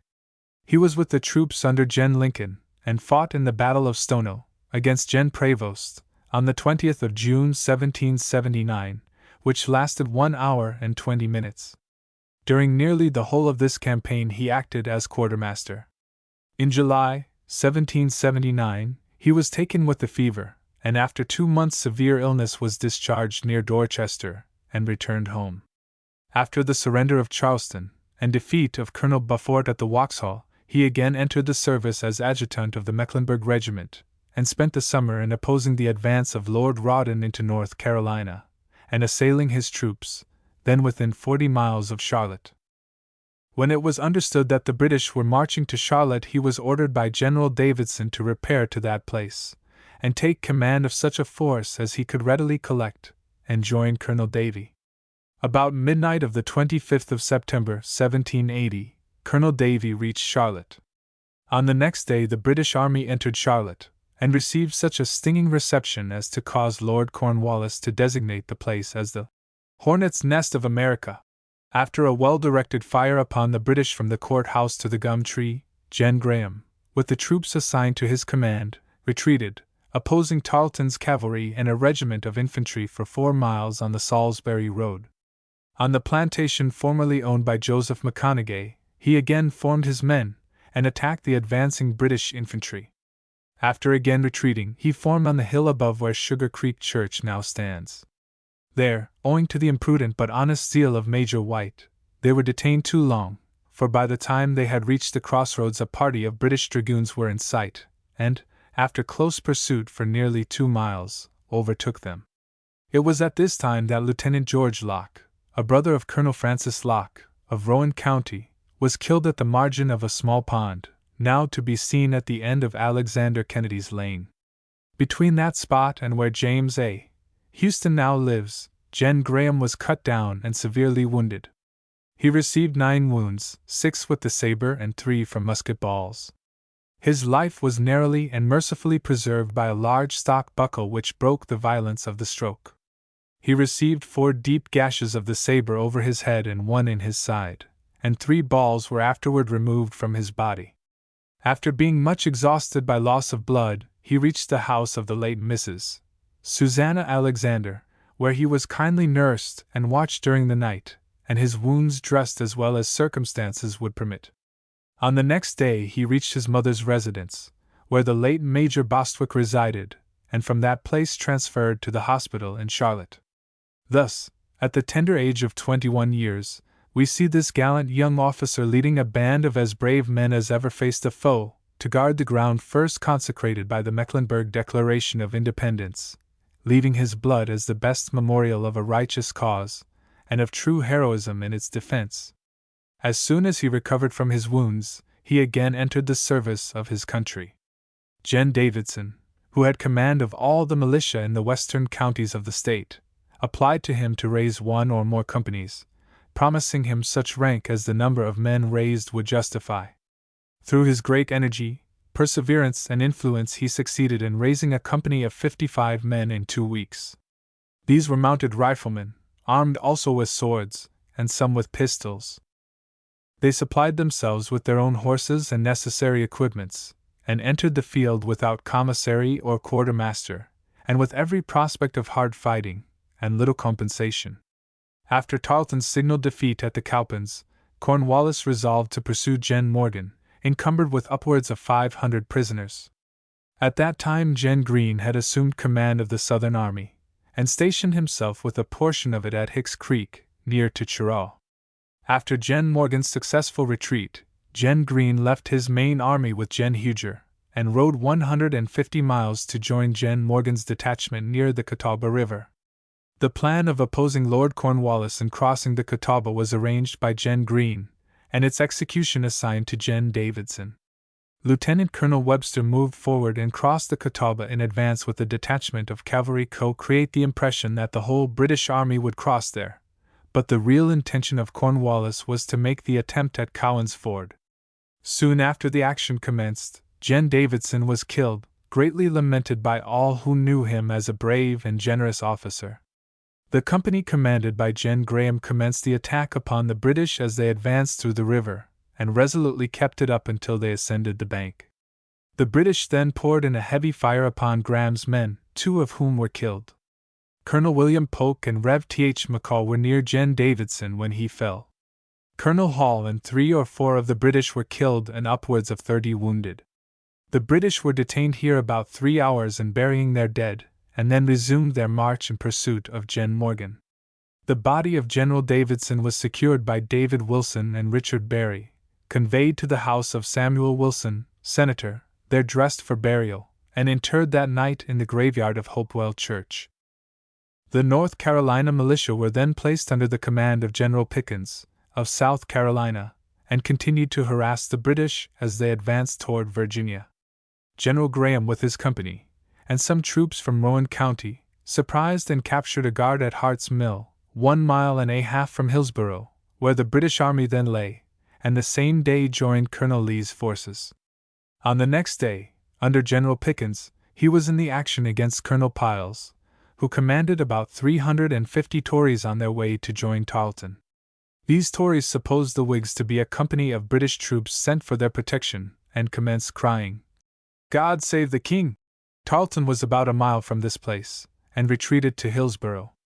Shortly afterward General Graham was in an engagement under Colonel Lee, at Clapp's Mill, on the Alamance, and had 2 of his company killed, 3 wounded and 2 made prisoners. Again, a few days afterward, he was in the action at Witzel's Mill, under Colonel Washington. As the term of service of his men had expired, and the country was annoyed with Tories, General Greene directed him to return with his company and keep them in a compact body until they crossed the Yadkin, which they did on the 14th of March, 1781. After the Battle of Guilford the British retired to Wilmington, and but little military service was performed in North Carolina during the summer of 1781. About the 1st of September Fannin surprised Hillsborough and took Governor Burke prisoner. General Rutherford, who had been taken prisoner at Gates' defeat, was set at liberty, and returned home about this time. He immediately gave orders to General Graham, in whose military prowess and influence he placed great confidence, to raise a troop of cavalry in Mecklenburg County. These troops of dragoons, and about 200 mounted infantry, were raised and formed into a legion, over which Robert Smith was made colonel and General Graham major. They immediately commenced their march toward Wilmington. South of Fayetteville, with 96 dragoons and 40 mounted infantry, made a gallant and successful attack against a body of Tories commanded by the noted Tory colonels McNeill, Ray, Graham, and McDougall. This action took place near McFall's Mill, on the Raff Swamp, in which the Tories were signally defeated, their leaders dispersed, and their cause greatly damaged. In this spirited engagement 136 Whigs opposed and vanquished 600 Tories, reflecting great credit upon the bravery and military sagacity of General Graham. A short time afterward he commanded 1 troop of dragoons and 2 of mounted infantry, and defeated a band of Tories on Alfred Moore's plantation, opposite Wilmington.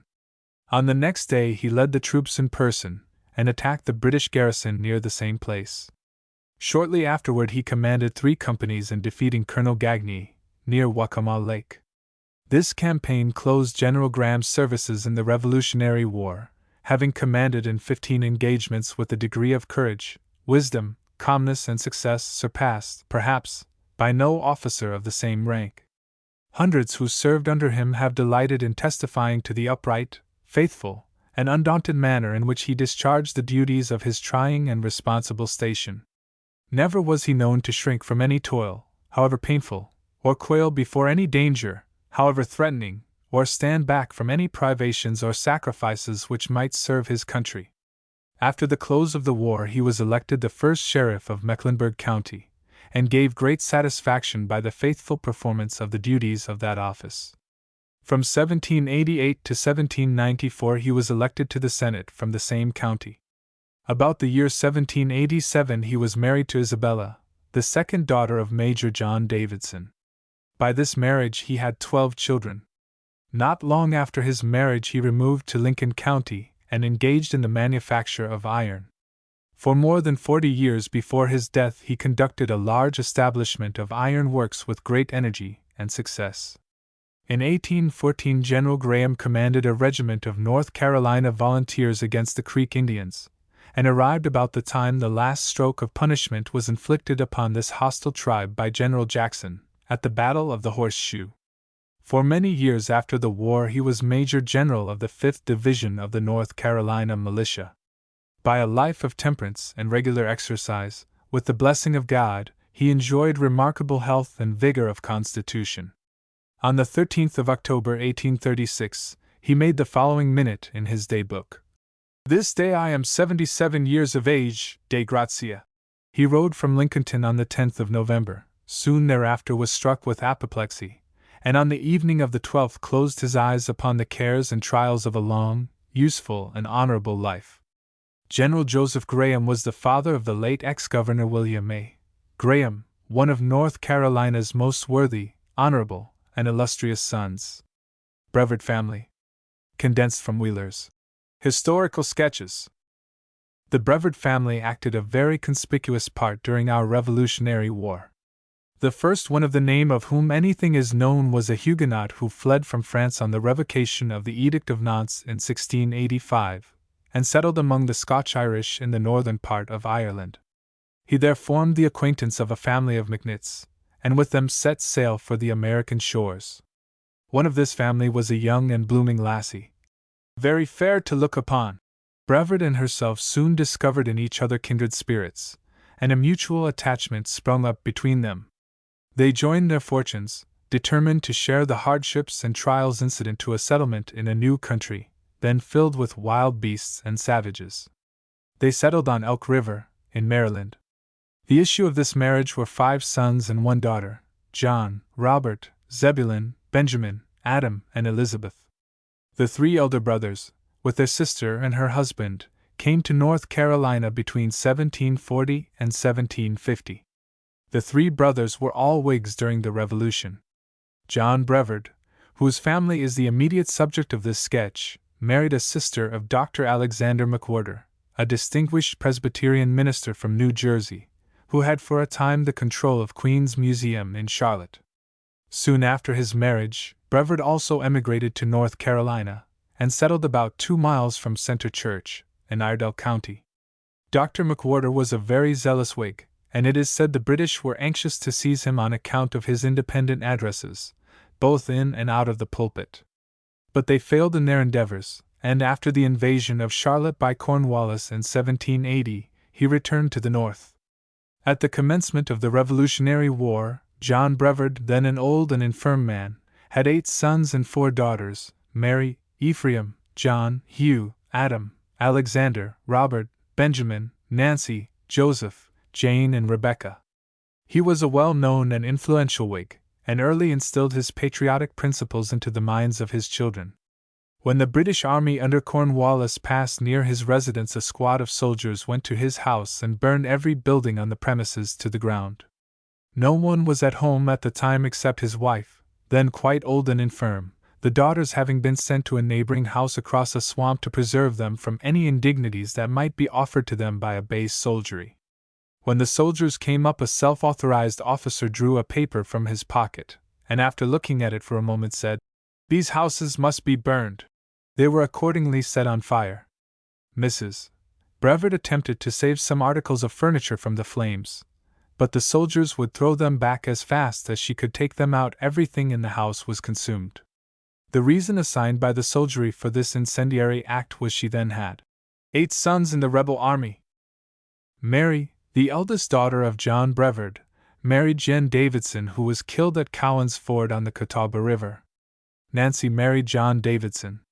They were both killed by the Indians at the head of the Catawba River. Jane married Ephraim, a brother of John Davidson. Though very young, he was sent by Jen Davidson, on the night before the skirmish at Cowan's Ford, with an express to call Morgan, warning him of the approach of the British forces. Rebecca married a Jones and moved to Tennessee. Ephraim Brevard, the eldest son, married a daughter of Colonel Thomas Polk. After a course of preparatory studies, he went to Princeton College. Having graduated, he pursued a course of medical studies and settled as a physician in Charlotte. Being highly educated, and possessed of a superior mind and agreeable manner, he exerted a commanding influence over the youthful patriots of that day.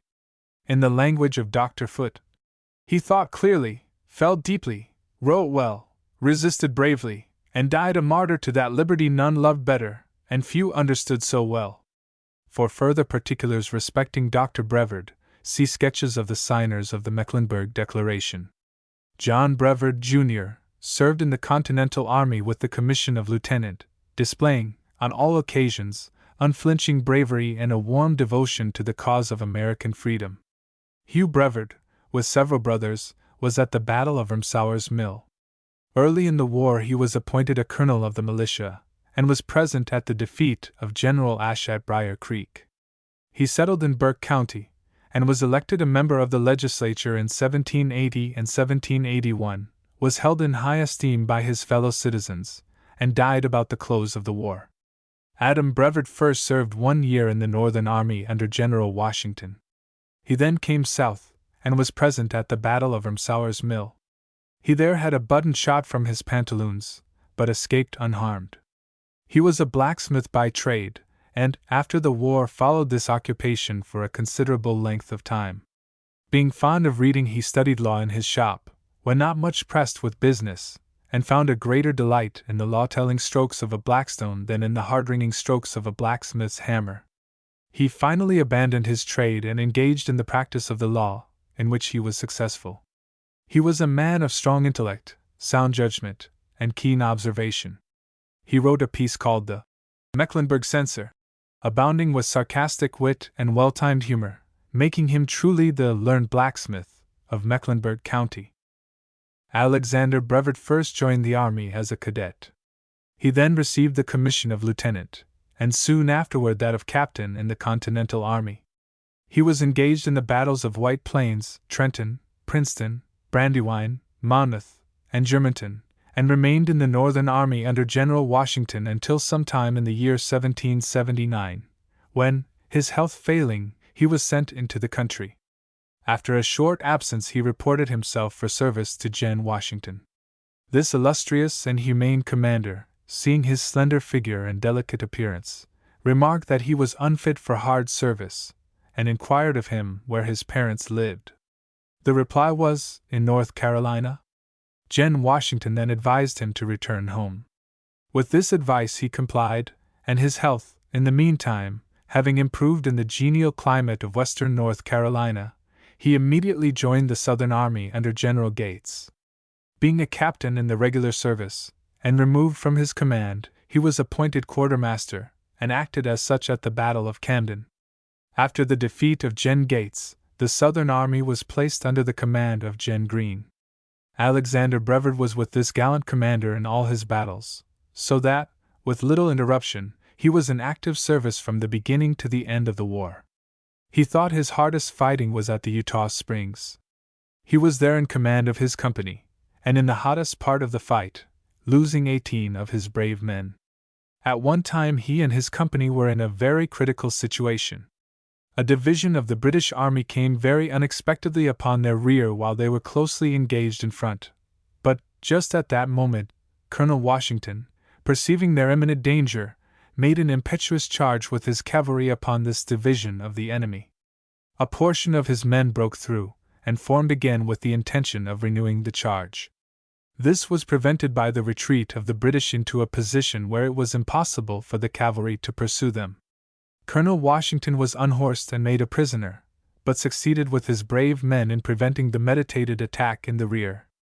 Brevard had not observed this division of the enemy, and the first thing he saw was the flying caps and tumbling horses of the cavalry, as they made their dashing charge upon them. This was the last important battle in which Captain Brevard was engaged, fought on the 8th of September 1781, and near the close of the war. On all occasions he maintained an unflagging zeal and promptitude of action in achieving the independence of his country, and evincing a persistent bravery unsurpassed in the annals of the American Revolution. After the war, Captain Brevard married Rebecca, a daughter of Major John Davidson, one of the signers of the Mecklenburg Declaration. Major Davidson suggested to himself and General Joseph Graham, another son-in-law, the propriety of entering into the manufacture of iron. They readily approved of the suggestion, and went over into Lincoln County. There they found General Peter Forney in possession of a valuable iron ore bank. With him they formed a co-partnership and erected Vesuvius Furnace on the public road from Beatty's Ford to Lincolnton, at present known as Smith's Furnace. After operating for a time altogether, Forney withdrew. Davidson and Brevard then left Graham in the management of Vesuvius Furnace, and built Mount Tirzah Forge, now known as Brevard's Forge. The sons-in-law shortly afterward bought out Davidson, and finally they dissolved. Brevard then built a furnace on Leaper's Creek, above Mount Tirzah Forge, and continued in the iron business until his death. Captain Brevard, being of a retiring disposition, never sought political favor, but preferred to discharge his obligations to his country rather by obeying than by making her laws. His manners were frank and candid, and the more intimately he was known the better was he beloved. The dishonest met his searching eye with dread, but the industrious and the honest ever found in him a kind adviser and beneficent assistant. Long will he be remembered as a pure man, a faithful friend, and an upright citizen, conscientious in the discharge of all his obligations and in the performance of all his duties. He was for many years a worthy elder in the Presbyterian Church, and died, as he had lived, a true Christian, and with humble resignation, on the 1st of November 1829, in the 75th year of his age. His mortal remains repose in a private cemetery, selected by General Graham and himself as a family burying ground, and near which has lately been built the church of Machpelah. He left 7 children: Ephraim, Franklin, Harriet, Robert, Joseph, Theodore, and Mary. Franklin and Joseph represented, at different times, the county of Lincoln in the state legislature. Joseph Brevard, the youngest son of John Brevard, senator, at the youthful age of 17, held the commission of lieutenant in the Continental Army. His brother Alexander said he was at that time quite small and delicate, and that he always pitied him when it was his turn to mount guard. General, who was in command at Philadelphia, discovering that he wrote a pretty hand, appointed him his private secretary. In this position he remained until he received the commission of lieutenant in the Southern Army, which he held until the close of the war. After the war he studied law, and settled in Camden, South Carolina, where he took a high stand both as a lawyer and a citizen. After filling several offices of public trust, he was elected one of the judges, which position he occupied with distinguished honor. After a few years he resigned his judgeship, and was twice elected to Congress from his district. He made a digest of the statute laws of South Carolina, and also left 1 or 2 volumes of cases reported by himself. These books, particularly the latter, are still referred to as good legal authority. He died in Camden, and has left a name cherished and honored by all those who remember his numerous virtues.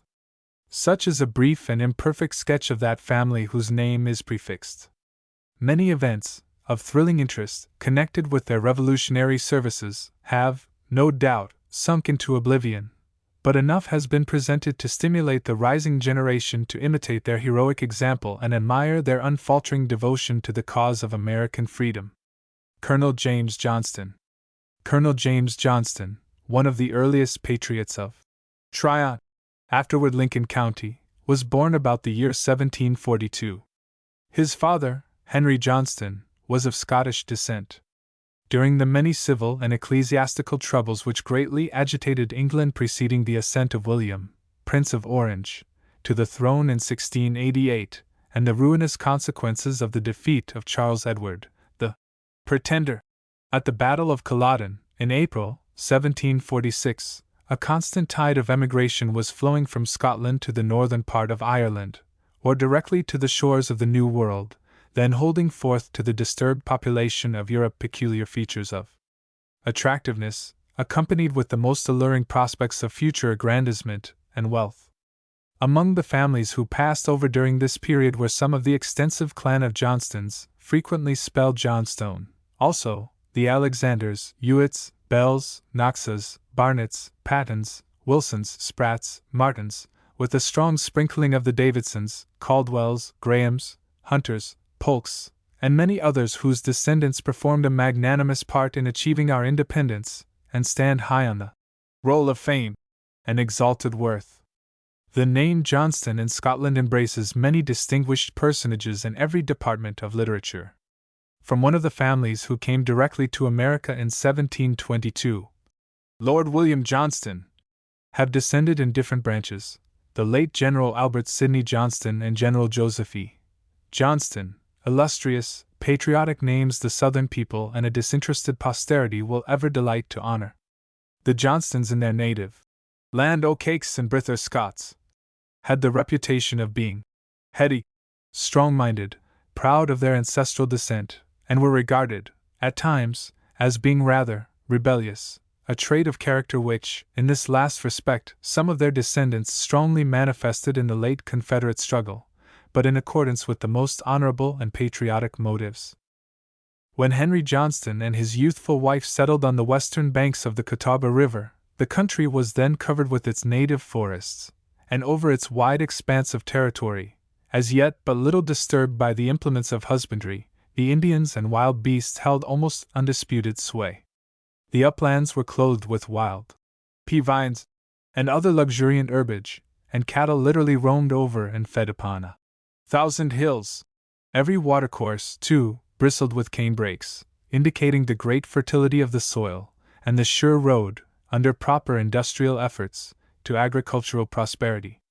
In the absence of family records, we are left to infer Colonel Johnston grew up to manhood, receiving as good an education as his own limited means and the opportunities of societies then afforded. It was then a gloomy period in our history. In 1765 the Stamp Act had been passed, which agitated the American colonies from one extremity to the other. The dark cloud of discontent hung heavily over our people, too truly foreboding the storm of open rupture and approaching revolution. During this exciting period he imbibed those patriotic principles, which, in subsequent years, governed his actions, and prepared him to cast in his lot, and heartily unite with those who pledged their lives, their fortunes, and their sacred honor in the cause of American freedom. He emphatically belonged to that class of ardent young men of the Revolutionary period, whose deeds were cast in manly mold, for hardy sports or contests bold. Tradition speaks of the wife of Henry Johnston as dying comparatively young, leaving 2 children, James, the immediate subject of this sketch, and Mary, who married Moses Scott, settled near Goshen Church, in the present county of Gaston, and there ended her days. Moses Scott had 3 children, James J., William and Abram Scott. Of these sons, James Johnston Scott married in 1803 Mary, a daughter of Captain Robert Alexander, a soldier of the Revolution, and of extensive usefulness.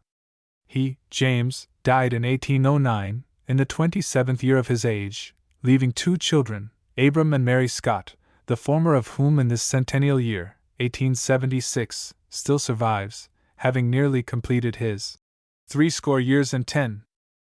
Colonel Johnston first entered the service as captain of a company, in the winter of 1776, Colonel William Graham commanding, against a large body of Tories in the northwestern section of South Carolina. This expedition is known in history as the Snow Campaign, from the unusually heavy snow of that winter, and in conjunction with the troops of that state, drove the Tory commanders, Cunningham and Fletcher, from the siege of the post of 96. On the retreat of these Tory leaders they surprised and defeated them with a loss of 400 of their followers. The reader may be curious to know the origin of the name, 96, applied to this post, now constituting the village of Cambridge, in Abbeville County. It was so called because it was 96 miles from the frontier fort, Prince George, on Kiowa River, in the present county of Pickens. No portion of South Carolina suffered more during the Revolution than the district around 96. The Tories were numerous, bold and vindictive, and for that reason the gallant Whigs of that region frequently called upon their compatriots in arms in North Carolina, more particularly in Mecklenburg, Lincoln and Burke counties, for assistance in defending their homes and their property. In this same year, 1776, Gen. Rutherford called out a strong force of infantry and cavalry from Mecklenburg, Rowan, Tryon, afterwards Lincoln, and other western counties to subdue the Overhill Cherokee Indians, who were committing numerous depredations, and occasionally murdering the inhabitants on the frontier settlements. At that time the Blue Ridge constituted the bounds of organized civilization. The expedition, commanded by Gen. Rutherford, was completely successful. The Indians were routed, their towns destroyed, and a considerable number killed and made prisoners. Nothing short of this severe chastisement of the Indians for their depredations and murders would serve to teach them of the supremacy of the white man, and cause them to sue for peace. On this occasion many of the Western patriots experienced their first essay in arms, and learned something of the toils and dangers of the soldier's life. During the war several expeditions were sent from the border counties of North Carolina to assist in pulling down the Tory ascendancy of the disaffected portion of Upper South Carolina. In one of these expeditions Colonel Johnston experienced an adventure, a passage at arms, which, as an incident of the war and characteristic of his bravery, is here worthy of narration. On Pacolet River, near the place where the late Dr. Bivings erected a factory, Colonel Johnston, in a skirmish, had a personal rencontre with Patrick Moore, a Tory officer, whom he finally overpowered and captured. In the contest he received several sword cuts on his head, and on the thumb of the right hand. As he was bearing his prisoner to the Whig lines, a short distance off, he was rapidly approached by several British troopers. He then immediately attempted to discharge his loaded musket against his assailants, but unfortunately it missed fire, in consequence of blood flowing from his wounded thumb and wetting the priming. This misfortune on his part enabled his prisoner to escape, and perceiving his own dangerous and armless position, he promptly availed himself of a friendly thicket at his side, eluded his pursuers and soon afterwards joined his command. On the 14th of June 1780, Gen. Rutherford, whilst encamped near Charlotte, received intelligence that the Tories under Colonel John Moore had assembled in strong force at Rumsauer's Mill, near the present town of Lincolnton. He immediately issued orders to Colonel Francis Locke, of Rowan, to Major David Wilson, of Mecklenburg, and other officers, to use every exertion to raise a sufficient number of men to attack the Tories at that place. On the 17th of June Gen. Rutherford marched from his encampment, 2 miles south of Charlotte, to the Tuckasegee Ford, on the Catawba. He had previously dispatched an express to Colonel Locke, advising him of his movement, and ordered him to join his army on the 19th or morning of the 20th of June, a few miles beyond that ford. The express, in some unaccountable way, miscarried. The morning of the 19th being wet, Gen. Rutherford did not cross the river until evening and encamped 3 miles beyond on Colonel Dixon's plantation. Whilst there, waiting for Colonel Locke's arrival. In obedience to the express, he received a notice from that officer, then encamped at Mountain Creek, informing him of his intention of attacking the Tories on the next morning at sunrise, and requested his cooperation. This notice was delivered to Gen. Rutherford by Colonel Johnston at 11 o'clock of the night of the 19th of June, being selected for that duty by Colonel Locke on account of his personal knowledge of the intervening country and undaunted courage. Colonel Locke's encampment was then 16 miles from Rumsauer's Mill. Late in the evening of the same day, and soon after the departure of Colonel Johnston to Gen. Rutherford's camp, Colonel Locke marched with his forces, less than 400 in number, stopped a short time in the night for rest and consultation, and arrived within a mile of Rumsauer's at daylight without being observed by the Tories. The battle soon commenced by the mounted companies of Captains Falls, McDowell, and Brandon. The Tories at first fought with considerable bravery, driving back the Whig cavalry.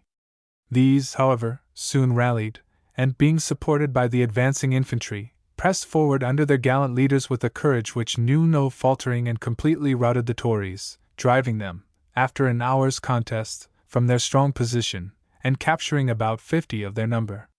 This victory, occurring soon after the surrender of Charleston, when the Tories had become bold and menacing in their conduct, greatly cheered the Whigs throughout the entire South, animated them with fresh hopes, and nerved them on to future deeds of noble daring.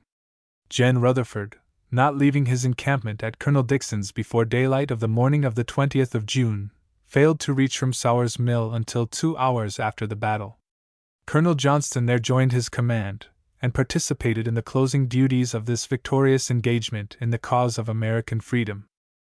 At the Battle of Kings Mountain, Colonel Johnston commanded the reserves, about 90 in number, which were soon called into service after the battle commenced. The decisive and brilliant victory of that memorable day has been so frequently adverted to in history that it is deemed here unnecessary to enter into particulars. Suffice it to say, it completely broke down the Tory influence in western North Carolina, and its more rampant manifestations in upper South Carolina. It is known that Cornwallis, then in Charlotte, in a few days after hearing of the defeat and death of Ferguson, one of his bravest officers, marched from that rebellious town in the night and hastily retreated to safer quarters in Winnsboro, South Carolina. During the progress of the war, Colonel Johnston was frequently engaged in other minor expeditions, requiring promptitude of action and unflinching bravery, in assisting to disperse bodies of Tories wherever they might assemble, and arrest obnoxious individuals when the peace and welfare of society demanded such service. At the Provincial Congress which met at Halifax on the 4th of April, 1776, Colonel James Johnston and Colonel Charles McLean were the delegates from Tryon County. Colonel McLean was an early and devoted friend of liberty. He resided on the headwaters of Crowder's Creek, in the present county of Gaston, and commanded the 1st Regiment, which marched from Lincoln County against the Tories of Upper South Carolina. This provincial congress was one of the most important ever held in the state. The spirit of liberty was then in the ascendant, animating every patriotic bosom from the sea coast to the mountains. At this assembly the military organization of the state was completed, and the following patriotic resolution unanimously adopted. Resolved, that the delegates from this colony in the Continental Congress be empowered to concur with the delegates from the other colonies in declaring independence and forming foreign alliances, reserving to this colony the sole and exclusive right of forming a constitution and laws for this colony. This early action of the Provincial Congress of North Carolina is the first public declaration, by proper legislative state authority, on record, preceding the Virginia resolutions of the same character by more than a month, and of those of the National Congress at Philadelphia by nearly 3 months, now exulting in its centennial celebration. Near the close of the Revolution, Colonel Johnston acted for a considerable length of time as dispersing agent for the Western Division of the Army. After the division of Tryon County in 1779 into Lincoln and Rutherford counties, he was elected to the Senate from the former county in 1780, 81, and 82. He also acted, for many years, as one of the magistrates of the county, and by virtue of his office, was frequently called upon to make of twain one flesh in the holy bonds of matrimony. Major John Davidson, who knew Colonel Johnston long and well, always summed up his estimate of his character by saying, He was a most excellent man, and never shrunk from the performance of any duty when the welfare of his country demanded such service. Several years previous to the Revolution, Colonel Johnston married Jane Ewart, eldest daughter of Robert Ewart, a most worthy lady of Scotch-Irish descent. In 1775 Robert Ewart was appointed with Griffith Rutherford, John Brevard, Hezekiah Alexander, Benjamin Patton, and others, one of the Committee of Safety for the Salisbury district, which included Rowan, Mecklenburg, and other western counties. The marriage connections of other members of the Ewart family were as follows: Margaret married Joseph Jack, Mary married Robert Knox, Rachel married Thomas Bell, Betsy married Jonathan Price, Sally married Thomas Hill, Robert married Margaret Adams. At the Battle of King's Mountain, Robert Ewart, James Ewart, Robert Knox, Joseph Jack, Thomas Bell, Jonathan Price, Abram Forney, Peter Forney, and other brave spirits, were in the company commanded by Colonel James Johnston, and performed a conspicuous part in achieving the glorious victory on that occasion. Previous to the war, Colonel Johnston purchased valuable land on the Catawba River, 1 mile southwest of Toole's Ford, which became known in subsequent years as Oak Grove Farm, deriving this name from several native denizens of the forest which stood near the family mansion and cast around their beneficent shade. Here he was blessed with a numerous offspring, and permitted to enjoy much of that dignified ease and pleasures of a quiet home life which his patriotic services had assisted to procure. For many years preceding his death he was a consistent member and ruling elder of the Presbyterian Church at Unity, in Lincoln County. His large experience, general intelligence, disinterested benevolence, unsullied integrity, and great decision of character, all combined to make him eminently useful in the different relations of society, and secure for him the high regard and esteem of all who knew him. Colonel Johnston died with calm resignation on the 23rd of July, 1805, aged about 63 years. His wife died on the 17th of August, 1795, and both, with other members of the family, are buried in a private cemetery on the Oak Grove farm. Genealogy of Colonel James Johnston. Colonel James Johnston, sketch of his life and services previously given, married Jane Ewart, an estimable lady, daughter of Robert Ewart, of Scotch-Irish descent, and one of the early patriots of Mecklenburg County. Their descendants were, first generation. 1. Robert Johnston, who married Mary M., daughter of Captain John Reed, a soldier of the Revolution, a senator from Lincoln County in 1810 and 1811, and again in 1817 and 1818, and former proprietor of the Catawba Springs. He raised a family of 12 children, all of whom attained the age of maturity, and survived their parents. The first death in the family was that of the late Rufus M. Johnston, of Charlotte.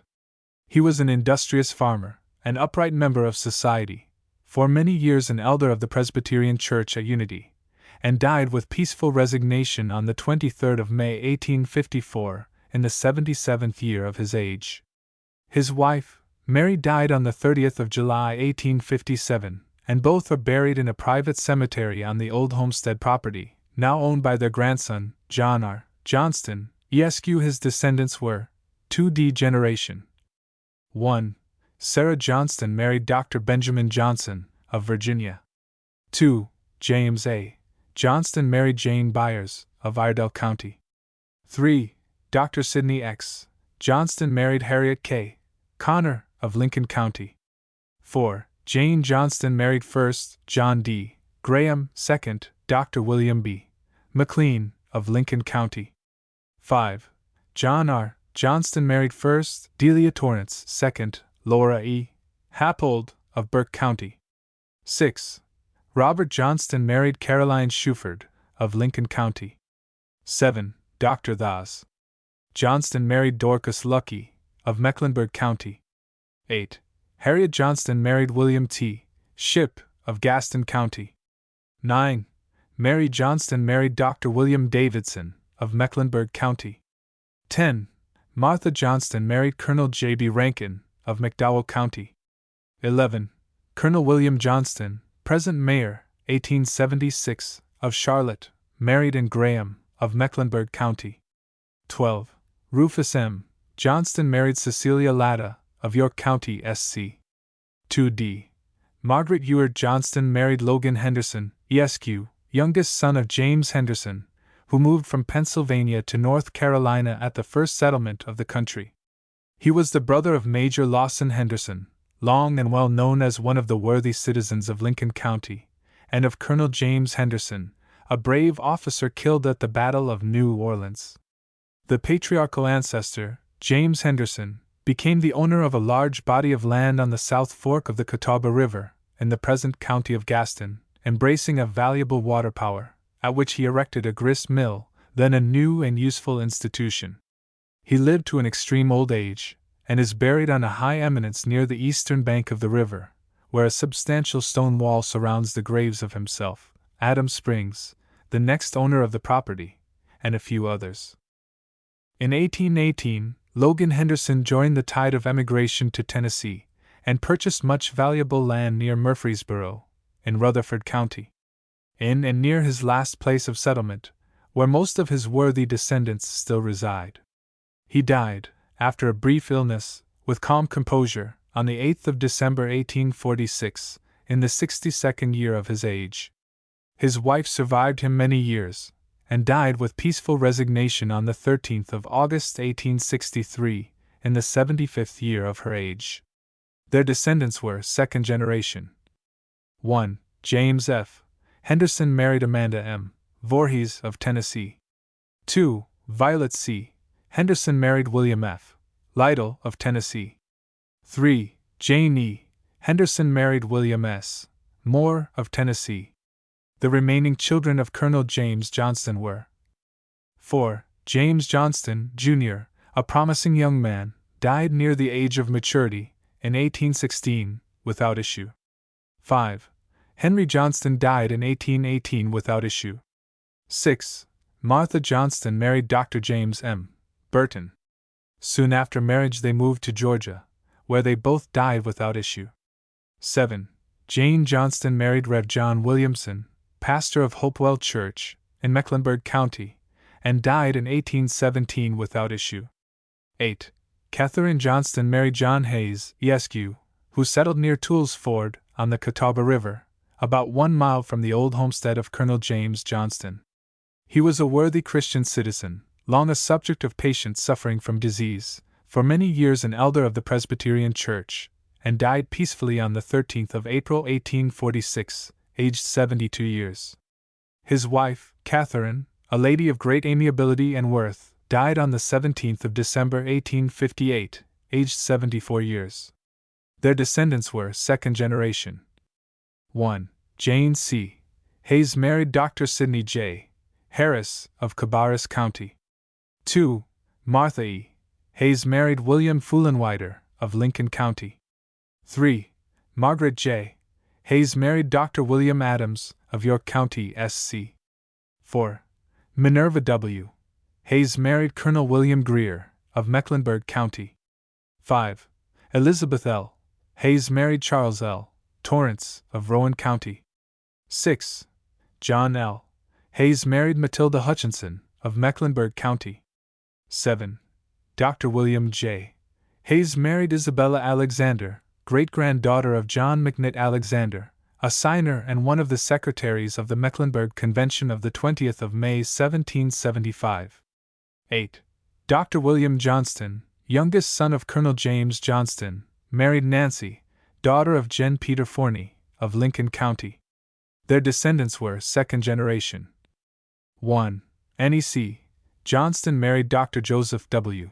Callaway, of Rutherford County. 2. Jane C. Johnston died at school in Greensboro, Guilford County. 3. Martha S. Johnston married Richard R. Hunley, ESQ, of Alabama. 4. Captain James F. Johnston, citizen of Charlotte. 5. Susan L. Johnston, citizen of Charlotte. 6. William P. Johnston died young. 7. Margaret Johnston married Colonel Peter F. Hunley, of Alabama. 8. Gen. Robert D. Johnson married John C. Evans, of Greensboro, North Carolina. 9. Dr. William H. Johnston married Kathleen Gage, of Chester County, SC. 10. Captain Joseph F. Johnston married Teresa Hooper of Alabama. 11. Catherine Johnson died comparatively young. 12. Bartlett S. Johnston, now 1876, a merchant of New York City. Most of the descendants of Colonel James Johnston performed a soldier's duty and won military distinction in the late war between the states, but our prescribed limits forbid a more extended notice of their Confederate services. This will be the noble task of some future historian, illustrating, as it would, much heroic bravery, chivalric daring, and perseverance under difficulties seldom surpassed in the annals of any people. The preceding sketch and genealogy will serve to perpetuate the name and indicate the relationship of different branches of the family. It should awaken in every descendant emotions of veneration for the memory of a common patriarchal ancestor, who was one of the earliest and most unwavering patriots of the revolutionary struggle for independence, contributed largely in council and in the field to its success, and whose mortal remains, with others of the family, now repose in the private cemetery of the Oak Grove Farm in Gaston County. N.C. Jacob Forney, S.R. Condensed from Wheeler's Historical Sketches. Among the early settlers of Lincoln County, formerly Tryon, was Jacob Forney, Sr. He was the son of a Huguenot, and born about the year 1721. His life was checkered with a vicissitude of fortunes bordering on romance.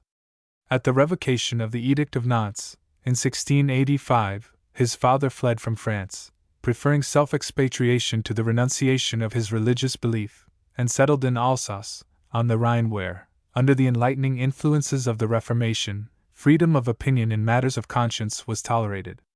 The family name was originally spelt Farney, but afterwards, in Alsace, where the German language is generally spoken, was changed to Forney. Here his father died, leaving him an orphan when 4 years old. At the age of 14 he left Alsace and went to Amsterdam in Holland. Becoming delighted whilst there with the glowing accounts which crossed the Atlantic respecting the New World, and allured with the prospect of improving his condition and enjoying still greater political and religious privileges, he came to America by the first vessel having that destination, and settled in Pennsylvania. Here he remained industriously employed until his maturity, when he returned to Germany to procure a small legacy. Having adjusted his affairs there, he again embarked for America on board of a vessel bringing over many emigrants from the canton of Bern in Switzerland. Among the number was a blithesome, rosy-cheeked damsel, buoyant with the chains of youth, who particularly attracted young Forney's attention. His acquaintance was soon made, and, as might be expected, a mutual attachment was silently but surely formed between two youthful hearts so congenial in feeling, and similarly filled with the spirit of adventure. Prosperous gales quickly wafted the vessel in safety to the shores of America, and soon after their arrival in Pennsylvania Jacob Forney and Maria Bergner, for that was the fair one's name, were united in marriage. At this time the fertile lands and healthful climate of the South were attracting a numerous emigration from the middle colonies. Influenced by such inviting considerations, Forney joined the great tide of emigration a few years after his marriage, and settled in Lincoln County, formerly Tryon, about the year 1754.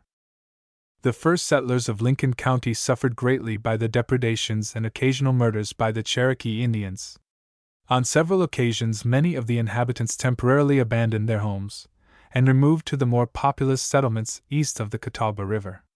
Others, finding it inconvenient to remove, constructed rude forts for their mutual defense. A repetition of these incursions having occurred a few years after Forney's arrival, he removed his family to a place of safety east of the river until the Indians could be severely chastised by military force. On the next day he returned to his former residence, accompanied by 2 of his neighbors, to search for his cattle. After proceeding about a mile from home, they spied a small Indian just ahead of them running rapidly, and not far from the spot now well known as the Rocky Spring Campground. Forney truly suspected more Indians were in the immediate vicinity. After progressing but a short distance, he and his party discovered, in an open space beyond them, 10 or 12 Indians, a part of whom, at least, were armed with guns, apparently waiting their approach. Forney, being a good marksman, and having a courage equal to any emergency, was in favor of giving them battle immediately, but his two companions overruled him, contending it would be impossible to disperse such a large number. It was therefore deemed advisable to retreat, and make their way to the fort, about 2 miles in their rear, where several families had assembled.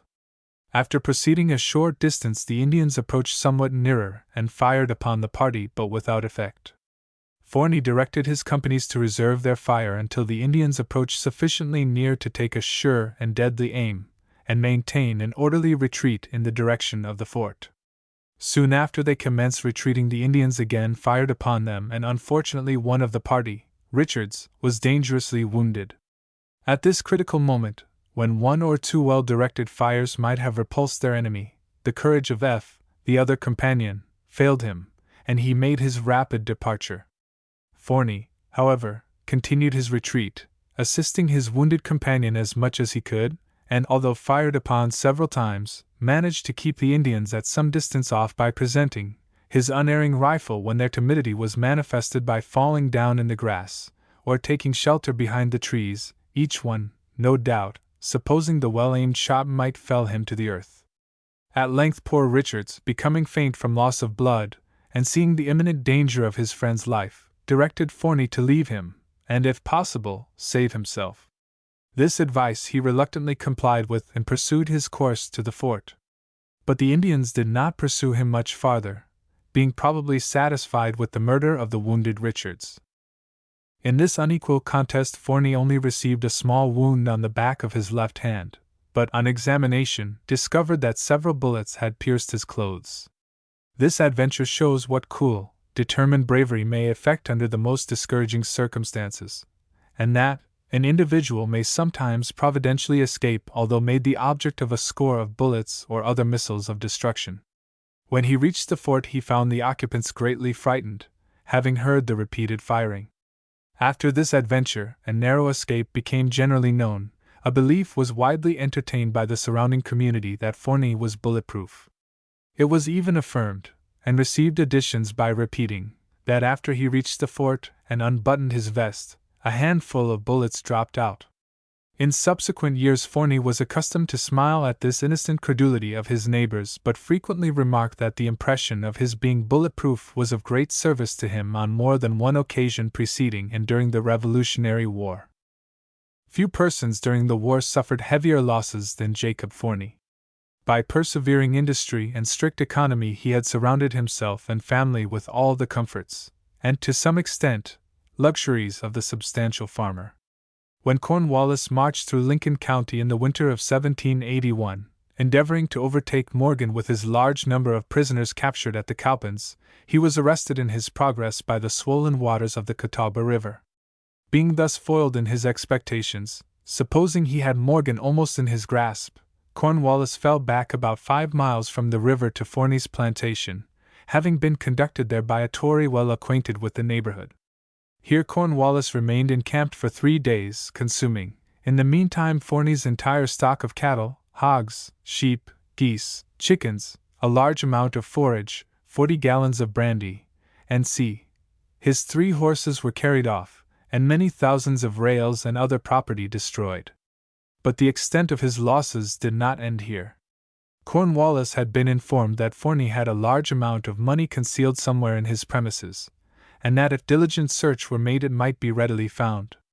This information set the British soldiers to work, and, aided by the Tory conductor's suggestions, they finally succeeded in finding his gold, silver, and jewelry buried in his distillery, the greater portion of which he had brought with him from Germany. Whilst this work of search was going on without, his lordship was quietly occupying the upper story of the family mansion, making it his headquarters. Forney and his wife, being old, were graciously allowed the privilege of living in the basement. As soon as he was informed his gold, silver, and jewelry were found, amounting to 170 pounds sterling, he was so exasperated for the moment that he seized his gun and rushed to the stair steps with the determination to kill Cornwallis. But his wife quickly followed and intercepted him, thus preventing the most deplorable consequences, the loss of his own life, and perhaps that of his family. But the prudent advice of his wife, heaven's last, best gift to man, had its proper, soothing effect, and caused him to desist from his impetuous purpose. It is hardly necessary to inform the reader he was punished in this severe manner because he was a zealous supporter of the cause of freedom, and his 3 sons were then in the rebel army. The log house in which his lordship made his headquarters for 3 days and 4 nights is still in existence, though removed, many years since, from its original site to a more level location in the immediate vicinity. In this humble building he, no doubt, cogitated upon the speedy subjugation of the rebels, and that subsequent glorification which awaits the successful hero. Little did Cornwallis then allow himself to think that he and his whole army, in less than 9 months from that time, would have to surrender to the rebel army, under Washington, as prisoners of war. It is said Cornwallis, after finishing his morning repast upon the savory beef and fowls of the old patriot's property, would come down from his headquarters, upstairs and pass along his lines of soldiers, extending for more than a mile in a northwest direction, and reaching to the adjoining plantation of his son Peter, who kept Bachelor's Hall, but was then absent, with his brother Abram, battling for their country's freedom. About midway of the extended lines, and only a few steps from the road on which the British army was encamped, several granite rocks protrude from the ground. One is about 4 feet high, with a rounded, weather-worn top, a convenient place to receive his lordship's cloak. Another rock, nearly adjoining, is about 2 feet and a half high, with a flat surface gently descending, and 5 feet across. At this spot Cornwallis was accustomed to dine daily with some of his officers upon the rich variety of food seized during his stay, and washing it all down, as might be aptly inferred, with a portion of the 40 gallons of captured brandy previously mentioned. This smooth-faced rock, on which his lordship and officers feasted for 3 days, is known in the neighborhood to this day as Cornwallis Table. On visiting this durable remembrance of the past quite recently, the writer looked around for a piece of some broken plate or other vessel, but sought in vain. The only mementos of this natural table he could bear away were a few chips from its outer edge, without seriously mutilating its weather-beaten surface, now handsomely overspread with moss and lichen.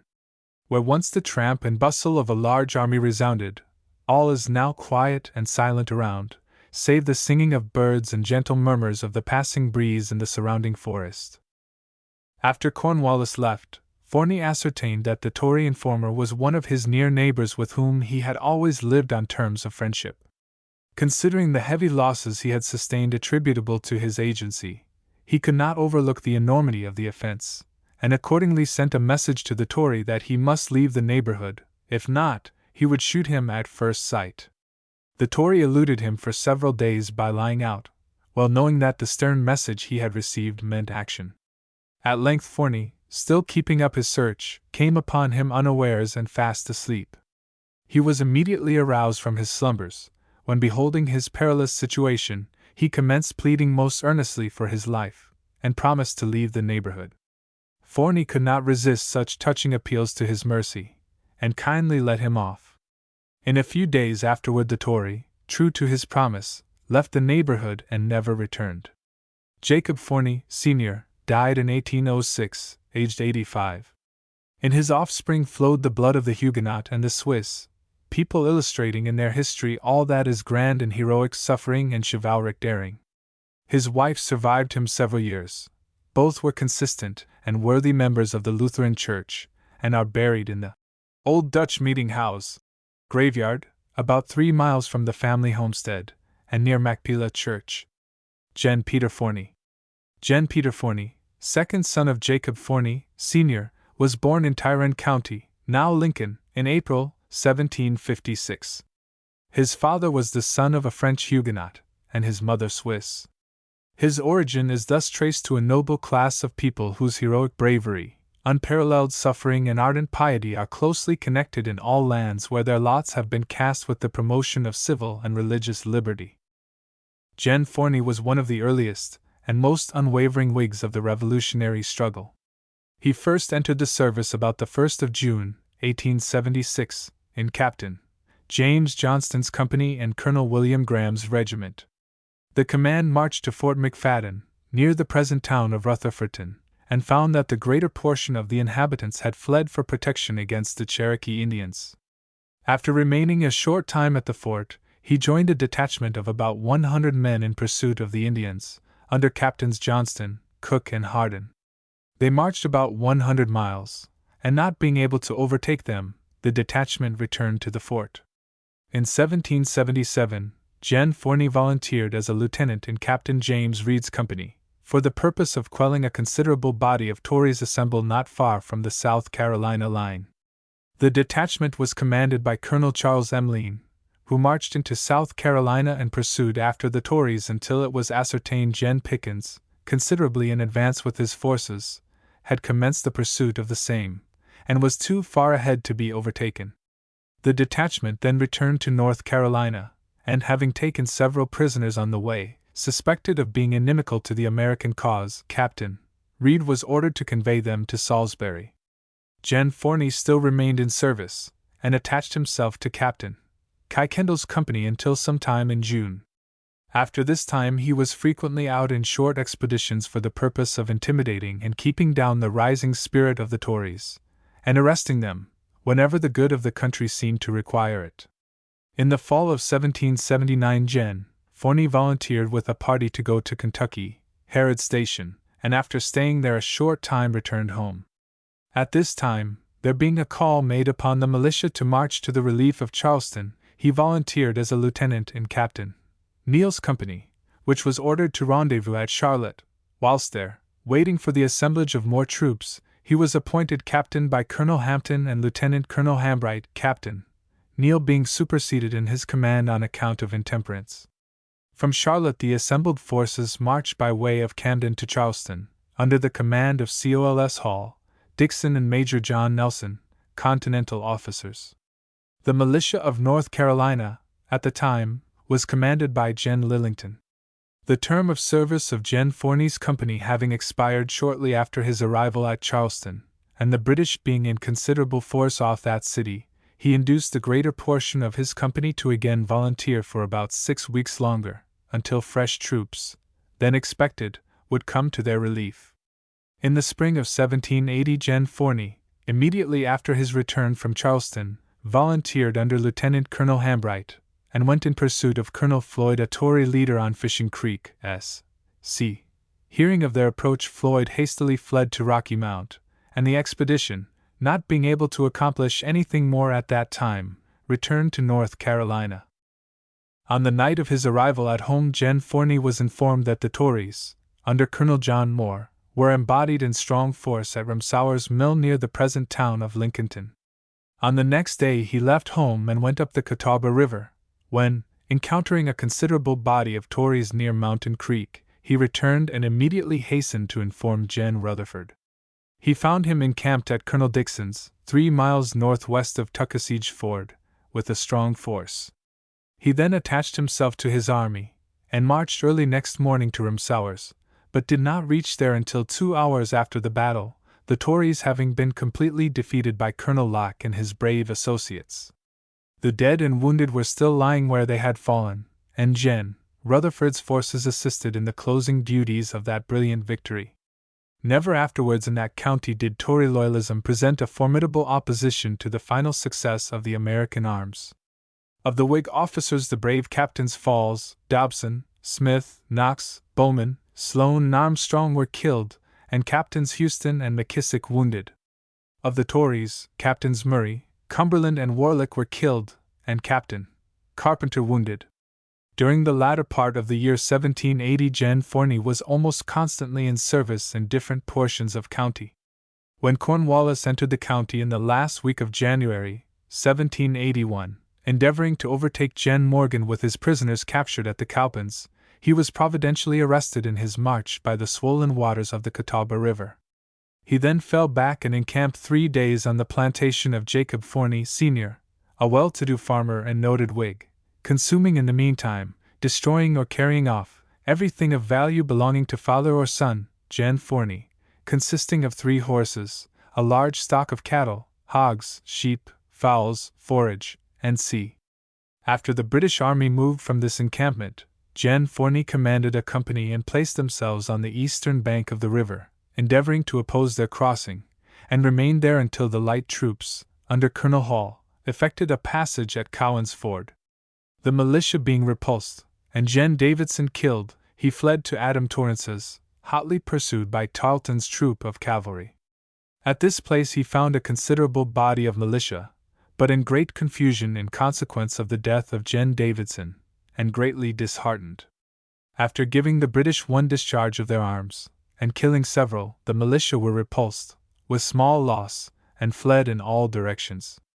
Jen Forney then retreated across the Yadkin, and remained on Abbott's Creek about 6 weeks, during which time he had no regular command, and cooperated with other soldiers, whenever it appeared any advantage could be rendered to the American cause. In the spring of 1871, Jen Forney commenced repairing his plantation which the British had entirely destroyed, together with that of his father's in the immediate vicinity, whilst in camp there. He remained at home until a call was made upon the militia to march to the relief of Wilmington, when he again volunteered and commanded a company of dragoons, associated with Captains White and Lemons. In this expedition Charles Polk was appointed Major of Dragoons, Jen Rutherford in chief command, and marched through the disaffected country around Cross Creek, now Fayetteville, and on to the immediate vicinity of Wilmington. Here Jen Rutherford created a belief before his arrival that his forces were much larger than they really were. In consequence of this belief Major Craig, in command of the post, deeming his situation then insecure, immediately evacuated Wilmington and fled to Charleston. This was the only post in North Carolina held by the British, and with the flight of Craig all military operations ceased within her borders.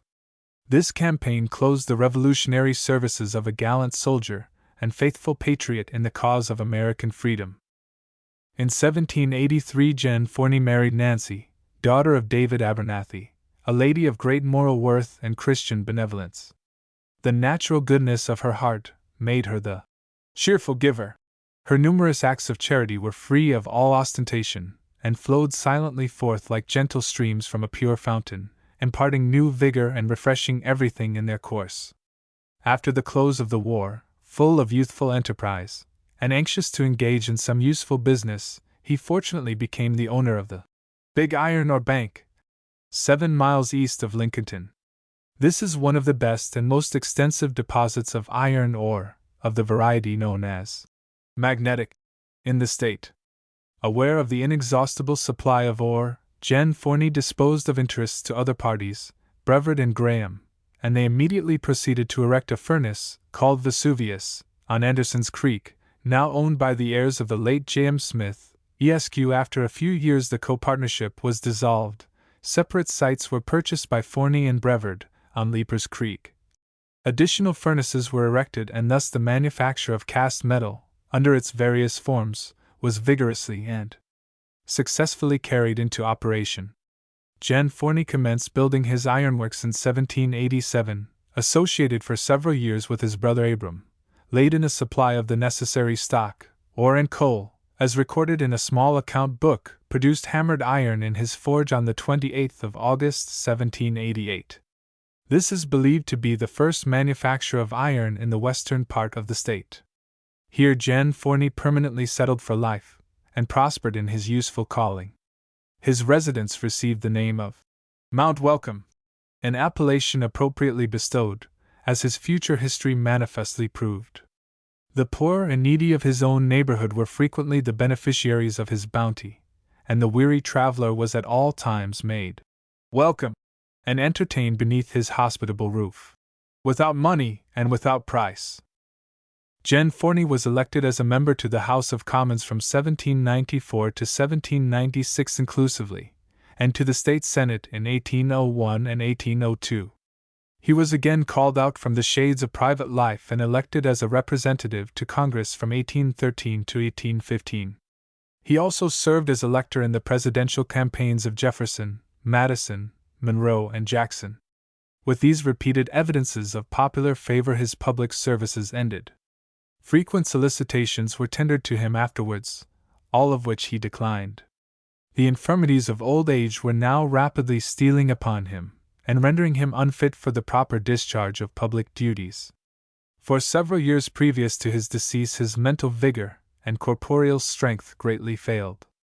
After a short illness, without visible pain or suffering, he quietly breathed his last on February 1, 1834, in the 78th year of his age. Generosity, candor, integrity, and freedom from pride or vain show were prominent traits in his character.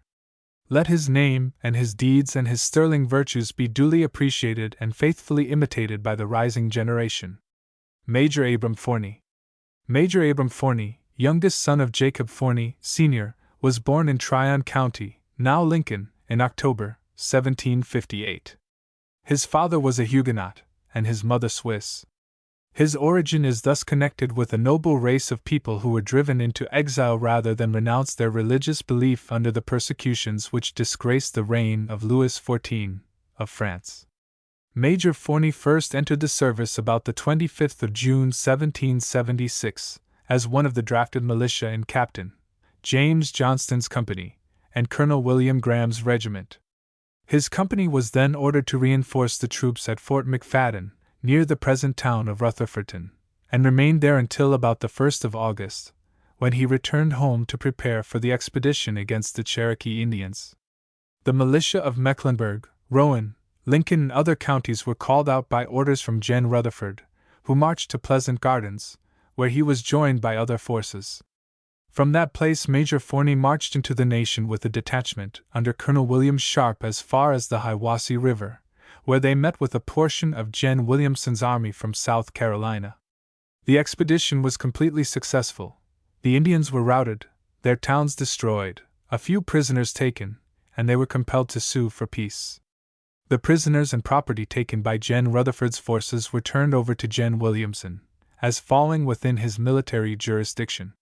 The expedition then left the nation, and he reached home on the 13th of October, 1776.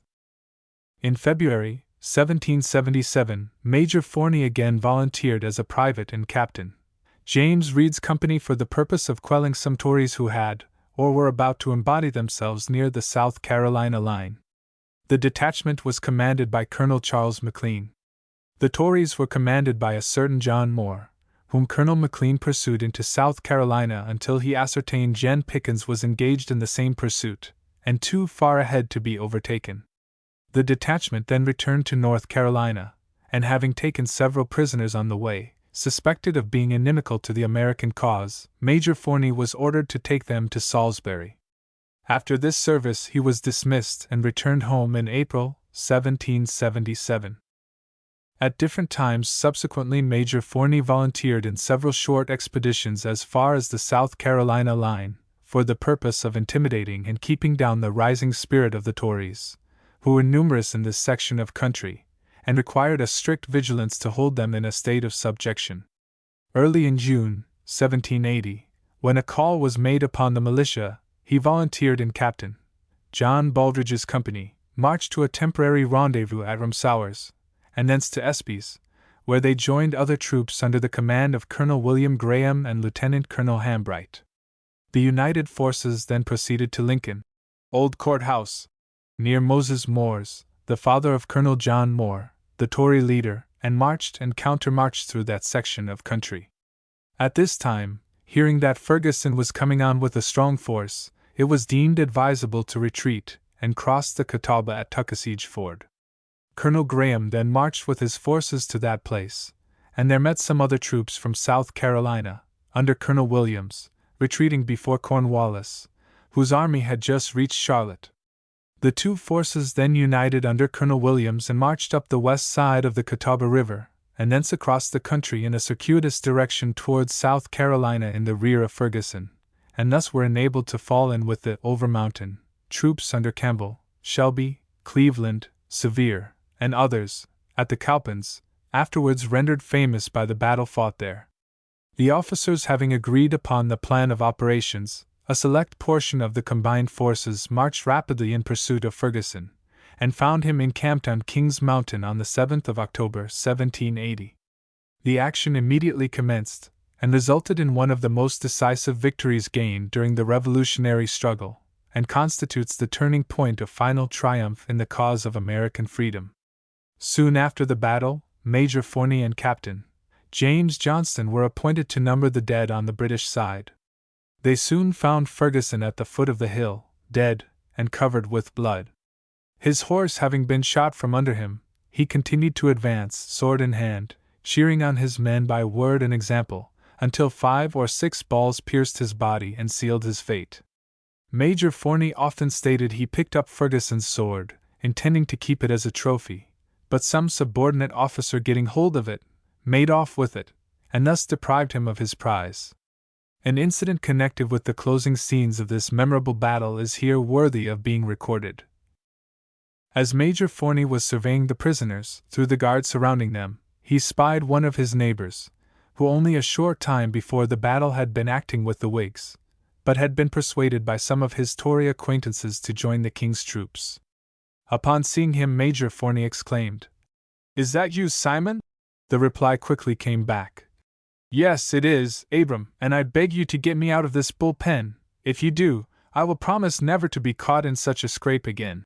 Accordingly, when it was made to appear on the day of trial that he had been unfortunately wrought upon by some Tory neighbors, such a mitigation of his disloyalty was presented as to induce the officers holding the court-martial to overlook his offense and set him at liberty.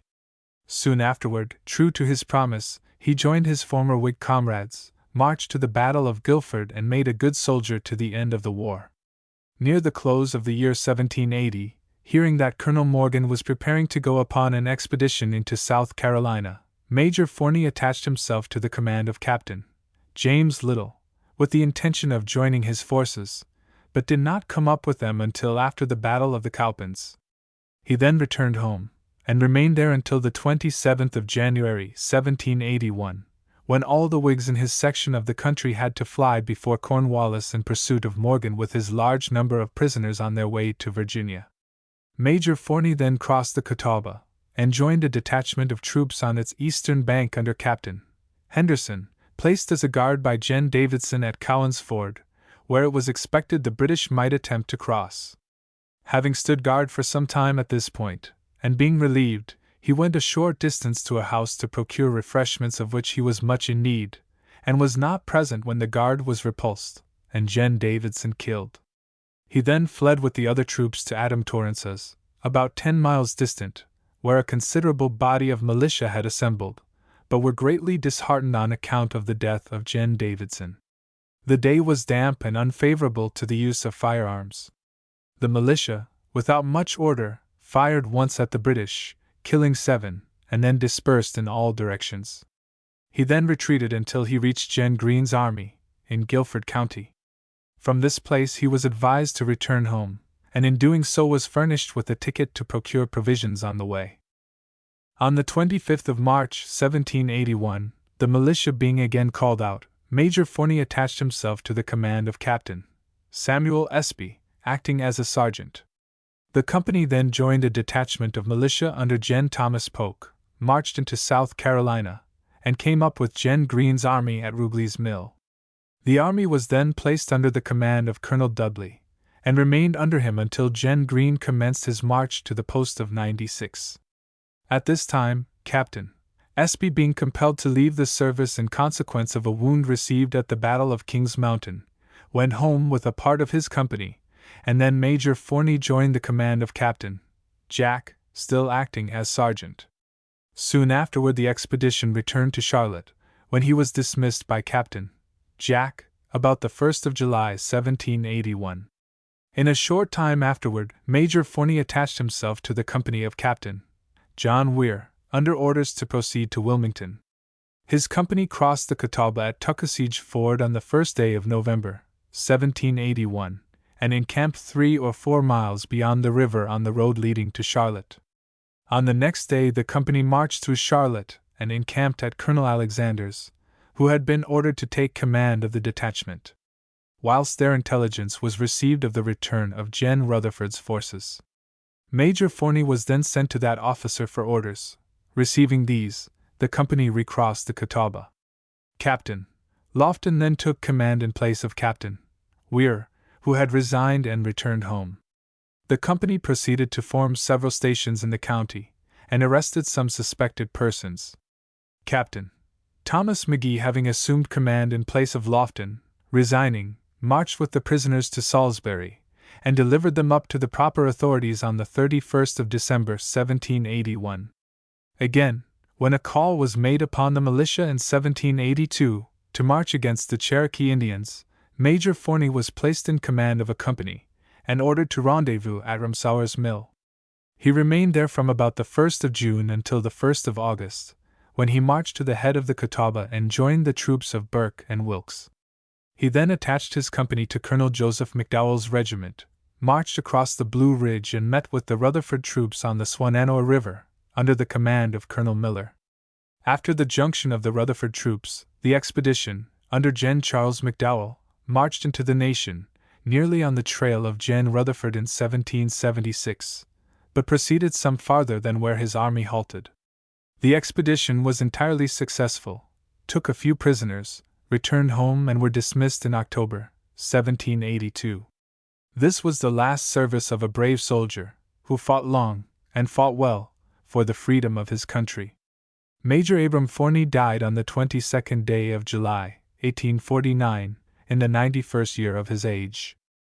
His only surviving son, Captain Abram Earhart Forney, at the present time, 1876, is still living at the old homestead, has already passed his 80 years and 10, is an industrious farmer, and worthy citizen of Lincoln County.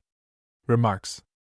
Among the curious Revolutionary mementos that Captain A. Forney, son of Major Abram Forney, has in his possession is a small leather memorandum pocketbook, filled originally with 24 blank leaves, also a powder horn, made by his father preparatory to an expedition to the mountains. The front, or opening sides, is handsomely ornamented with numerous small stars, arranged diagonally across the surface and around the borders. The back side has the Patriot's initials, AF, distinctly impressed, and immediately beneath, the year 1775, the whole displaying considerable artistic skill. Numerous entries appear on its pages, made at different times, and without reference to strict chronological order. Brief notices of military and agricultural matters and occasionally of birth, death, or marriage are harmoniously blended. On page 5 is this entry. The first snow in the year 1775 was on December the 23rd day, and it was very deep. On the same page it is recorded. April the 28th day, old John Sigel departed this world, 1780. On page 11 this entry appears. May the 3rd day I sowed flax seed in the year 1779. And other entries relating to the same agricultural avocation are interspersed through the little book. The culture of flax was then an indispensable employment. Our soldiers then wore hunting shirts, made of flax, to the battlefields.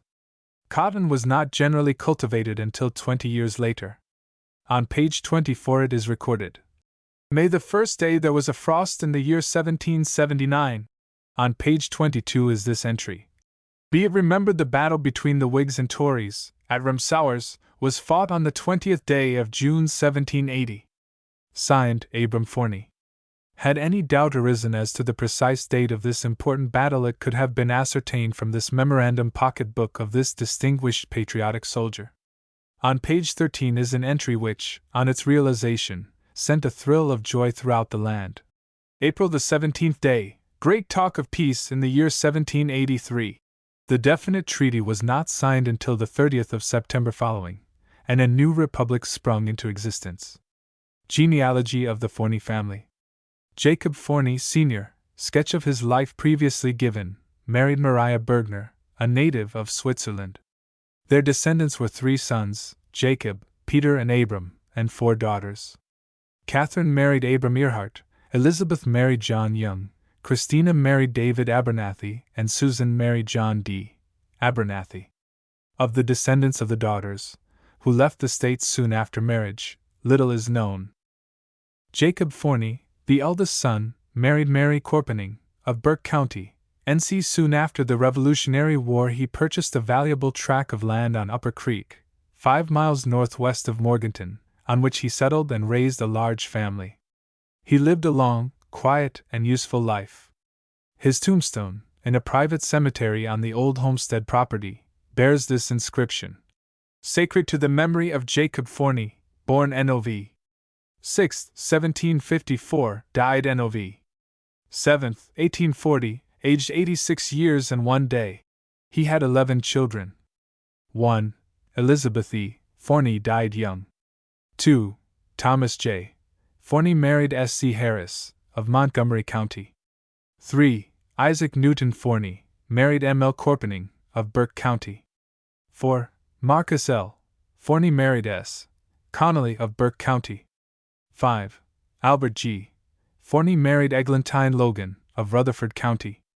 6. Fatima E. Forney married H. Alexander Tate, of Burke County. 7. Peter Bergner Forney married M. S. Connolly, of Caldwell County. 8. James Harvey Forney married Emily Logan, of Rutherford County. 9. Daniel J. Forney married S. C. Rimsauer, of Lincoln County. 10. Mary L. Forney married W. P. Reinhardt, of Catawba County. 11. Catherine S. Forney married A. T. Bost, of Catawba County. 12.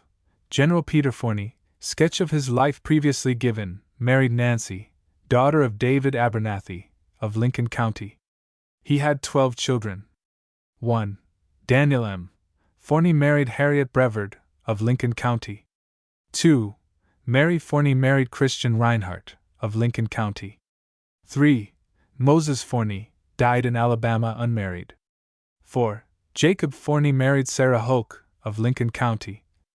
5. Joseph Forney died comparatively young. 6. Eliza Forney married 1st Henry T. Webb, Esq., of North Carolina, and 2nd, Dr. John Meek, of Alabama. 7. Susan Forney married Bartlett Shipp, Esq., of Lincoln County. 8. Lavinia Forney married John Fullenwider, of Lincoln County. 9. Nancy Forney married Dr. William Johnston, of Lincoln County. 10. Caroline Forney married Ransom G. Hunley, of South Carolina. 11. Sophia G. Forney married Dr. C. L. Hunter, of Lincoln County. 12. J. Monroe Forney married Sarah Fullenwider, of Cleveland County. 13. Major Abram Forney, sketch of his life previously given, married Rachel Gabriel, of Lincoln County. He only had 2 children. 1. Abram Earhart Forney, a worthy citizen of the same county, and now, 1876, considerably past his 80 years and 10. And 2. John W. Forney, who died comparatively young. Daniel M. Forney, eldest son of Gen. Peter Forney, received the appointment of Major in the War of 1812, and proceeded to the scene of conflict in Canada. He served as a representative to Congress from 1815 to 1818, and as a senator from Lincoln County to the state legislature from 1823 to 1826.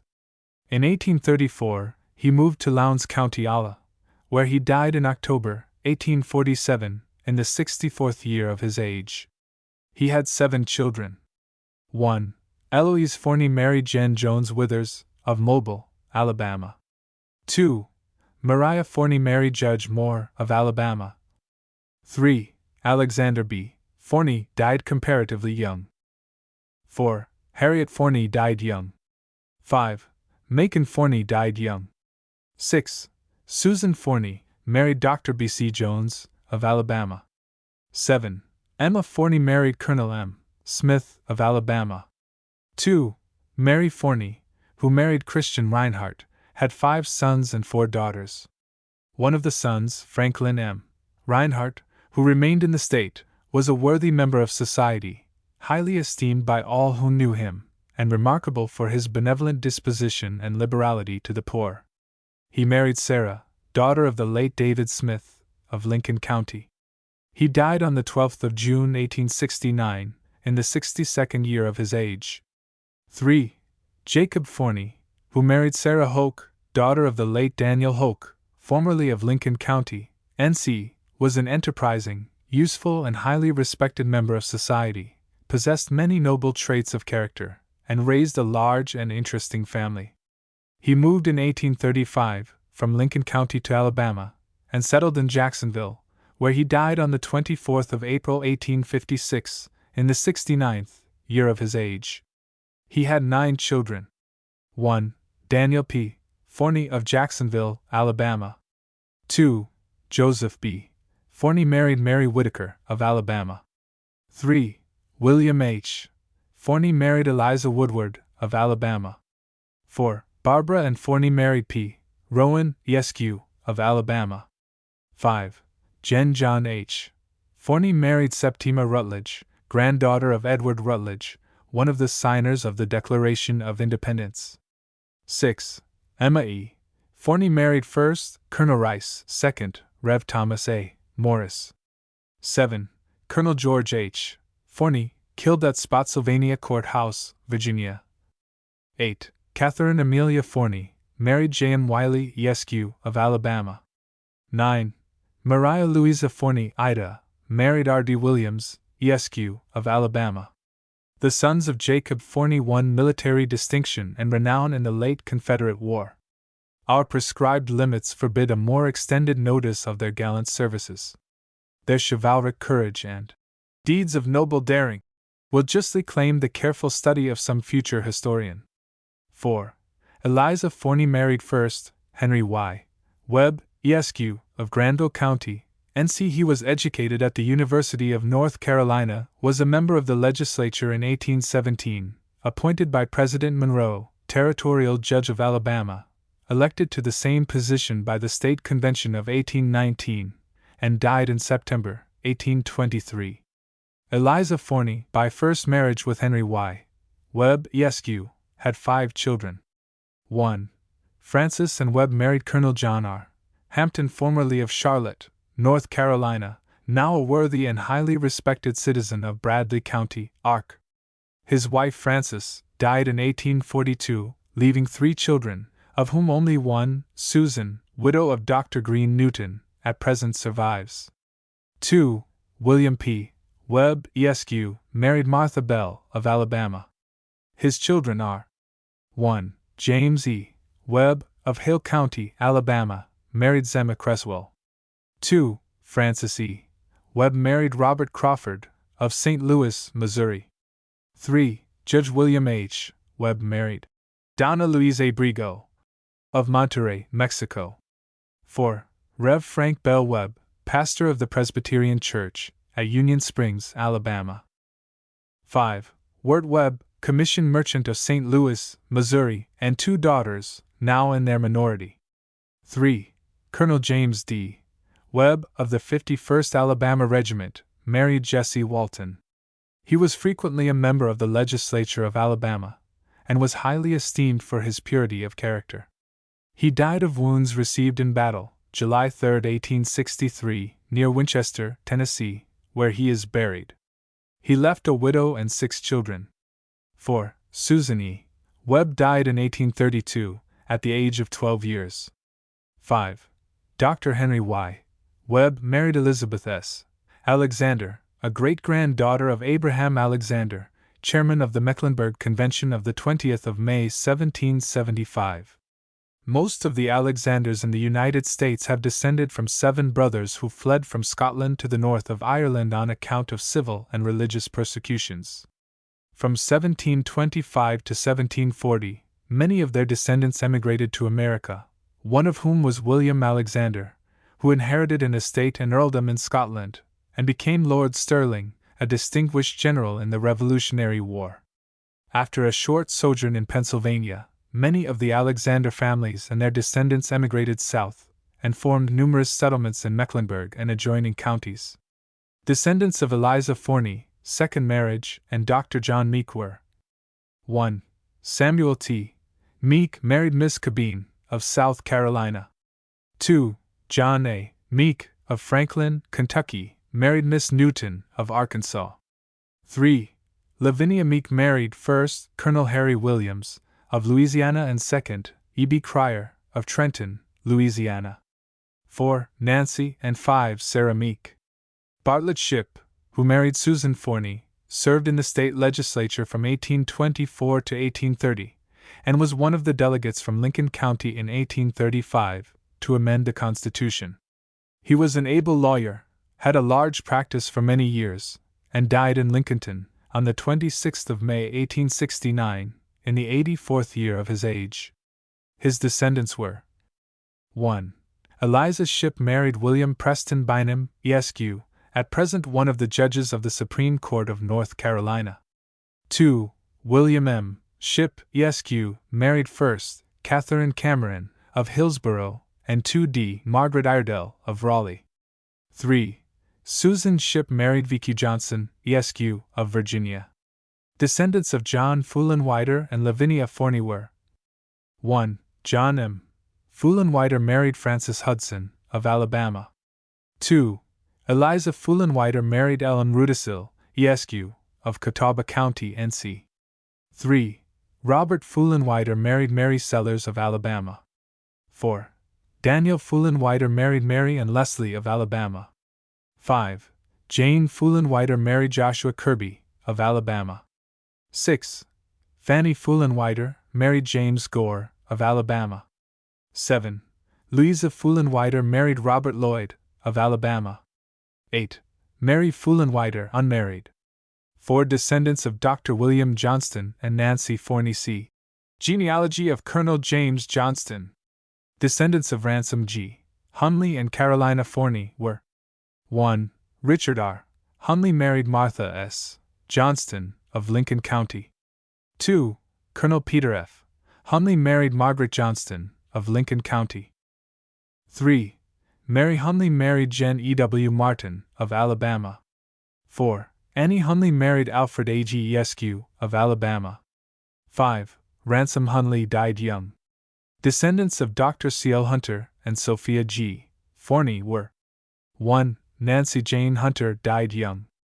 2. Caroline Elmina Hunter died young. 3. Henry Stanhope Hunter, severely wounded in the late war. 4. Captain George William Hunter, mortally wounded in the battle at Chancellorsville, VA. 5. Sophia F. Hunter married John H. Sharp, Esq., of Norfolk, Virginia. Chapter 6. Gaston County. Gaston County was formed in 1846 from Lincoln County, and derives its name from William Gaston, one of the most distinguished men of North Carolina, and late one of the judges of the Supreme Court.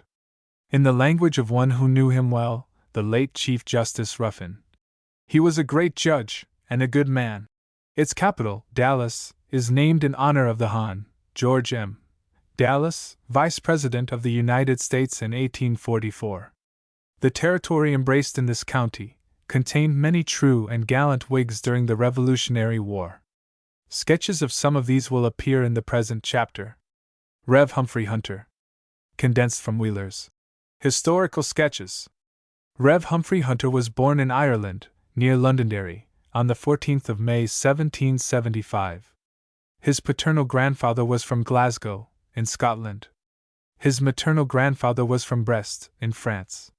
His descent is thus traced to the Scotch-Irish and Huguenots of France, forming a race of people who greatly contributed to the spread of civil and religious liberty wherever their lots were cast. In America, the asylum of the oppressed of all nations, many of their descendants occupy proud positions on the page of history, and acted a magnanimous part in the achievement of our independence. At the early age of 4 years, Humphrey Hunter was deprived by death of his father. In a short time afterward, his mother joined the great tide of emigration to the New World, and in May 1759, embarked on the ship Helena, bound for Charleston, South Carolina. After a long and boisterous voyage, the vessel at length reached its destination in safety. His mother then procured a cheap conveyance, and proceeded to the eastern part of Mecklenburg County, now in Cabarrus, where she purchased a small tract of land, and spent the remainder of her days. In the manuscript journal of the Rev. Humphrey Hunter, we are furnished with some interesting facts respecting his life and services. He informs us he grew up in the neighborhood of Poplar Tent, inhaling the salubrious air of a free clime, and imbibing the principles of genuine liberty. At this stage of his early training, he pays a beautiful tribute to the patriotism of the mothers of the Revolution. He says, "Neither were our mothers silent at the commencement of the Revolution. Go, son, said his mother, and join yourself to the men of our country. We ventured our lives on the waves of the ocean in quest of the freedom promised us here. Go, and fight for it, and rather let me hear of your death than of your cowardice." In a short time afterward, this patriotic advice of his mother was called into action. Orders were presently issued, continues his journal, by Colonel Thomas Polk to the several militia companies of the county for 2 men, selected from each beat or district, to meet at the court-house in Charlotte, on the 19th day of May, 1775, in order to consult upon such measures as might be thought best to be pursued. Accordingly, on said day, a far greater number than 2 out of each company were present. Drawn by the great excitement of the occasion, surpassing that of any other preceding it, he attended the convention on the appointed day. He was then a few days over 20 years of his age, and mingled with the numerous crowd of interested spectators. He then had the pleasure of listening to the reading of the first Declaration of Independence in the United States, and joined in the shout of approval which burst forth from the assembled multitude. In a short time after the convention in Charlotte, Colonel Thomas Polk raised a regiment of infantry and cavalry, and marched in the direction of Cross Creek, now Fayetteville, to disperse a body of Tories. In this service, he joined a corps of cavalry under Captain Chas. Polk. Soon after the return of this expedition, he commenced his classical studies at Clio Academy, in the western part of Rowan County, now Iredell, under the instruction of the Rev. James Hall. About this time the Cherokee Indians were committing numerous depredations and occasional murders near the head sources of the Catawba River. Upon this information, Gen. Rutherford called out a brigade of militia from Guilford, Mecklenburg, Rowan, Lincoln, and other western counties, composed of infantry and 3 corps of cavalry. In one of the companies commanded by Captain, afterwards Colonel Robert Mebane, he acted as lieutenant. 2 skirmishes took place during this campaign, in which several Indians were killed and a considerable number made prisoners, among the latter, Hicks and Scott, 2 white traders, who had married Indians and espoused their cause. After his return from the Cherokee expedition, he resumed his classical education at Queen's Museum, in Charlotte, under the control of Dr. Alexander McWhorter, an eminent Presbyterian clergyman from New Jersey. In the summer of 1780, this institution, having assumed in 1777 the more patriotic name of Liberty Hall Academy, was broken up by the approach of the British Army under Lord Cornwallis. The school, then in a flourishing state, was dismissed. The young men were urged by Dr. McWhorter with patriotic appeals to take up arms in defense of their country, and upon all he invoked the blessings of heaven. At this time Gen. Gates was on his way to the southern states. Under orders from Gen. Rutherford, a brigade was promptly raised to rendezvous at Salisbury. In this brigade Hunter acted for a short time as commissary, and afterward as lieutenant in the company of Captain Givens. This force first marched from Salisbury down the northeast side of the Yadkin, scouring the Tory settlements of the Uhuri and Deep Rivers, previous to its junction with Gen. Gates at Cheraw. From this place Gen. Gates moved forward to Claremont, where he arrived on the 12th of August. On the 15th he marched towards Camden, progressing as far as the Gum Swamp, where sharp skirmishing took place in the night between advance parties of the Americans and the British. On the 16th of August 1780, the unfortunate Battle of Camden was fought. A contagious panic seized most of the militia early in the action, and a precipitate retreat was the natural consequence. The regulars of Maryland and Delaware, with a small portion of the North Carolina militia, firmly stood their ground until surrounded with overwhelming numbers. The subject of this sketch was there made a prisoner and stripped of most of his clothes. Soon after his surrender he witnessed the painful incidents of battle, resulting in the death of Baron de Kalb. He informs us he saw the Baron without suite or aid, and without manifesting the designs of his movements, galloping down the line. He was soon descried by the enemy, who, clapping their hands on their shoulders in reference to his epaulets, exclaimed, "A general, a rebel general!" Immediately a man on horseback, not Tarleton, met him and demanded his sword. The Baron reluctantly presented the handle towards him, inquiring in French, "Are you an officer, sir?" His antagonist, not understanding the language, with an oath, more sternly demanded his sword. The Baron then rode on with all possible speed, disdaining to surrender to any one but an officer. Soon the cry, "A rebel general!" sounded along the line. The musketeers immediately, by platoons, fired upon him. He proceeded about 25 rods, when he fell from his horse, mortally wounded. Presently he was raised to his feet, stripped of his hat, coat and neckcloth, and placed with his hands resting on a wagon. His body was found, upon examination, to have been pierced by 7 musket balls. Whilst standing in this position, and the blood streaming through his shirt, Cornwallis, with his suite, rode up. Being informed that the wounded man was Baron de Kalb, he addressed him by saying, "I am sorry, sir, to see you, not sorry that you are vanquished, but sorry to see you so badly wounded." Having given orders to an officer to administer to the wants of the Baron, Cornwallis rode on to secure the fruits of his victory. In a short time the brave and generous de Kalb, who had served in the armies of France and embarked in the American cause, breathed his last. He is buried in Camden, where a neat monument has been erected to his memory.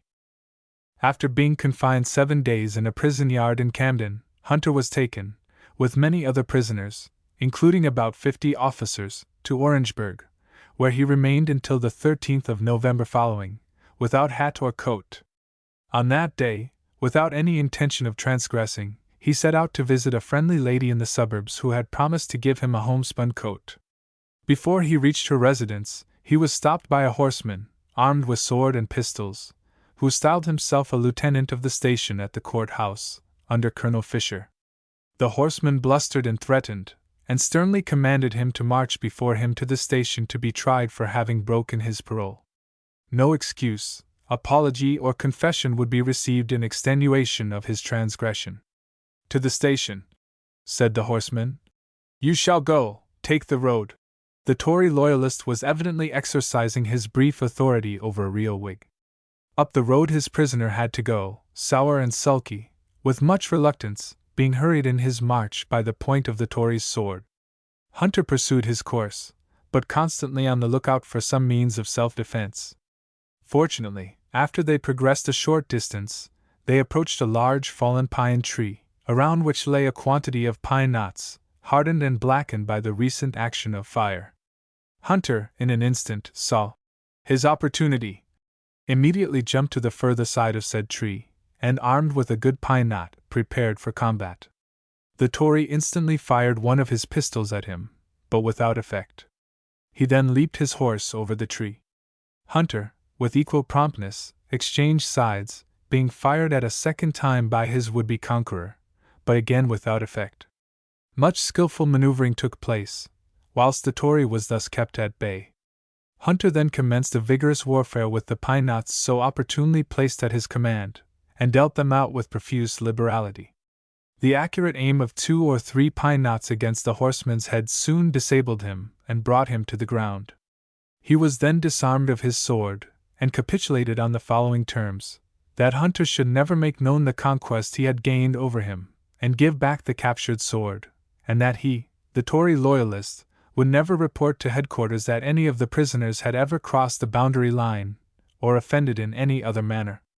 But secrecy could not be preserved, for during the combat the horse, without his rider, galloped off to the station and created considerable anxiety respecting the horseman's fate. All serious apprehensions, however, were soon removed as the dismounted horseman presently made his appearance, with several visible bruises on his head, bearing striking proof of the effective precision of the pine knots. A close examination was soon instituted at the station, and numerous searching questions propounded to the wounded horseman, when the history of the contest had to be given, and all concealment no longer attempted. The rencounter took place on a Friday evening. On the Sabbath following, orders were issued by Colonel Fisher to all the prisoners to appear at the court-house on Monday by 12 o'clock. On the evening of that Sabbath, Hunter, expecting close confinement, or, perhaps, the loss of his life, made his escape with 5 or 6 others from Mecklenburg, and commenced their way to North Carolina. They concealed themselves by day to avoid the British scouts sent in pursuit, and traveled during the night, supporting themselves principally on the raw corn found by the wayside. On the 9th night after they set out from Orangeburg, they crossed the Catawba and arrived safely in Mecklenburg County. After remaining a few days at his mother's residence, he again entered the service, and joined a cavalry company, acting as lieutenant under Colonel Henry Lee. In a short time, the Battle of the Utah Springs, the last important one in the extreme South, took place. In this engagement, where so much personal bravery was displayed, he performed a gallant part, and was slightly wounded. With this campaign, his military services ended. Among the variety of incidents which occurred during this year, he was gratified in revisiting his old prison bounds, and in witnessing the reduction of the station at Orangeburg. But greater still was the gratification he experienced in again beholding the identical sword he had taken from his Tory antagonist, as previously stated. Soon after the close of the war he resumed his classical studies under the instruction of the Rev. Robert Archibald, near Poplar Tent Church. During the summer of 1785, he entered the junior class at Mount Zion College, in Winnsboro, South Carolina, and graduated in July, 1787. In a short time afterward he commenced the study of theology under the care of the Presbytery of South Carolina, and was licensed to preach in October, 1789. In 1796 he removed from South Carolina to the southeastern part of Lincoln County, now Gaston, where he purchased a home for his rising family. His ministerial labors extended through a period of nearly 38 years, principally at Goshen and Unity churches in Lincoln County, under its old boundaries, and Steel Creek Church, in Mecklenburg County. In 1789 he married Jane, daughter of Dr. George Ross, of Lawrence District, S.C., an estimable lady, noted for her amiable disposition, numerous acts of charity, and fervent piety. In his preaching Mr. Hunter was earnest, persuasive, and often eloquent. He possessed, in a remarkable degree, a talent for refined sarcasm, and knew how to use most effectively its piercing shafts against the idle objections, or disingenuous cavils of all triflers with the great truths of religion.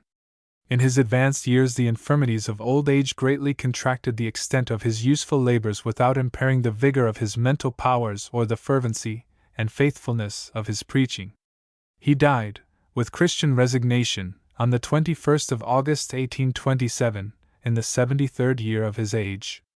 The Rev. Humphrey Hunter had 10 children, of whom, at the present time, 1876, only one, the author and compiler of these sketches, survives. Dr. William M. Lean. Dr. William McLean was born in Rowan County, N.C., on the 2nd day of April, 1757.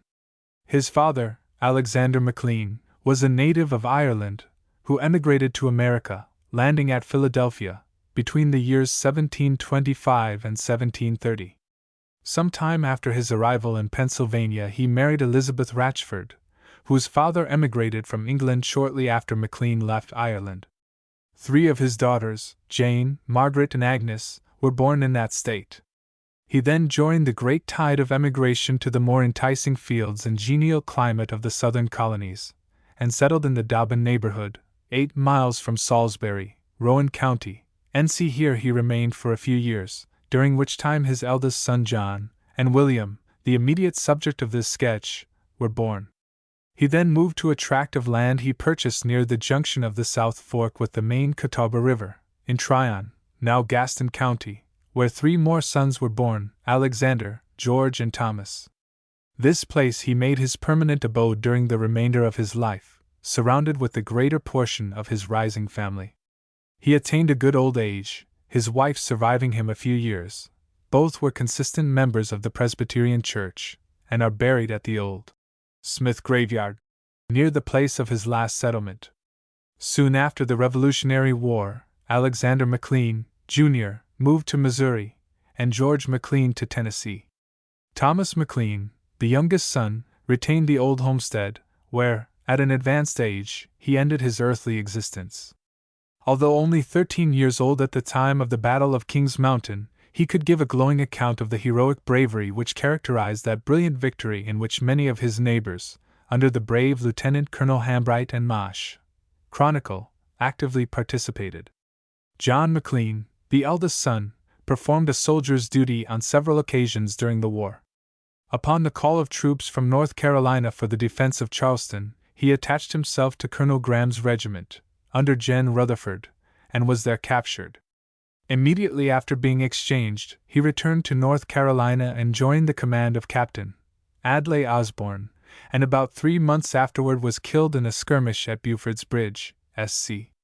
After the removal of Alexander McLean to his final settlement on the South Fork of the Catawba, as previously stated, William assisted him on the farm, and when a favorable opportunity offered, went to school in the neighborhood, acquiring as good an education as the facilities of the country then afforded.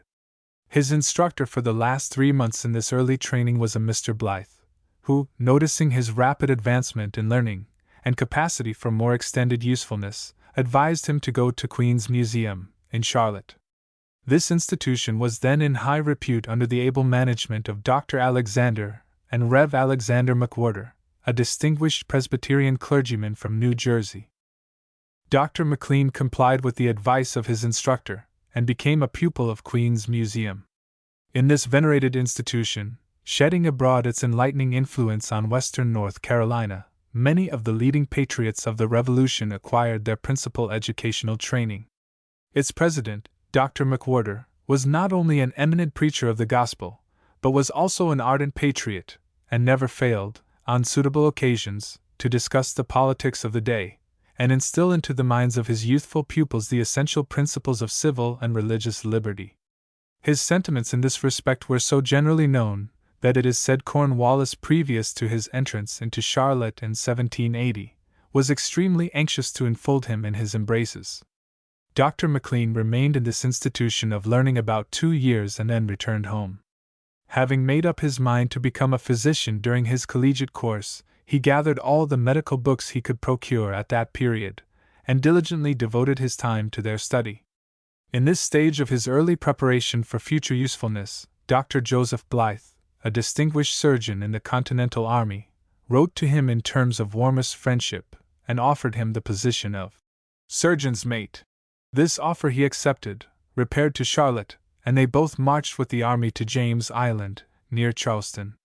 In this immediate vicinity at Stono, the narrow river or inlet, which separates John's Island from the mainland, a severe but indecisive battle had been fought between a detachment of General Lincoln's army and the British, under General Prevost, in June, 1779. At the time of Dr. McLean's arrival at James Island, many soldiers were sick with the pestilential camp fever of that sultry climate, or were suffering from the wounds of battle at the army hospital. Some of these sufferers were from Lincoln and Mecklenburg counties, with whom he was personally acquainted. Under judicious medical treatment he was pleased to see most of them, in a short time, restored to health and ready for the future service of their country.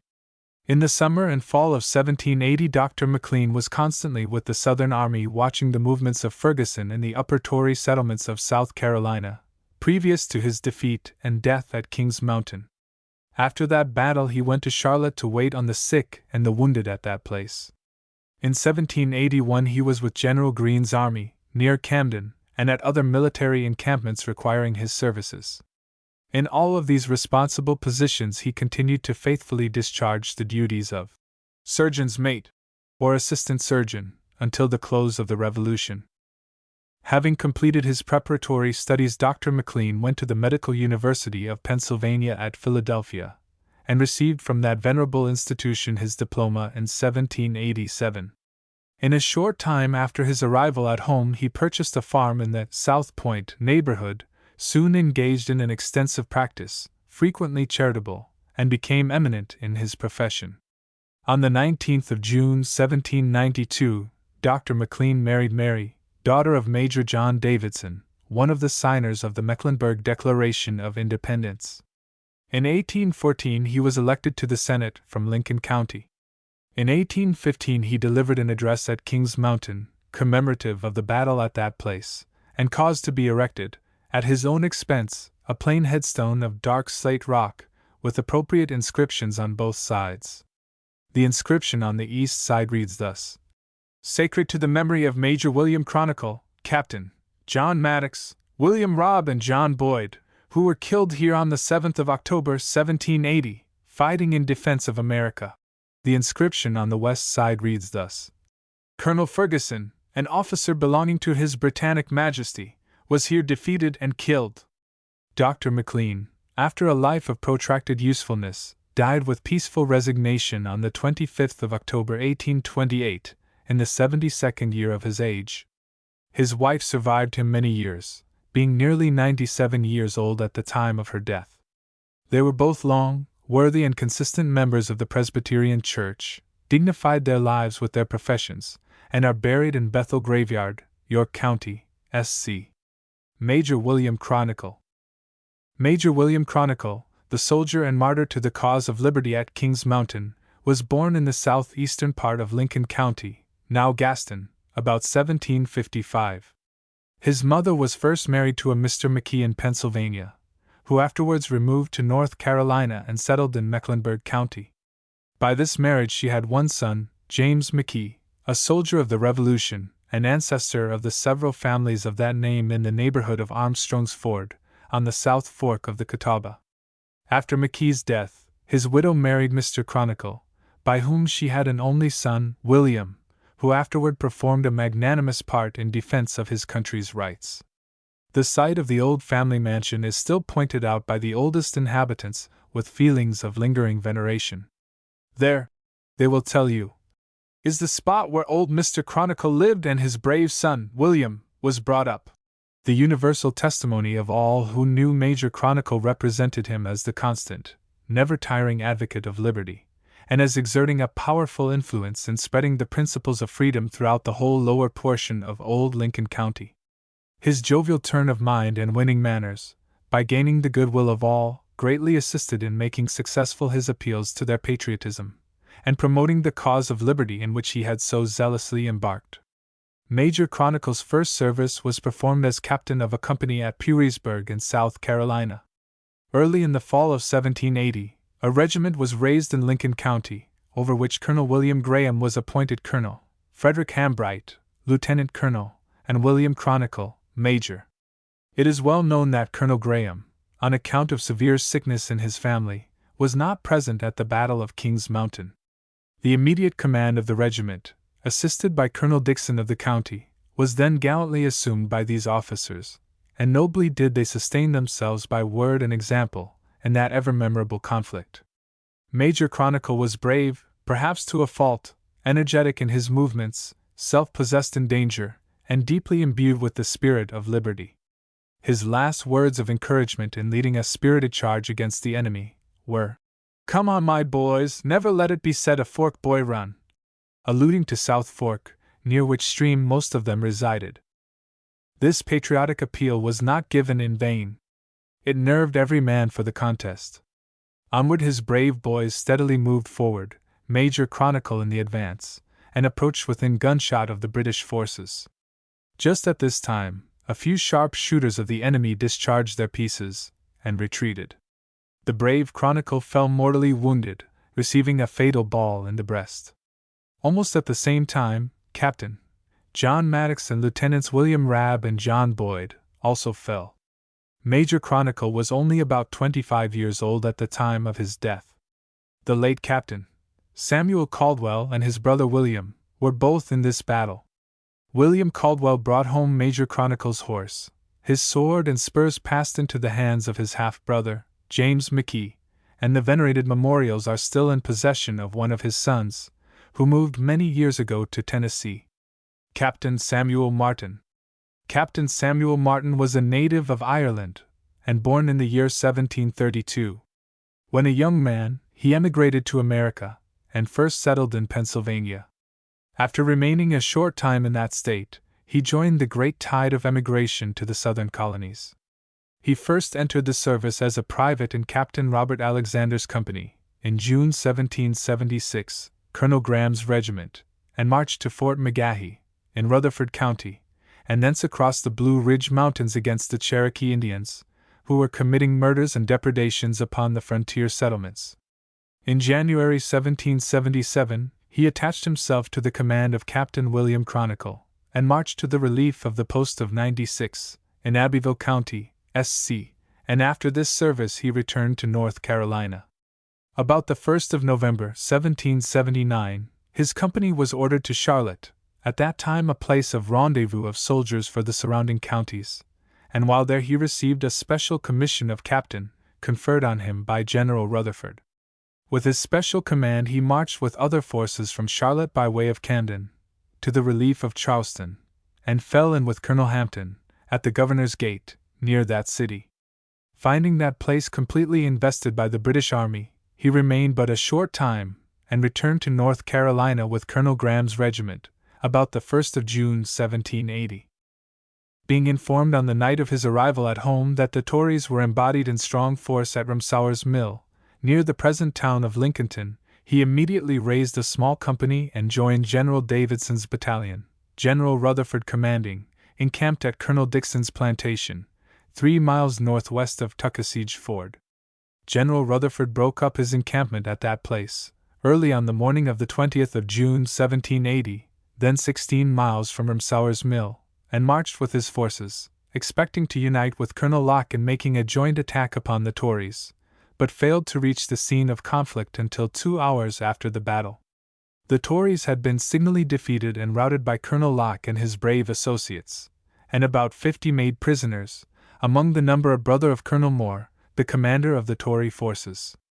Immediately after this battle he received orders from Colonels Johnston and Dixon to proceed with his company to Colonel Moore's residence, 6 or 7 miles west of the present town of Lincolnton, and arrest that Tory leader, but he had fled with about 30 of his followers to Camden, South Carolina, where Cornwallis was then encamped. Soon after this service Captain Martin was ordered to proceed with his company to Rugeley's Mill, in Kershaw County.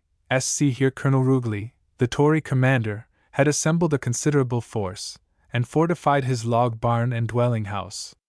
Colonel Washington, by order of General Morgan, had pursued him with his cavalry, but having no artillery, he resorted to an ingenious stratagem to capture the post without sacrificing his own men. Accordingly he mounted a pine log, fashioned as a cannon, elevated on its own limbs, and placed it in position to command the houses in which the Tories were lodged. Colonel Washington then made a formal demand for immediate surrender. Colonel Rugeley, fearing the destructive consequences of the formidable cannon bearing upon his command in the log barn and dwelling house, after a stipulation as to terms, promptly surrendered his whole force, consisting of 112 men, without a gun being fired on either side. It was upon the reception of the news of this surrender that Cornwallis wrote to Tarleton, "Rugeley will not be made a brigadier." After this successful stratagem, seldom equaled during the war, Captain Martin was ordered to march with his company in pursuit of Colonel Cunningham, commonly called Bloody Bill Cunningham, a Tory leader, encamped on Fishing Creek, but he fled so rapidly he could not overtake him. During the latter part of August and the whole of September, Captain Martin was rarely at home, and then not remaining for more than 2 days at a time. About the last week of September he marched with his company by a circuitous route, under Colonel Graham, to the Cowpens. There he united with Colonels Campbell, Shelby, Sevier, Cleveland and other officers and marched with them to King's Mountain. In this battle Captain Martin acted a conspicuous part, was in the thickest of the fight, and lost 6 of his company.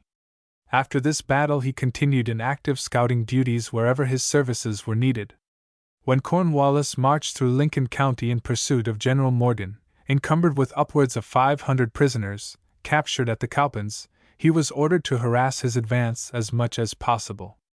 A short time after Cornwallis crossed the Catawba at Cowan's Ford, he marched as far as Salisbury, when he was ordered by Colonel Dixon to convey some prisoners to Charlotte. Having performed this service, he proceeded to Guilford Court House, but did not reach that place until after the battle. He then returned home, and was soon after discharged. In October 1833, Captain Martin, when 101 years old, was granted a pension by the general government. He was a worthy and consistent member of the Associate Reformed Church, and died on the 26th of November 1836, aged 104 years. He married in Ireland, Margaret McCurdy, who also attained an extreme old age, and both are buried in Goshen Graveyard, in Gaston County. Captain Samuel Caldwell. Samuel Caldwell was born in Orange County, NC, on the 10th of February 1759, and moved to Tryon County, afterward Lincoln, in 1772. He first entered the service in Captain Goins' company in 1776, and marched against the Cherokee Indians beyond the mountains. In 1779, he volunteered, in Captain William Chronicle's company, in the 9 months' service, and joined General Lincoln's army at Petersburg, SC in March, 1780. He joined Captain Isaac White's company, and marched to Kings Mountain. In the battle which immediately followed, he and his brother, William, actively participated. Shortly after this celebrated victory, he attached himself to Captain Montgomery's company and was in the Battle of the Cowpens, fought on the 17th of January, 1781. Soon afterward he marched to Guilford, and was in the battle fought there on the 15th of March, 1781. In the following fall, he substituted for Clement Nance, in Captain Lemon's cavalry company in the regiment commanded by Colonel Robert Smith and Major Joseph Graham. At the Raff Swamp, they attacked and signally defeated a large body of Tories, and in 2 days afterward defeated a band of Tories on Alfred Moore's plantation opposite Wilmington. On the next day, the same troops made a vigorous attack on the garrison, near the same place. After this service, he returned home and was frequently engaged in other minor but important military duties until the close of the war. After the war, Captain Caldwell settled on a farm 3 miles southwest of Tuckasegee Ford, where he raised a large family. He was a kind and obliging neighbor, attained a good old age, and is buried in the graveyard of Goshen Church, Gaston County, NC. Captain John Maddox. Captain John Maddox was one of the brave soldiers who fell at Kings Mountain. He belonged to a family who resided a few miles below Armstrong's Ford, on the South Fork of the Catawba River, at what is now known as the Allison Old Place. There were 3 brothers and 2 sisters, Sally and Barbara. The whole family, men and women, had the reputation of being uncommonly stout. John and Charles Maddox were staunch Whigs, ever ready to engage in any enterprise in defense of the freedom of their country. But Edward Maddox, commonly called Ned Maddox, was a Tory. All of the brothers were at the Battle of Kings Mountain, in which Captain Charles Maddox was killed early in the action when pressing forward with undaunted courage against the enemy. Among the severely wounded was Ned Maddox, the Tory brother. After the battle and signal victory, Charles Maddox, fearing his brother might be hung with some others who suffered this penalty on the next day, kindly interceded in his behalf, took him home and nursed him carefully until he recovered of his wound. It is said this extraction of blood, so effectually performed by some one of the gallant Whigs on that occasion, completely cured Ned Maddox of Toryism and caused him never afterward to unite with the enemies of his country. The whole surviving family a few years after the war moved to Georgia, where they have descendants at the present time. Major Chronicle, Captain Maddox, William Rabb and John Boyd, all from the same South Fork neighborhood, are buried in a common grave at the foot of the mountain.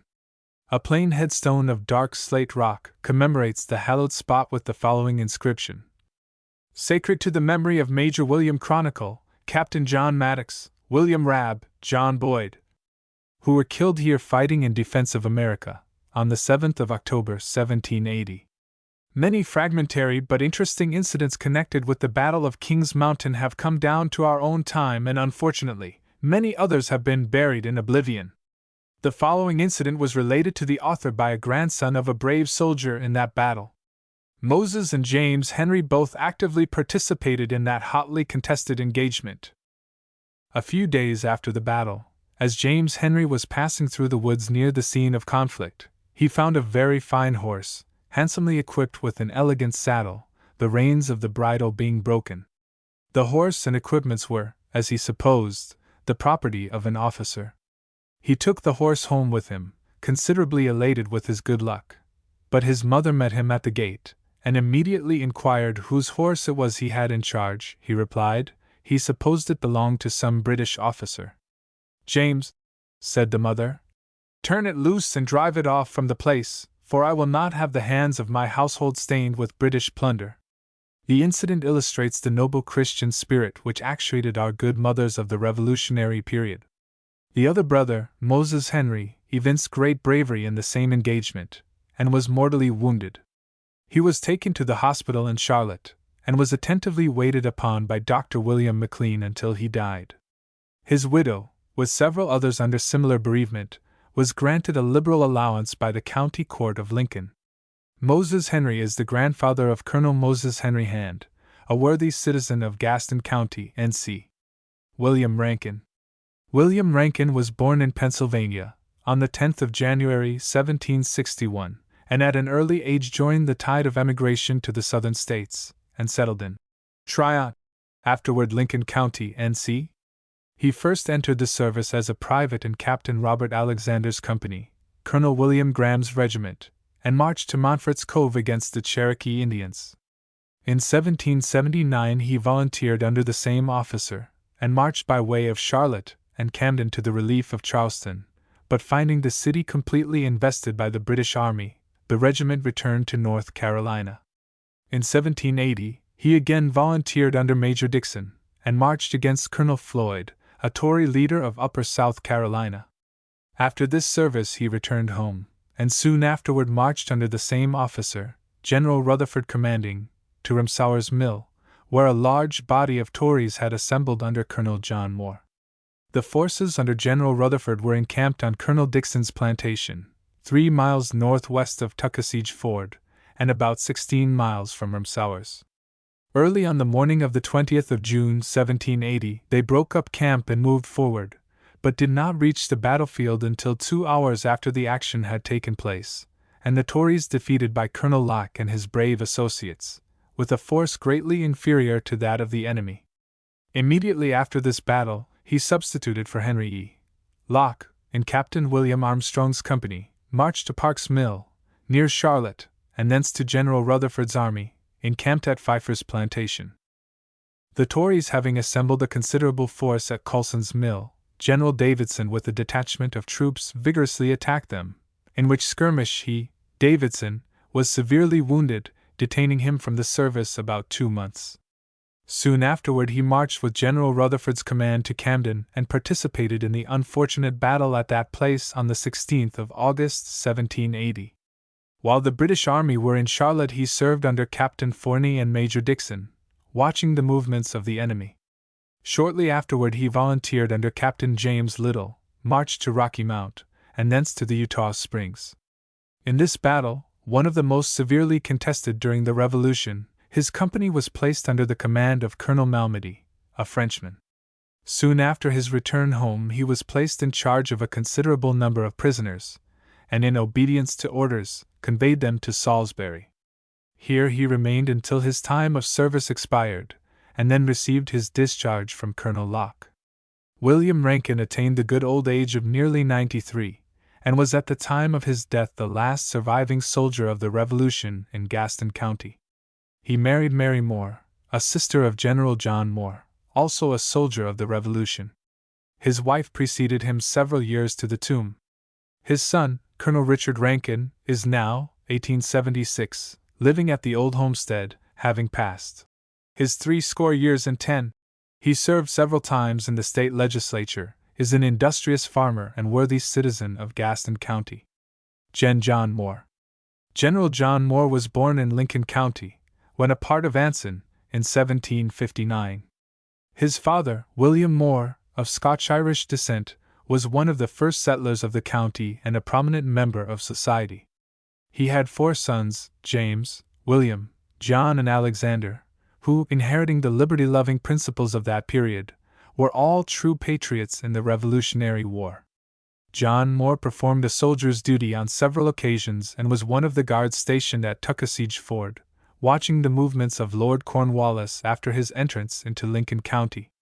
He also acted for a considerable length of time as commissary to the army. General Moore married a sister of General John Adair, of Kentucky, by whom he had many children. Several years after her death, he married Mary Scott, widow of James Scott, and daughter of Captain Robert Alexander, by whom he had 2 children, Lee Alexander and Elizabeth Moore. He was a member of the House of Commons as early as 1788, and served for many years subsequently with great fidelity and to the general acceptance of his constituents. To remove a false impression, sometimes entertained by persons little conversant with our Revolutionary history, it should be here stated that General John Moore was in no way related to the Colonel John Moore, son of Moses Moore, who lived about 7 miles west of Lincoln, and commanded the Tory forces in the Battle of Ramsauer's Mill. General Moore, after a life of protracted usefulness, died in 1836, with Christian resignation, aged about 77 years, and lies buried near several of his kindred in Goshen Graveyard, Gaston County, N.C. Elisha Withers. Elisha Withers was born in Stafford County, Virginia, on the 10th of August 1762. His first service in the Revolutionary War was in 1780, acting for 12 months as commissary and furnishing provisions for the soldiers stationed at Captain Robert Alexander's, near the Tuckasegee Ford on the Catawba River, their place of rendezvous. After this service, he was drafted and served a tour of 3 months under Captain Thomas Lofton and Lieutenant Robert Shannon, and marched from Lincoln County to Guilford Courthouse under Colonels Locke and Hunt. His time having expired shortly before the battle, he returned home. He again served another tour, commencing in August 1781, as a substitute for James Withers, under Captain James Little, at the Utah Springs, where he was detailed with a few others, to guard the baggage wagons during the battle. He again volunteered under Captain Thomas Lofton and Lieutenant Thomas McGee, and was actively engaged in the horse service in several scouting expeditions until the close of the war. After the war, he was for a long time known as Old Constable Withers, was highly respected, and died at a good old age. Chapter 7. Cleveland County. Cleveland County was formed in 1841, from Lincoln and Rutherford counties, and derives its name from Colonel Benjamin Cleveland, of Wilkes County, who, with a detachment of men from that county and Surrey, under the commands of himself, and Major Joseph Winston, performed a magnanimous part in the Battle of Kings Mountain.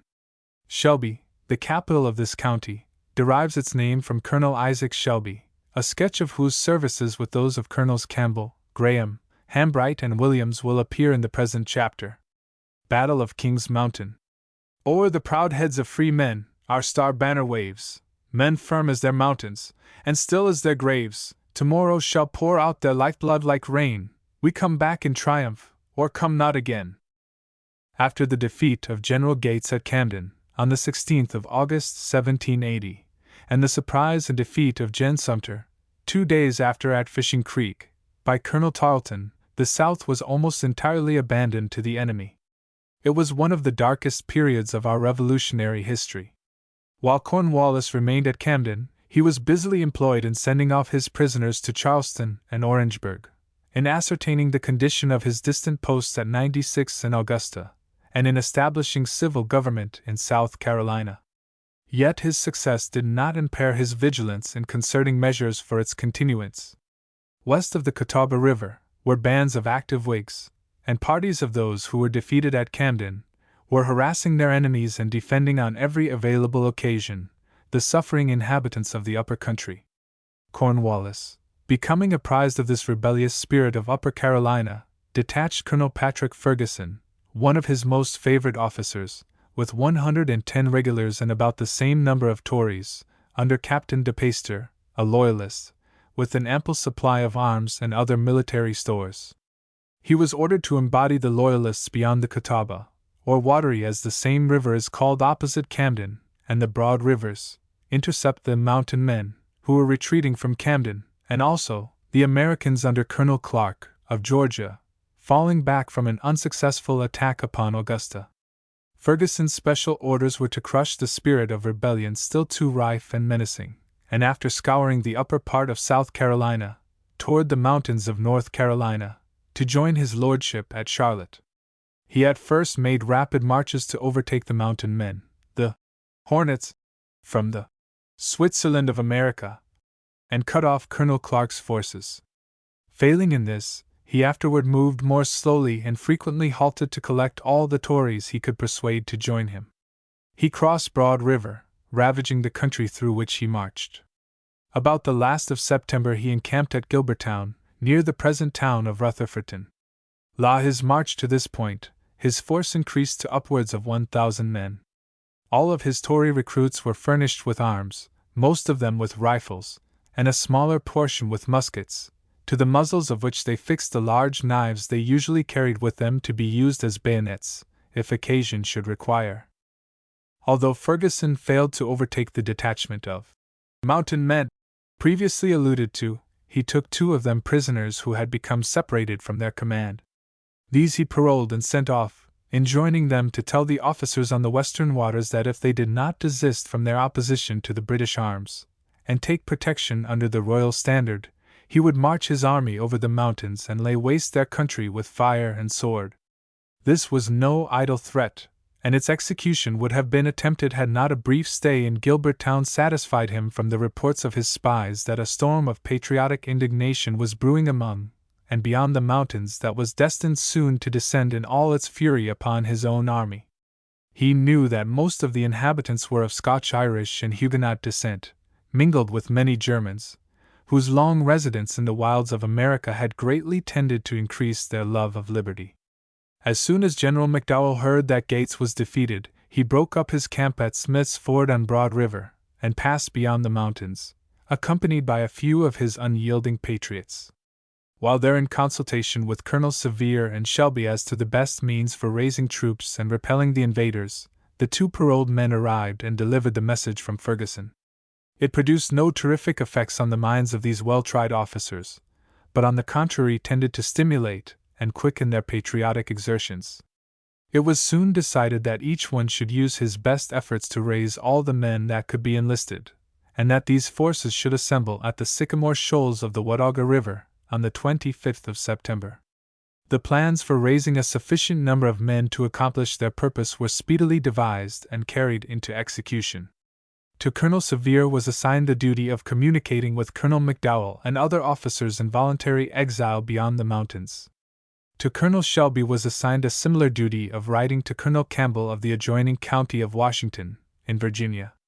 Among the refugees beyond the mountains was Colonel Clark, of Georgia, with about 100 of his overpowered but not subdued men. Their story of the sufferings endured by the Whig inhabitants of Upper South Carolina and Georgia served to arouse and intensify the state of patriotic feeling among the hardy sons of Western North Carolina. The enlisted troops assembled at the Sycamore Shoals marched from that place on the 26th of September. They were all mounted and unencumbered with baggage, expecting to support themselves partly by their trusty rifles from the game of the forest, as they progressed, and partly by compelling the Tories to minister to their wants. The assembled forces placed under marching orders were as follows: from Washington County, Virginia, under Colonel William Campbell, 400 men. From Sullivan County, N.C., now in Tennessee, under Colonel Isaac Shelby, 240 men. From Washington County, N.C., now in Tennessee, under Col. John Sevier, 240 men. From Burke and Rutherford counties, N.C., under Colonel Charles McDowell, 160 men. On the second day's march, 2 of their men deserted, and went ahead to the enemy. It is probable their report of the Whig strength accelerated Ferguson's retreating movements. On the 30th of September, they crossed the mountains and were joined at the head of the Catawba River by Colonel Benjamin Cleveland and Major Joseph Winston, with 350 men from Wilkes and Surrey counties. Upon the junction of these forces, the officers held a council, and as they were all of equal grade, it was agreed that a messenger be dispatched immediately to headquarters, supposed to be between Charlotte and Salisbury, to get General Sumner or Gen. Davidson to assume the chief command. They were now in Colonel Charles McDowell's military district, and being the senior officer, the chief command properly devolved upon him, unless his right, for the present, should be waived, and by agreement, turned over to another.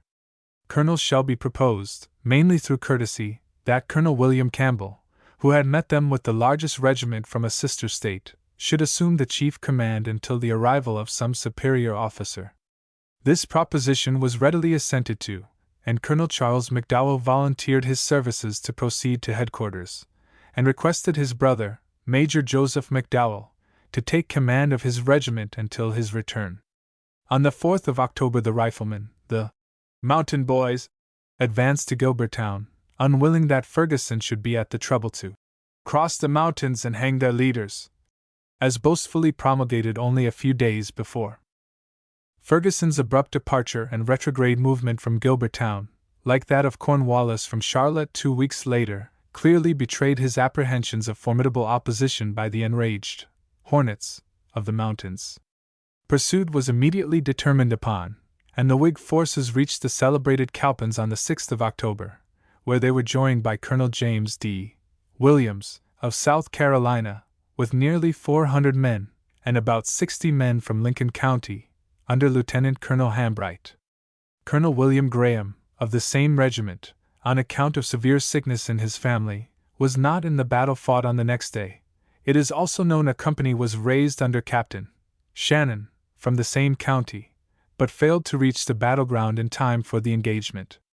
On the evening of the 6th of October, the colonels and council unanimously resolved that they would select all the men and horses fit for service, and immediately pursue Ferguson until they should overtake him, leaving the remaining troops to follow after them as fast as possible.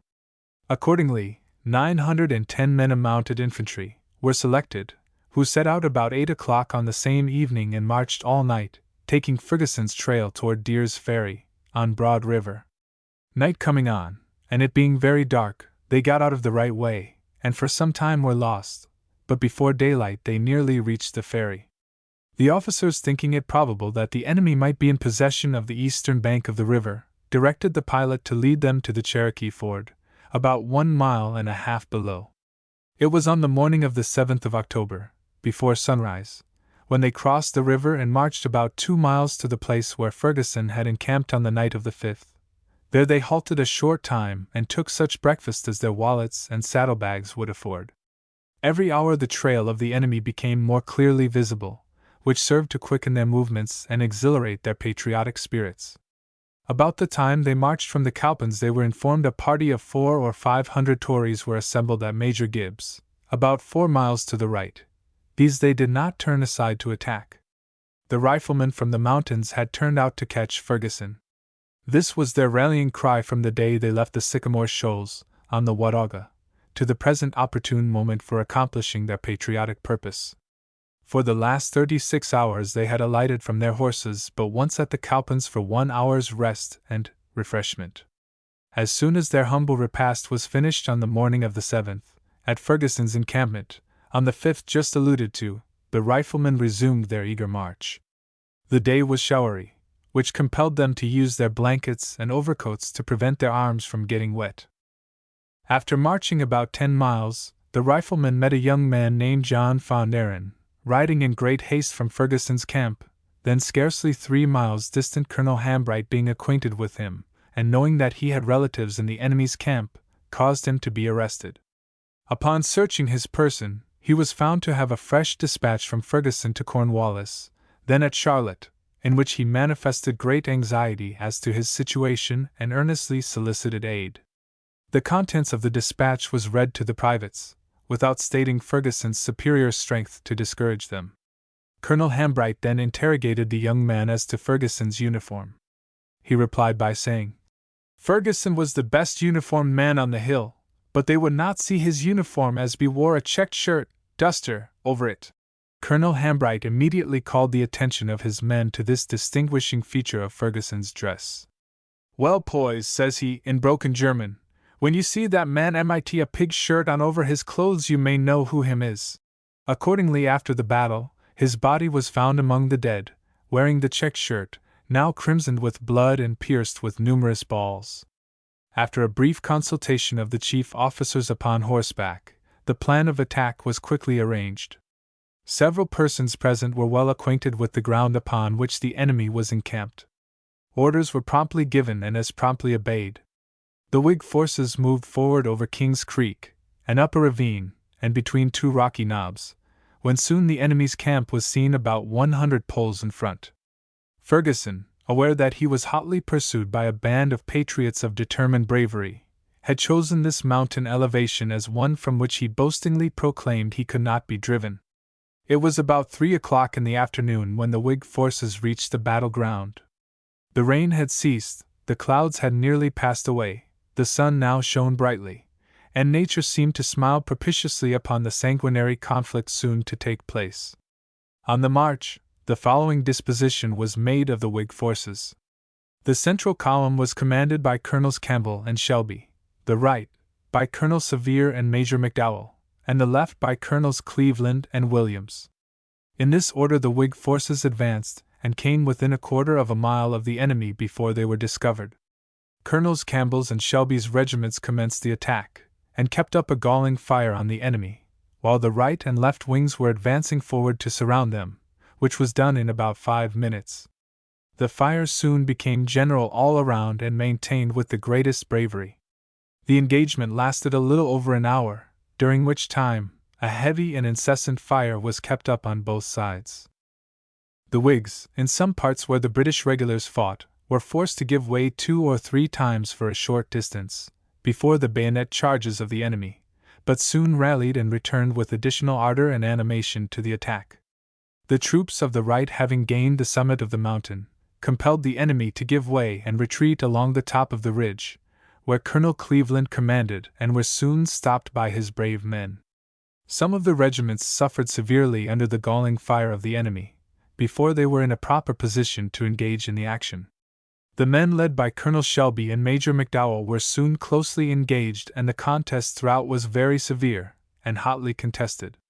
As Ferguson would advance towards Campbell, Sevier, Hambright, and Winston, he was quickly pursued by Shelby, Cleveland, McDowell, and Williams. Thus Ferguson continued to struggle on, making charges with the bayonet, and then retreating to make a vigorous attack at some other point. But his men were rapidly falling before the fatal aim and persistent bravery of the Whigs. Even after Ferguson was severely wounded and had 3 horses shot from under him, he continued to fight on, and animate his men by his example and unyielding courage. Extricate himself he could not, and surrender he would not. Although requested to do so, near the close of the action by Captain de Peyster, his second in command. At length he received a fatal shot in the breast, which closed his earthly career forever. Captain de Peyster then looked command, and immediately ordered a white flag to be raised in token of surrender. The firing, however, did not entirely cease until Cols Shelby and Sevier went inside the lines and ordered the men to desist. The Whigs were still greatly exasperated when they called to remembrance Tarleton's cruelty at Buford's defeat, where no quarter was given. The victory was complete, and reanimated the Whigs throughout the whole country. The Tory element of Western Carolina, before strong and menacing, was broken up and greatly humbled, and Cornwallis himself, when he received intelligence of the battle and its result, became so seriously alarmed at his perilous situation in a land of assailing hornets, that he suddenly decamped from Charlotte to safer quarters at Winnsboro, South Carolina. According to the official statement furnished to Jen Gates, encamped at Hillsborough, and signed by Colonels Campbell, Shelby, and Cleveland, the enemy sustained the following loss. Of the regulars, 1 major, 1 captain, 2 lieutenants, and 15 privates killed, 35 privates wounded and left on the ground not able to march, 2 captains, 4 lieutenants, 3 ensigns, 1 surgeon, 5 sergeants, 3 corporals, 1 drummer, and 59 privates taken prisoners. Loss of the Tories: 2 colonels, 3 captains, and 200 privates killed, 1 major, and 127 privates wounded and left on the ground not able to march, 1 colonel, 12 captains, 11 lieutenants, 2 ensigns, 1 quartermaster, 1 adjutant, 2 commissaries, 18 sergeants, and 600 privates taken prisoners. Total loss of the enemy: 1,105 men at Kings Mountain. The loss on the Whig side was 1 colonel, 1 major, 1 captain, 2 lieutenants, 4 ensigns, and 19 privates killed, 1 major, 3 captains, 3 lieutenants, and 53 privates wounded. Total Whig casualties: 28 killed and 60 wounded. Of the latter, upwards of 20 died of their wounds, making the entire Whig loss about 50 men. The victory of Kings Mountain was the turning point of the fortunes of America, and foreshadowed more clearly than ever before final success. As soon as the battle was over, a guard was placed around the prisoners, and all remained on the mountain that night. On the next day, after the dead were buried and the wounded properly cared for, the cumbrous spoils of victory were drawn into a pile and burned. Colonels Campbell, Shelby, and Cleveland then repaired, with as little delay as possible, to the headquarters of General Gates, at Hillsborough, and made out to that officer on the 1st of November an official statement of their brilliant victory. Colonel Sevier, Major McDowell, and other officers returned to the mountains and to their own neighborhoods, ready at all times to obey any future calls of their country. The prisoners were turned over to the mountain men for safekeeping. Having no conveyances, they compelled the prisoners to carry the captured arms, about 1,500 in number, 2 guns each being assigned to most of the men. About sunset, the Whigs who had fought the battle, being extremely hungry, had the pleasure of meeting the footmen, who had been left behind at Green River on their march to King's Mountain, pressing forward with a good supply of provisions. Having appeased the cravings of hunger, they all marched to Bickerstaff's old field, in Rutherford County, where the principal officers held a court-martial over the most audacious and murderous Tories. 32 were condemned to be hung. After 9 were thus disposed of, 3 at a time, the remainder, through mitigating circumstances and the entreaties of their Whig acquaintances, were respite. Several of the Tories, thus leniently dealt with, afterward joined the Whig ranks, and made good soldiers to the end of the war. In 1815, through the instrumentality of Dr. William Emmeline, of Lincoln County, a headstone of dark slate rock was erected at King's Mountain, near the spot where Ferguson fell. It bears this inscription, on the east: Sacred to the memory of Mosh, W.M. Chronicle, Captain John Maddox, William Robb and John Boyd, who were killed at this place on the 7th of October 1780, fighting in defense of America. On the west side, Colonel Ferguson, an officer of His Britannic Majesty, was defeated and killed at this place on the 7th of October 1780. Incidents: among the captured Tories were Captain W. G. and his Lieutenant J. L., both of whom were sentenced to be hung next morning at sunrise. They were first tied separately, with leather strings, and then closely together. During the night they managed to crawl to the water's edge, near their place of confinement, and wet their strings. This soon caused them to stretch so greatly as to enable the leather-bound prisoners to make their escape, and thereby deprive the mountain boys of having some contemplated fun. Like the Irishman's pig, in the morning, they came up missing. As a foraging party of Tories, belonging to Ferguson's army, was passing up King's Creek, they took old Arthur Patterson and his son Thomas prisoners, who, being recognized as noted Whigs, were carried to Ferguson's camp, threatened with hanging, and a guard placed over them. As the battle waxed warm and the issue of the contest seemed to be turning in favor of the American arms, a call was made upon the guard to fall into line and assist their comrades in averting, if possible, their approaching defeat. During the commotion, the old man Patterson moved gently to the background and thus made his escape. Thomas Patterson, not liking the back movement, watched his opportunity, between fires in charge of the enemy's position, dashed off boldly to the Whig lines, about 100 yards distant, and reached them safely. He immediately called for a gun, which being furnished he fought bravely to the close of the engagement. For several particulars connected with the Battle of King's Mountain, hitherto unknown, the author acknowledges his indebtedness to Abraham Hardin, Esq., a native of Lincoln County, N.C., and relative of Colonel Hambright, now, 1876, a worthy, intelligent, and Christian citizen of York County, S.C., aged 87 years. Colonel William Campbell. Colonel William Campbell was a native of Augusta County, Virginia. He was of Scottish descent, his grandfather coming from Inverary, and possessed all the fire and sagacity of his ancestors. He assisted in raising the first regular troops in Virginia in 1775, and was honored with a captain's commission.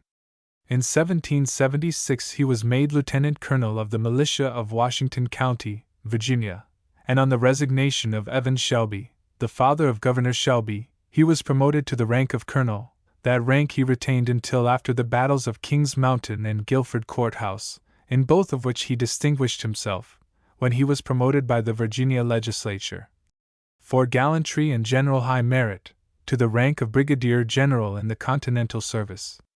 Lafayette, perceiving his fine military talents, gave him the command of a brigade of riflemen and light infantry, and he was ordered to join that officer below Richmond, who was covering Washington's approach to Yorktown in September 1781, previous to the surrender of Cornwallis at Yorktown on the 19th of October following. Colonel Campbell, suffering from the severe wound received in the Battle of Guilford, was taken ill and soon after died at Lafayette's headquarters, about 25 miles above Williamsburg, in the 36th year of his age.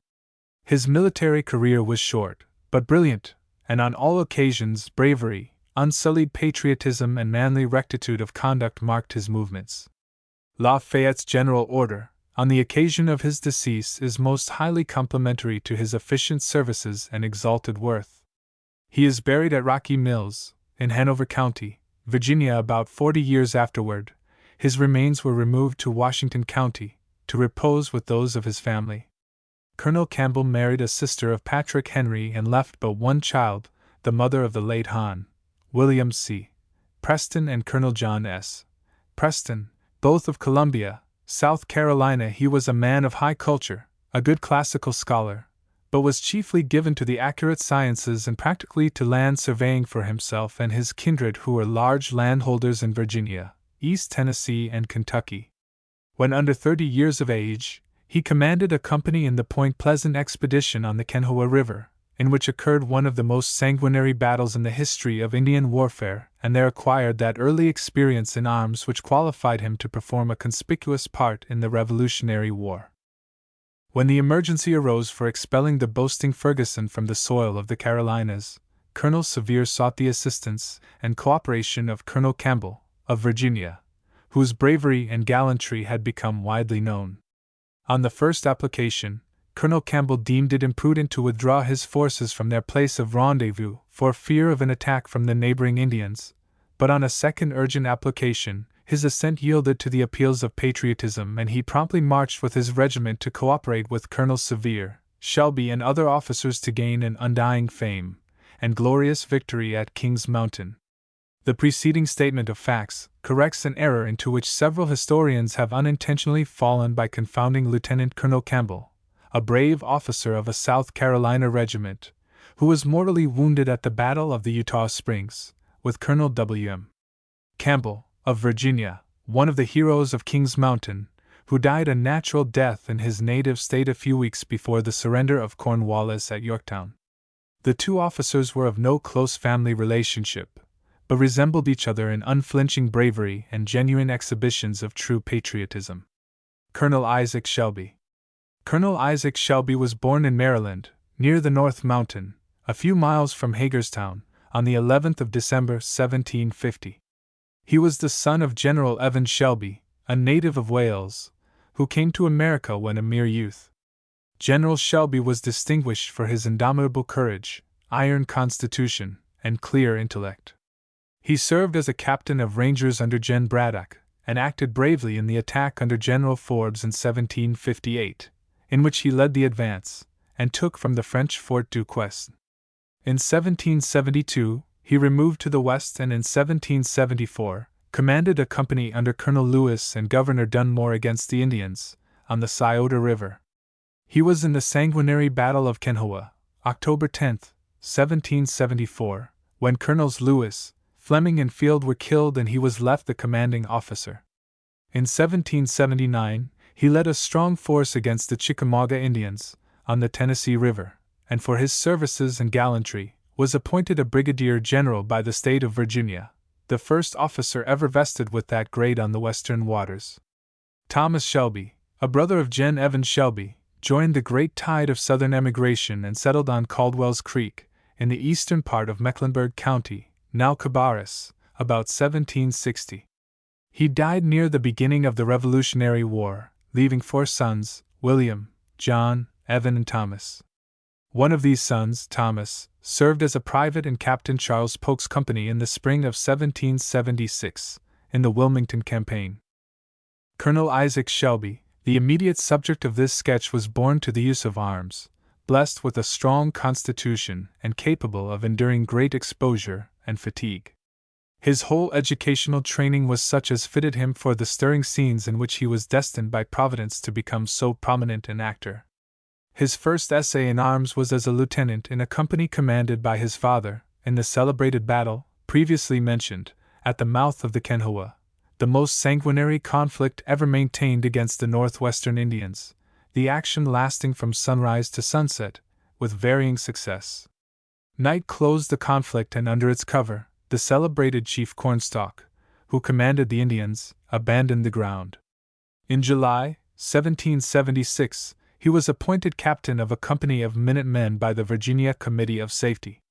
In 1777, he was appointed by Governor Henry, a commissary of supplies for an extensive body of troops to guard the frontiers, and one of the commissioners appointed to form a treaty with the Cherokees at the Long Island of the Holston River. In 1778, he was elected a member of the Virginia legislature from Washington County, and was appointed by Thomas Jefferson, then governor of that state, a major in the escort of guards for the commissioners, engaged in running the line between Virginia and North Carolina. On the completion of that line, his residence was found to be in North Carolina, which circumstance induced Richard Caswell, then governor of the state, to appoint him colonel of the militia of Sullivan County. In the summer of 1780, he was engaged in Kentuckian surveying, locating and securing the lands which 5 years previously he had marked out and improved. It was at this time that he heard of the surrender of Charleston. This disaster aroused his patriotic spirit and caused him to return home, determined to enter the service of his bleeding country and never to leave it until her liberty and independence were secured. On his arrival at home, he found a requisition from General Charles McDowell to furnish all the aid in his power to check the enemy, who, flushed with their late success in overrunning South Carolina and Georgia, had entered North Carolina with a similar object in view. He immediately sought enlistments from the militia of Sullivan County, and in a few days crossed the mountains at the head of 240 riflemen.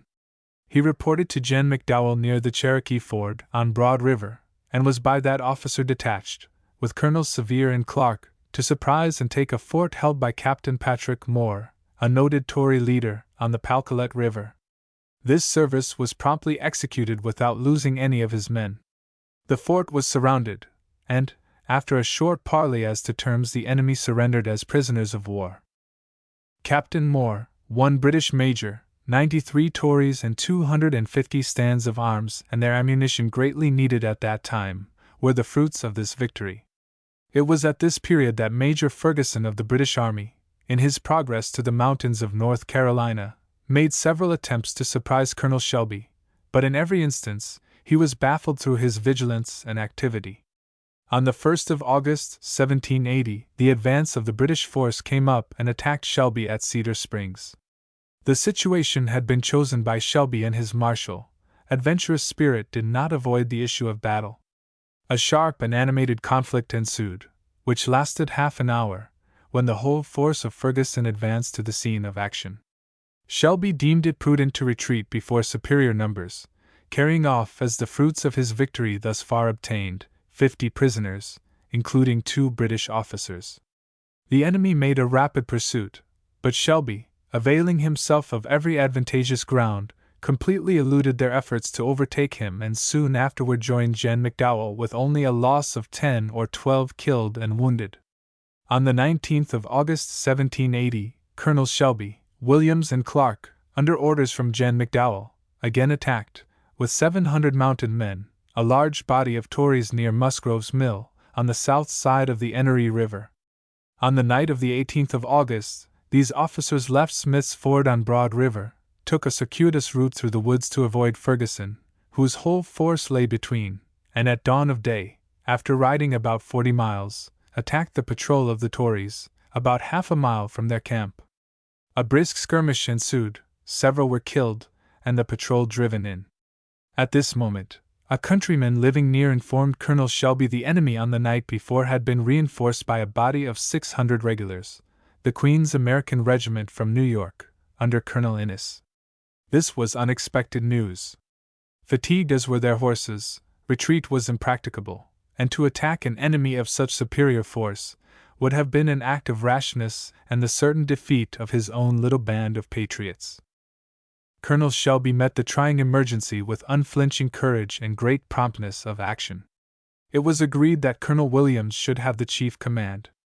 Accordingly, the whole Whig force, except Captain Inman's command, was ordered to form a breastwork of old logs and brush, and make as brave a defense as circumstances permitted. Captain Inman, with 25 men, was directed to proceed to the ford of the river, fire across upon the enemy, and retreat when they appeared in strong force. This stratagem, being the suggestion of the brave Captain Inman, was successful. Colonel Innes immediately crossed the river to dislodge the rebels. Captain Inman and his little force instantly retreated, hotly pursued by Innes until within the area of the Patriot ambuscade, when a single shot by Colonel Shelby gave the signal for attack. The Whig rifleman, with sure and steady aim, opened a destructive fire which was kept up for an hour, during which time Colonel Innes was wounded. All the British officers except a subaltern were killed or wounded. The Tory captain, Hossey, and Major Fraser, of the British regulars, with 63 privates were killed, and 160 made prisoners. The American loss was only 4 killed and 9 wounded. In the pursuit, Captain Inman was killed fighting hand to hand with the enemy. After this victory, Colonel Williams, with the prisoners, encamped at the Cedar Spring, in Spartanburg County, and from thence proceeded to Charlotte, North Carolina. Colonels Williams and Clark then returned to the western frontier, and the prisoners under Marsh Hammond marched to Hillsborough. Excited by this brilliant victory, Colonel Shelby prepared to attack the British force at 96, about 30 miles distant, when an express arrived from Jan McDowell, with a letter from Governor Caswell, dated on the battleground of Camden, informing him of Gates's defeat and advising him to get out of the way. This advice came in good time, for on the next day a strong detachment from Ferguson's army sallied forth to overtake the victors, but through the energy and activity of Colonel Shelby the designs of the enemy were completely baffled. The brilliancy of the affair shone more brightly by the dark gloom which now overspread the public mind in consequence of the defeat of Gen. Gates at Camden. This caused Gen. McDowell to disband for the present his little force and retire beyond the mountains. The whole country was now apparently subjugated, the hopes of the Patriot were dimmed, and many took protection under the British standard. But the brave spirits of the West, as firm as their native mountains, were still undismayed, and if for a moment subdued, they were not conquered, and the fire of freedom glowed deeply in their patriotic bosoms. At this gloomy period, Colonel Shelby, in consultation with Colonel Charles McDowell, proposed to Colonels Sevier and Campbell to raise a force as quickly as possible from their several counties, and attack the boasting Ferguson. A concert of action and junction of their forces were promptly agreed upon. The Battle of King's Mountain followed soon thereafter, and the result is well known. It will be seen, the first movement for organizing forces and bringing to a speedy accomplishment this most decisive victory of the South originated in western North Carolina. Inspired by this victory, the forces of North Carolina assembled under General Davidson at New Providence, in Mecklenburg County, near the South Carolina line. Gen. Smallwood, with Morgan's Light Corps and the Maryland line, advanced to the same point. Gen. Gates, with the remnant of his army, and General Stevens with levies from Virginia enabled General Greene, after he assumed the chief command in December, 1780, to hold Cornwallis in check and frustrate his design, at that time, of marching to Charlotte. It was at the suggestion of Colonel Shelby that General Greene sent out the expedition which achieved the brilliant victory at the Cowpens. In 1781, Colonel Shelby served under Gen. Marion, and with Colonel Mayhem, was in the skirmish near Monk's Corner. On attacking this post it immediately surrendered with 150 prisoners. Soon afterward he obtained leave of absence from Gen. Marion to attend the General Assembly of North Carolina, of which he was a member from Sullivan County. In 1782 he was again a member, and was appointed a commissioner to settle the preemption claims upon the Cumberland, and lay off the lands allotted to the officers and soldiers south of where Nashville now stands. He returned to Boonesboro on the April following, where he married Susanna Hart, whose father was one of the partners of Judge Henderson. The liberties of his country being nearly established, he devoted himself to his farm on the first preemption and settlement granted in Kentucky. In May, 1792, he was elected the first governor of the new state. In 1812, a stormy period in our history, he was again elected to the same position. When the war with Great Britain broke out, his well-known energy and revolutionary fame induced the legislature of Kentucky to solicit his services in the field. At the head of 4,000 volunteers he marched to the shores of Lake Erie to assist Gen. Harrison in the celebrated Battle of the Thames. For his bravery in this battle, Congress honored him with a gold medal. In 1817 President Monroe appointed him his Secretary of War, but on account of his advanced age he declined the honor. His last public act was that of holding a treaty with the Chickasaw Indians, in 1818, in which General Jackson was his colleague. In 1820 he was attacked with a paralytic affection, but his mind still remained unimpaired. In July 1826, he expired from a stroke of apoplexy, in the 76th year of his age, enjoying the love and respect of his country and consoled by the rich hopes of a joyful immortality. Worthily is his name preserved in North Carolina, in a region that witnessed his exalted patriotism and valor. Colonel James D. Williams. Colonel James D. Williams, a brave and meritorious officer, was mortally wounded at Kings Mountain, near the close of the action. He died on the next morning, and is buried within 2 miles of the place where he so gallantly fell. Tradition says his first words, after reviving a little, were, "For God's sake, boys, don't give up the hill." He was a native of Granville County, NC. He moved to Lawrence County, SC, in 1773, and settled upon Little River. He early espoused the patriot cause, and was active in raising troops and defending the territory of the 96th District, abounding with many evil-disposed loyalists. He first appears as a colonel of militia in April 1778. In the spring of 1779, he went into actual service, and was probably at the siege of Savannah. He was with Gen. Sumter in 1780, and in the early part of that year he was in the Battle of Musgrove's Mill, on the Enoree River. After that engagement he went to Hillsborough, where he raised a corps of cavalry, and returned to South Carolina. During Ferguson's movements, after crossing the Wateree with the intention of embodying the Loyalists, and intercepting the mountain men, Colonel Williams continually hovered around his camp, prepared to strike a blow when he could, and cripple his advance. Colonel Williams was a worthy member and elder of the Presbyterian Church, and was highly esteemed by all who knew him. It is to be regretted more has not been preserved of his efficient military services. Colonel William Graham. Colonel William Graham was the son of Archibald Graham, of Scotland.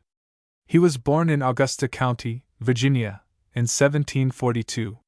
He emigrated to North Carolina several years previous to the Revolutionary War, became the owner of much valuable land, and finally settled on First Broad River, then Tryon County, but now in Cleveland. His patriotic principles soon became known, and were called into active service at the commencement of the Revolution. As the commanding officer, he had the general superintendence of several forts, erected on and near the frontier settlements, as protections against the hostile Cherokee Indians.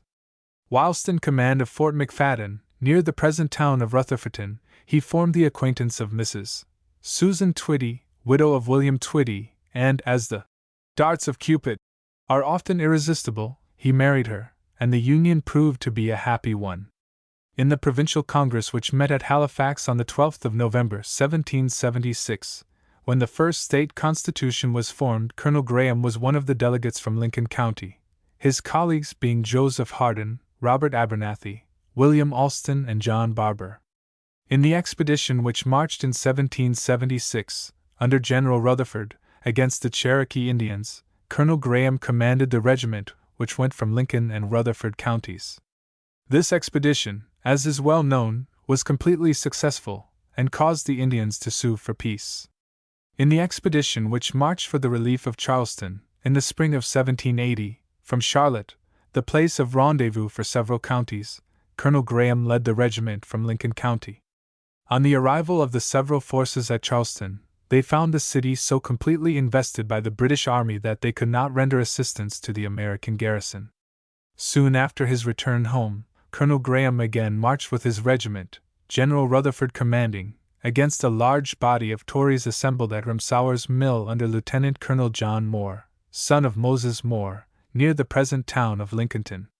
General Rutherford, with some Mecklenburg troops, crossed the Catawba River at Tuckasegee Ford, on the evening of the 19th of June 1780, and camped at Colonel Joseph Dixon's plantation, 3 miles northwest of the ford.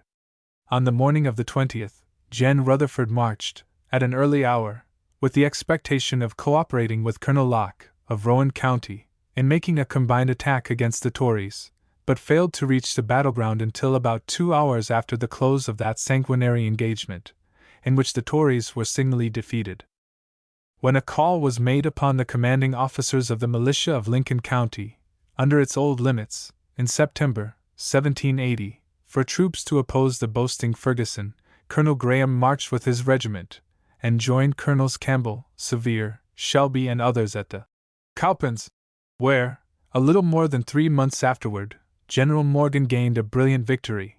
But it is known, in consequence of severe sickness in his family, Colonel Graham did not participate in the battle, which took place on King's Mountain on the afternoon of the 7th of October, 1780, and which resulted so gloriously for the American arms. During the year 1775, the province of North Carolina, ever in the van of early patriotic movements, formed associations throughout her territory, mainly as tests of patriotism. The county of Cumberland formed an association on the 20th of June, 1775. The county of Tryon, embracing Lincoln and Rutherford, formed a similar association on the 14th of August following, which was signed by the Committee of Safety, and ordered to be signed by every freeholder in the county. Among the 48 signatures may be conspicuously noticed those of William Graham, Charles McLean, who at one time commanded the Lincoln Regiment, Frederick Hambright, see sketch of his services in this volume, John Walker, Jacob Forney, father of Gen. Peter Forney, Thomas Espy, brother of Captain Samuel Espy, severely wounded at the Battle of King's Mountain, Andrew Neal, Joseph Neal, John Dellinger, George Dellinger, Joseph Hardin, Jacob Costner, Valentine Mauney, Peter Sides, Joseph Kuykendall, James Coburn, James Miller, and others. One of the signers, Peter Sides, properly cites, belonged to a family from Switzerland, all true Whigs, and worthy representatives of the land of William Tell. Colonel William Graham died in April, 1835, in the 87th year of his age, and is buried at the old homestead, on First Broad River, in Cleveland County, N.C. Lieutenant Colonel Frederick Hambright. Lieutenant Colonel Hambright was born in Germany in 1727, emigrated to Pennsylvania about 1740, and after remaining there a short time removed to Virginia about 1755, where he married Sarah Hardin, with whom he lived happily until her death during the Revolution. A few years after his marriage he moved to Tryon County in North Carolina, being accompanied by his brothers-in-law, Colonel Joseph Hardin, John Hardin, and Benjamin Hardin, also by James Kuykendall, Nathaniel Henderson, Robert Leeper, and others. He first settled at the fort, erected near the mouth of the South Fork of the Catawba River, as a protection against the attacks of the Indians. From that place he soon afterward moved to Long Creek, in the same county, and was living there when the Battle of King's Mountain took place, in which he so gallantly participated. A short time previous to that battle he had purchased a tract of land on King's Creek, and had built a cabin upon it, preparatory to a future removal of his family. Colonel Hambright was twice married. By the first marriage to Sarah Hardin, previously noticed, he had 12 children, of whom 6 were raised, viz. 1. John H. Hambright, who fought at King's Mountain. 2. Elizabeth. 3. Frederick. 4. Sarah. 5. Benjamin, and 6. James Hambright. Of these, Elizabeth married Joseph Jenkins, and Sarah Peter Eaker, both of whom have worthy descendants. By the second wife, Mary Dover, whom he married in 1781, he had 10 children, of whom 8 were raised. Mrs. Susanna Dixon, the 10th child by the second wife, and the youngest of the 22 children, is still living and retains in her memory many interesting traditions of the Revolution. Colonel Hambright early displayed a fervent patriotic zeal for the independence of his adopted country. In 1777 he received the appointment of lieutenant colonel, and was throughout the war an active and courageous officer. He was constantly watching the movements of the Tories, whose malicious influence and plundering habits seriously disturbed the peace and welfare of society. His name soon became a terror to the Tories, who well knew the determination of his character and the vigilance and prowess of his arms in arresting disaffected persons and defeating their designs. At the Battle of King's Mountain, Colonel William Graham, having charge of the Lincoln Regiment, not being present on account of sickness in his family, the command devolved on Colonel Hambright, and most nobly and courageously did he sustain the responsible position. No portion of the advancing Whig columns evinced more irresistible bravery, and suffered more severely than the troops under his immediate command. Major William Chronicle, one of his most efficient and gallant officers, fell early in the action. There, too, Captain John Maddox, Lieutenants Robb and Boyd, and others, all from the same neighborhood, lost their lives in that fiercely contested battle, which resulted so gloriously for the cause of liberty. In this conflict Colonel Hambright was severely wounded by a large rifle ball passing through the fleshy part of the thigh. It was soon discovered by the soldiers near him that he was wounded and bleeding profusely. Samuel Moore, of York County, South Carolina, requested him to be taken from his horse. He refused by saying, "He knew he was wounded but was not sick or faint from the loss of blood, said he could still ride very well, and therefore deemed it his duty to fight until the battle was over." And most nobly did he remain in his place, encouraging his men by his persistent bravery and heroic example until signal victory crowned the American arms. At the close of the action, when Colonel Hambright alighted from his horse, the blood was running over the top of the boot on the wounded leg. He was then conveyed to the cabin erected on his own land, as previously stated, before the war, where he was properly cared for until he was partially recovered. Although the wound, in process of time, seemed to have healed, yet its deep-seated injury caused him to falter in his walk during the remainder of his life. The reason he assigned for refusing to be taken from his horse when severely wounded does honor to his exalted patriotism. He said if he had complied his men would neglect to load and fire as often as they should, would gather around him to administer to his wants, and thus fail to do their whole duty in opposing and conquering the enemy. Such true devotion to the cause of freedom is worthy of our warmest admiration, and forcibly illustrates the heroic spirit which animated the band of patriots who achieved, on King's Mountain, one of the most important and decisive victories of the American Revolution. Colonel Hambright was long a worthy member and elder of the Presbyterian Church at Shiloh, in the present limits of Cleveland County. On his tombstone we have this plain inscription: "In memory of Colonel Frederick Hambright, who departed this life, March, figures indistinct, 1817, in the 90th year of his age." Chapter 8. Burke County. Burke County was formed in 1777 from Rowan County, and was named in honor of the celebrated orator and statesman, Edmund Burke, an Irishman by birth, and possessed of all the warm and impetuous order of his countrymen. He early employed his pen in literature, and his eloquence in politics. Having been introduced to the Marquis of Rockingham, he made him his secretary and procured his election to the House of Commons. He there eloquently pleaded the cause of the Americans. During his political career he wrote much, and his compositions rank among the purest of English classics. This true friend of America died on the 8th of July 1797, in the 70th year of his age. At the commencement of the Revolutionary War the territory now lying on and near the eastern base of the Blue Ridge, or Allegheny chain of mountains, constituted the borders of civilization, and suffered frequently from marauding bands of Cherokee Indians, the great scourge of western North Carolina. The whole country west of Tryon County, afterward Lincoln, was sparsely settled with the families of adventurous individuals, who, confronting all dangers, had carved out homes in the mountains and raised up hardy sons, deeply imbued with the spirit of liberty, prepared to go forth, at a moment's warning, to fight the battles of their country. Battle of the Cowpens. There was Greene in the south, you must know him, whom some call the Hickory Quaker, but he ne'er turned his back on the foeman, nor ever was known for a shaker. After the unfortunate Battle of Camden, on the 16th of August 1780, where Jen Gates lost the laurels he had obtained at Saratoga, Congress perceived the necessity of appointing a more efficient commander for the Southern Army. Accordingly, Jen Washington was directed to make the selection from his well-tried and experienced officers.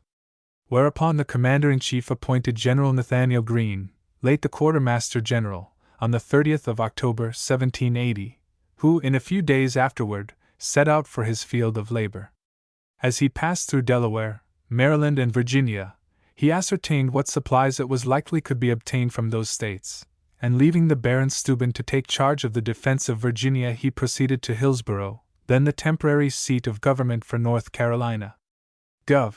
Nash received him with much joy, as the safety of the state was in imminent danger. After a short stay in that place he hastened on to Charlotte, the headquarters of the Southern Army.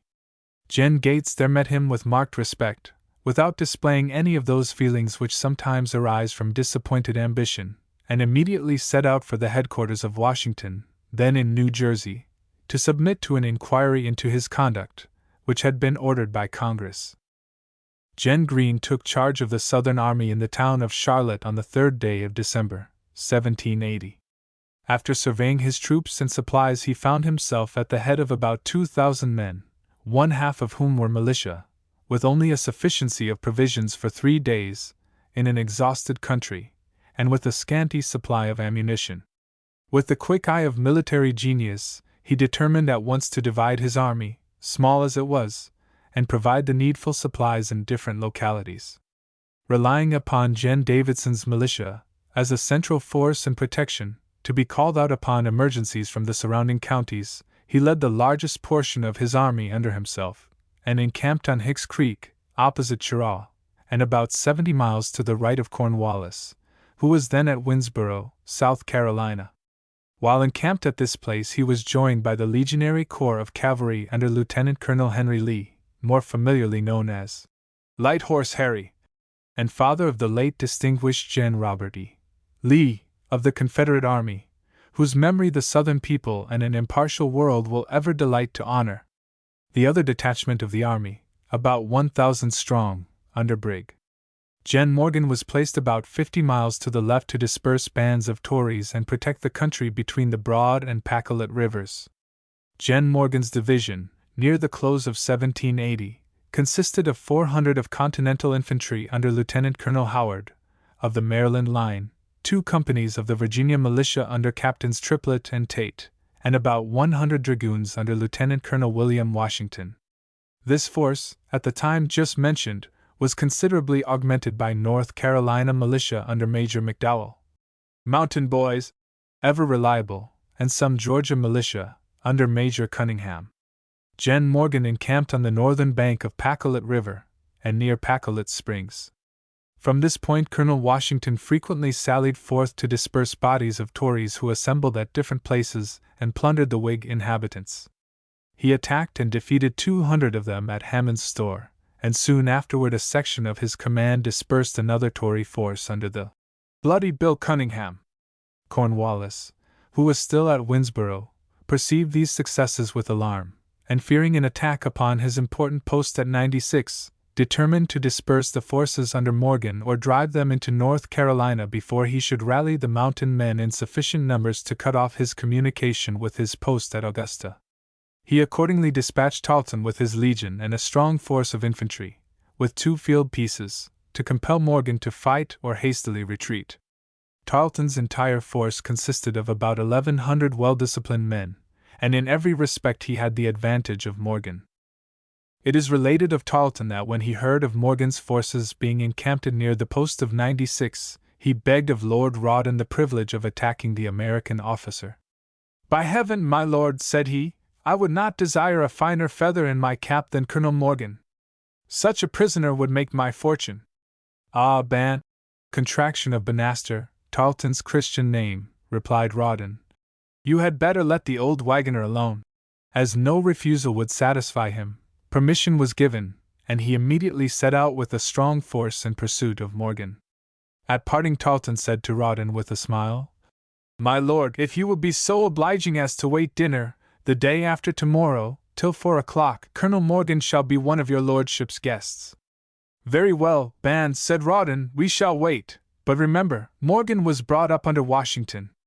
Tarleton commenced his march from Winnsboro on the 11th of January, 1781, Cornwallis following leisurely in the rear with the main army. He crossed Broad River near Turkey Creek, and advanced with all possible speed in the direction of Morgan's camp. That officer was at first disposed to dispute Tarleton's passage of the Pacolet River, but being informed of the superiority of his numbers, and that a portion of the British army had already crossed above him, he hastily retreated northward, and took post for battle on the north side of Thickety Mountain, near the Cowpens. Tarleton pressed eagerly forward in pursuit, riding all night, and making a circuit around the western side of the mountain. At 8 o'clock in the morning he came in sight of the advance guard of the Patriots, and fearing that Morgan might again retreat and get safely across Broad River, he resolved to attack him immediately, notwithstanding the fatigued condition of his troops.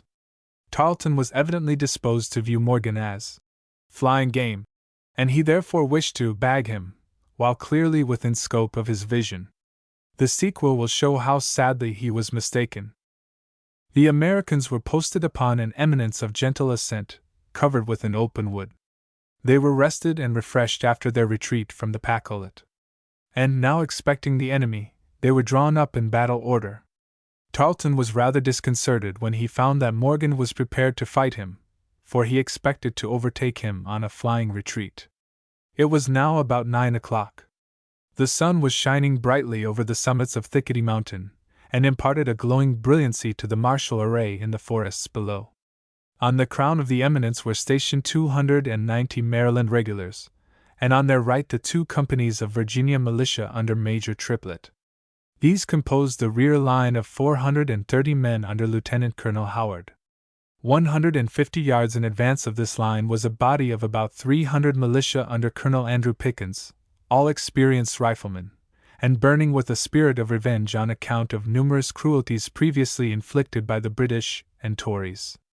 This brave officer had arrived during the night, with his followers, and joined Morgan. About 150 yards in advance of this first line were placed the best riflemen of the corps under McDowell and Cunningham. The action soon commenced.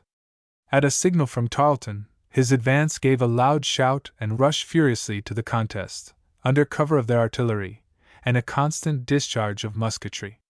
The riflemen under McDowell and Cunningham delivered their fire with terrible effect, and then fell back to the flanks of the first line under Pickens. The contest was close and severe, with alternate wavings of the British and American lines, under successive attacks of the bayonet, which the prescribed limits of this work forbid to be presented in all their animating details. Suffice it to say, Tarleton here met a foeman worthy of his steel, and the Americans, at the Cowpens, on the 17th of January 1781, gained one of the most triumphant victories of the Revolutionary War.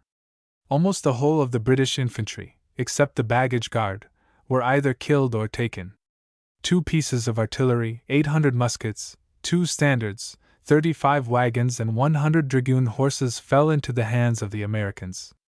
Notwithstanding the cruel warfare which Tarleton had waged against the Americans, to the honor of the victors it is said not one of the British prisoners was killed, or even insulted after they had surrendered.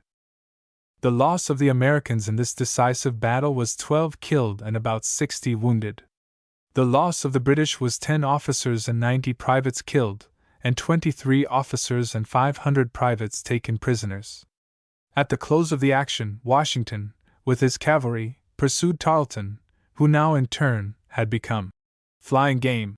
In his eagerness of pursuit of that officer, Washington had dashed forward considerably in advance of his squadron, when Tarleton and 2 of his aides turned upon him, and just as an officer on Tarleton's right was about to strike him with his saber, his sergeant dashed up and disabled the assailant's sword arm. An officer on Tarleton's left was about to strike at the same moment, when Washington's little bugler, too small to wield a sword, wounded the assailant with a pistol ball. Tarleton, who was in the center, then made a thrust at him, which Washington parried, and wounded his enemy in the hand. Tarleton wheeled, and as he retreated, discharged a pistol, wounding Washington in the knee. During that night and the following morning, the remnant of Tarleton's forces crossed Broad River at Hamilton's Ford, and reached the encampment of Cornwallis at Turkey Creek, about 25 miles from the Cowpens. This hand wound of Tarleton, inflicted by Washington, gave rise, on 2 different occasions, to sallies of wit by 2 American ladies, daughters of Colonel Montford, of Halifax County, North Carolina. When Cornwallis and his army were at Halifax, on their way to Virginia, Tarleton was at the house of an American citizen. In the presence of Mrs. Willie Jones, Tarleton spoke of Colonel Washington as an illiterate fellow, hardly able to write his name. "Ah, Colonel," said Mrs. Jones, "you ought to know better, for you bear on your person proof that he knows very well how to make his mark." At another time, Tarleton was sarcastically speaking of Washington in the presence of her sister, Mrs. Ashe. "I would be happy to see Colonel Washington," he said with a sneer. Mrs. Ashe instantly replied, "If you had looked behind you, Colonel Tarleton, at the Battle of the Cowpens, you would have enjoyed that pleasure." Stung with this keen wit, Tarleton placed his hand on his sword with an inclination to use it. General Leslie, who was present, remarked, "Say what you please, Mrs. Ashe, Colonel Tarleton knows better than to insult a lady in my presence." The victory of the Cowpens gave great joy to the friends of liberty throughout the whole country.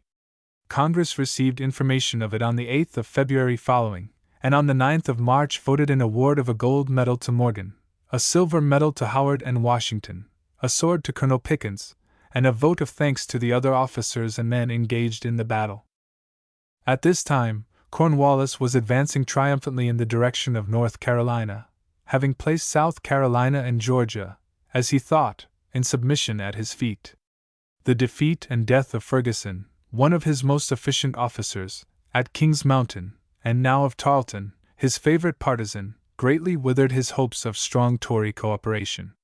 His last hope was the destruction of Greene's army by his own superior force, and with that design in view, he broke up his encampment near Turkey Creek, and like Saul, yet breathing out threatenings and slaughter against Morgan's little army, he commenced that pursuit of the hero of the Cowpens, who, encumbered with his 500 prisoners, under various providential interpositions, made good his retreat into Virginia, constituting one of the most thrilling and successful military achievements of the American Revolution.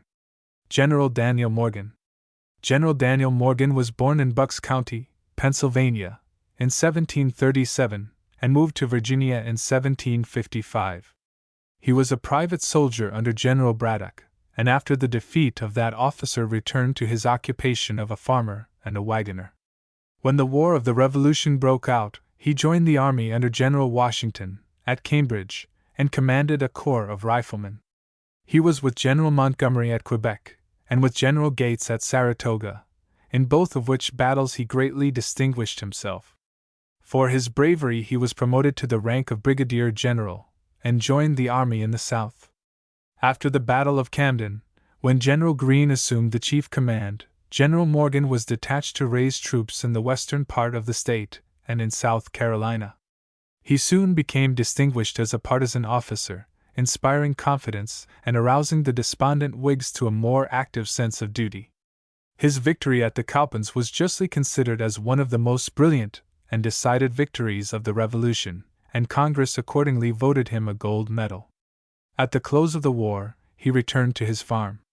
In 1794 he was appointed by General Washington to quell the whiskey insurrection in western Virginia, and after the difficulties were settled, he was elected a member of Congress and served from 1797 to 1799. His health failing, he declined a re-election. His farm in Clark County, a few miles from Winchester, Virginia, was called Saratoga. In 1800 he removed to Winchester, where he died on the 6th of July 1802, in the 67th year of his age. In early life, General Morgan was dissipated, yet the teachings of a pious mother always made him reverential when his thoughts turned toward the Deity. In his latter years he professed religion, and became a member of the Presbyterian Church in Winchester. "Ah," he would often exclaim when talking of the past, "people said old Morgan never feared, they thought old Morgan never prayed, they did not know old Morgan was miserably afraid." He said he trembled at Quebec, and in the gloom of early morning, when approaching the battery at Cape Diamond, he knelt in the snow and prayed, and before the battle at the Cowpens, he went into the woods, ascended a tree, and there poured out his soul in prayer to the Almighty Ruler of the universe for protection. Colonel Charles M. Dowell and Brothers. Condensed from Wheeler's Historical Sketches. Colonel Charles McDowell and his brothers, Joseph and William, were sons of Joseph McDowell and Margaret O'Neill, who emigrated from Ireland and settled in Winchester, Virginia. Here, Charles and Joseph were born, the former in 1743. Soon afterward, Joseph McDowell, Sr., moved to Burke County, N.C. In June, 1780, Colonel Charles McDowell being joined by Colonels Isaac Shelby and John Sevier from Tennessee, and by Colonel Clark, of Georgia, near the Cherokee Ford on Broad River, in South Carolina, he determined to attack a post held by the enemy on Pacolet River, in Spartanburg County. The position was strongly fortified under the command of Captain Patrick Moore, a distinguished Loyalist. On being surrounded, the enemy, after some parley as to terms, surrendered as prisoners of war. 1 British Sergeant Major, 93 Loyalists, 250 firearms and other munitions of war were the fruits of this victory. Soon afterward, Colonel McDowell detached Shelby to watch the movements of Ferguson and attack him. On the 1st of August 1780, Shelby met the advance guard of Ferguson at Cedar Spring, about 600 strong, when a spirited contest commenced. But on the enemy being reinforced, Shelby made good his retreat, carrying off from the field 20 prisoners, including 2 British officers. On learning that a body of 500 Tories had assembled on the south side of Enoree River, near Musgrove's Mill, Colonel McDowell detached Colonels Shelby, Williams, and Clark to attack them. Colonel Ferguson, with his whole force, lay encamped between them. They left the camp on the 18th of August at Smith's Ford on Broad River, and taking a circuitous route through the woods, avoided Ferguson's forces. They rode hard all night, and at daybreak encountered a strong patrol party of the enemy. A skirmish immediately ensued and the Tories retreated. They then advanced on the main body of the Tories. At this juncture a countryman living near, a friend of liberty, came to Shelby and informed him that the enemy had been reinforced the evening before by 600 regular troops, and the Queen's American Regiment from New York, commanded by Colonel Innes, marching to join Ferguson. Here was a position that would have tried the talent and nerve of the most skillful and brave officer. Advance was hopeless, and retreat impossible. But Shelby was equal to the emergency. He immediately commenced forming a breastwork of brush and old logs, while he detailed 25 tried men to reconnoiter and skirmish with the enemy as soon as they crossed the Enoree River. The drums and bugles of the enemy were soon heard marching upon this devoted band. Captain Inman had been ordered to fire and retreat. This stratagem, suggested by Captain Inman himself, was successful in its object. The enemy advanced in rapid pursuit and in great confusion, believing that the whole American force was routed. When they approached the rude breastwork of Shelby, they received from his riflemen a most destructive fire, which carried great slaughter among them. This was gallantly kept up, all the British officers were killed or wounded, and Hossey, the Tory leader, shot down. The enemy then began a disorderly retreat. The Americans now in turn pursued, and in this pursuit the brave Captain Inman was killed, fighting hand to hand with the enemy. Colonel Shelby commanded the right wing, Colonel Clark the left, and Colonel Williams the center. The British loss in this brilliant and well-planned battle was 63 killed and 100 wounded and prisoners. The American loss was only 4 killed, including Captain Inman, and Captain Clark wounded. The triumphant victors were about to remount and advance on the British post at 96, when an express arrived from Colonel McDowell, with a letter from Governor Caswell, informing them of the defeat of General Gates at Camden on the 16th of August, and advising the retreat of our troops, as the British, flushed with victory, would advance in strong force and cut off all detachments of our people. With Ferguson near him, Colonel Shelby, encumbered with more than 200 prisoners, acted with energy and promptness. He distributed the prisoners among the companies, each behind a private, and without stopping day or night, retreated over the mountains to a place of safety. This rapid movement saved his men and himself. On the next day Major de Peyster, of Ferguson's forces, with a strong body of men, made an active but fruitless search. In consequence of the panic after Gates' defeat on the 16th of August 1780, and the surprise and dispersion of Sumter's forces at Fishing Creek by Tarleton's cavalry on the 18th following, Colonel McDowell disbanded, for a time, his little army, and he himself retreated over the mountains. This was a dark and doleful period of American history. The British flag floated in triumph over Charleston and Savannah. The troops of Lord Cornwallis, with all the pomp and circumstance of glory, advanced from the battlefield of Camden to Charlotte, with the fond expectation of soon placing North Carolina under his subjection. Many of the brave had despaired of final success, and the timid, and some of the wealthy, to save their property, had taken protection under the enemy. Colonel Ferguson, with chosen troops, was ravaging the whole western portion of Upper South Carolina, subduing in his progress to western North Carolina all opponents of English power, and encouraging, by bribes and artifice, others to join the royal standard. Under all these discouraging circumstances, the brave mountain boys and other kindred spirits of the West never despaired. On the mountain heights of North Carolina, and in her secure retreats, like Warsaw's last champion, stood the stalwart soldiers of that day. "O heaven!" they said, "our bleeding country save! Is there no hand on high to shield the brave? What though destruction sweep these lovely plains? Rise, fellow men! Our country yet remains. By that dread name, we wave the sword on high, and swear for her to live, for her to die." If the sky was then gloomy, a storm was gathering in these mountain retreats which was soon to descend in all its fury on the heads of the enemies of our country. In a short time afterward the Battle of King's Mountain was fought, and won by the Patriots, which spread a thrill of joy throughout the land. Colonel Charles McDowell was elected the first senator to the state legislature from Burke County in 1778, and successively from 1782 to 1790. From 1791 to 1795, he was succeeded in the same position by his brother, Major Joseph McDowell. About this period, at 3 or 4 different times, all 3 of the members of the assembly to which the county was entitled were of this family, which proved their great popularity and worth. Major Joseph McDowell also served as a member of Congress from 1793 to 1795, and from 1797 to 1799. He lived on Johns River, and died there. His family returned to Virginia, where some of his descendants may still be found. One of his sons, Hugh Harvey, settled in Missouri, and Joseph J. McDowell, in Ohio, who was a member of Congress from that state from 1843 to 1847. General Charles McDowell married Grace Greenlee, the widow of Captain John Bowman, who fell at the Battle of Ramsauer's Mill. By this union he had several children, one of whom was the late Captain Charles McDowell, who resided on the Catawba River, near Morganton. General Charles McDowell died on the 31st of March, 1815, aged about 72 years.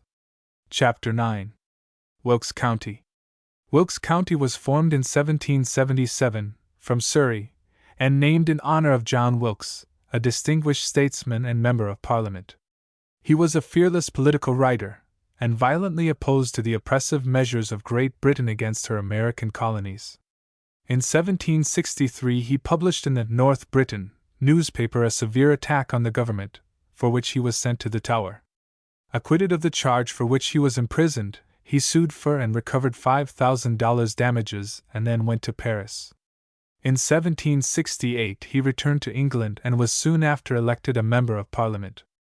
In his private character he was licentious, but his eminent talents, energy, and fascinating manners made him a great favorite with the people. He died at his seat in the Isle of Wight in 1797, aged 70 years. Colonel Benjamin Cleveland. Colonel Benjamin Cleveland, one of the distinguished heroes of King's Mountain, and in honor of whom Cleveland County is named, lived and died in Wilkes County at a good old age. In 1775 he first entered the service as ensign in the 2nd Regiment of Troops, and acted a brave and conspicuous part in the battles of King's Mountain and Guilford Court House. A serious impediment in his speech prevented him from entering public life. He is frequently spoken of in the mountain country as the hero of 100 fights with the Tories. He was for many years the surveyor of Wilkes County, and resided at the Little Hickerson Place. Among other singular incidents in his remarkable career, as preserved by General William Lenore, and recorded in Wheeler's Historical Sketches, we give place to the following. Riddle Knob, in Watauga County, derives its name from a circumstance of the capture of Colonel Benjamin Cleveland, during the Revolution, by a party of Tories headed by men of this name, and adds the charm of heroic association to the loveliness of its unrivaled scenery. Cleveland had been a terror to the Tories. 2 notorious characters of their band, Jones and Coyle, had been apprehended by him and hung. Cleveland had gone alone, on some private business, to New River, and was taken prisoners by the Tories, at the old fields, on that stream. They demanded that he should furnish passes for them. Being an indifferent penman, he was some time in preparing these papers, and he was in no hurry, as he believed that they would kill him when they had obtained them. While thus engaged, Captain Robert Cleveland, his brother, with a party followed him, knowing the dangerous proximity of the Tories. They came up with the Tories and fired on them. Colonel Cleveland slid off the log to prevent being shot, while the Tories fled, and he thus escaped certain destruction. Some time after this circumstance, the same Riddle and his son, and another were taken and brought before Cleveland, and he hung all three of them near the Mulberry Meeting House, now Wilkesboro. The depredations of the Tories were so frequent, and their conduct so savage, that summary punishment was demanded by the exigencies of the times. This Cleveland inflicted without ceremony. Colonel John Sevier. Colonel John Sevier was born in Shenandoah County, Virginia, in 1734. His father descended from an ancient family in France, the name being originally spelled Xavier. About 1769, young Sevier joined an exploring and emigrating party to the Holston River, in East Tennessee, then a part of North Carolina. He assisted in erecting the first fort on the Watauga River, where he, his father, his brother Valentine, and others settled. Whilst engaged in the defense of the Watauga Fort, in conjunction with Captain James Robertson, so known and distinguished in the early history of Middle Tennessee, he espied a young lady, of tall and erect stature, running rapidly towards the fort, closely pursued by Indians, and her approach to the gate cut off by the savage enemy. Her cruel pursuers were doubtless confident of securing a captive or a victim to their bloodthirsty purposes. But turning suddenly, she eluded the savages, leaped the palisades of the fort at another point, and gracefully fell into the arms of Captain John Sevier. This remarkably active and resolute woman was Miss Catherine Sherrill, who, in a few years after this sudden leap and rescue, became the devoted and heroic wife of the gallant captain and future colonel, general, governor and people's friend, John Sevier. She became the mother of 10 children, who could gratefully rise up and call her blessed. During Sevier's visit to his family in Virginia in 1773, Governor Dunmore gave him a captain's commission. Through his own exertions he raised a company and was in the sanguinary Battle of Point Pleasant, on the Kanawha, in which James Robertson and Valentine Sevier actively participated. The first settlers on the Holston, Watauga and other tributary streams, were so far beyond the influence of the state laws of North Carolina as to induce them in 1772 to form a temporary government for their better protection and security. The people enjoyed the advantages of this Watauga government, as it was called, from 1772 until 1777, at which date Colonel Sevier procured the establishment of courts and the extension of state laws over Washington District, then in North Carolina, embracing an interesting section of country in which he and other pioneers of civilization had cast their lots. These hardy pioneers opened roads across the mountains, felled the forests, built forts and houses, subdued the earth, and began rapidly to replenish it, for they married and were given in marriage. The state of North Carolina, several years afterward, with a motherly forgiveness, passed laws to confirm marriages and other deeds of these wayward children in the wilderness. Colonel Sevier served in the expedition under Colonel Christian to chastise the Indians for their numerous murders and depredations. In 1779, he raised troops, entered the Indian Territory, and fought the successful Battle of Boyd's Creek. A few days after this battle, he was joined by Colonel Arthur Campbell with a Virginia regiment, and Colonel Isaac Shelby with troops from Sullivan County, then in North Carolina. These active officers scoured the Cherokee country, scattered hostile bands, destroyed most of the Indian towns, and, after inflicting this severe chastisement, returned to their homes with greater assurance of peace and security. The former part of the year 1780 was one of gloom and despondency in the Southern states. Charleston surrendered, Gates defeated, and other minor reverses, Tories becoming daring and insolent, the British overrunning South Carolina and Georgia, the Indians upon the borders, bribed and inflamed against the Americans, all tended to increase the gloom and darken the prospect of achieving our independence. But amidst all the obscurity which shrouded the sun of American independence, there was a gallant band of patriots in the mountains of North Carolina and Upper South Carolina, who never quailed in duty before the enemy, struck a severe blow at every opportune moment, and never despaired of final success. In the brilliant victory of Kings Mountain, Colonel Sevier, with his regiment, displayed the most consummate bravery. In June of the same year, he marched into South Carolina and assisted Colonel McDowell and other officers in the successful Battle of Musgrove's Mill. In 1781, Colonel Sevier was appointed by General Greene a commissioner to treat with the chiefs of the Cherokees and other tribes of Indians, which trust he faithfully performed. During the years 1781 and 1782, he was almost constantly engaged in leading expeditions into the Cherokee country.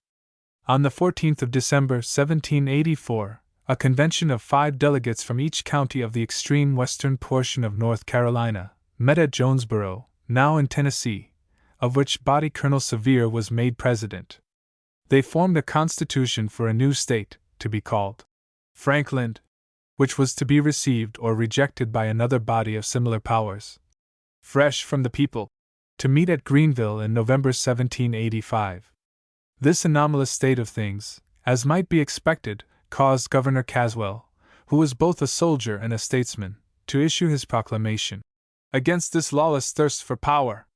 The prescribed limits of this sketch forbid a full recital of all the angry discussions and violent acts of the opposing parties which unfortunately, for about 3 years, seriously disturbed the peace and welfare of western North Carolina.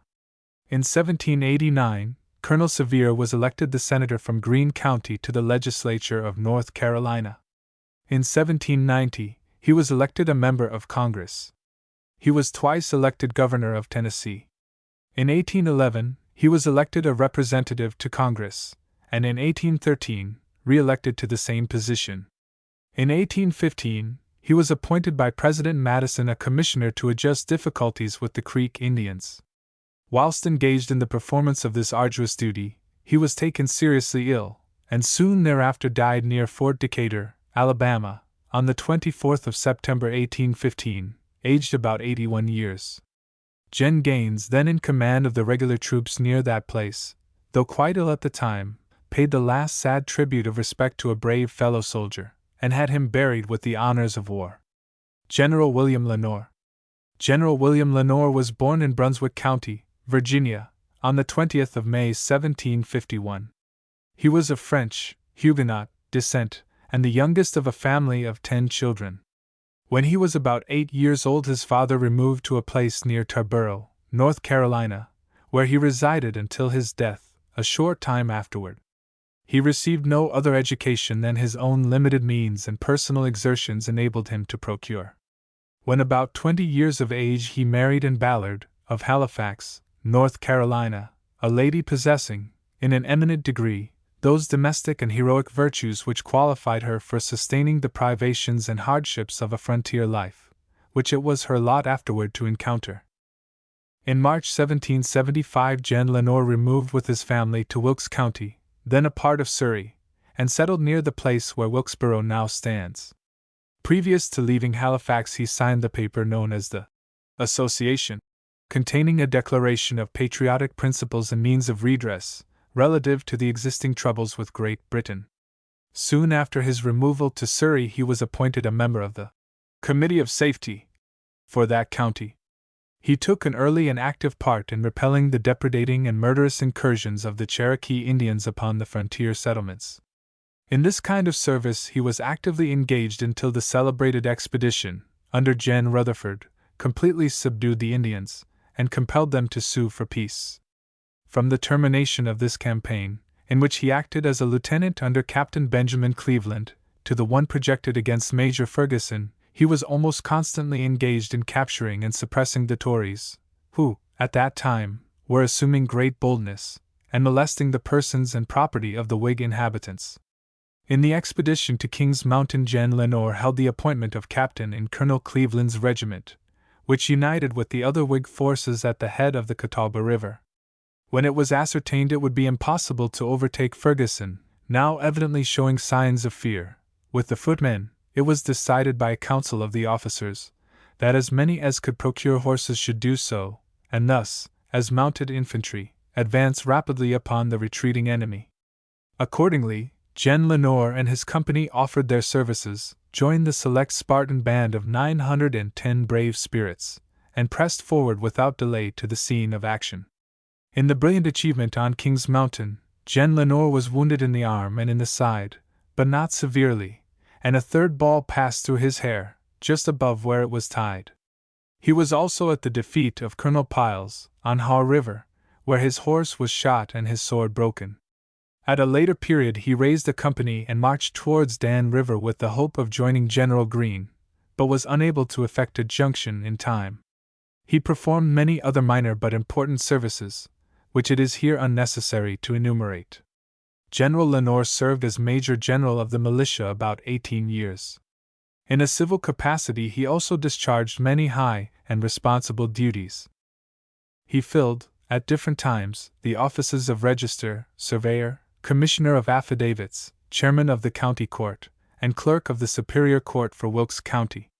He was one of the original trustees of the State University, and the first president of the board. He was also a member of both the state conventions which met for the purpose of considering the Constitution of the United States. He served for many years in both branches of the state legislature.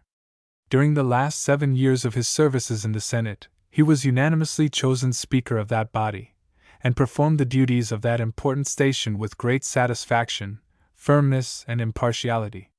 In private life General Lenore was no less distinguished for his moral worth and generous hospitality than in public life for his unbending integrity and enlarged patriotism. His mansion was open at all times, not only to a large circle of friends and relatives, but to the stranger and the traveler. To the poor he was kind and charitable, and in his will made liberal provision for those of his own neighborhood. During his last illness he suffered much pain which he bore with Christian resignation. He often said, "He did not fear to die, death had no terrors for him." He died, with calm composure, at his residence at Fort Defiance, on the 6th of May 1839, aged 88 years. His remains were interred in the family burying ground which occupies the spot where Fort Defiance was erected during the Revolutionary War. Chapter 10. Miscellaneous. Lord Cornwallis. The readers of American history, and more particularly those of the Southern States, will doubtless be gratified to know something of the end, the closing career, and shuffling off of this mortal coil, of Lord Cornwallis and Colonel Tarleton, the 2 British officers, who remained the longest time among them, sometimes conquering all before them, and again retrograding, until their capture and surrender at Yorktown, in Virginia, on the 19th of October 1781. Charles Cornwallis, son of the 1st Earl of Cornwallis, was born in Suffolk on the 31st of December 1738. He was educated at Westminster and St. John's College, Cambridge. He entered the army in 1759, and succeeded to the title and estates of his father in 1761. He was the most competent and energetic of all the British generals sent to America during the Revolution, but the cruelties exercised by his orders on a few occasions have left an indelible stain upon his character. It was in pursuance of one of his orders, issued soon after the Battle of Camden, that the unfortunate Colonel Isaac Hayne was executed by that tyrannical British officer, Lord Rawdon. Notwithstanding this cruel tragedy, which might have resulted otherwise had he been present, Cornwallis possessed some fine traits of character, had an amiable disposition, was greatly beloved by his men, and was bitterly opposed to house burning when the fortunes of war were in his favor.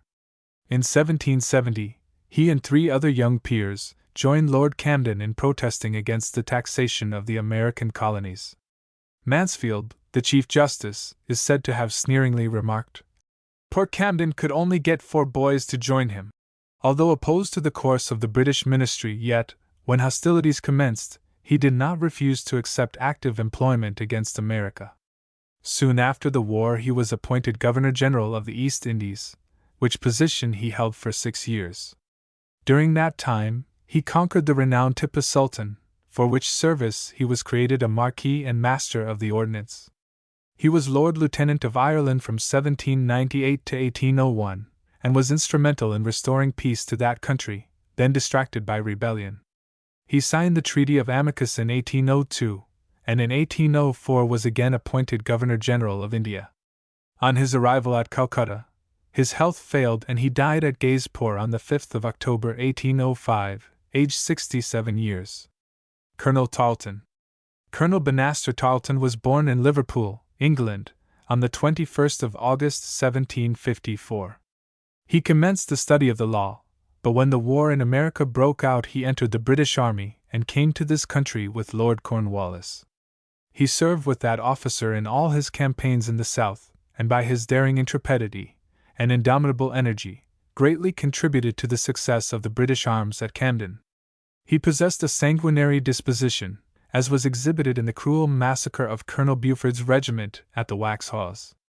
In tracing his history in America, we look in vain for any redeeming traits in his character. The ardor of his temper and military ambition received a severe check at the Battle of the Cowpens, on the 17th of January 1781. The capitulation of the British Army at Yorktown closed his military services in America. On his return to England, he received, as might be expected, numerous honors. In 1798, he married the daughter of the Duke of Ancaster. He died on the 25th of January 1833, in the 79th year of his age, without issue, and without any lingering affection of the American people. The Cherokee Indians. We, the rightful lords of yore, are the rightful lords no more. Like the silver mist, we fail, like the red leaves in the gale, fail, like shadows, when the dawning waves the bright flag of the morning. In every history of the United States the different tribes of Indians, the native sons of the forest, and rightful lords of the soil, from Maine to Florida and from the Atlantic Ocean to the great Mississippi Valley, justly claim conspicuous notice, whether considered as prowling enemies or warm-hearted friends. As the Tuscaroras of eastern and middle Carolina were one of the most powerful of the Indian tribes, exercising a dominant sway over much of its undulating and semi-tropical territory early in the last century, so the Cherokees were the most powerful tribe of western Carolina and the adjoining region, preceding and during our Revolutionary War, frequently requiring the strong arm of military force to chastise them and teach them, by dear experience, the superiority and growing destiny of their pale-faced neighbors. The native land of the Cherokees was the most inviting and beautiful section of the United States, lying upon the sources of the Catawba and Yadkin rivers, upon Kiowa, Tougaloo, Etowah, Coosa and Flint, on the east and south, and several of the tributaries of the Tennessee, on the west and north.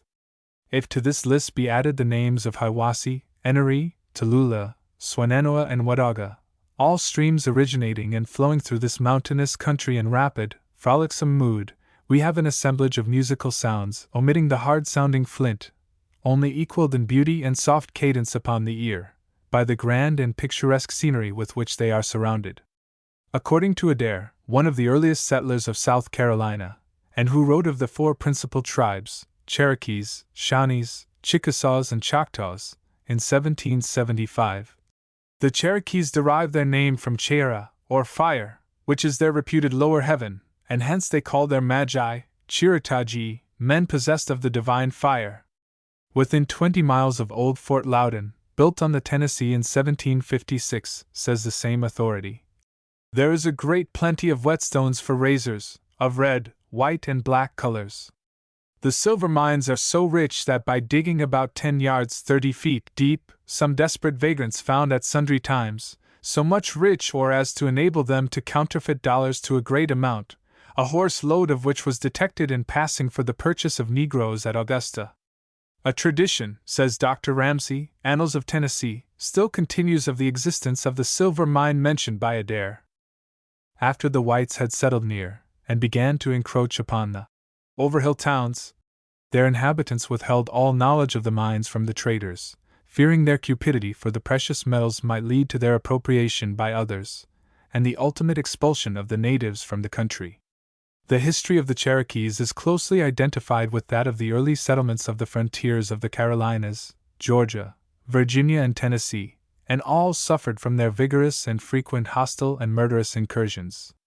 They were formidable for their numbers, and passionate fondness for war. They were the mountaineers of Aboriginal America, and like all other inhabitants of an alpine region, cherished a deep affection for their country, and defended it with a lasting devotion and persevering tenacity. Little of their early history can be gathered from their traditions, extending back scarcely a century preceding the Revolution. Okanastioda, one of their distinguished chiefs, visited England during the reign of George II. From his time they date the declension of their nation. His place of residence was at Akota, one of the overhill towns. Of the tumuli, or mounds scattered through the country, and other ancient remains, they know nothing, and considered them, when they took possession of the country, as vestiges of a more numerous population than themselves, and farther advanced in the arts of civilization. The several Indian tribes in America have been compared to the fragments of a vast ruin. And though these vestiges of a remote period in the past may not awaken the same grand associations in the mind of the beholder as the majestic ruins of Greece and Rome, yet they cannot fail to excite feelings of veneration for the memory of a numerous people, whose lingering signs of greatness are widely visible from the western borders of North Carolina to the Gulf of Mexico, and throughout the Mississippi Valley. As early as the year 1806, 2 deputations attended Washington City from the Cherokee Nation, one from the lower towns, to make known to the President their desire to remove west of the Mississippi and pursue the hunter's life. The other deputation, representing in part the Cherokees belonging to the above settlement, to make known their desire to remain in the lands of their fathers and become cultivators of the soil. The President answered their petitions as follows: The United States, my children, are the friends of both parties. As far as can be reasonably asked, they are willing to satisfy the wishes of both. Those who remain may be assured of our patronage, our aid, and good neighborhood. The treaties formed between the United States and the Cherokee Nation in the years 1817 and 1819 made provision for those desiring to remain, agreeably to the promise of the President, and they thus became citizens of the United States, each family being allowed a reservation of 640 acres of land. The whites claimed the same lands under a purchase made of the state. Suits were instituted in favor of the Indians, and by our courts were decided in their favor. Afterward they sold their reservations to the commissioners of the state, and purchased lands in the white settlement, and in the neighborhood of the hunting grounds reserved for them by treaties concluded with the Cherokee Nation between the years 1790 and 1799, which privilege as a part of their nation they now enjoy. The Cherokees now own in Haywood County a tract of 72,000 acres of land, well adapted in the valleys for farming, and on the mountains for wild game and sports of the chase. Qualla Town, their metropolis, is chiefly inhabited by the former sovereigns of the country, among whom are a few Catawbas. The Qualla Town people are divided into 7 clans or divisions, over each of which a chief presides. About the year 1830 the principal chief of this settlement, by the name of Drowning Bear, or Unaguski, becoming convinced that intemperance would destroy himself and his people, determined, if possible, to bring about a work of reform. He accordingly directed his clerk to write in the Indian language an agreement which translated reads as follows: The undersigned Cherokees, belonging to the town of Qualla, agree to abandon the use of spirituous liquors. This instrument of writing was immediately signed by the old and venerable chief, and the whole town. This wise proceeding has worked a wonderful change for the better in their condition. They are now a temperate, orderly, industrious, and peaceable people. One of the most wonderful achievements of our age is the invention of the Cherokee alphabet. The invention was made in 1821 by Guess, Esquire, a half-breed Indian, his father being a white man and his mother a Cherokee. He was at the time not only perfectly unacquainted with letters but entirely so with every other language except his own. The first idea of the practicability of such a project was received by looking at an old piece of printed paper and reflecting upon the very singular manner, to him, by which the white people could place their thoughts on paper and communicate them to others at a distance. A thought struck him that there surely must be some mode by which the Indians could do the same. He first invented a distinct character for each word, but soon found the numbers so great that it was impossible to retain them in the memory. After several months' labor he reduced his original plan so as to give to each character a syllabic sound, and ascertained there were but 86 variations of sounds in the whole language, and when each of these was represented by some particular character or letter, the language was at once reduced to a system, and the extraordinary mode of now writing it crowned his labors with the most happy success. Considerable improvement has been made in the formation of the characters, in order that they might be written with greater facility. One of the characters, being found superfluous, has been discarded, reducing the number to 85. Guess emigrated to the West in 1824. It has been much regretted that he did not remain in North Carolina to witness the advantages and blessings of his discovery. The Bible, newspapers, and other literature are now published in the musical Cherokee language. The Catawba Indians, contiguous to our southern borders, and once so numerous and powerful, have dwindled down to a diminutive remnant, mostly half-breeds. They inhabited in their palmiest days much of the territory south of the Tuscaroras, and adjoining the Cherokees. For their general adherence to the Patriots in the Revolution, they have always received the fostering care of the state. They own a tract of land 10 miles square in the southeast corner of York County, South Carolina. They speak a different language from the Cherokees, but possessing a similarity of musical sounds. They gave origin to the name of the noble river along whose banks, in its southern meanderings and its larger tributaries, their lingering signs of former habitation are frequently visible, informing us here they once flourished in their simple avocations and enjoyments of the forest, and now excite our commiseration in their gradual decay and probable future extinction. Conclusion. In conclusion, the author would remark that other historic materials are on hand, in a partial state of preparation, which may hereafter be published. The history of Liberty's story, in the Old North State, with all its grand array of early patriotic developments, has never been fully presented to the world. The field of research is still far from being exhausted, and it is hoped others, descendants, it may be, of our illustrious forefathers, will prosecute the same line of investigation as herein attempted. For the present, this series of sketches, with their unavoidable omissions and imperfections, craving indulgent criticism, will come to an end. Notes. A. Bancroft, I. Page 270. B. Bancroft. Volume 2, page 158. C. Wheeler's Sketches, I. Page 30. D. Wheeler's Sketches, I. Page 49. E. Wheeler's Sketches, I. Page 50. F. Foote's Sketches of North Carolina, page 83.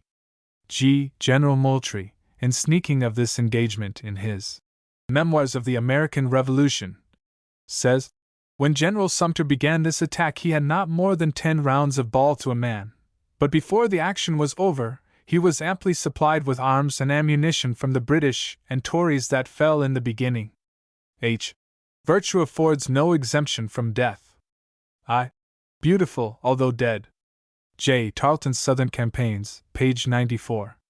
K. Lossing's Pictorial Field Book of the Revolution, Volume 2, page 393.